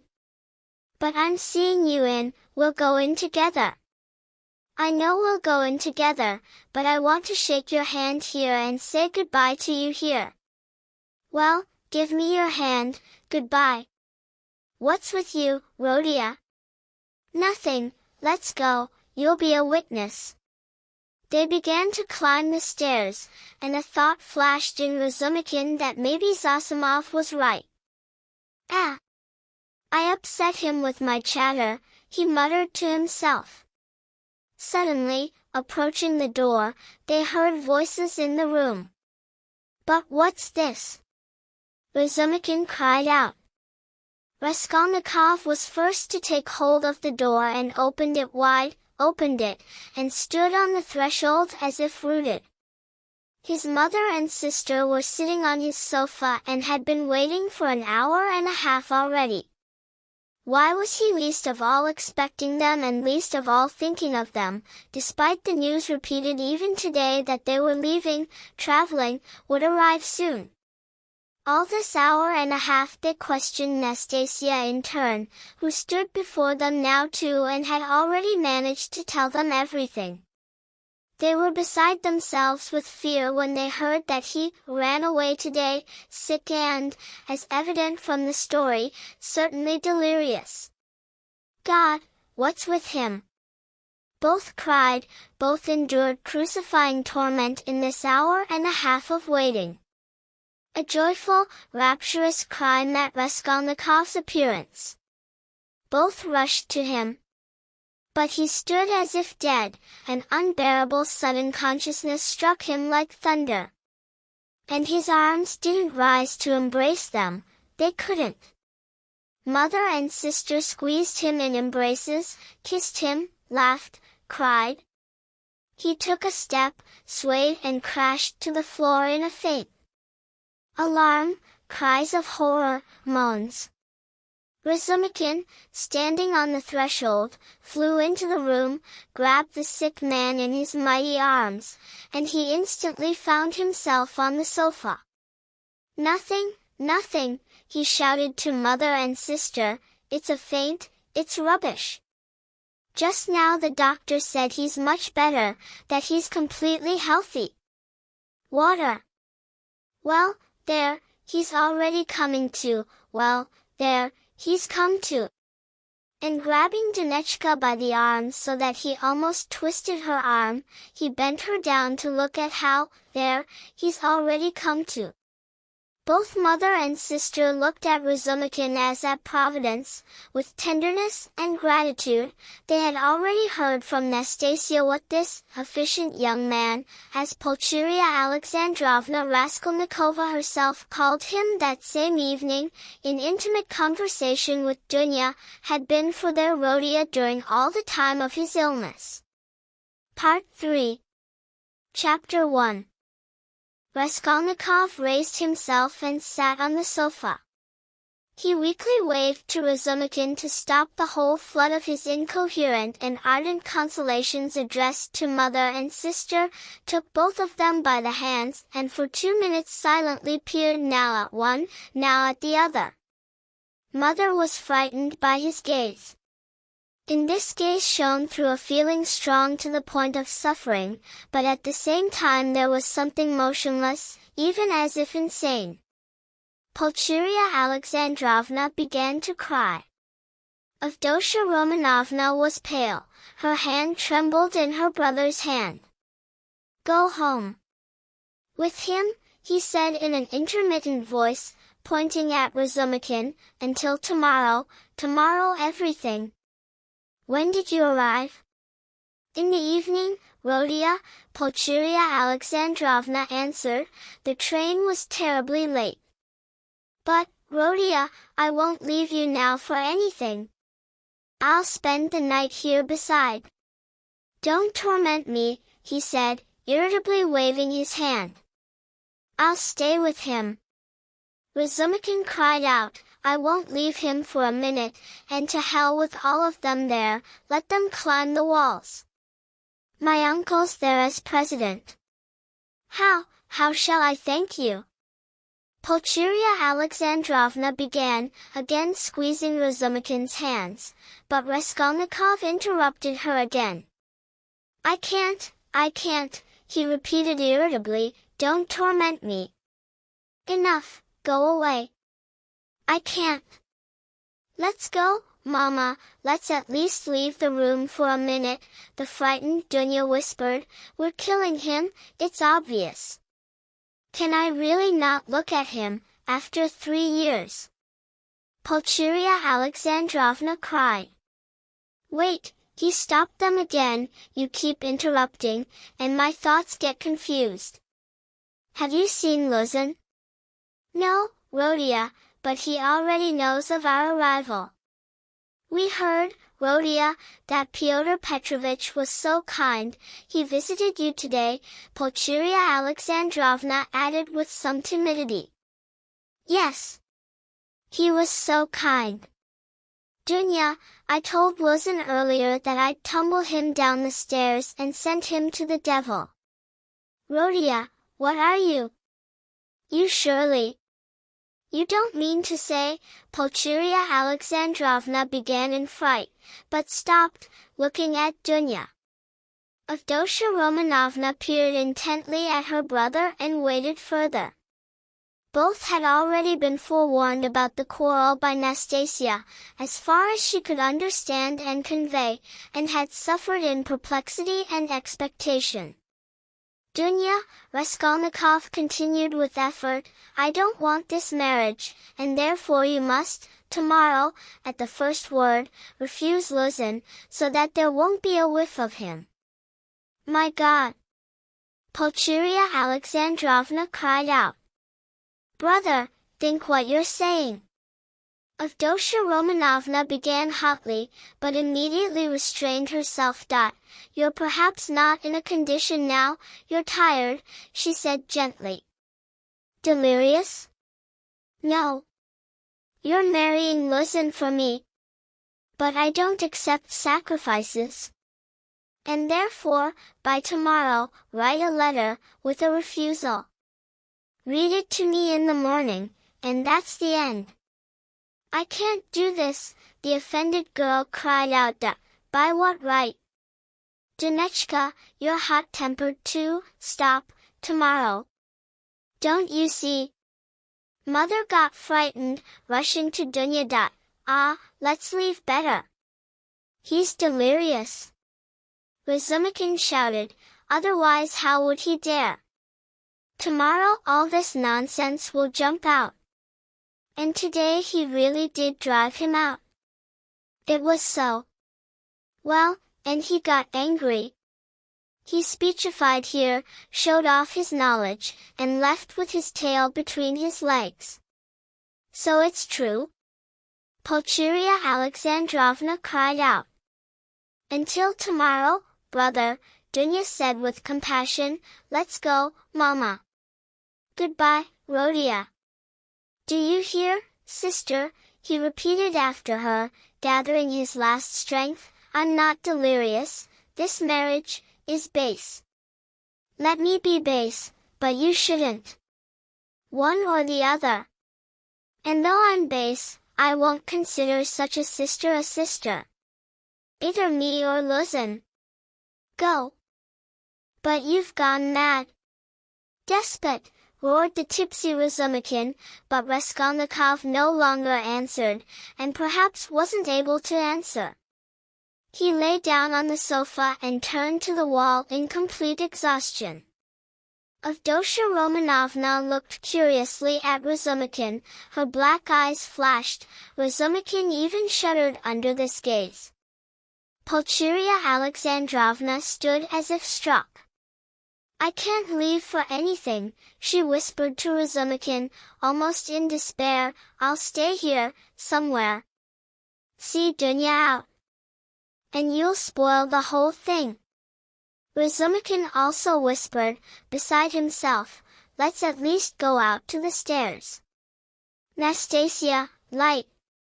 I swear to you," he continued in a half-whisper, already on the stairs, "that earlier he almost beat us, me and the doctor. Do you understand this, the doctor himself? And he yielded, so as not to irritate him, and left, and I stayed below to watch, but he dressed here and slipped away. And now he'll slip away if you irritate him, at night, and do something to himself. Ah, what are you saying? And it's impossible for Avdotya Romanovna to be in the rooms without you alone. Think where you're staying. That scoundrel, Pyotr Petrovitch, couldn't he find you better lodgings? But anyway, you know, I'm a bit drunk and therefore cursed, don't pay attention. But I'll go to the landlady," Pulcheria Alexandrovna insisted. "I'll beg her to give me and Dunya a corner for this night.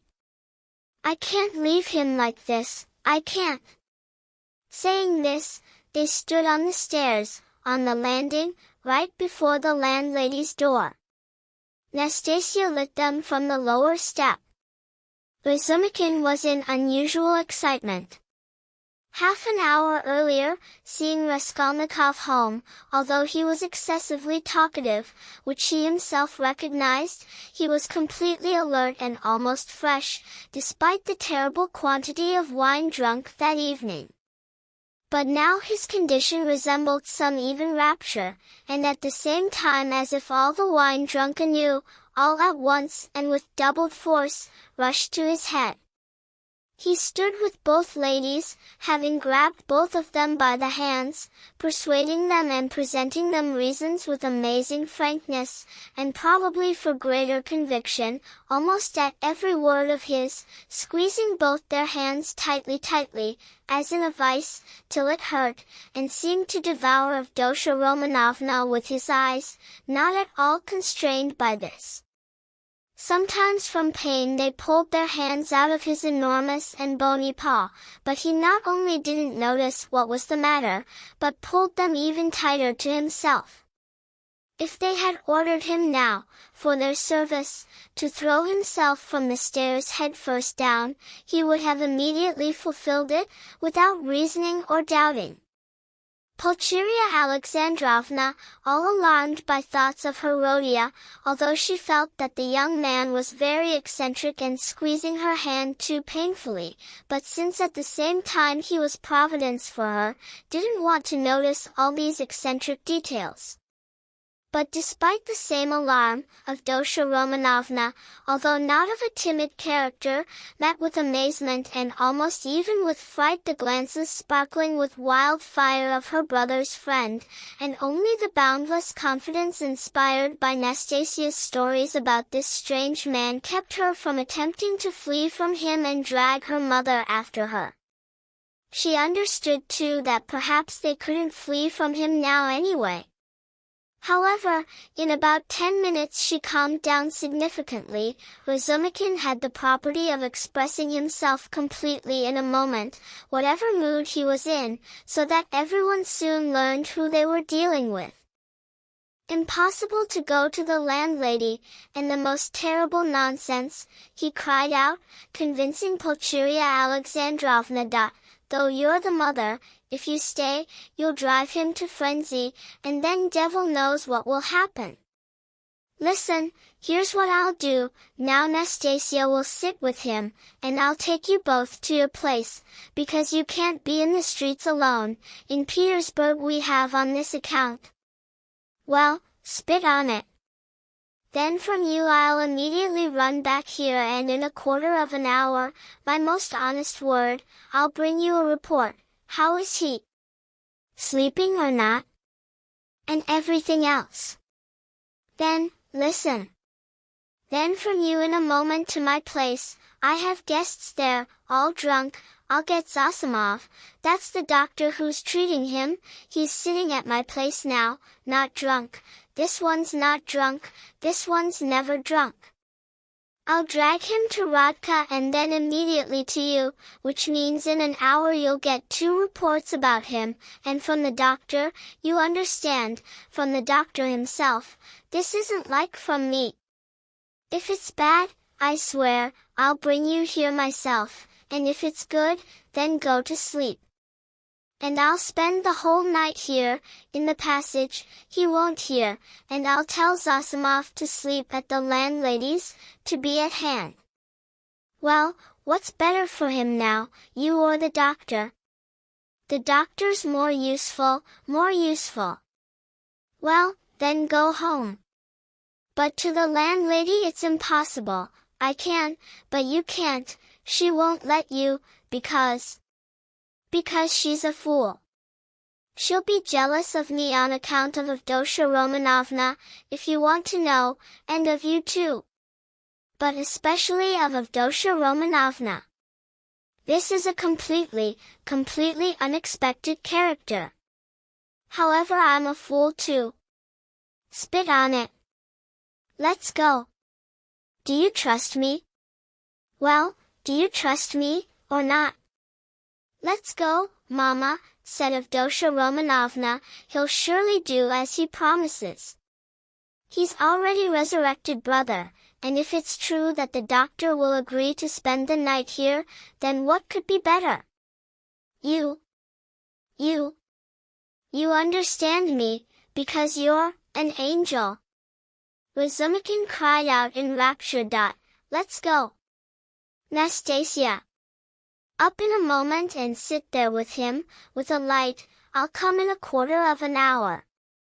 Pulcheria Alexandrovna, though not completely convinced, no longer resisted. Razumikin took both of them under his arms and dragged them down the stairs. However, he worried her too, though he's efficient and kind, but is he in a condition to fulfill what he promises?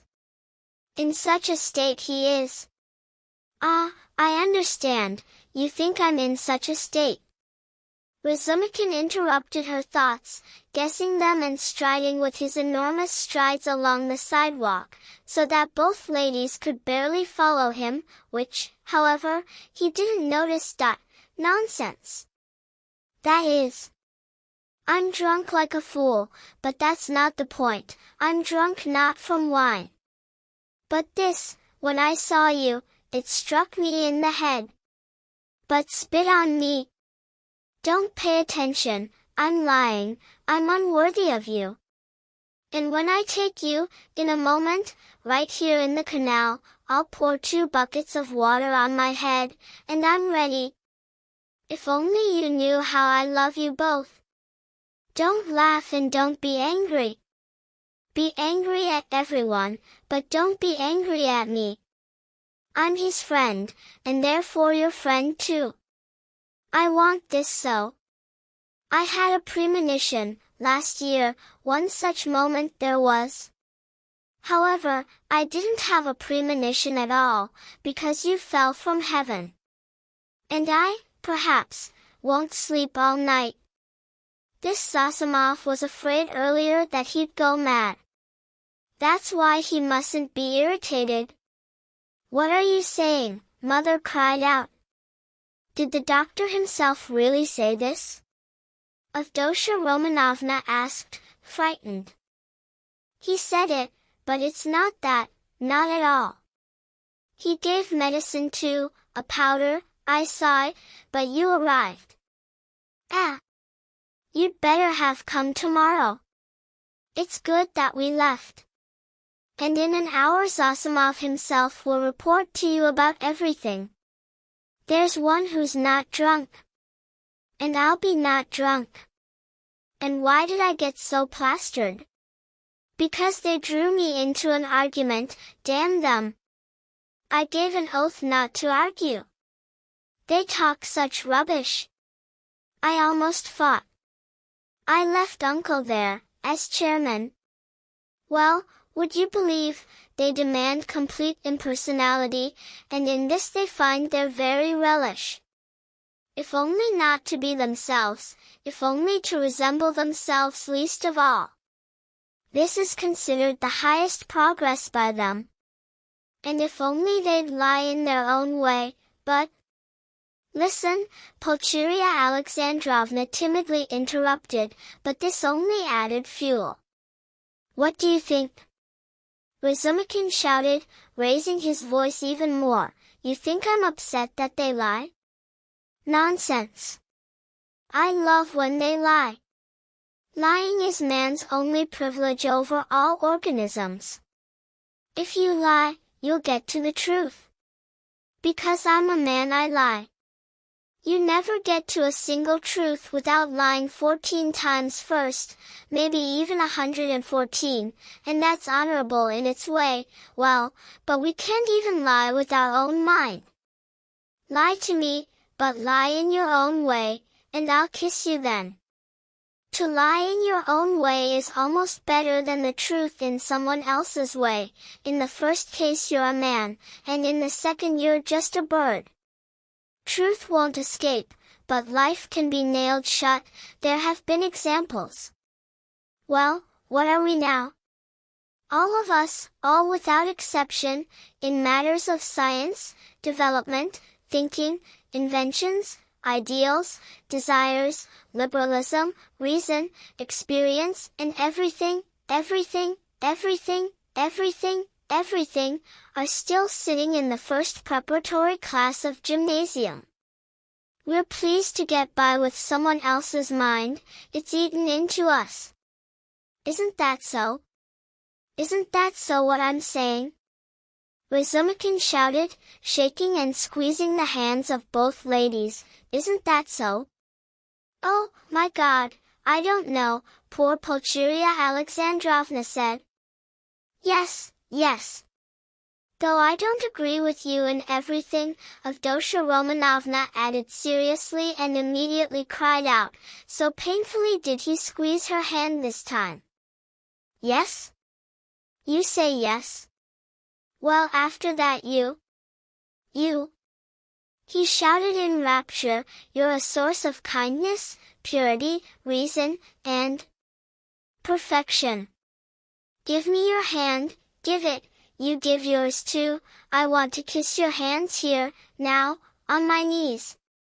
And he knelt in the middle of the sidewalk, fortunately deserted at this time. Stop, I beg you, what are you doing? Pulcheria Alexandrovna cried out, alarmed to the extreme. Get up, get up! Dunya laughed and worried too. Not for anything, until you give me your hands. There, like that, and enough, and I got up, and let's go. I'm an unfortunate fool, I'm unworthy of you and drunk, and I'm ashamed. I'm unworthy to love you, but to bow down before you, this is the duty of everyone, if only he's not a complete beast. And I've bowed down.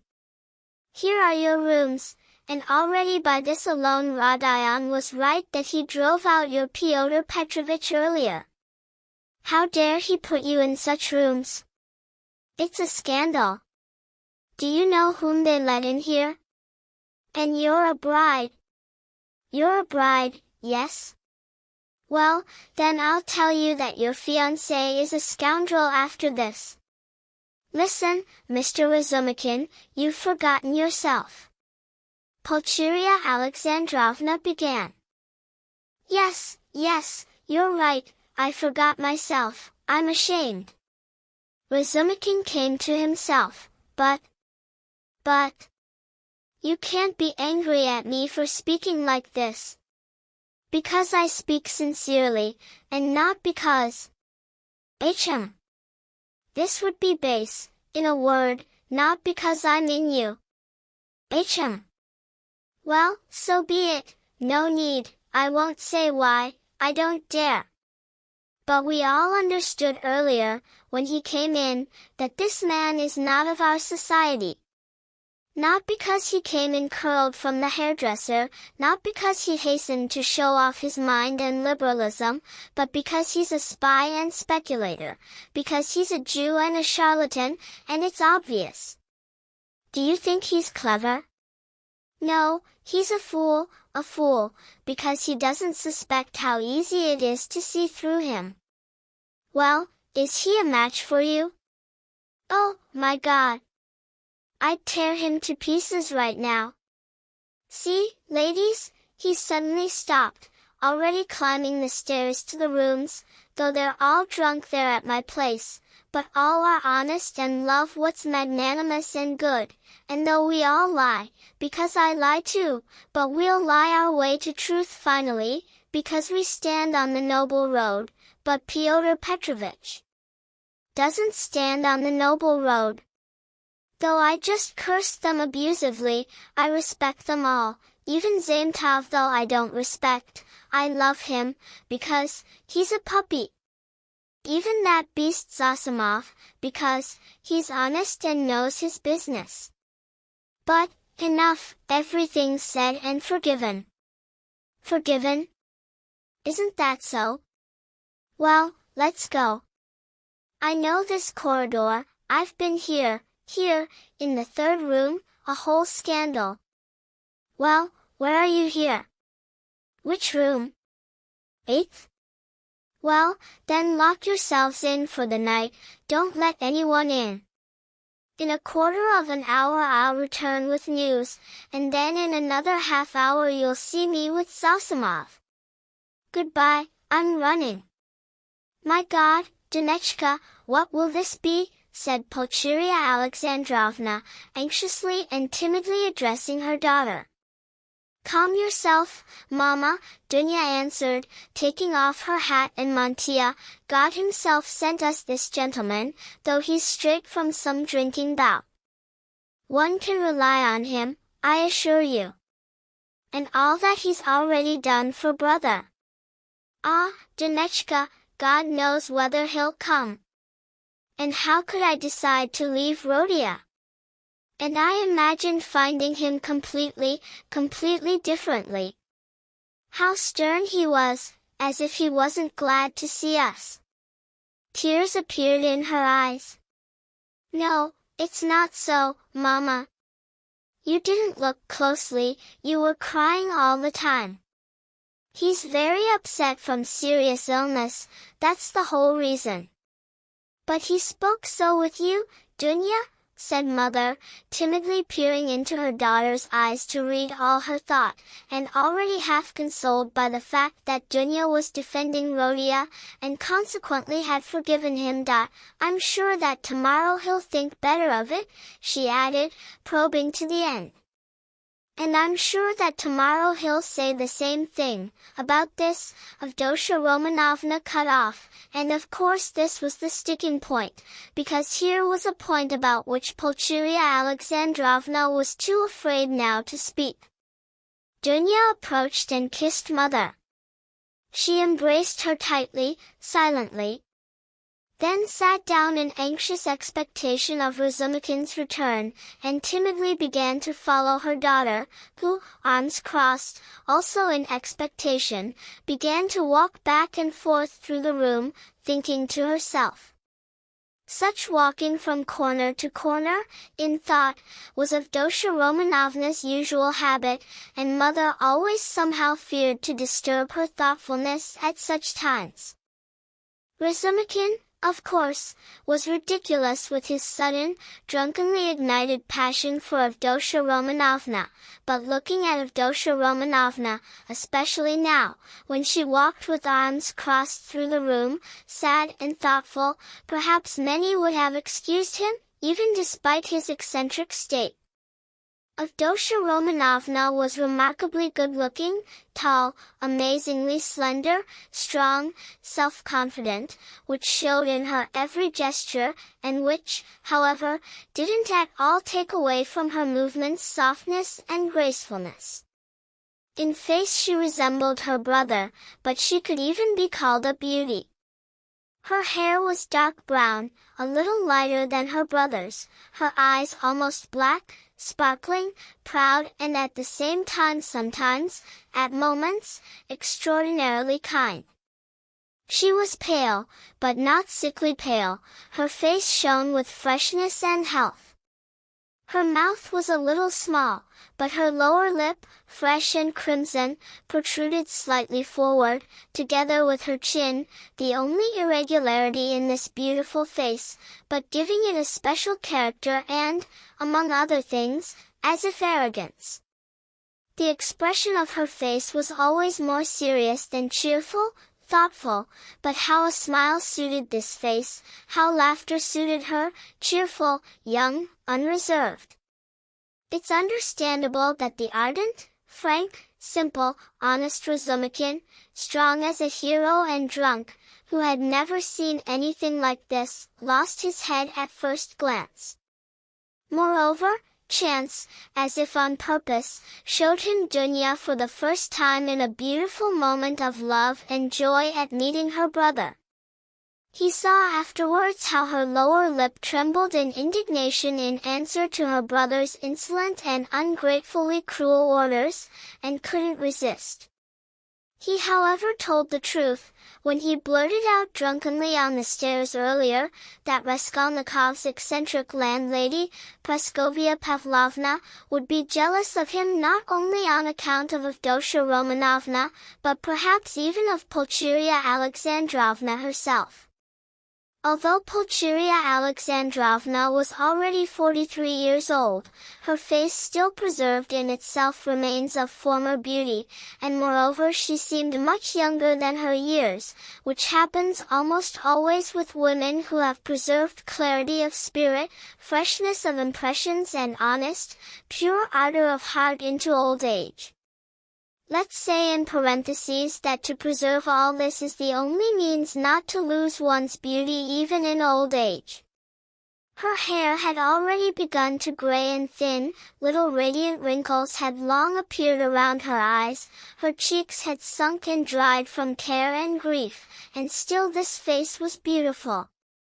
This was a portrait of Dunechka's face, only 20 years later, except also for the expression of the lower lip, which in her didn't protrude forward. Pulcheria Alexandrovna was sensitive, however not to the point of insipidity, timid and yielding, but up to a certain line, she could yield much, could agree to much, even from what was contrary to her convictions, but there was always such a line of honesty, principles, and extreme convictions, beyond which no circumstances could make her step. Exactly 20 minutes after Razumikin's departure came two soft but hurried knocks at the door. He had returned.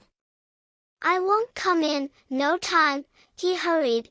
When they opened the door, he's sleeping for all he's worth, excellently, peacefully, and God grant he sleeps 10 hours.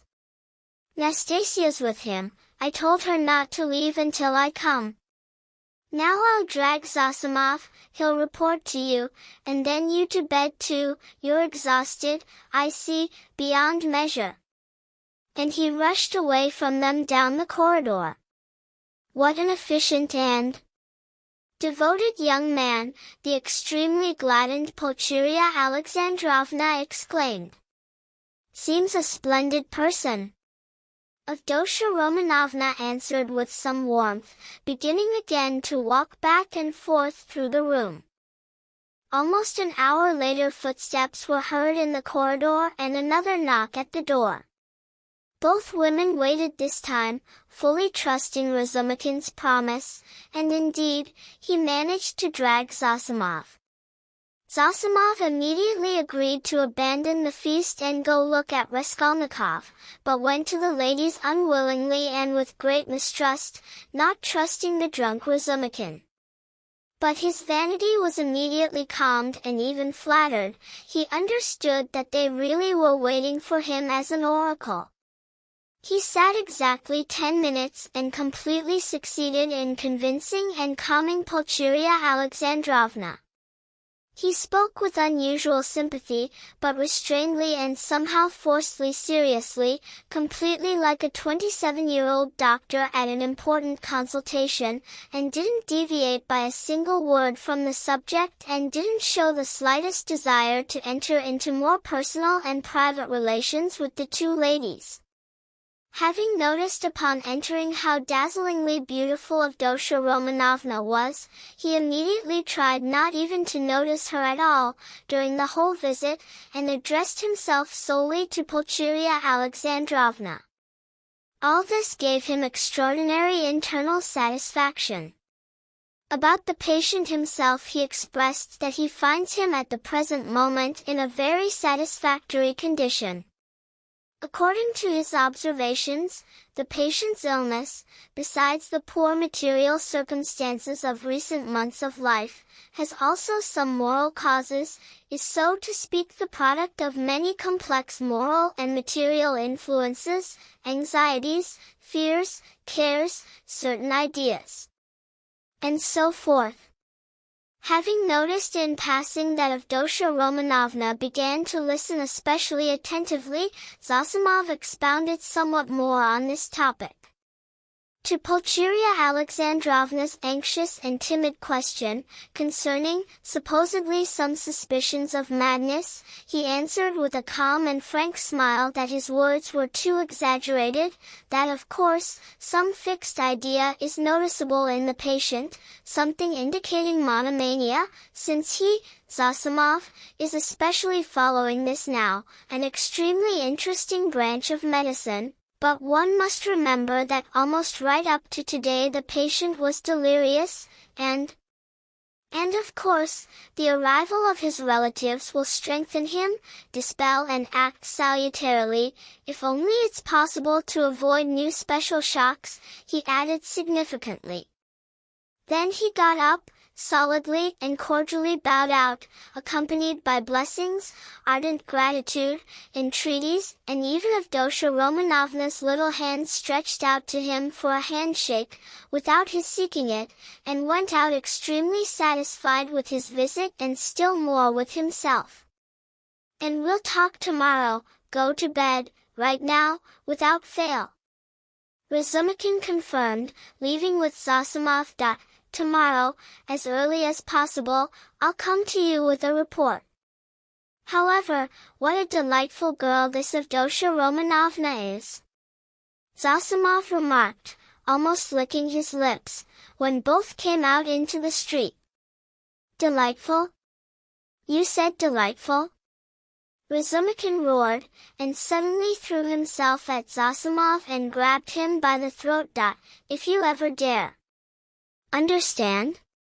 Understand?" he shouted, shaking him by the collar and pressing him to the wall. "Did you hear?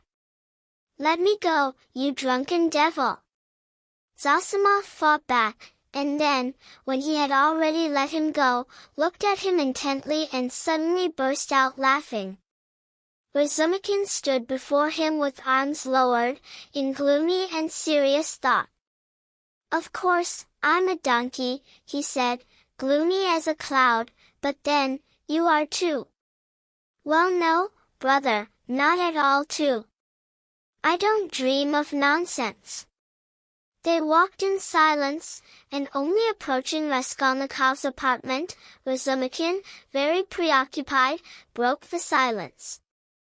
"Listen," he said to Zossimov, "you're a fine fellow, but you, besides all your nasty qualities, are also a libertine, this I know, and a dirty one at that. You're a nervous, weak piece of trash, you're capricious, you're grown fat, and you can't deny yourself anything, and this I already call filth, because it leads straight to filth. You've pampered yourself so much that I confess, I least of all understand how you can be with all this a good and even self-sacrificing doctor. Sleeps on a feather bed, a doctor, but gets up at night for a patient. In 3 years you won't get up for a patient anymore. Well, but, devil, that's not the point, but here's what, you're spending the night in the landlady's apartment today. I barely persuaded her, and I'm in the kitchen, so here's your chance to get better acquainted. Not what you think. Here, brother, there isn't even a shadow of that. But I'm not thinking at all. Here, brother, is bashfulness, silence, shyness, fierce chastity, and with all this, sighs, and melts like wax, just melts. Save me from her, for all the devils in the world. Most Avenanti. I'll earn it with my head." Zossimov laughed louder than before. "Look how you're worked up. But why do I need her? I assure you, little trouble, just talk nonsense, whatever you want, just sit beside her and talk. Moreover, you're a doctor, start treating her for something. I swear, you won't regret it. She has a clavichord, strum a little, I have a song there, a Russian one, a real one, I'll pour out bitter tears. She loves the real ones. Well, it started with the song, but you're a virtuoso on the pianoforte, a master, Rubinstein. I assure you, you won't regret it. But did you make her some promises or what? A written commitment? Promised to marry, maybe? Nothing, absolutely nothing of the sort. And she's not like that at all," Shebarov approached her. "Well, then drop her." "But you can't just drop her." "But why can't you?" "Well, yes, somehow you can't, and that's all. Here, brother, there's a drawing in principle." "Then why did you entice her?" "I didn't entice her at all, I'm perhaps even enticed myself, in my stupidity, but it's absolutely all the same to her, you or me, as long as someone sits beside and sighs. Here, brother. I can't express this to you, here, well, you know mathematics well, and still study it now, I know, well, start going through integral calculus with her, by God I'm not joking, I'm speaking seriously, it's absolutely all the same to her, she'll look at you and sigh, and like this for a whole year straight. I, among other things, talked to her very long, 2 days straight, about the Prussian House of Lords, because what else to talk with her about? She just sighed and glowed. Only don't talk about love, she's shy to the point of convulsions, but show that you can't leave, well, and that's enough. Terribly comfortable, exactly like at home, read, sit, lie down, write. You can even kiss, with caution. But what do I need her for? I can't explain it to you at all. You see, you're completely suited to each other. I thought about you before too. you'll end with this anyway. So isn't it all the same to you, sooner or later? Here, brother, such a featherbed principle lies, at. And not just featherbed. Here it draws in, here's the end of the world, an anchor, a quiet haven, the navel of the earth, the three-fish foundation of the world, the essence of pancakes, fat pies, the evening samovar, quiet sighs and warm padded jackets, heated stove benches, well, just as if you died, but at the same time you're alive, both advantages at once. Well, brother, devil, I've lied enough, time to sleep. Listen, I sometimes wake up at night, well, and go to him to look. Only nothing, nonsense, everything's good. Don't worry especially, and if you want, go once too. But if you notice anything, delirium, for example, or fever, or something, wake me immediately. However, it can't be. Chapter 2. Razumikin woke up the next day at 8 o'clock worried and serious. Many new and unforeseen perplexities suddenly presented themselves to him this morning. He had never imagined before that he would ever wake up like this. He remembered down to the last details all of yesterday and understood that something out of the ordinary had happened to him, that he had received into himself one impression hitherto completely unknown to him and unlike all previous ones. At the same time he clearly recognized that the dream that had ignited in his head was in the highest degree unrealizable, so unrealizable that he even became ashamed of it, and quickly passed to other, more pressing cares and perplexities left to him as inheritance after that thrice cursed yesterday. His most terrible memory was how he had shown himself yesterday, base and vile, not only because he was drunk, but because, taking advantage of her position, out of stupidly hasty jealousy, he abused her fiancé before the girl, knowing neither their mutual relations and obligations to each other, nor even knowing the man properly. And what right had he to judge him so hastily and rashly? And who called him to be a judge? And can such a being as Avdotya Romanovna give herself to an unworthy man for money? Consequently there must be merits in him too. The rooms? But why indeed could he really know what sort of rooms they were? He's preparing an apartment after all. Phew, how base this all is! And what justification that he was drunk? A stupid excuse, degrading him still more. In wine there's truth, and the truth precisely came out in its entirety, that is, all the filth of his envious, crude heart came out. And is such a dream permissible to him, Razumikin, even to the slightest degree? Who is he in comparison with such a girl, he, a drunken brawler and yesterday's braggart? Is such a cynical and ridiculous comparison even possible? Razumikin blushed desperately at this thought, and suddenly, as if on purpose, at this very moment, he clearly remembered how he had told them yesterday, standing on the stairs, that the landlady would be jealous of him on account of Avdotya Romanovna. This was unbearable.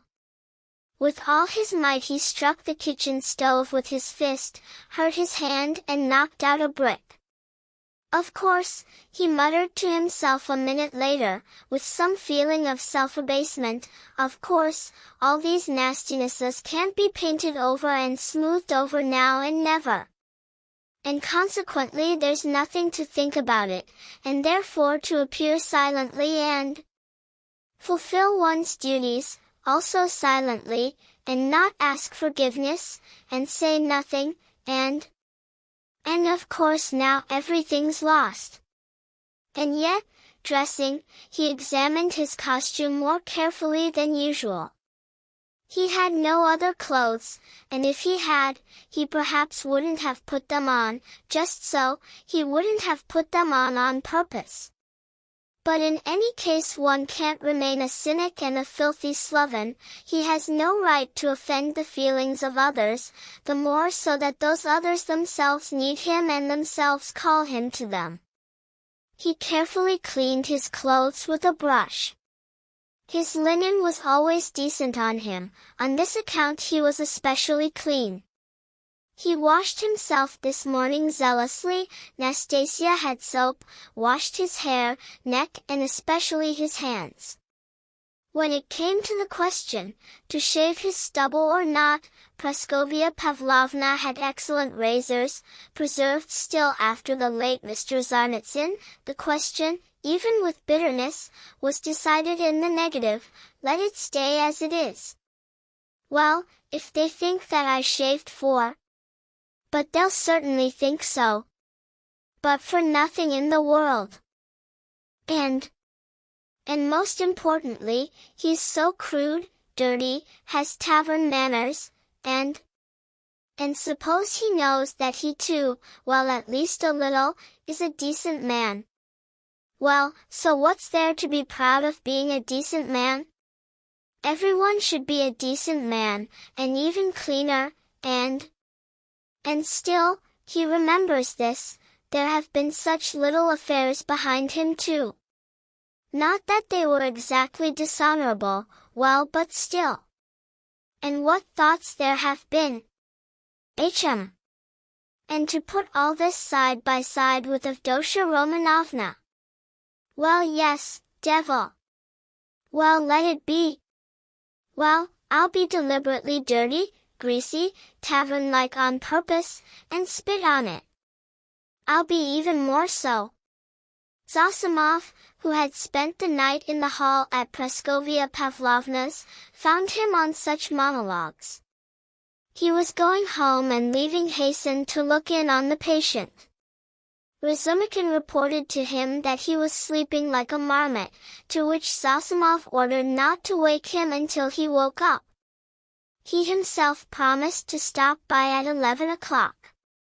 If only he'll be home, he added. Foo, devil. You're not master of your own patient, try treating him. Don't you know, will he go to them, or will they come here? They, I think, Razumikin answered, understanding the purpose of the question, and will, of course, talk about their family affairs. I'll leave. You, as a doctor, of course have more rights than me. But I'm not a confessor either, I'll come and go, I have plenty of other business. One thing worries me, Razumikin interrupted, frowning. Yesterday I, drunk, blabbed to him, on the way, various nonsense. Various. Among other things, that you're afraid that he is inclined to madness. You blabbed to the ladies about the same thing yesterday. I know it's stupid. Beat me if you want. But what, did you really have some firm thought? But it's nonsense, I say, what firm thought? You yourself described him as a monomaniac when you brought me to him. Well, and yesterday we added fuel to the fire, you that is, with those stories. About the painter, a fine conversation, when he perhaps went mad on this very thing himself. If I'd known precisely what happened then in the office, and that some scoundrel there offended him with this suspicion. I wouldn't have permitted such conversation yesterday. For these monomaniacs make an ocean out of a drop, see fiction in persons while awake. As far as I remember, yesterday, from this story of Zaintov's, half the matter became clear to me. Yes, what?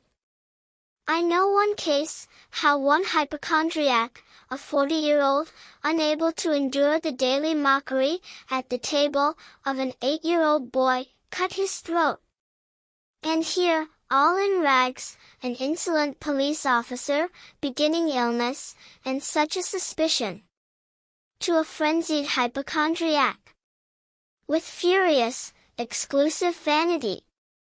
And here, perhaps, the very starting point of the illness sits. Well, yes, devil. And by the way, this Zaintov is really a nice boy, only HM. He shouldn't have told all that yesterday. He's a terrible chatterbox. But whom did he tell? Me and you? And Porfiry? So what if Porfiry? By the way, do you have any influence over those, over mother and sister? They should be more careful with him today. They'll manage. Razumikin answered reluctantly. And why is he so set against this Luzin? A man with money, she doesn't seem to find him repugnant, but they don't have a penny? Eh? But why are you pumping me? Razumikin cried irritably, how should I know whether they have a penny or not? Ask yourself, maybe you'll find out. Phoo, how stupid you are sometimes. Yesterday's fumes are sitting in you. Goodbye, thank Praskovia Pavlovna from me for the lodging. She locked herself in, didn't answer my bonjour through the door, but herself got up at 7 o'clock. They carried the samovar to her through the corridor from the kitchen. I wasn't deemed worthy of a sight of her. Exactly at 9 o'clock Razumikin appeared at Bakleyev's rooms. Both ladies had been waiting for him long ago with hysterical impatience. They had gotten up at 7 o'clock or even earlier. He entered gloomy as night, bowed awkwardly, for which he immediately got angry, at himself of course. He calculated without the host. Pulcheria Alexandrovna simply threw herself at him, grabbed both his hands and almost kissed them. He glanced timidly at Avdotya Romanovna, but even in this proud face there was at this moment such an expression of gratitude and friendship, such complete and unexpected, to him, respect, instead of mocking glances and involuntary, poorly concealed contempt, that it truly would have been easier for him if he'd been met with abuse, but this way it became too embarrassing. Fortunately, there was a ready topic for conversation, and he quickly latched onto it. Having heard that, he hasn't woken up yet, but everything's excellent, Pulcheria Alexandrovna declared that this was even for the better, because she very much needed to talk beforehand. There followed a question about tea and an invitation to drink together. They themselves hadn't drunk yet in expectation of Razumikin. Avdotya Romanovna rang, a dirty ragamuffin appeared at the call, and he was ordered tea, which was finally served, but so dirty and so improperly that the ladies became ashamed. Razumikin energetically was about to curse the rooms, but remembering Luzin, fell silent, got embarrassed and was terribly glad when Pulcheria Alexandrovna's questions finally poured out one after another without interruption. Answering them, he talked for 3/4 of an hour, constantly interrupted and questioned again, and managed to convey all the most important and necessary facts that he knew from the last year of Rodion Romanovitch's life, concluding with a detailed account of his illness. He omitted much, however, that needed to be omitted, among other things the scene in the office with all its consequences. His account was listened to greedily, but when he thought he had already finished and satisfied his listeners, it turned out that for them he had as if not even begun yet. Tell me, what do you think? Ah, excuse me, I still don't know your name until now? Pulcheria Alexandrovna hurried. Dmitry Prokofiev.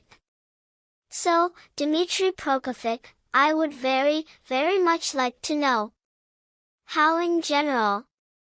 He looks at things now, that is, understand me, how should I say this to you, that is, better to say, what he loves and what he doesn't love. Is he always so irritable? What desires does he have and, so to speak, dreams, if one can say? What exactly now has special influence on him? In a word, I would like. Ah, Mama, how can one answer all this so suddenly? Dunya remarked. Ah, my God, I completely didn't expect to meet him like this, Dmitry Prokofiev. That's very natural, sir, Dmitry Prokofiev answered. I have no mother, well, but my uncle comes here every year and almost every time doesn't recognize me, even externally, and he's a clever man, well, but in your 3 years of separation much water has flowed under the bridge. But what can I tell you? I've known Rodion for a year and a half, gloomy, somber, arrogant and proud, recently, and perhaps much earlier, suspicious and hypochondriac. Magnanimous and kind. Doesn't like to express his feelings, and will sooner do something cruel than express his heart in words. Sometimes, however, he's not at all a hypochondriac, but simply cold and unfeeling to the point of inhumanity, truly as if two opposite characters alternate in him. Terribly uncommunicative, everything's no time for him, everyone bothers him, but he himself lies around, does nothing. Not mocking, and not because he lacks wit, but as if he doesn't have time for such trifles. Doesn't listen to what people say. Never interested in what everyone is interested in at a given moment. Values himself terribly highly and, it seems, not without some right to it. Well, what else? It seems to me your arrival will have the most salutary influence on him. Ah, God grant it! Pulcheria Alexandrovna cried out, tormented by Razumikin's characterization of her Rodia. And Razumikin finally glanced more cheerfully at Avdotya Romanovna. He glanced at her often during the conversation, but fleetingly, for only one moment, and immediately looked away. Avdotya Romanovna either sat at the table and listened attentively, or got up again and began to walk, according to her custom, from corner to corner, arms crossed, lips compressed, occasionally asking her question without interrupting her walking, thoughtfully. She too had the habit of not listening to what people say. She was dressed in some dark dress of light material, and on her neck was tied a white transparent scarf. By many signs Razumikin immediately noticed that the circumstances of both women were extremely poor. If Avdotya Romanovna had been dressed like a queen, it seems he wouldn't have feared her at all. Now, however, perhaps precisely because she was so poorly dressed, and because he noticed all this mean surroundings, fear settled in his heart, and he began to fear for every word of his, every gesture, which was, of course, constraining for a man who already didn't trust himself. You said much that's curious about brother's character and, said it impartially. That's good, I thought you worshipped him, Avdotya Romanovna remarked with a smile. It seems also true that a woman should be near him, she added thoughtfully. I didn't say that, but perhaps you're right in this too, only... What? He doesn't love anyone, perhaps he never will love, Razumikin cut off. That is, not capable of loving? You know, Avdotya Romanovna, you yourself are terribly like your brother, even in everything, he suddenly blurted out, unexpected to himself, but immediately remembering what he had just said to her about her brother, he turned red as a lobster and was terribly embarrassed. Avdotya Romanovna couldn't help but laugh looking at him. About Rodia you may both be mistaken, the somewhat piqued Pulcheria Alexandrovna picked up. I'm not talking about now, Dunechka. What Pyotr Petrovitch writes in this letter. And what we supposed with you, may be untrue, but you can't imagine, Dmitry Prokofiev, how fantastic he is and, how should I say, capricious. I could never trust his character, even when he was only 15 years old. I'm sure that even now he can suddenly do something with himself such that no other person would ever even think of doing. One doesn't have to go far. Do you know how he amazed me, shocked me, and almost killed me entirely a year and a half ago, when he took it into his head to marry this, what's her name, the daughter of this Tsaritsina, his landlady? Do you know anything in detail about this story? Asked Avdotya Romanovna. Do you think, Pulcheria Alexandrovna continued with warmth, that my tears, my entreaties, my illness, my death, perhaps, from anguish, our poverty would have stopped him then? He would have calmly stepped over all obstacles. But doesn't he love us? He never spoke himself with me about this story, Razumikin answered cautiously, but I heard something from Mrs. Tsaritsina herself, who also, in her way, is no talkative person, and what I heard, that, perhaps, is even somewhat strange. But what did you hear? Both women asked at once. However, nothing so very special. I only learned that this marriage, completely arranged already and not taking place only due to the bride's death, was very much not to Mrs. Tsaritsina's liking, for some reason. Why, I don't know.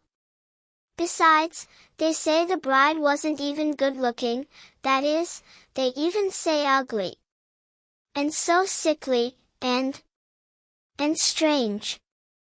But apparently with some merits. There certainly must have been some merits, otherwise one can't understand anything. No dowry either, but he wouldn't have counted on a dowry. In general it's hard to judge in such a matter. I'm sure she was a worthy girl, Avdotya Romanovna remarked briefly. God forgive me, but I actually rejoiced then at her death, though I don't know which of them would have ruined the other, he her, or she him. Pulcheria Alexandrovna concluded, then cautiously, with pauses and with continuous glances at Dunya, which was evidently unpleasant to her, she began to question again about yesterday's scene between Rodia and Luzin. This incident evidently worried her most of all, to the point of fear and trembling. Razumikin retold everything again, in detail, but this time added his own conclusion. He directly accused Raskolnikov of deliberately insulting Pyotr Petrovitch, this time excusing his illness very little. He thought this up before his illness, he added.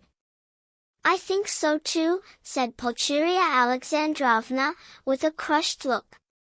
But she was very struck that Razumikin expressed himself this time so cautiously about Pyotr Petrovitch and even as if with respect. This struck Avdotya Romanovna too.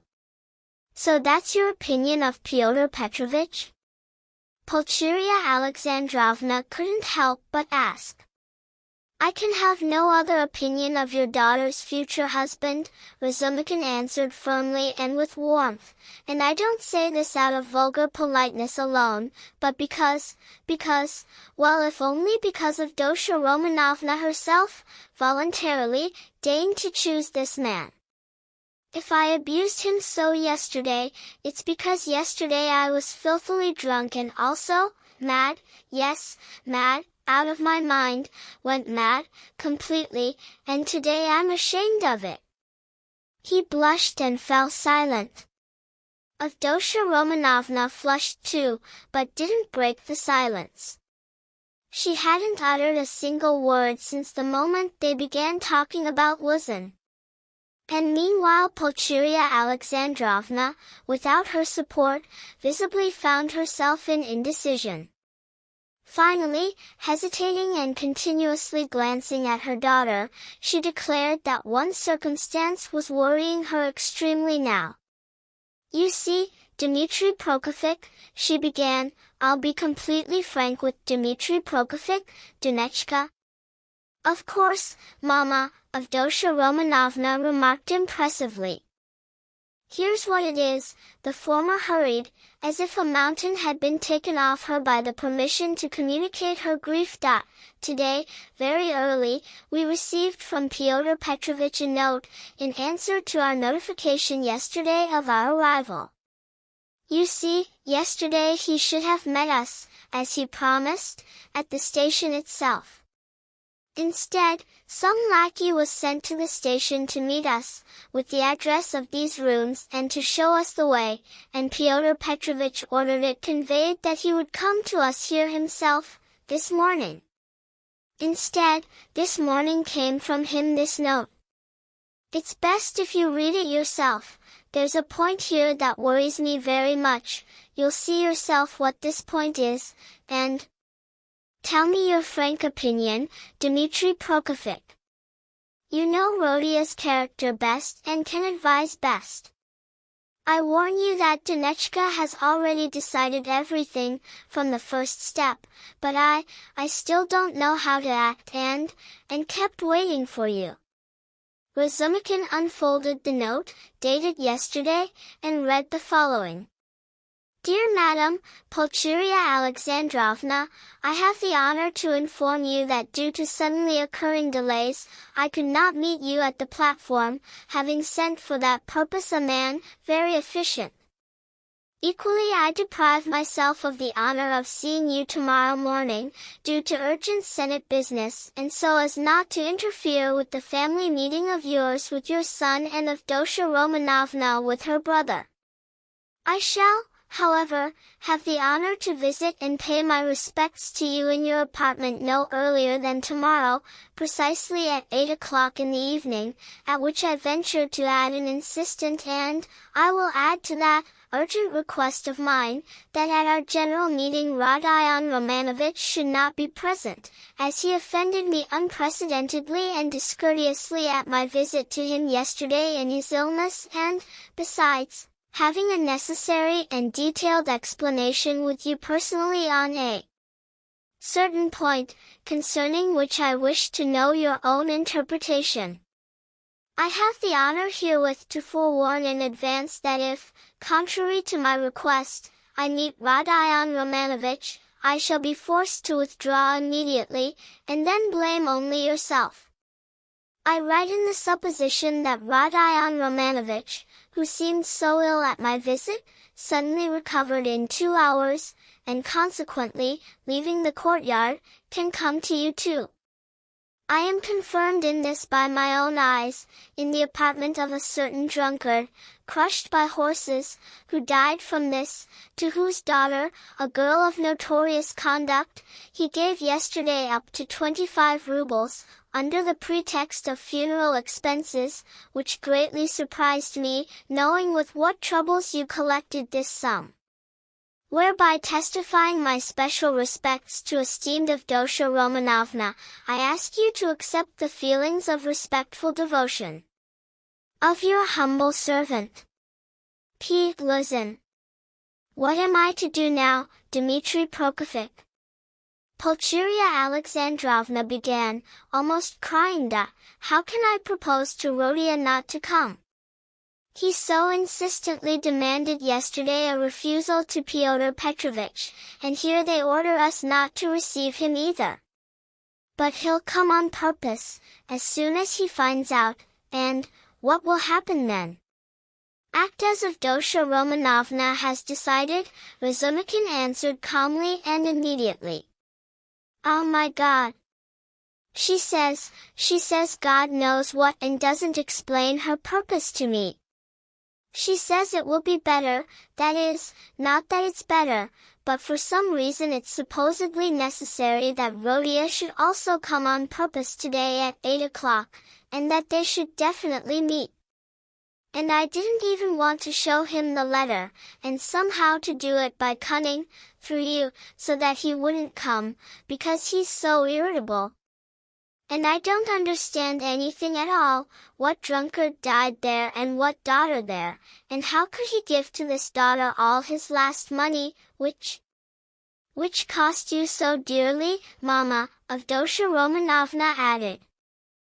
He wasn't himself yesterday, Razumikin said thoughtfully. If you knew what he did yesterday in the tavern, though it was clever, About some deceased and some girl, he really did say something to me yesterday, when we were going home, but I didn't understand a word. But anyway, I myself yesterday.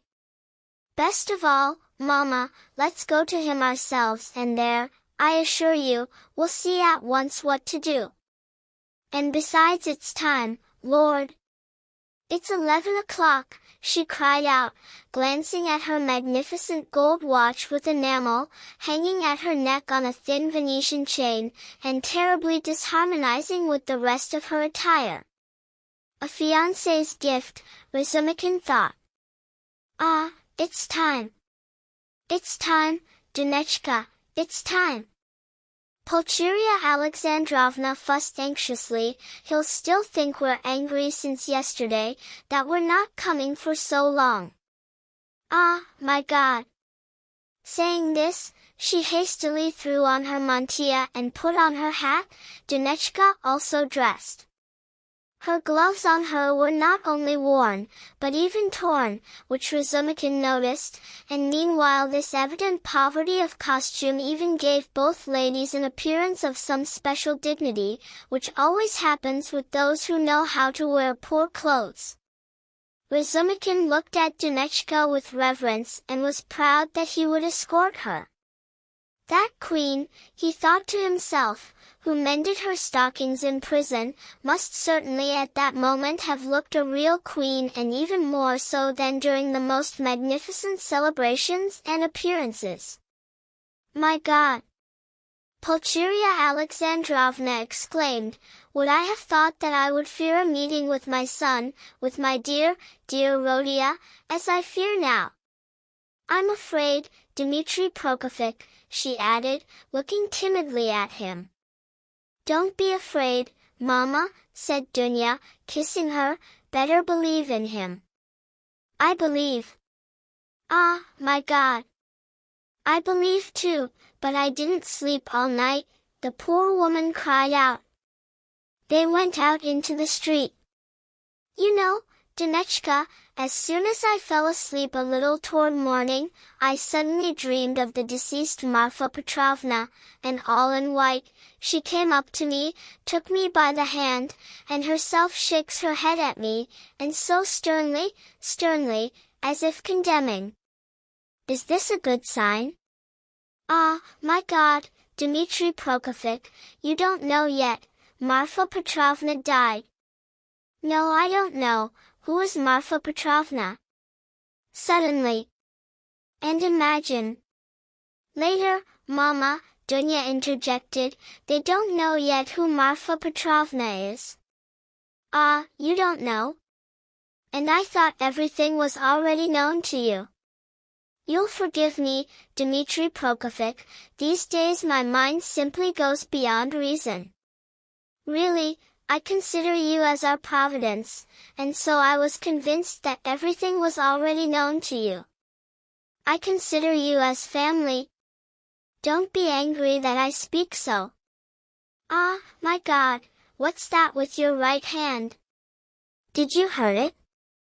Yes, I heard it, the happy Razumikin muttered. I sometimes speak too much from the heart, so that Dunya corrects me. But, my God, what a closet he lives in! Has he woken up, however? And this woman, his landlady, considers this a room? Listen, you say he doesn't like to show his heart, so that I, perhaps, will bore him with my weaknesses? Won't you teach me, Dmitri Prokofych? How should I be with him?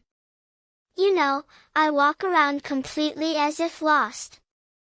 Don't question him too much about anything, if you see that he's frowning, especially don't ask much about his health, he doesn't like it. Ah, Dmitri Prokofych, how hard it is to be a mother! But here's that staircase. What a terrible staircase! "Mama, you're even pale, calm yourself, my dear," said Dunya, caressing her. "He should still be happy that he sees you, and you torture yourself so," she added, her eyes flashing. "Wait, I'll look ahead, whether he's woken up." The ladies quietly followed Razumikin, who had gone ahead up the stairs, and when they had already drawn level on the 4th floor with the landlady's door, they noticed that the landlady's door was open a tiny crack and that 2 quick black eyes were examining them both from the darkness. When their glances met, the door suddenly slammed shut, and with such a bang that Pulcheria Alexandrovna almost cried out in fright. Chapter 3. Healthy, healthy! Zosimov cried out cheerfully to the entering visitors. He had already come about 10 minutes before and was sitting in his place from yesterday in the corner of the sofa. Raskolnikov sat in the opposite corner, fully dressed, and even carefully washed and combed, which hadn't happened with him for a long time. The room filled at once, but Nastasia still managed to follow after the visitors and stood listening. Indeed, Raskolnikov was almost healthy, especially in comparison with yesterday, only he was very pale, distracted and gloomy. Outwardly he resembled as if a wounded person, or one enduring some strong physical pain. His brows were drawn together, his lips compressed, his gaze inflamed. He spoke little and reluctantly, as if through force or fulfilling an obligation, and some restlessness occasionally appeared in his movements. Only a bandage on his arm or a taffeta cover on his finger was lacking for complete resemblance to a person who, for example, has a very painfully festering finger, or has injured his arm, or something of that sort.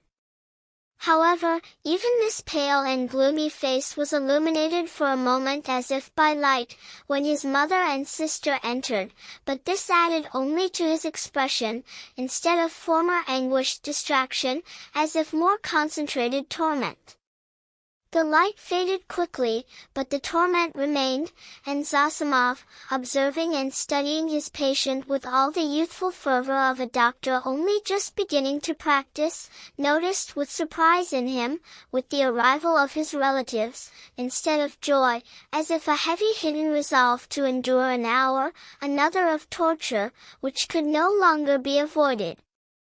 He saw later, how almost every word of the following conversation touched as if some wound of his patient and irritated it, but at the same time he also wondered partly at today's ability to control himself and hide his feelings of yesterday's monomaniac, who had fallen almost into frenzy yesterday from the slightest word. "Yes, I myself now see that I'm almost healthy," said Raskolnikov, affectionately kissing his mother and sister, at which Pulcheria Alexandrovna immediately beamed. "And I say this no longer as yesterday," he added, turning to Razumikin and shaking his hand in friendly manner. "And I was even amazed at him today," Zosimov began, very gladdened by the arrivals, because in 10 minutes he had already managed to lose the thread of conversation with his patient. "In 3-4 days, if it goes like this, he'll be completely as before, that is, as it was a month ago, or 2, or, if you like, even 3? For this began from long ago and was preparing, eh? Do you admit now that, perhaps, you yourself were to blame too?" he added with a cautious smile, as if still fearing to irritate him with something. "Very possibly," Raskolnikov answered coldly. "I say this," Zosimov continued, getting into his element, "because your complete recovery, in the main, depends now solely on yourself. Now, when one can already talk with you, I wanted to impress upon you that it's necessary to remove the original, so to speak, root causes that influenced the origination of your diseased condition, then you'll be cured, otherwise it will be even worse. I don't know these original causes, but they must be known to you. You're an intelligent person and must certainly have observed yourself. It seems to me the beginning of your disorder coincides partly with your departure from the university. You cannot remain without occupation, and therefore work and a firmly set goal before you, it seems to me, could help you very much. Yes, you're completely right. I'll enter the university as soon as possible, and then everything will go, like clockwork. Zosimov, who had begun his clever advice partly also for effect before the ladies, was of course somewhat puzzled when, having finished his speech and glanced at his listener, he noticed in his face a decided mockery. However, this lasted only a moment. Pulcheria Alexandrovna immediately began thanking Zosimov, especially for his night visit to them yesterday at the hotel. "What, he was at your place at night?" asked Raskolnikov, as if alarmed. "So you too didn't sleep after the journey?" "Ah, Rodion, that was all only until 2 o'clock. Dunya and I at home never go to bed before 2 anyway." "I also don't know how to thank him," Raskolnikov continued, suddenly frowning and looking down. Setting aside the question of money, "You'll excuse me that I mention this," he turned to Zosimov. "I already don't know what I've done to deserve from you such special attention. I simply don't understand, and it's even hard for me, because it's incomprehensible, I tell you frankly." "Don't be surprised," Zosimov laughed with effort. "Suppose that you're my first patient, well, and are kind, just beginning to practice, love their first patients like their own children, and some almost fall in love with them. And I'm not rich in patients. I'm not even talking about him," Raskolnikov added, indicating Razumikin, "but he too has seen nothing from me except insults and troubles. What lies he tells! Are you in a sentimental mood today or what?" Razumikin cried out. If he had been more perceptive, he would have seen that there was no sentimental mood here at all, but even something quite the opposite. But Avdotya Romanovna noticed this. She followed her brother attentively and with concern. "About you, Mama, I don't even dare to speak," he continued, as if reciting a lesson learned this morning. "Only today could I comprehend somewhat, how you must have been tortured here yesterday, waiting for my return." Having said this, he suddenly, silently and with a smile, extended his hand to his sister. But in this smile there flashed this time a real genuine feeling. Dunya immediately seized and warmly pressed the hand extended to her, gladdened and grateful. This was the first time he had addressed her since yesterday's quarrel. The mother's face lit up with rapture and happiness at the sight of this final and wordless reconciliation between brother and sister. "That's what I love him for," whispered the exaggerating Razumikin, turning energetically in his chair. "He has these movements. And how well everything comes out for him," the mother thought to herself. "What noble impulses he has, and how simply, delicately he ended all that yesterday's confusion with his sister, just by extending his hand at such a moment and giving a good look. And what beautiful eyes he has, and what a beautiful face altogether. He's even better looking than Dunechka. But, my God, what a costume he has, how terribly he's dressed. Vazhya, the errand boy at Afanasy Ivanovitch's shop, is better dressed. And I would, it seems, just rush to him, and embrace him, and weep, but I'm afraid. What sort is he, Lord?" Here he speaks affectionately, "Yet I'm afraid."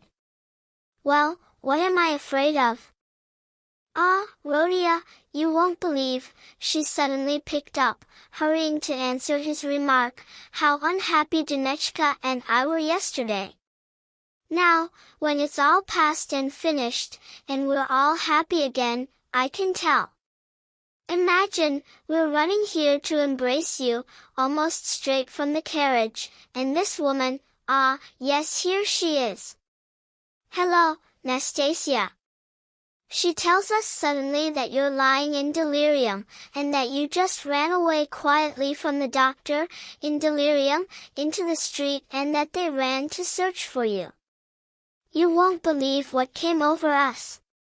I immediately imagined how Lieutenant Patanchikov, our acquaintance, a friend of your father's, perished tragically. You don't remember him, Rhodia?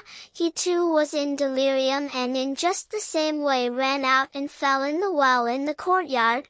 They could only pull him out the next day. And we, of course, exaggerated even more. We wanted to rush to search for Pyotr Petrovich, so that at least with his help, because you see we were alone, completely alone. She stretched in a plaintive voice and suddenly stopped completely short, remembering that to speak about Pyotr Petrovich was still rather dangerous. Despite that, everyone is already again completely happy. Yes, all this, of course, annoying. Raskolnikov muttered in answer, but with such a distracted and almost inattentive appearance that Dunechka looked at him in amazement. What else did I want? He continued, with effort recollecting. Yes, please, Mama, and you, Dunechka, don't think that I didn't want to come to you first today and waited for you first. What's this, Rhodia? Pulcheria Alexandrovna cried out, also surprised. Is he answering us out of obligation or something? Dunechka thought that, and he makes peace, and asks forgiveness, as if serving duty, or has learned a lesson. I just woke up and wanted to go, but my clothes detained me. I forgot yesterday to tell her. Nastasia, to wash this blood. Only now managed to get dressed. Blood? What blood? Pulcheria Alexandrovna grew alarmed. It's just, don't worry, Mama. This is blood because yesterday, when I wandered about somewhat in delirium, I ran into a certain crushed person, a certain clerk. In delirium? But you remember everything, Razumikin interrupted. That's true, Raskolnikov answered somehow especially carefully to this. I remember everything, down to the smallest detail even, but here's the thing, why I did that, and went there, and said that. I already can't explain well. A too well-known phenomenon, Zosimov interjected. The performance of an action is sometimes masterly, most cunning, but the control of actions, the origin of actions, is disordered and depends on various morbid impressions. Like a dream. Perhaps it's even good that he considers me almost mad, Raskolnikov thought. But you see, this way, perhaps, even healthy people too, Dunechka remarked, looking at Zosimov with concern. Quite a true observation, he answered. In this sense indeed we're all, and very often, almost like madmen, with only a small difference, that the sick are somewhat more mad than us, because here it's necessary to distinguish a line. And the harmonious person, it's true, almost doesn't exist at all. In tens, and perhaps even in many hundreds of thousands one encounters, and even then in rather weak specimens. At the word madman, which carelessly escaped from Zosimov chattering away on his favorite topic, everyone frowned. Raskolnikov sat as if not paying attention, in pensiveness and with a strange smile on his pale lips. He continued pondering something. Well, so what about this crushed one? I interrupted you. Razumikin cried out quickly. What? As if waking, yes, well, and I got smeared in blood, when I helped carry him to his apartment. By the way, Mama, I did one unforgivable thing yesterday. I really wasn't in my right mind. I gave yesterday all the money that you sent me, to his wife, for the funeral. A widow, consumptive, pitiful woman, 3 little orphans, hungry, the house is empty, and there's still another daughter. Perhaps you yourselves would have given if you'd seen. I, however, had no right at all, I admit, especially knowing how these money cost you yourselves. To help, one must first have such a right, otherwise, creves chiens, si vous en its pas contents. He laughed. Isn't that so, Dunya? No, not so, Dunya answered firmly. Bah! So you too, with intentions. He muttered, looking at her almost with hatred and smiling mockingly. I should have figured this out. Well, it's praiseworthy, it's better for you, and you'll come to such a line that you won't cross it. You'll be unhappy, but if you cross it, perhaps, you'll be even more unhappy. But anyway, all this is nonsense, he added irritably, annoyed at his involuntary enthusiasm. I only wanted to say that I ask your forgiveness, Mama, he concluded harshly and abruptly. Enough, Rhodia, I'm sure, everything you do, everything is wonderful, said the gladdened mother. Don't be sure, he answered, twisting his mouth into a smile. A silence followed. There was something strained in all this conversation, and in the silence, and in the reconciliation, and in the forgiveness, and everyone felt this. It's as if they really are afraid of me, Raskolnikov thought to himself, looking askance at his mother and sister. Pulcheria Alexandrovna, indeed, the more she was silent, the more she grew timid. In absence, it seems, I loved them so, but at meeting I can't even bear it. This was all I needed, flashed through his head. You know, Rhodia, Marfa Petrovna died. Pulcheria Alexandrovna suddenly burst out. Who is this Marfa Petrovna? Ah, my God, but Marfa Petrovna, Svidrigaïlov's. I wrote you so much about her. Yes, I remember, so she died? Ah, really? He suddenly roused himself, as if waking up. She died? What from? Imagine, suddenly. Pulcheria Alexandrovna hurried, encouraged by his curiosity, and exactly at that very time when I sent you that letter then, on that very same day even. Imagine, this terrible man, it seems, was the cause of her death even. They say he beat her terribly. Did they really live like that? He asked, turning to his sister. No, on the contrary even. With her he was always very patient, even polite. In many cases he was even too indulgent to her character, for whole 7 years. Somehow he suddenly lost patience. So he's not at all so terrible, if he restrained himself for 7 years? You, Dunechka, seem to be justifying him? No, he's a terrible man. I can't imagine anything more terrible, Dunya answered almost with a shudder, frowned and became thoughtful. This happened with them in the morning, Pulcheria Alexandrovna continued hurrying. After that she immediately ordered the horses harnessed, to go immediately after dinner to town, because she always in such cases drove to town. She ate at dinner, they say, with great appetite. After being beaten, she, however, always had this habit, and as soon as she dined, so as not to be late going, she immediately went to the bathhouse. You see, she was somehow treating herself there with bathing. They have a cold spring there, and she bathed in it regularly every day, and as soon as she entered the water, suddenly she had a stroke.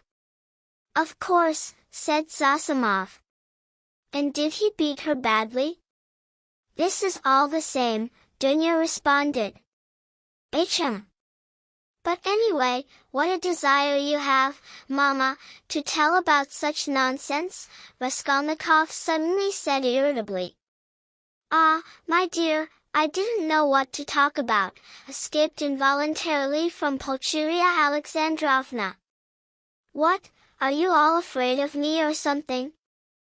This is really true, said Dunya, looking directly and sternly at her brother. Mama, coming up the stairs, even crossed herself from fear. His face contorted as if from a spasm. Ah, what are you, Dunya? Don't be angry, please, Rodia.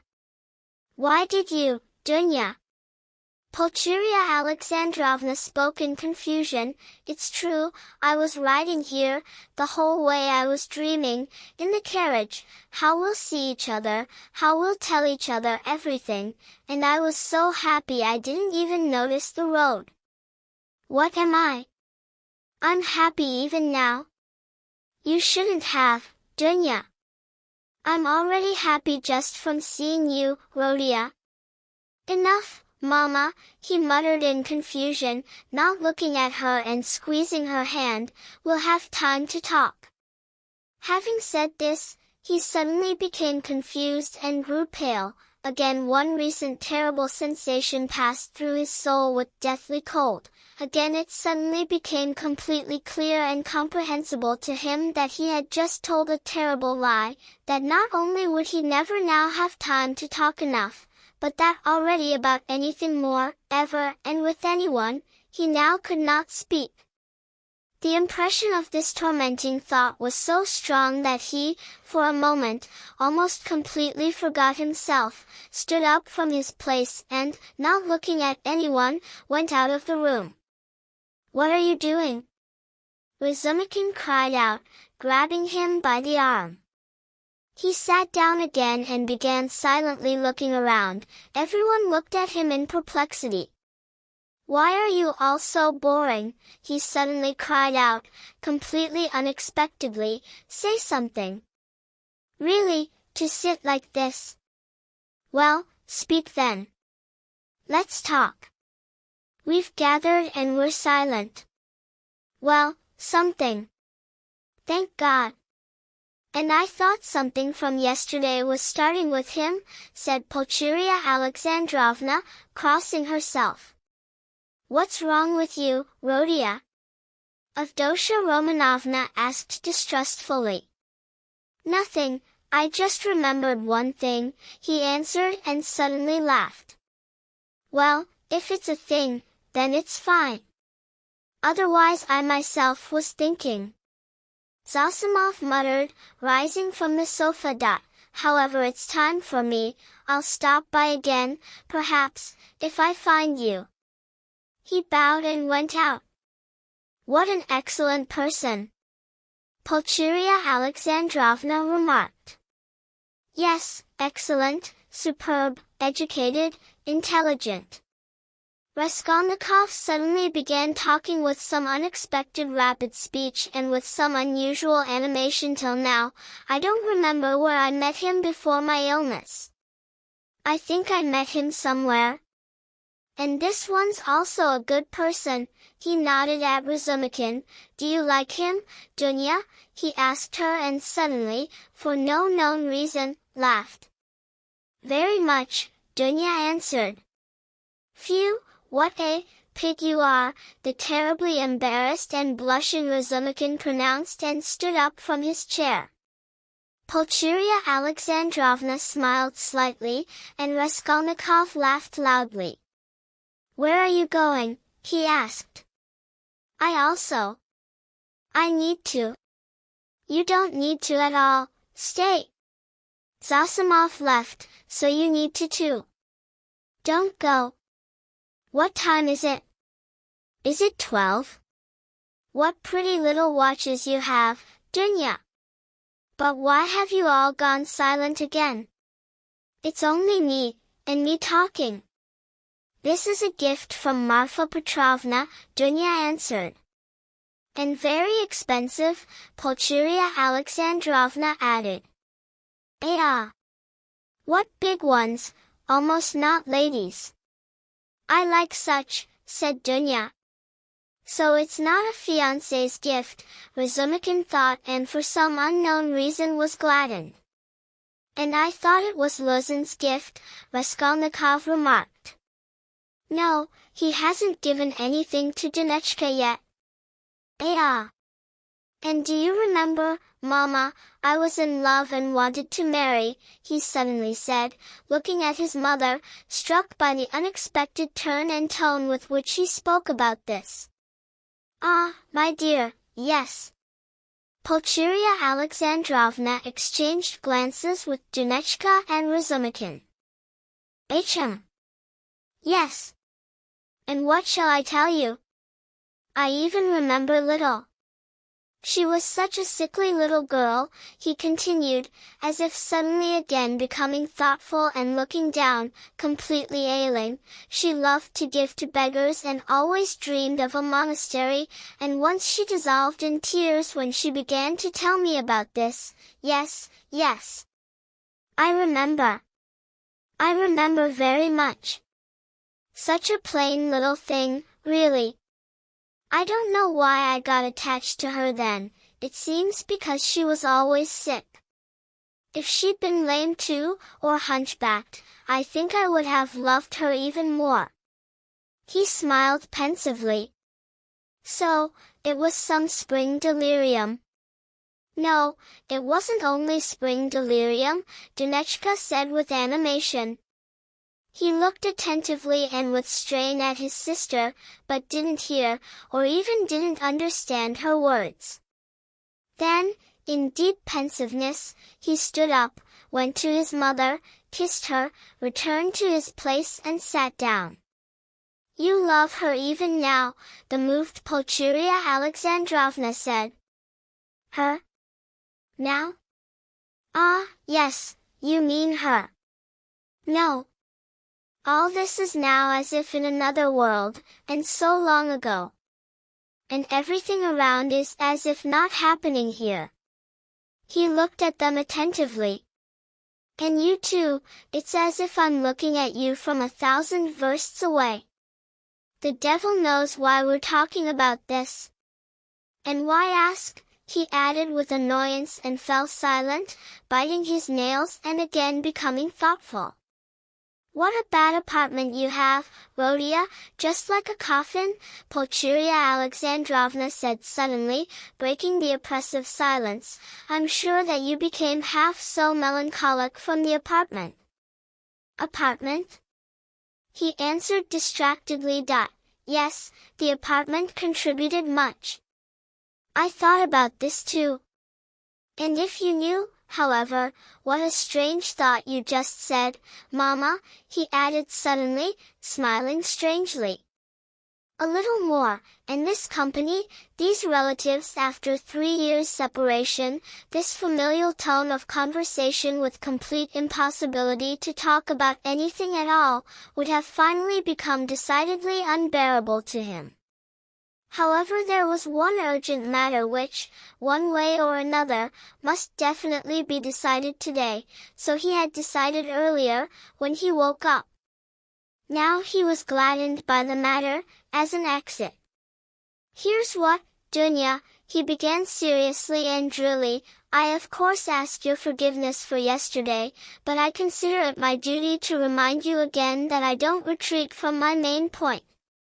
Either me, or Luzin. Let me be a scoundrel, but you mustn't. One or the other. If you marry Luzin, I'll immediately stop considering you my sister. Rodion. But this is all the same as yesterday, Pulcheria Alexandrovna exclaimed sorrowfully, and why do you keep calling yourself a scoundrel? I can't bear it. And yesterday the same thing.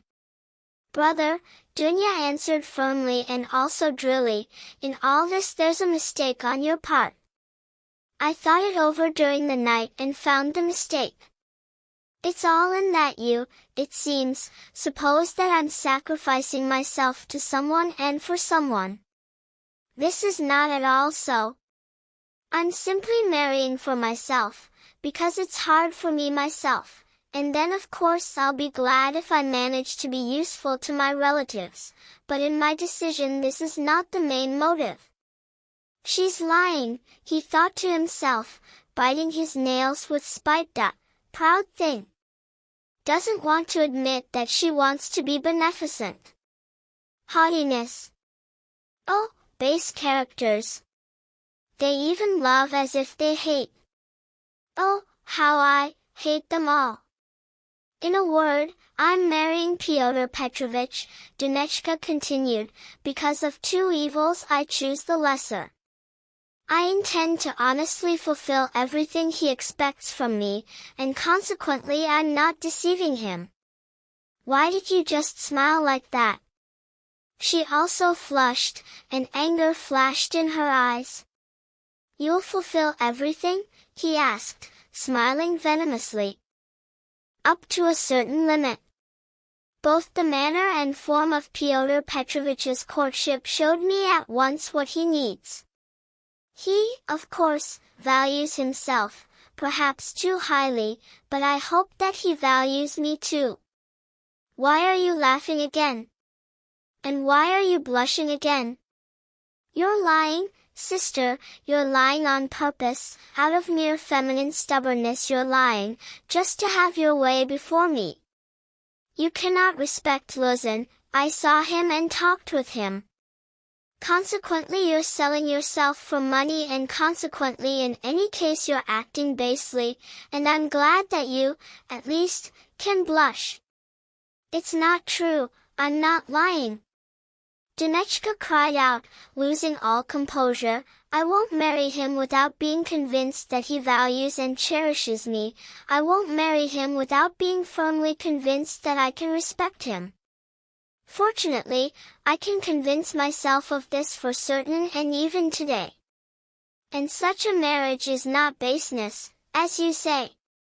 But even if you were right, even if I had really decided on baseness, isn't it merciless on your part to speak to me like this? Why do you demand from me heroism which perhaps even you don't have? This is despotism, this is violence. If I ruin anyone, it's only myself alone. I haven't murdered anyone yet. Why are you looking at me like that? Why have you grown so pale? Rhodia, what's wrong with you? Rhodia, dear. Lord. She's brought him to fainting. Pulcheria Alexandrovna cried out. No, no. Nonsense, nothing. My head just spun a little. Not at all a faint. You've got these faints on the brain. Ahem. Yes, what was I saying? Yes, how will you convince yourself today that you can respect him and that he values you, I think you said. You said today, didn't you? Or did I mishear? Mama, show Brother Pyotr Petrovich's letter, said Dunechka. Pulcheria Alexandrovna with trembling hands passed the letter. He took it with great curiosity. But before unfolding it, he suddenly looked at Dunechka with some surprise. Strange, he said slowly, as if suddenly struck by a new thought, what am I making such a fuss about? What's all the shouting for? Go ahead and marry whoever you want. He spoke as if to himself, but pronounced it aloud and looked at his sister for some time, as if puzzled. He unfolded the letter at last, still preserving an appearance of some strange surprise, then slowly and attentively began to read and read it twice. Pulcheria Alexandrovna was in special anxiety, and everyone was expecting something special. This surprises me, he began after some reflection, passing the letter to his mother but addressing no one in particular. After all, he deals with business, he's a lawyer, and his conversation even has a certain swagger, but how illiterately he writes. Everyone stirred, this was quite unexpected. But they all write like that, Razumikin remarked abruptly. You've read it? Yes. We showed it, Rodion, we consulted earlier, the embarrassed Pulcheria Alexandrovna began. This is properly judicial style, Razumikin interrupted, legal papers are still written like this. Judicial? Yes, precisely judicial, businesslike. Not that it's very illiterate, and not that it's very literary, businesslike. Pyotr Petrovich doesn't hide that he studied on copper coins and even boasts that he paved his own way, Avdotya Romanovna remarked, somewhat offended by her brother's new tone. Well, if he boasts, then there's something to boast about, I don't contradict it. You, sister, seem to be offended that from the whole letter I extracted such a frivolous remark, and think that I spoke on purpose about such trifles to show off before you out of spite. On the contrary, regarding the style, a remark came to my mind that's quite not superfluous in the present case. There's one expression there, blame yourself, placed very significantly and clearly, and besides there's a threat that he'll leave immediately if I come. This threat to leave is the same as a threat to abandon you both, if you're disobedient, and to abandon you now, when he's already summoned you to Petersburg. Well, what do you think? Can one be offended by such an expression from Luzin in exactly the same way as if, say, he had written it, he pointed to Razumikin, or Zosimov, or one of us? And no, Dunechka answered, becoming animated, I understood very well that this is too naively expressed and that he, perhaps, is simply not a master at writing. You judged well, brother. I didn't even expect. This is expressed in judicial style, and in judicial style it can't be written otherwise, and it came out ruder than, perhaps, he wanted. However, I must disillusion you somewhat. In this letter there's still another expression, a slander against me, and quite a mean one. I gave the money yesterday to the widow, consumptive and crushed, and not under the pretext of funeral expenses, but directly for the funeral, and not into the hands of the daughter, a girl, as he writes, of notorious conduct, and whom I saw for the first time in my life yesterday, but precisely to the widow. In all this I see too hasty a desire to smear me and quarrel me with you. It's expressed again in judicial style, that is, with too obvious a disclosure of purpose and with quite naive haste. He's an intelligent man, but to act intelligently, intelligence alone is not enough. All this depicts the man and I don't think he values you much. I inform you solely for your edification, because I sincerely wish you well. Dunechka didn't answer, her decision had been made long ago, she was only waiting for evening. So what do you decide, Rodion? Asked Pulcheria Alexandrovna, even more troubled than before by his sudden, new, businesslike tone of speech. What do you mean, decide? Well, Pyotr Petrovich writes that you shouldn't be at our place in the evening and that he'll leave, if you come. So what will you do? This is certainly not for me to decide, but, firstly, for you, if such a demand from Pyotr Petrovich doesn't offend you, and secondly, for Dunya if she too is not offended. And I'll do what's best for you, he added drily. Dunechka has already decided, and I fully agree with her, Pulcheria Alexandrovna hastened to insert. I've decided to ask you, Rodion, to ask you insistently, to definitely be at our place at this meeting, said Dunya. Will you come? I'll come. I'll also ask you to be at our place at 8 o'clock, she turned to Razumikin. Mama, I'm inviting them too. And excellent, Dunechka. Well, since you've decided there, Pulcheria Alexandrovna added, so let it be. And it's easier for me too. I don't like pretending and lying. Better we'll speak the whole truth. Let Pyotr Petrovich be angry or not now. Chapter 4. At this moment the door quietly opened, and into the room, timidly looking around, entered a girl. Everyone turned to her with surprise and curiosity. Raskolnikov didn't recognize her at first glance. This was Sofya Semyonovna Marmeladova. He had seen her yesterday for the first time, but at such a moment, in such circumstances and in such a costume, that in his memory the image of a completely different person had been reflected.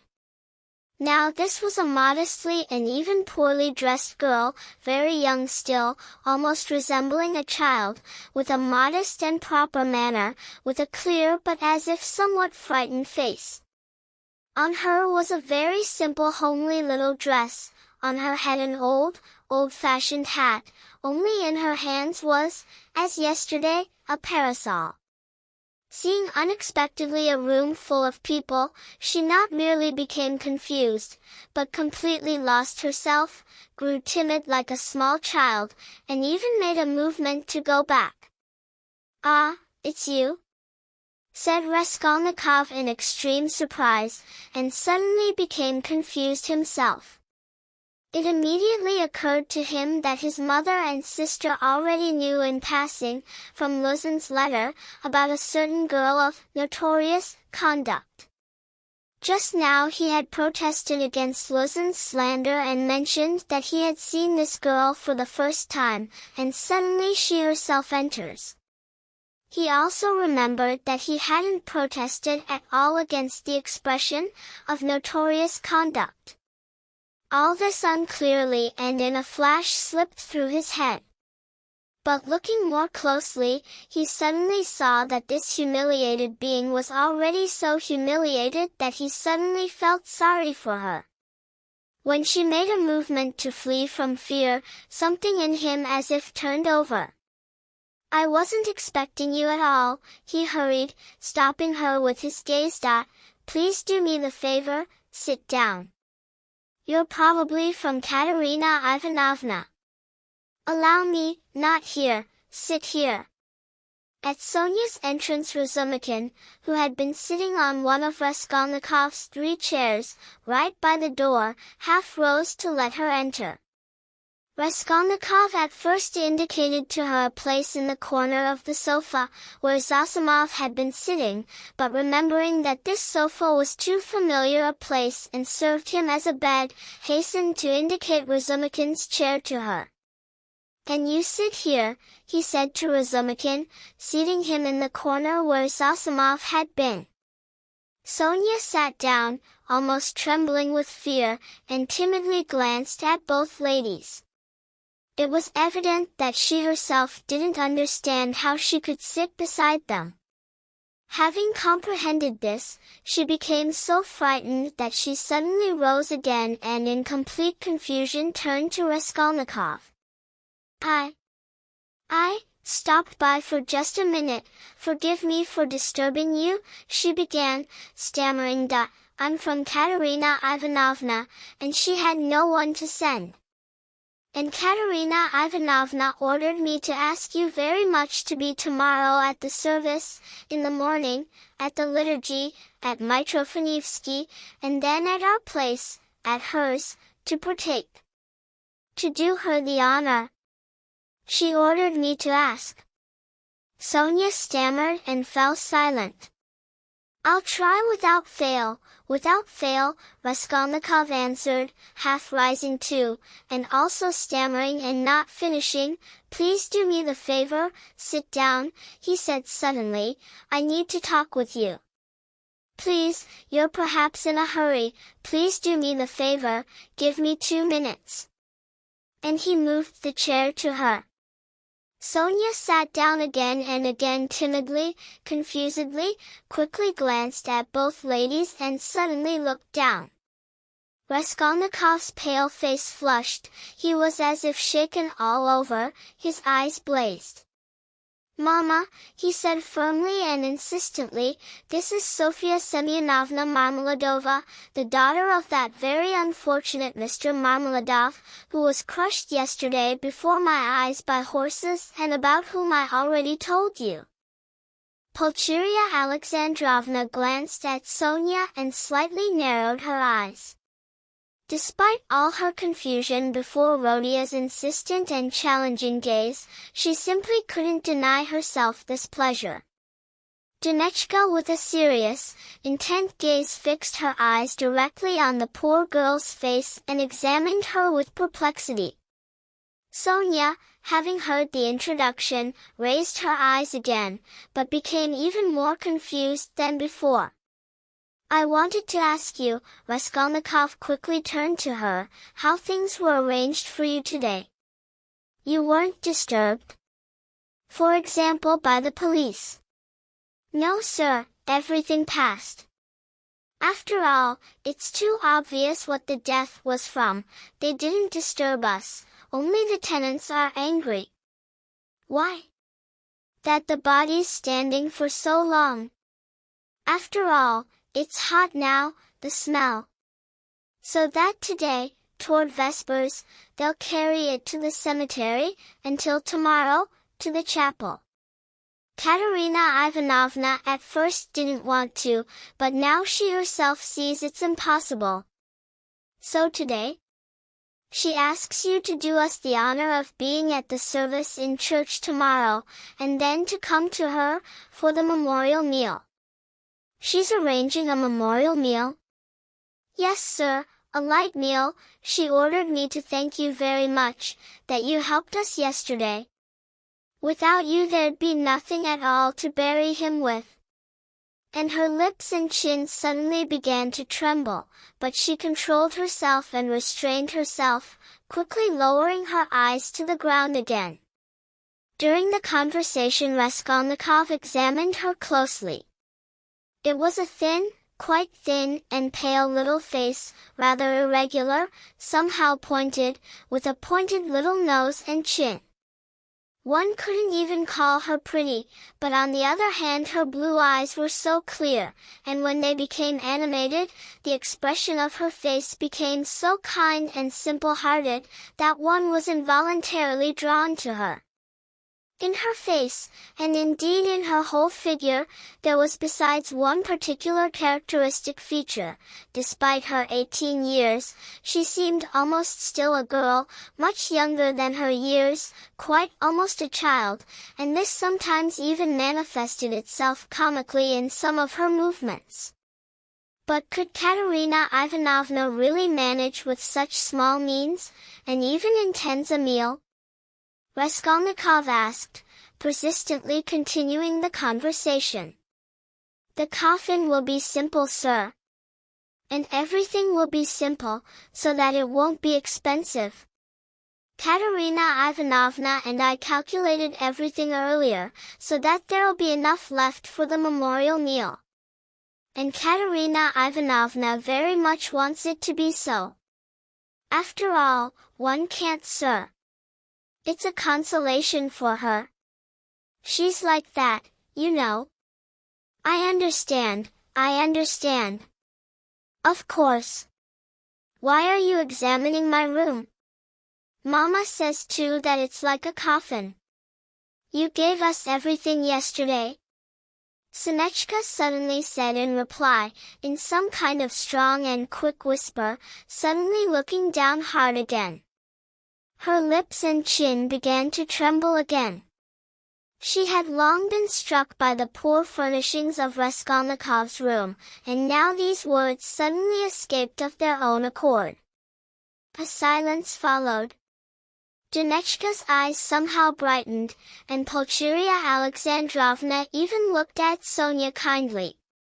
Rodia, she said, standing up, we'll dine together, of course. Dunechka, let's go. And you, Rodia, should go out, take a walk a little, and then rest, lie down, and then come as soon as possible. But we've tired you, I'm afraid. Yes, I'll come, he answered, standing up and hurrying. I have, however, some business. But surely you won't dine separately? Razumkin cried out, looking at Raskolnikov with surprise. What's this with you? Yes, I'll come, of course. And you stay for a minute. After all, they don't need you right now, Mama? Or am I perhaps taking him from you? Oh, no. And you, Dmitri Prokofych, will you come to dinner? Will you be so kind? Please come, Dunya asked. Razumkin bowed and beamed all over. For one moment everyone somehow strangely and suddenly became embarrassed. Goodbye, Rodia, that is, see you soon. I don't like to say goodbye. Goodbye, Nastasia. Oh, I said goodbye again.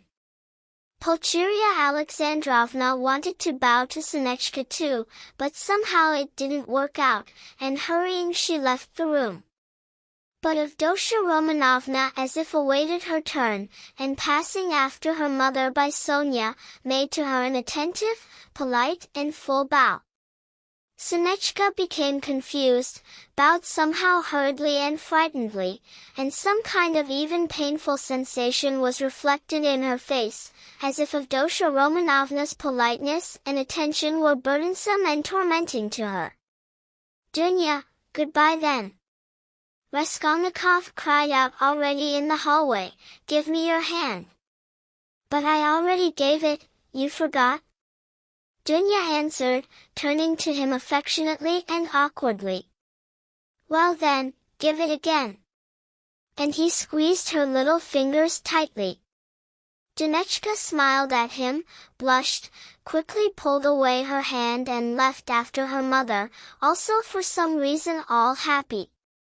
Well now, that's splendid, he said to Sonia, returning to his room, and looking at her clearly. May the Lord grant peace to the dead, and the living still must live.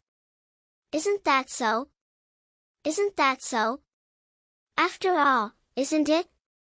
Sonia even looked with surprise at his suddenly brightened face. He gazed at her silently and intently for several moments. The whole story about her from her deceased father suddenly passed through his memory at this moment. Lord, Dunechka. Pulcheria Alexandrovna began talking immediately as they went out into the street. Now I'm almost glad that we left, somehow it's easier. Well, would I have thought yesterday, in the carriage, that I'd even be glad of this? I tell you again, Mama, he's still very ill. Don't you see? Perhaps, suffering on our account, he upset himself. One must be indulgent and much, very much can be forgiven. But you weren't indulgent. Pulcheria Alexandrovna immediately interrupted hotly and jealously. You know, Dunya, I was looking at you both. You're his perfect portrait and not so much in face as in soul. You're both melancholics, both gloomy and hot-tempered, both haughty and both magnanimous. Surely he can't be an egoist, Dunechka? Eh? And when I think that we'll have this evening today, my whole heart fails. Don't worry, Mama, what must be will be. Dunechka. But think only what position we're in now. What if Pyotr Petrovich refuses? Poor Pulcheria Alexandrovna suddenly said incautiously.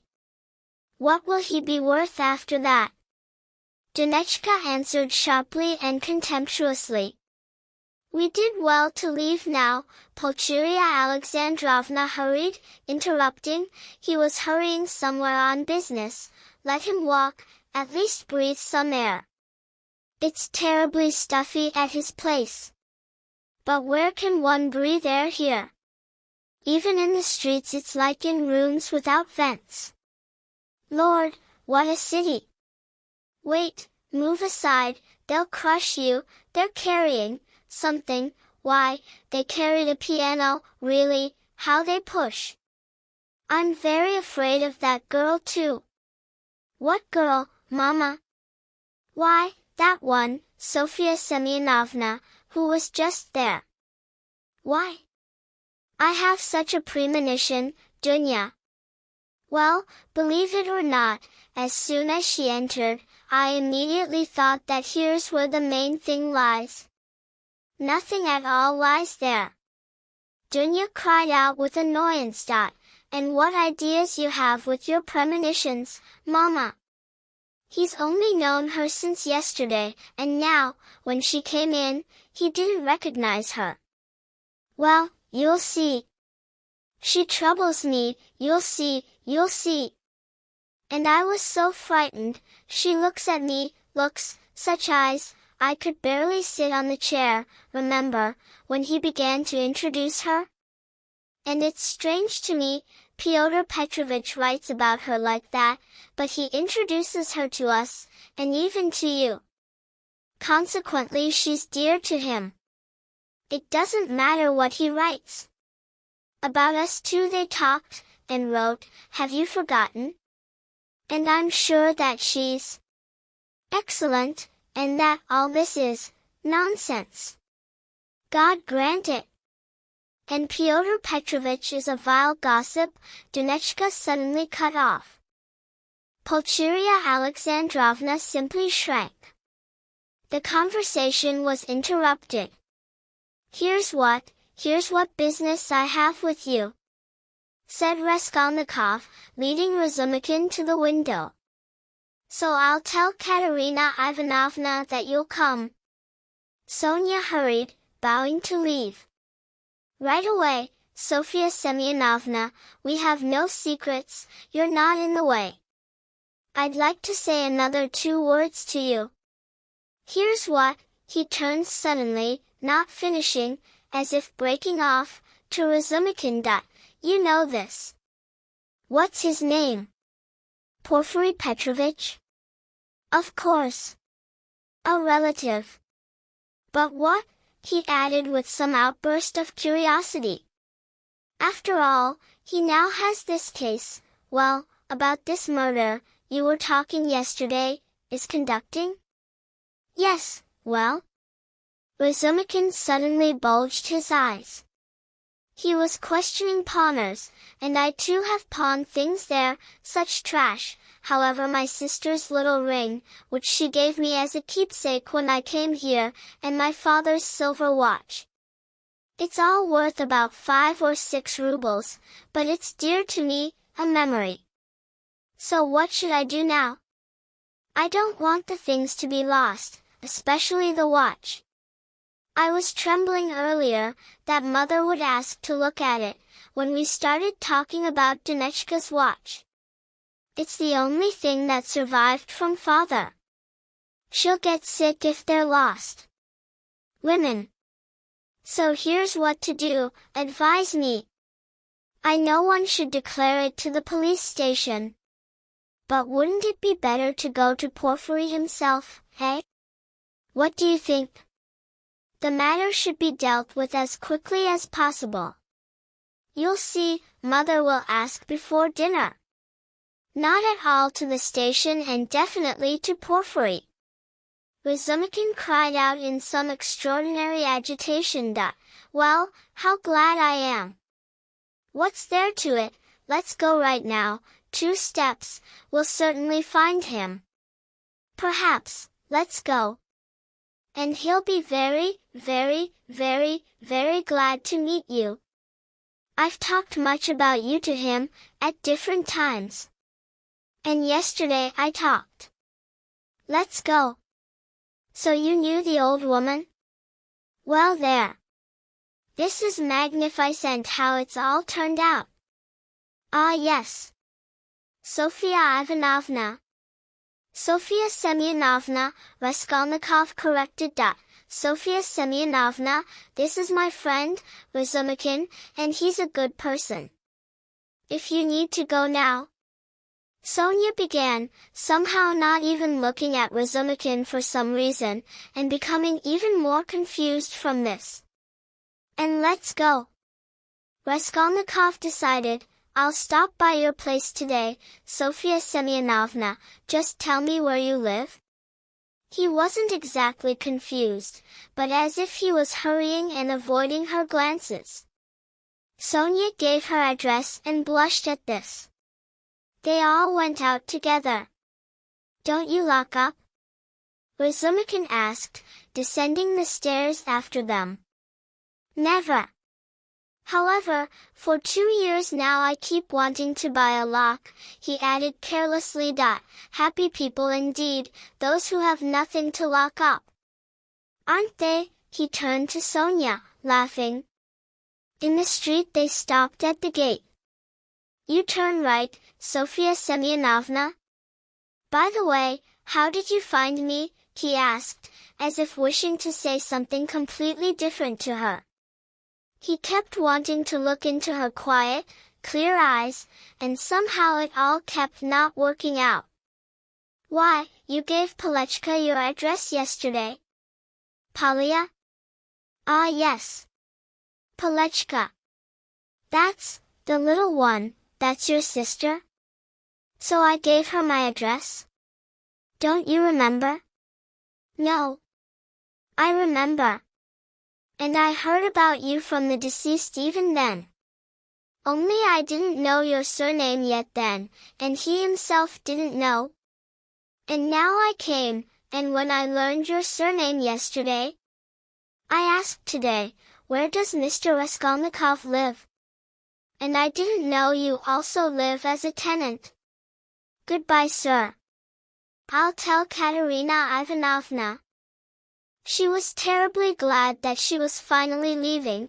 She walked looking down, hurrying to get out of their sight as quickly as possible somehow, to get through these 20 steps to the turn to the right into the street as quickly as possible somehow, and to be finally alone, and there, walking, hurrying, not looking at anyone, not noticing anything, to think, to remember, to consider every word spoken, every circumstance. Never had she experienced anything like this. A whole new world had descended unknown and obscurely into her soul. She suddenly remembered that Raskolnikov himself wanted to stop by her place today, perhaps in the morning, perhaps right now. "Only not today, please not today," she muttered with a sinking heart, as if begging someone, like a child in fright, "Lord, to my place, into that room. He'll see, oh Lord." And of course she couldn't notice at this moment one gentleman unknown to her, diligently following her and accompanying her at her heels. He had been accompanying her since leaving the gate. At the moment when all three, Razumkin, Raskolnikov and she, stopped for 2 words on the sidewalk, this passerby, going around them, suddenly as if shuddered, accidentally catching on the fly Sonia's words, and asked, "Where does Mr. Raskolnikov live?" He quickly but attentively looked over all three, but especially Raskolnikov, to whom Sonia was addressing herself, then looked at the building and noted it.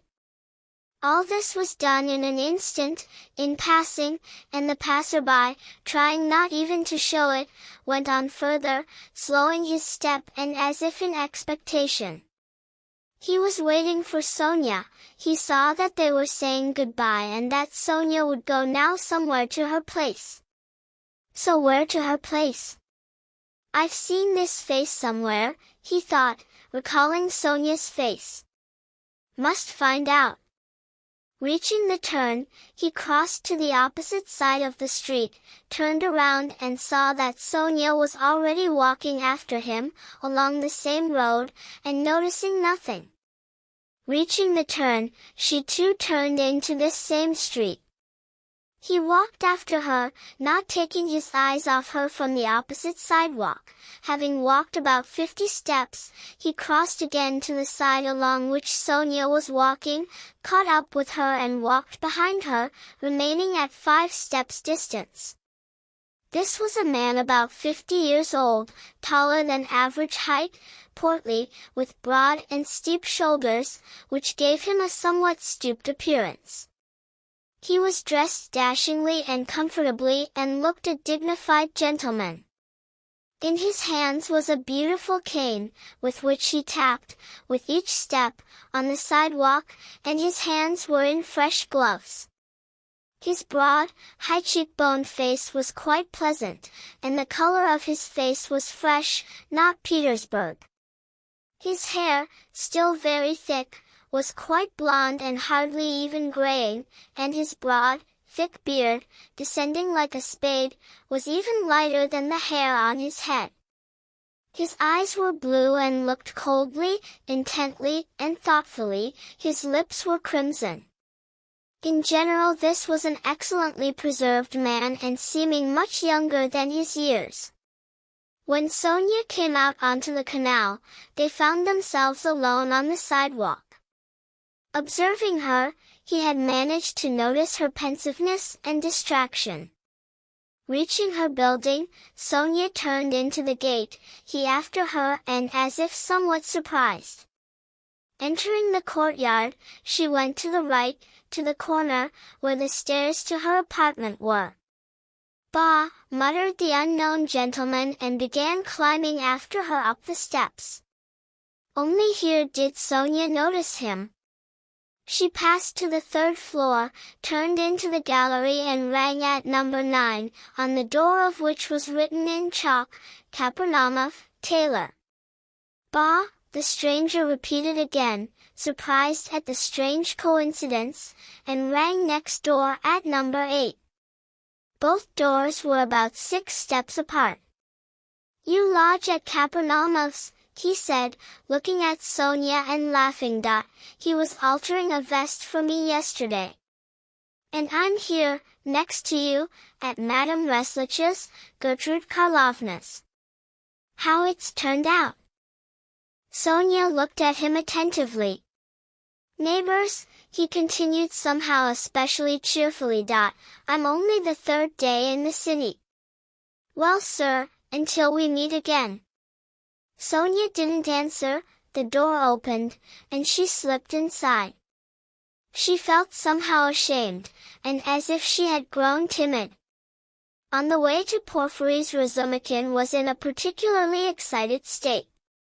"This is splendid, brother," he repeated several times, "and I'm glad." "I'm glad. What are you so glad about?" Raskolnikov thought to himself. "After all, I didn't even know that you two pawned at the old woman's. And, was it long ago? That is, long ago that you were at her place? What a naive fool! When?" Raskolnikov paused, recollecting. "Why, I was at her place about 3 days before her death, I think. However, I'm not going to redeem the things now," he picked up with some hurried and special concern for the things. "After all, I have again only a ruble in silver, because of yesterday's cursed delirium." About the delirium he spoke especially impressively. "Well, yes, Razumikin hurried, agreeing to something unknown. "So that's why you were struck partly then. And you know, even in delirium you kept mentioning some rings and chains." "Well, yes. It's clear, everything's clear now. There. How this thought has spread among them. Why, this man will go to the cross for me, and he's very glad that it's been clarified why I mentioned rings in delirium. How it's been confirmed in all of them. And will we find him?" he asked aloud. We'll find him, Razumikin hurried. "He's a splendid fellow, brother, you'll see. A bit awkward, that is, he's a man of the world, but I say awkward in another sense. A clever fellow, clever, very even, not stupid, only some kind of special cast of thought. Distrustful, skeptic, cynic, loves to deceive, that is, not deceive, but to fool. Well, and the old material method. But knows his business, knows it. He solved one case last year, such a murder case, in which almost all traces were lost. Very, very, very much wants to meet you. But why so very much? That is, not that, you see, lately, since you fell ill, I often had occasion to mention you.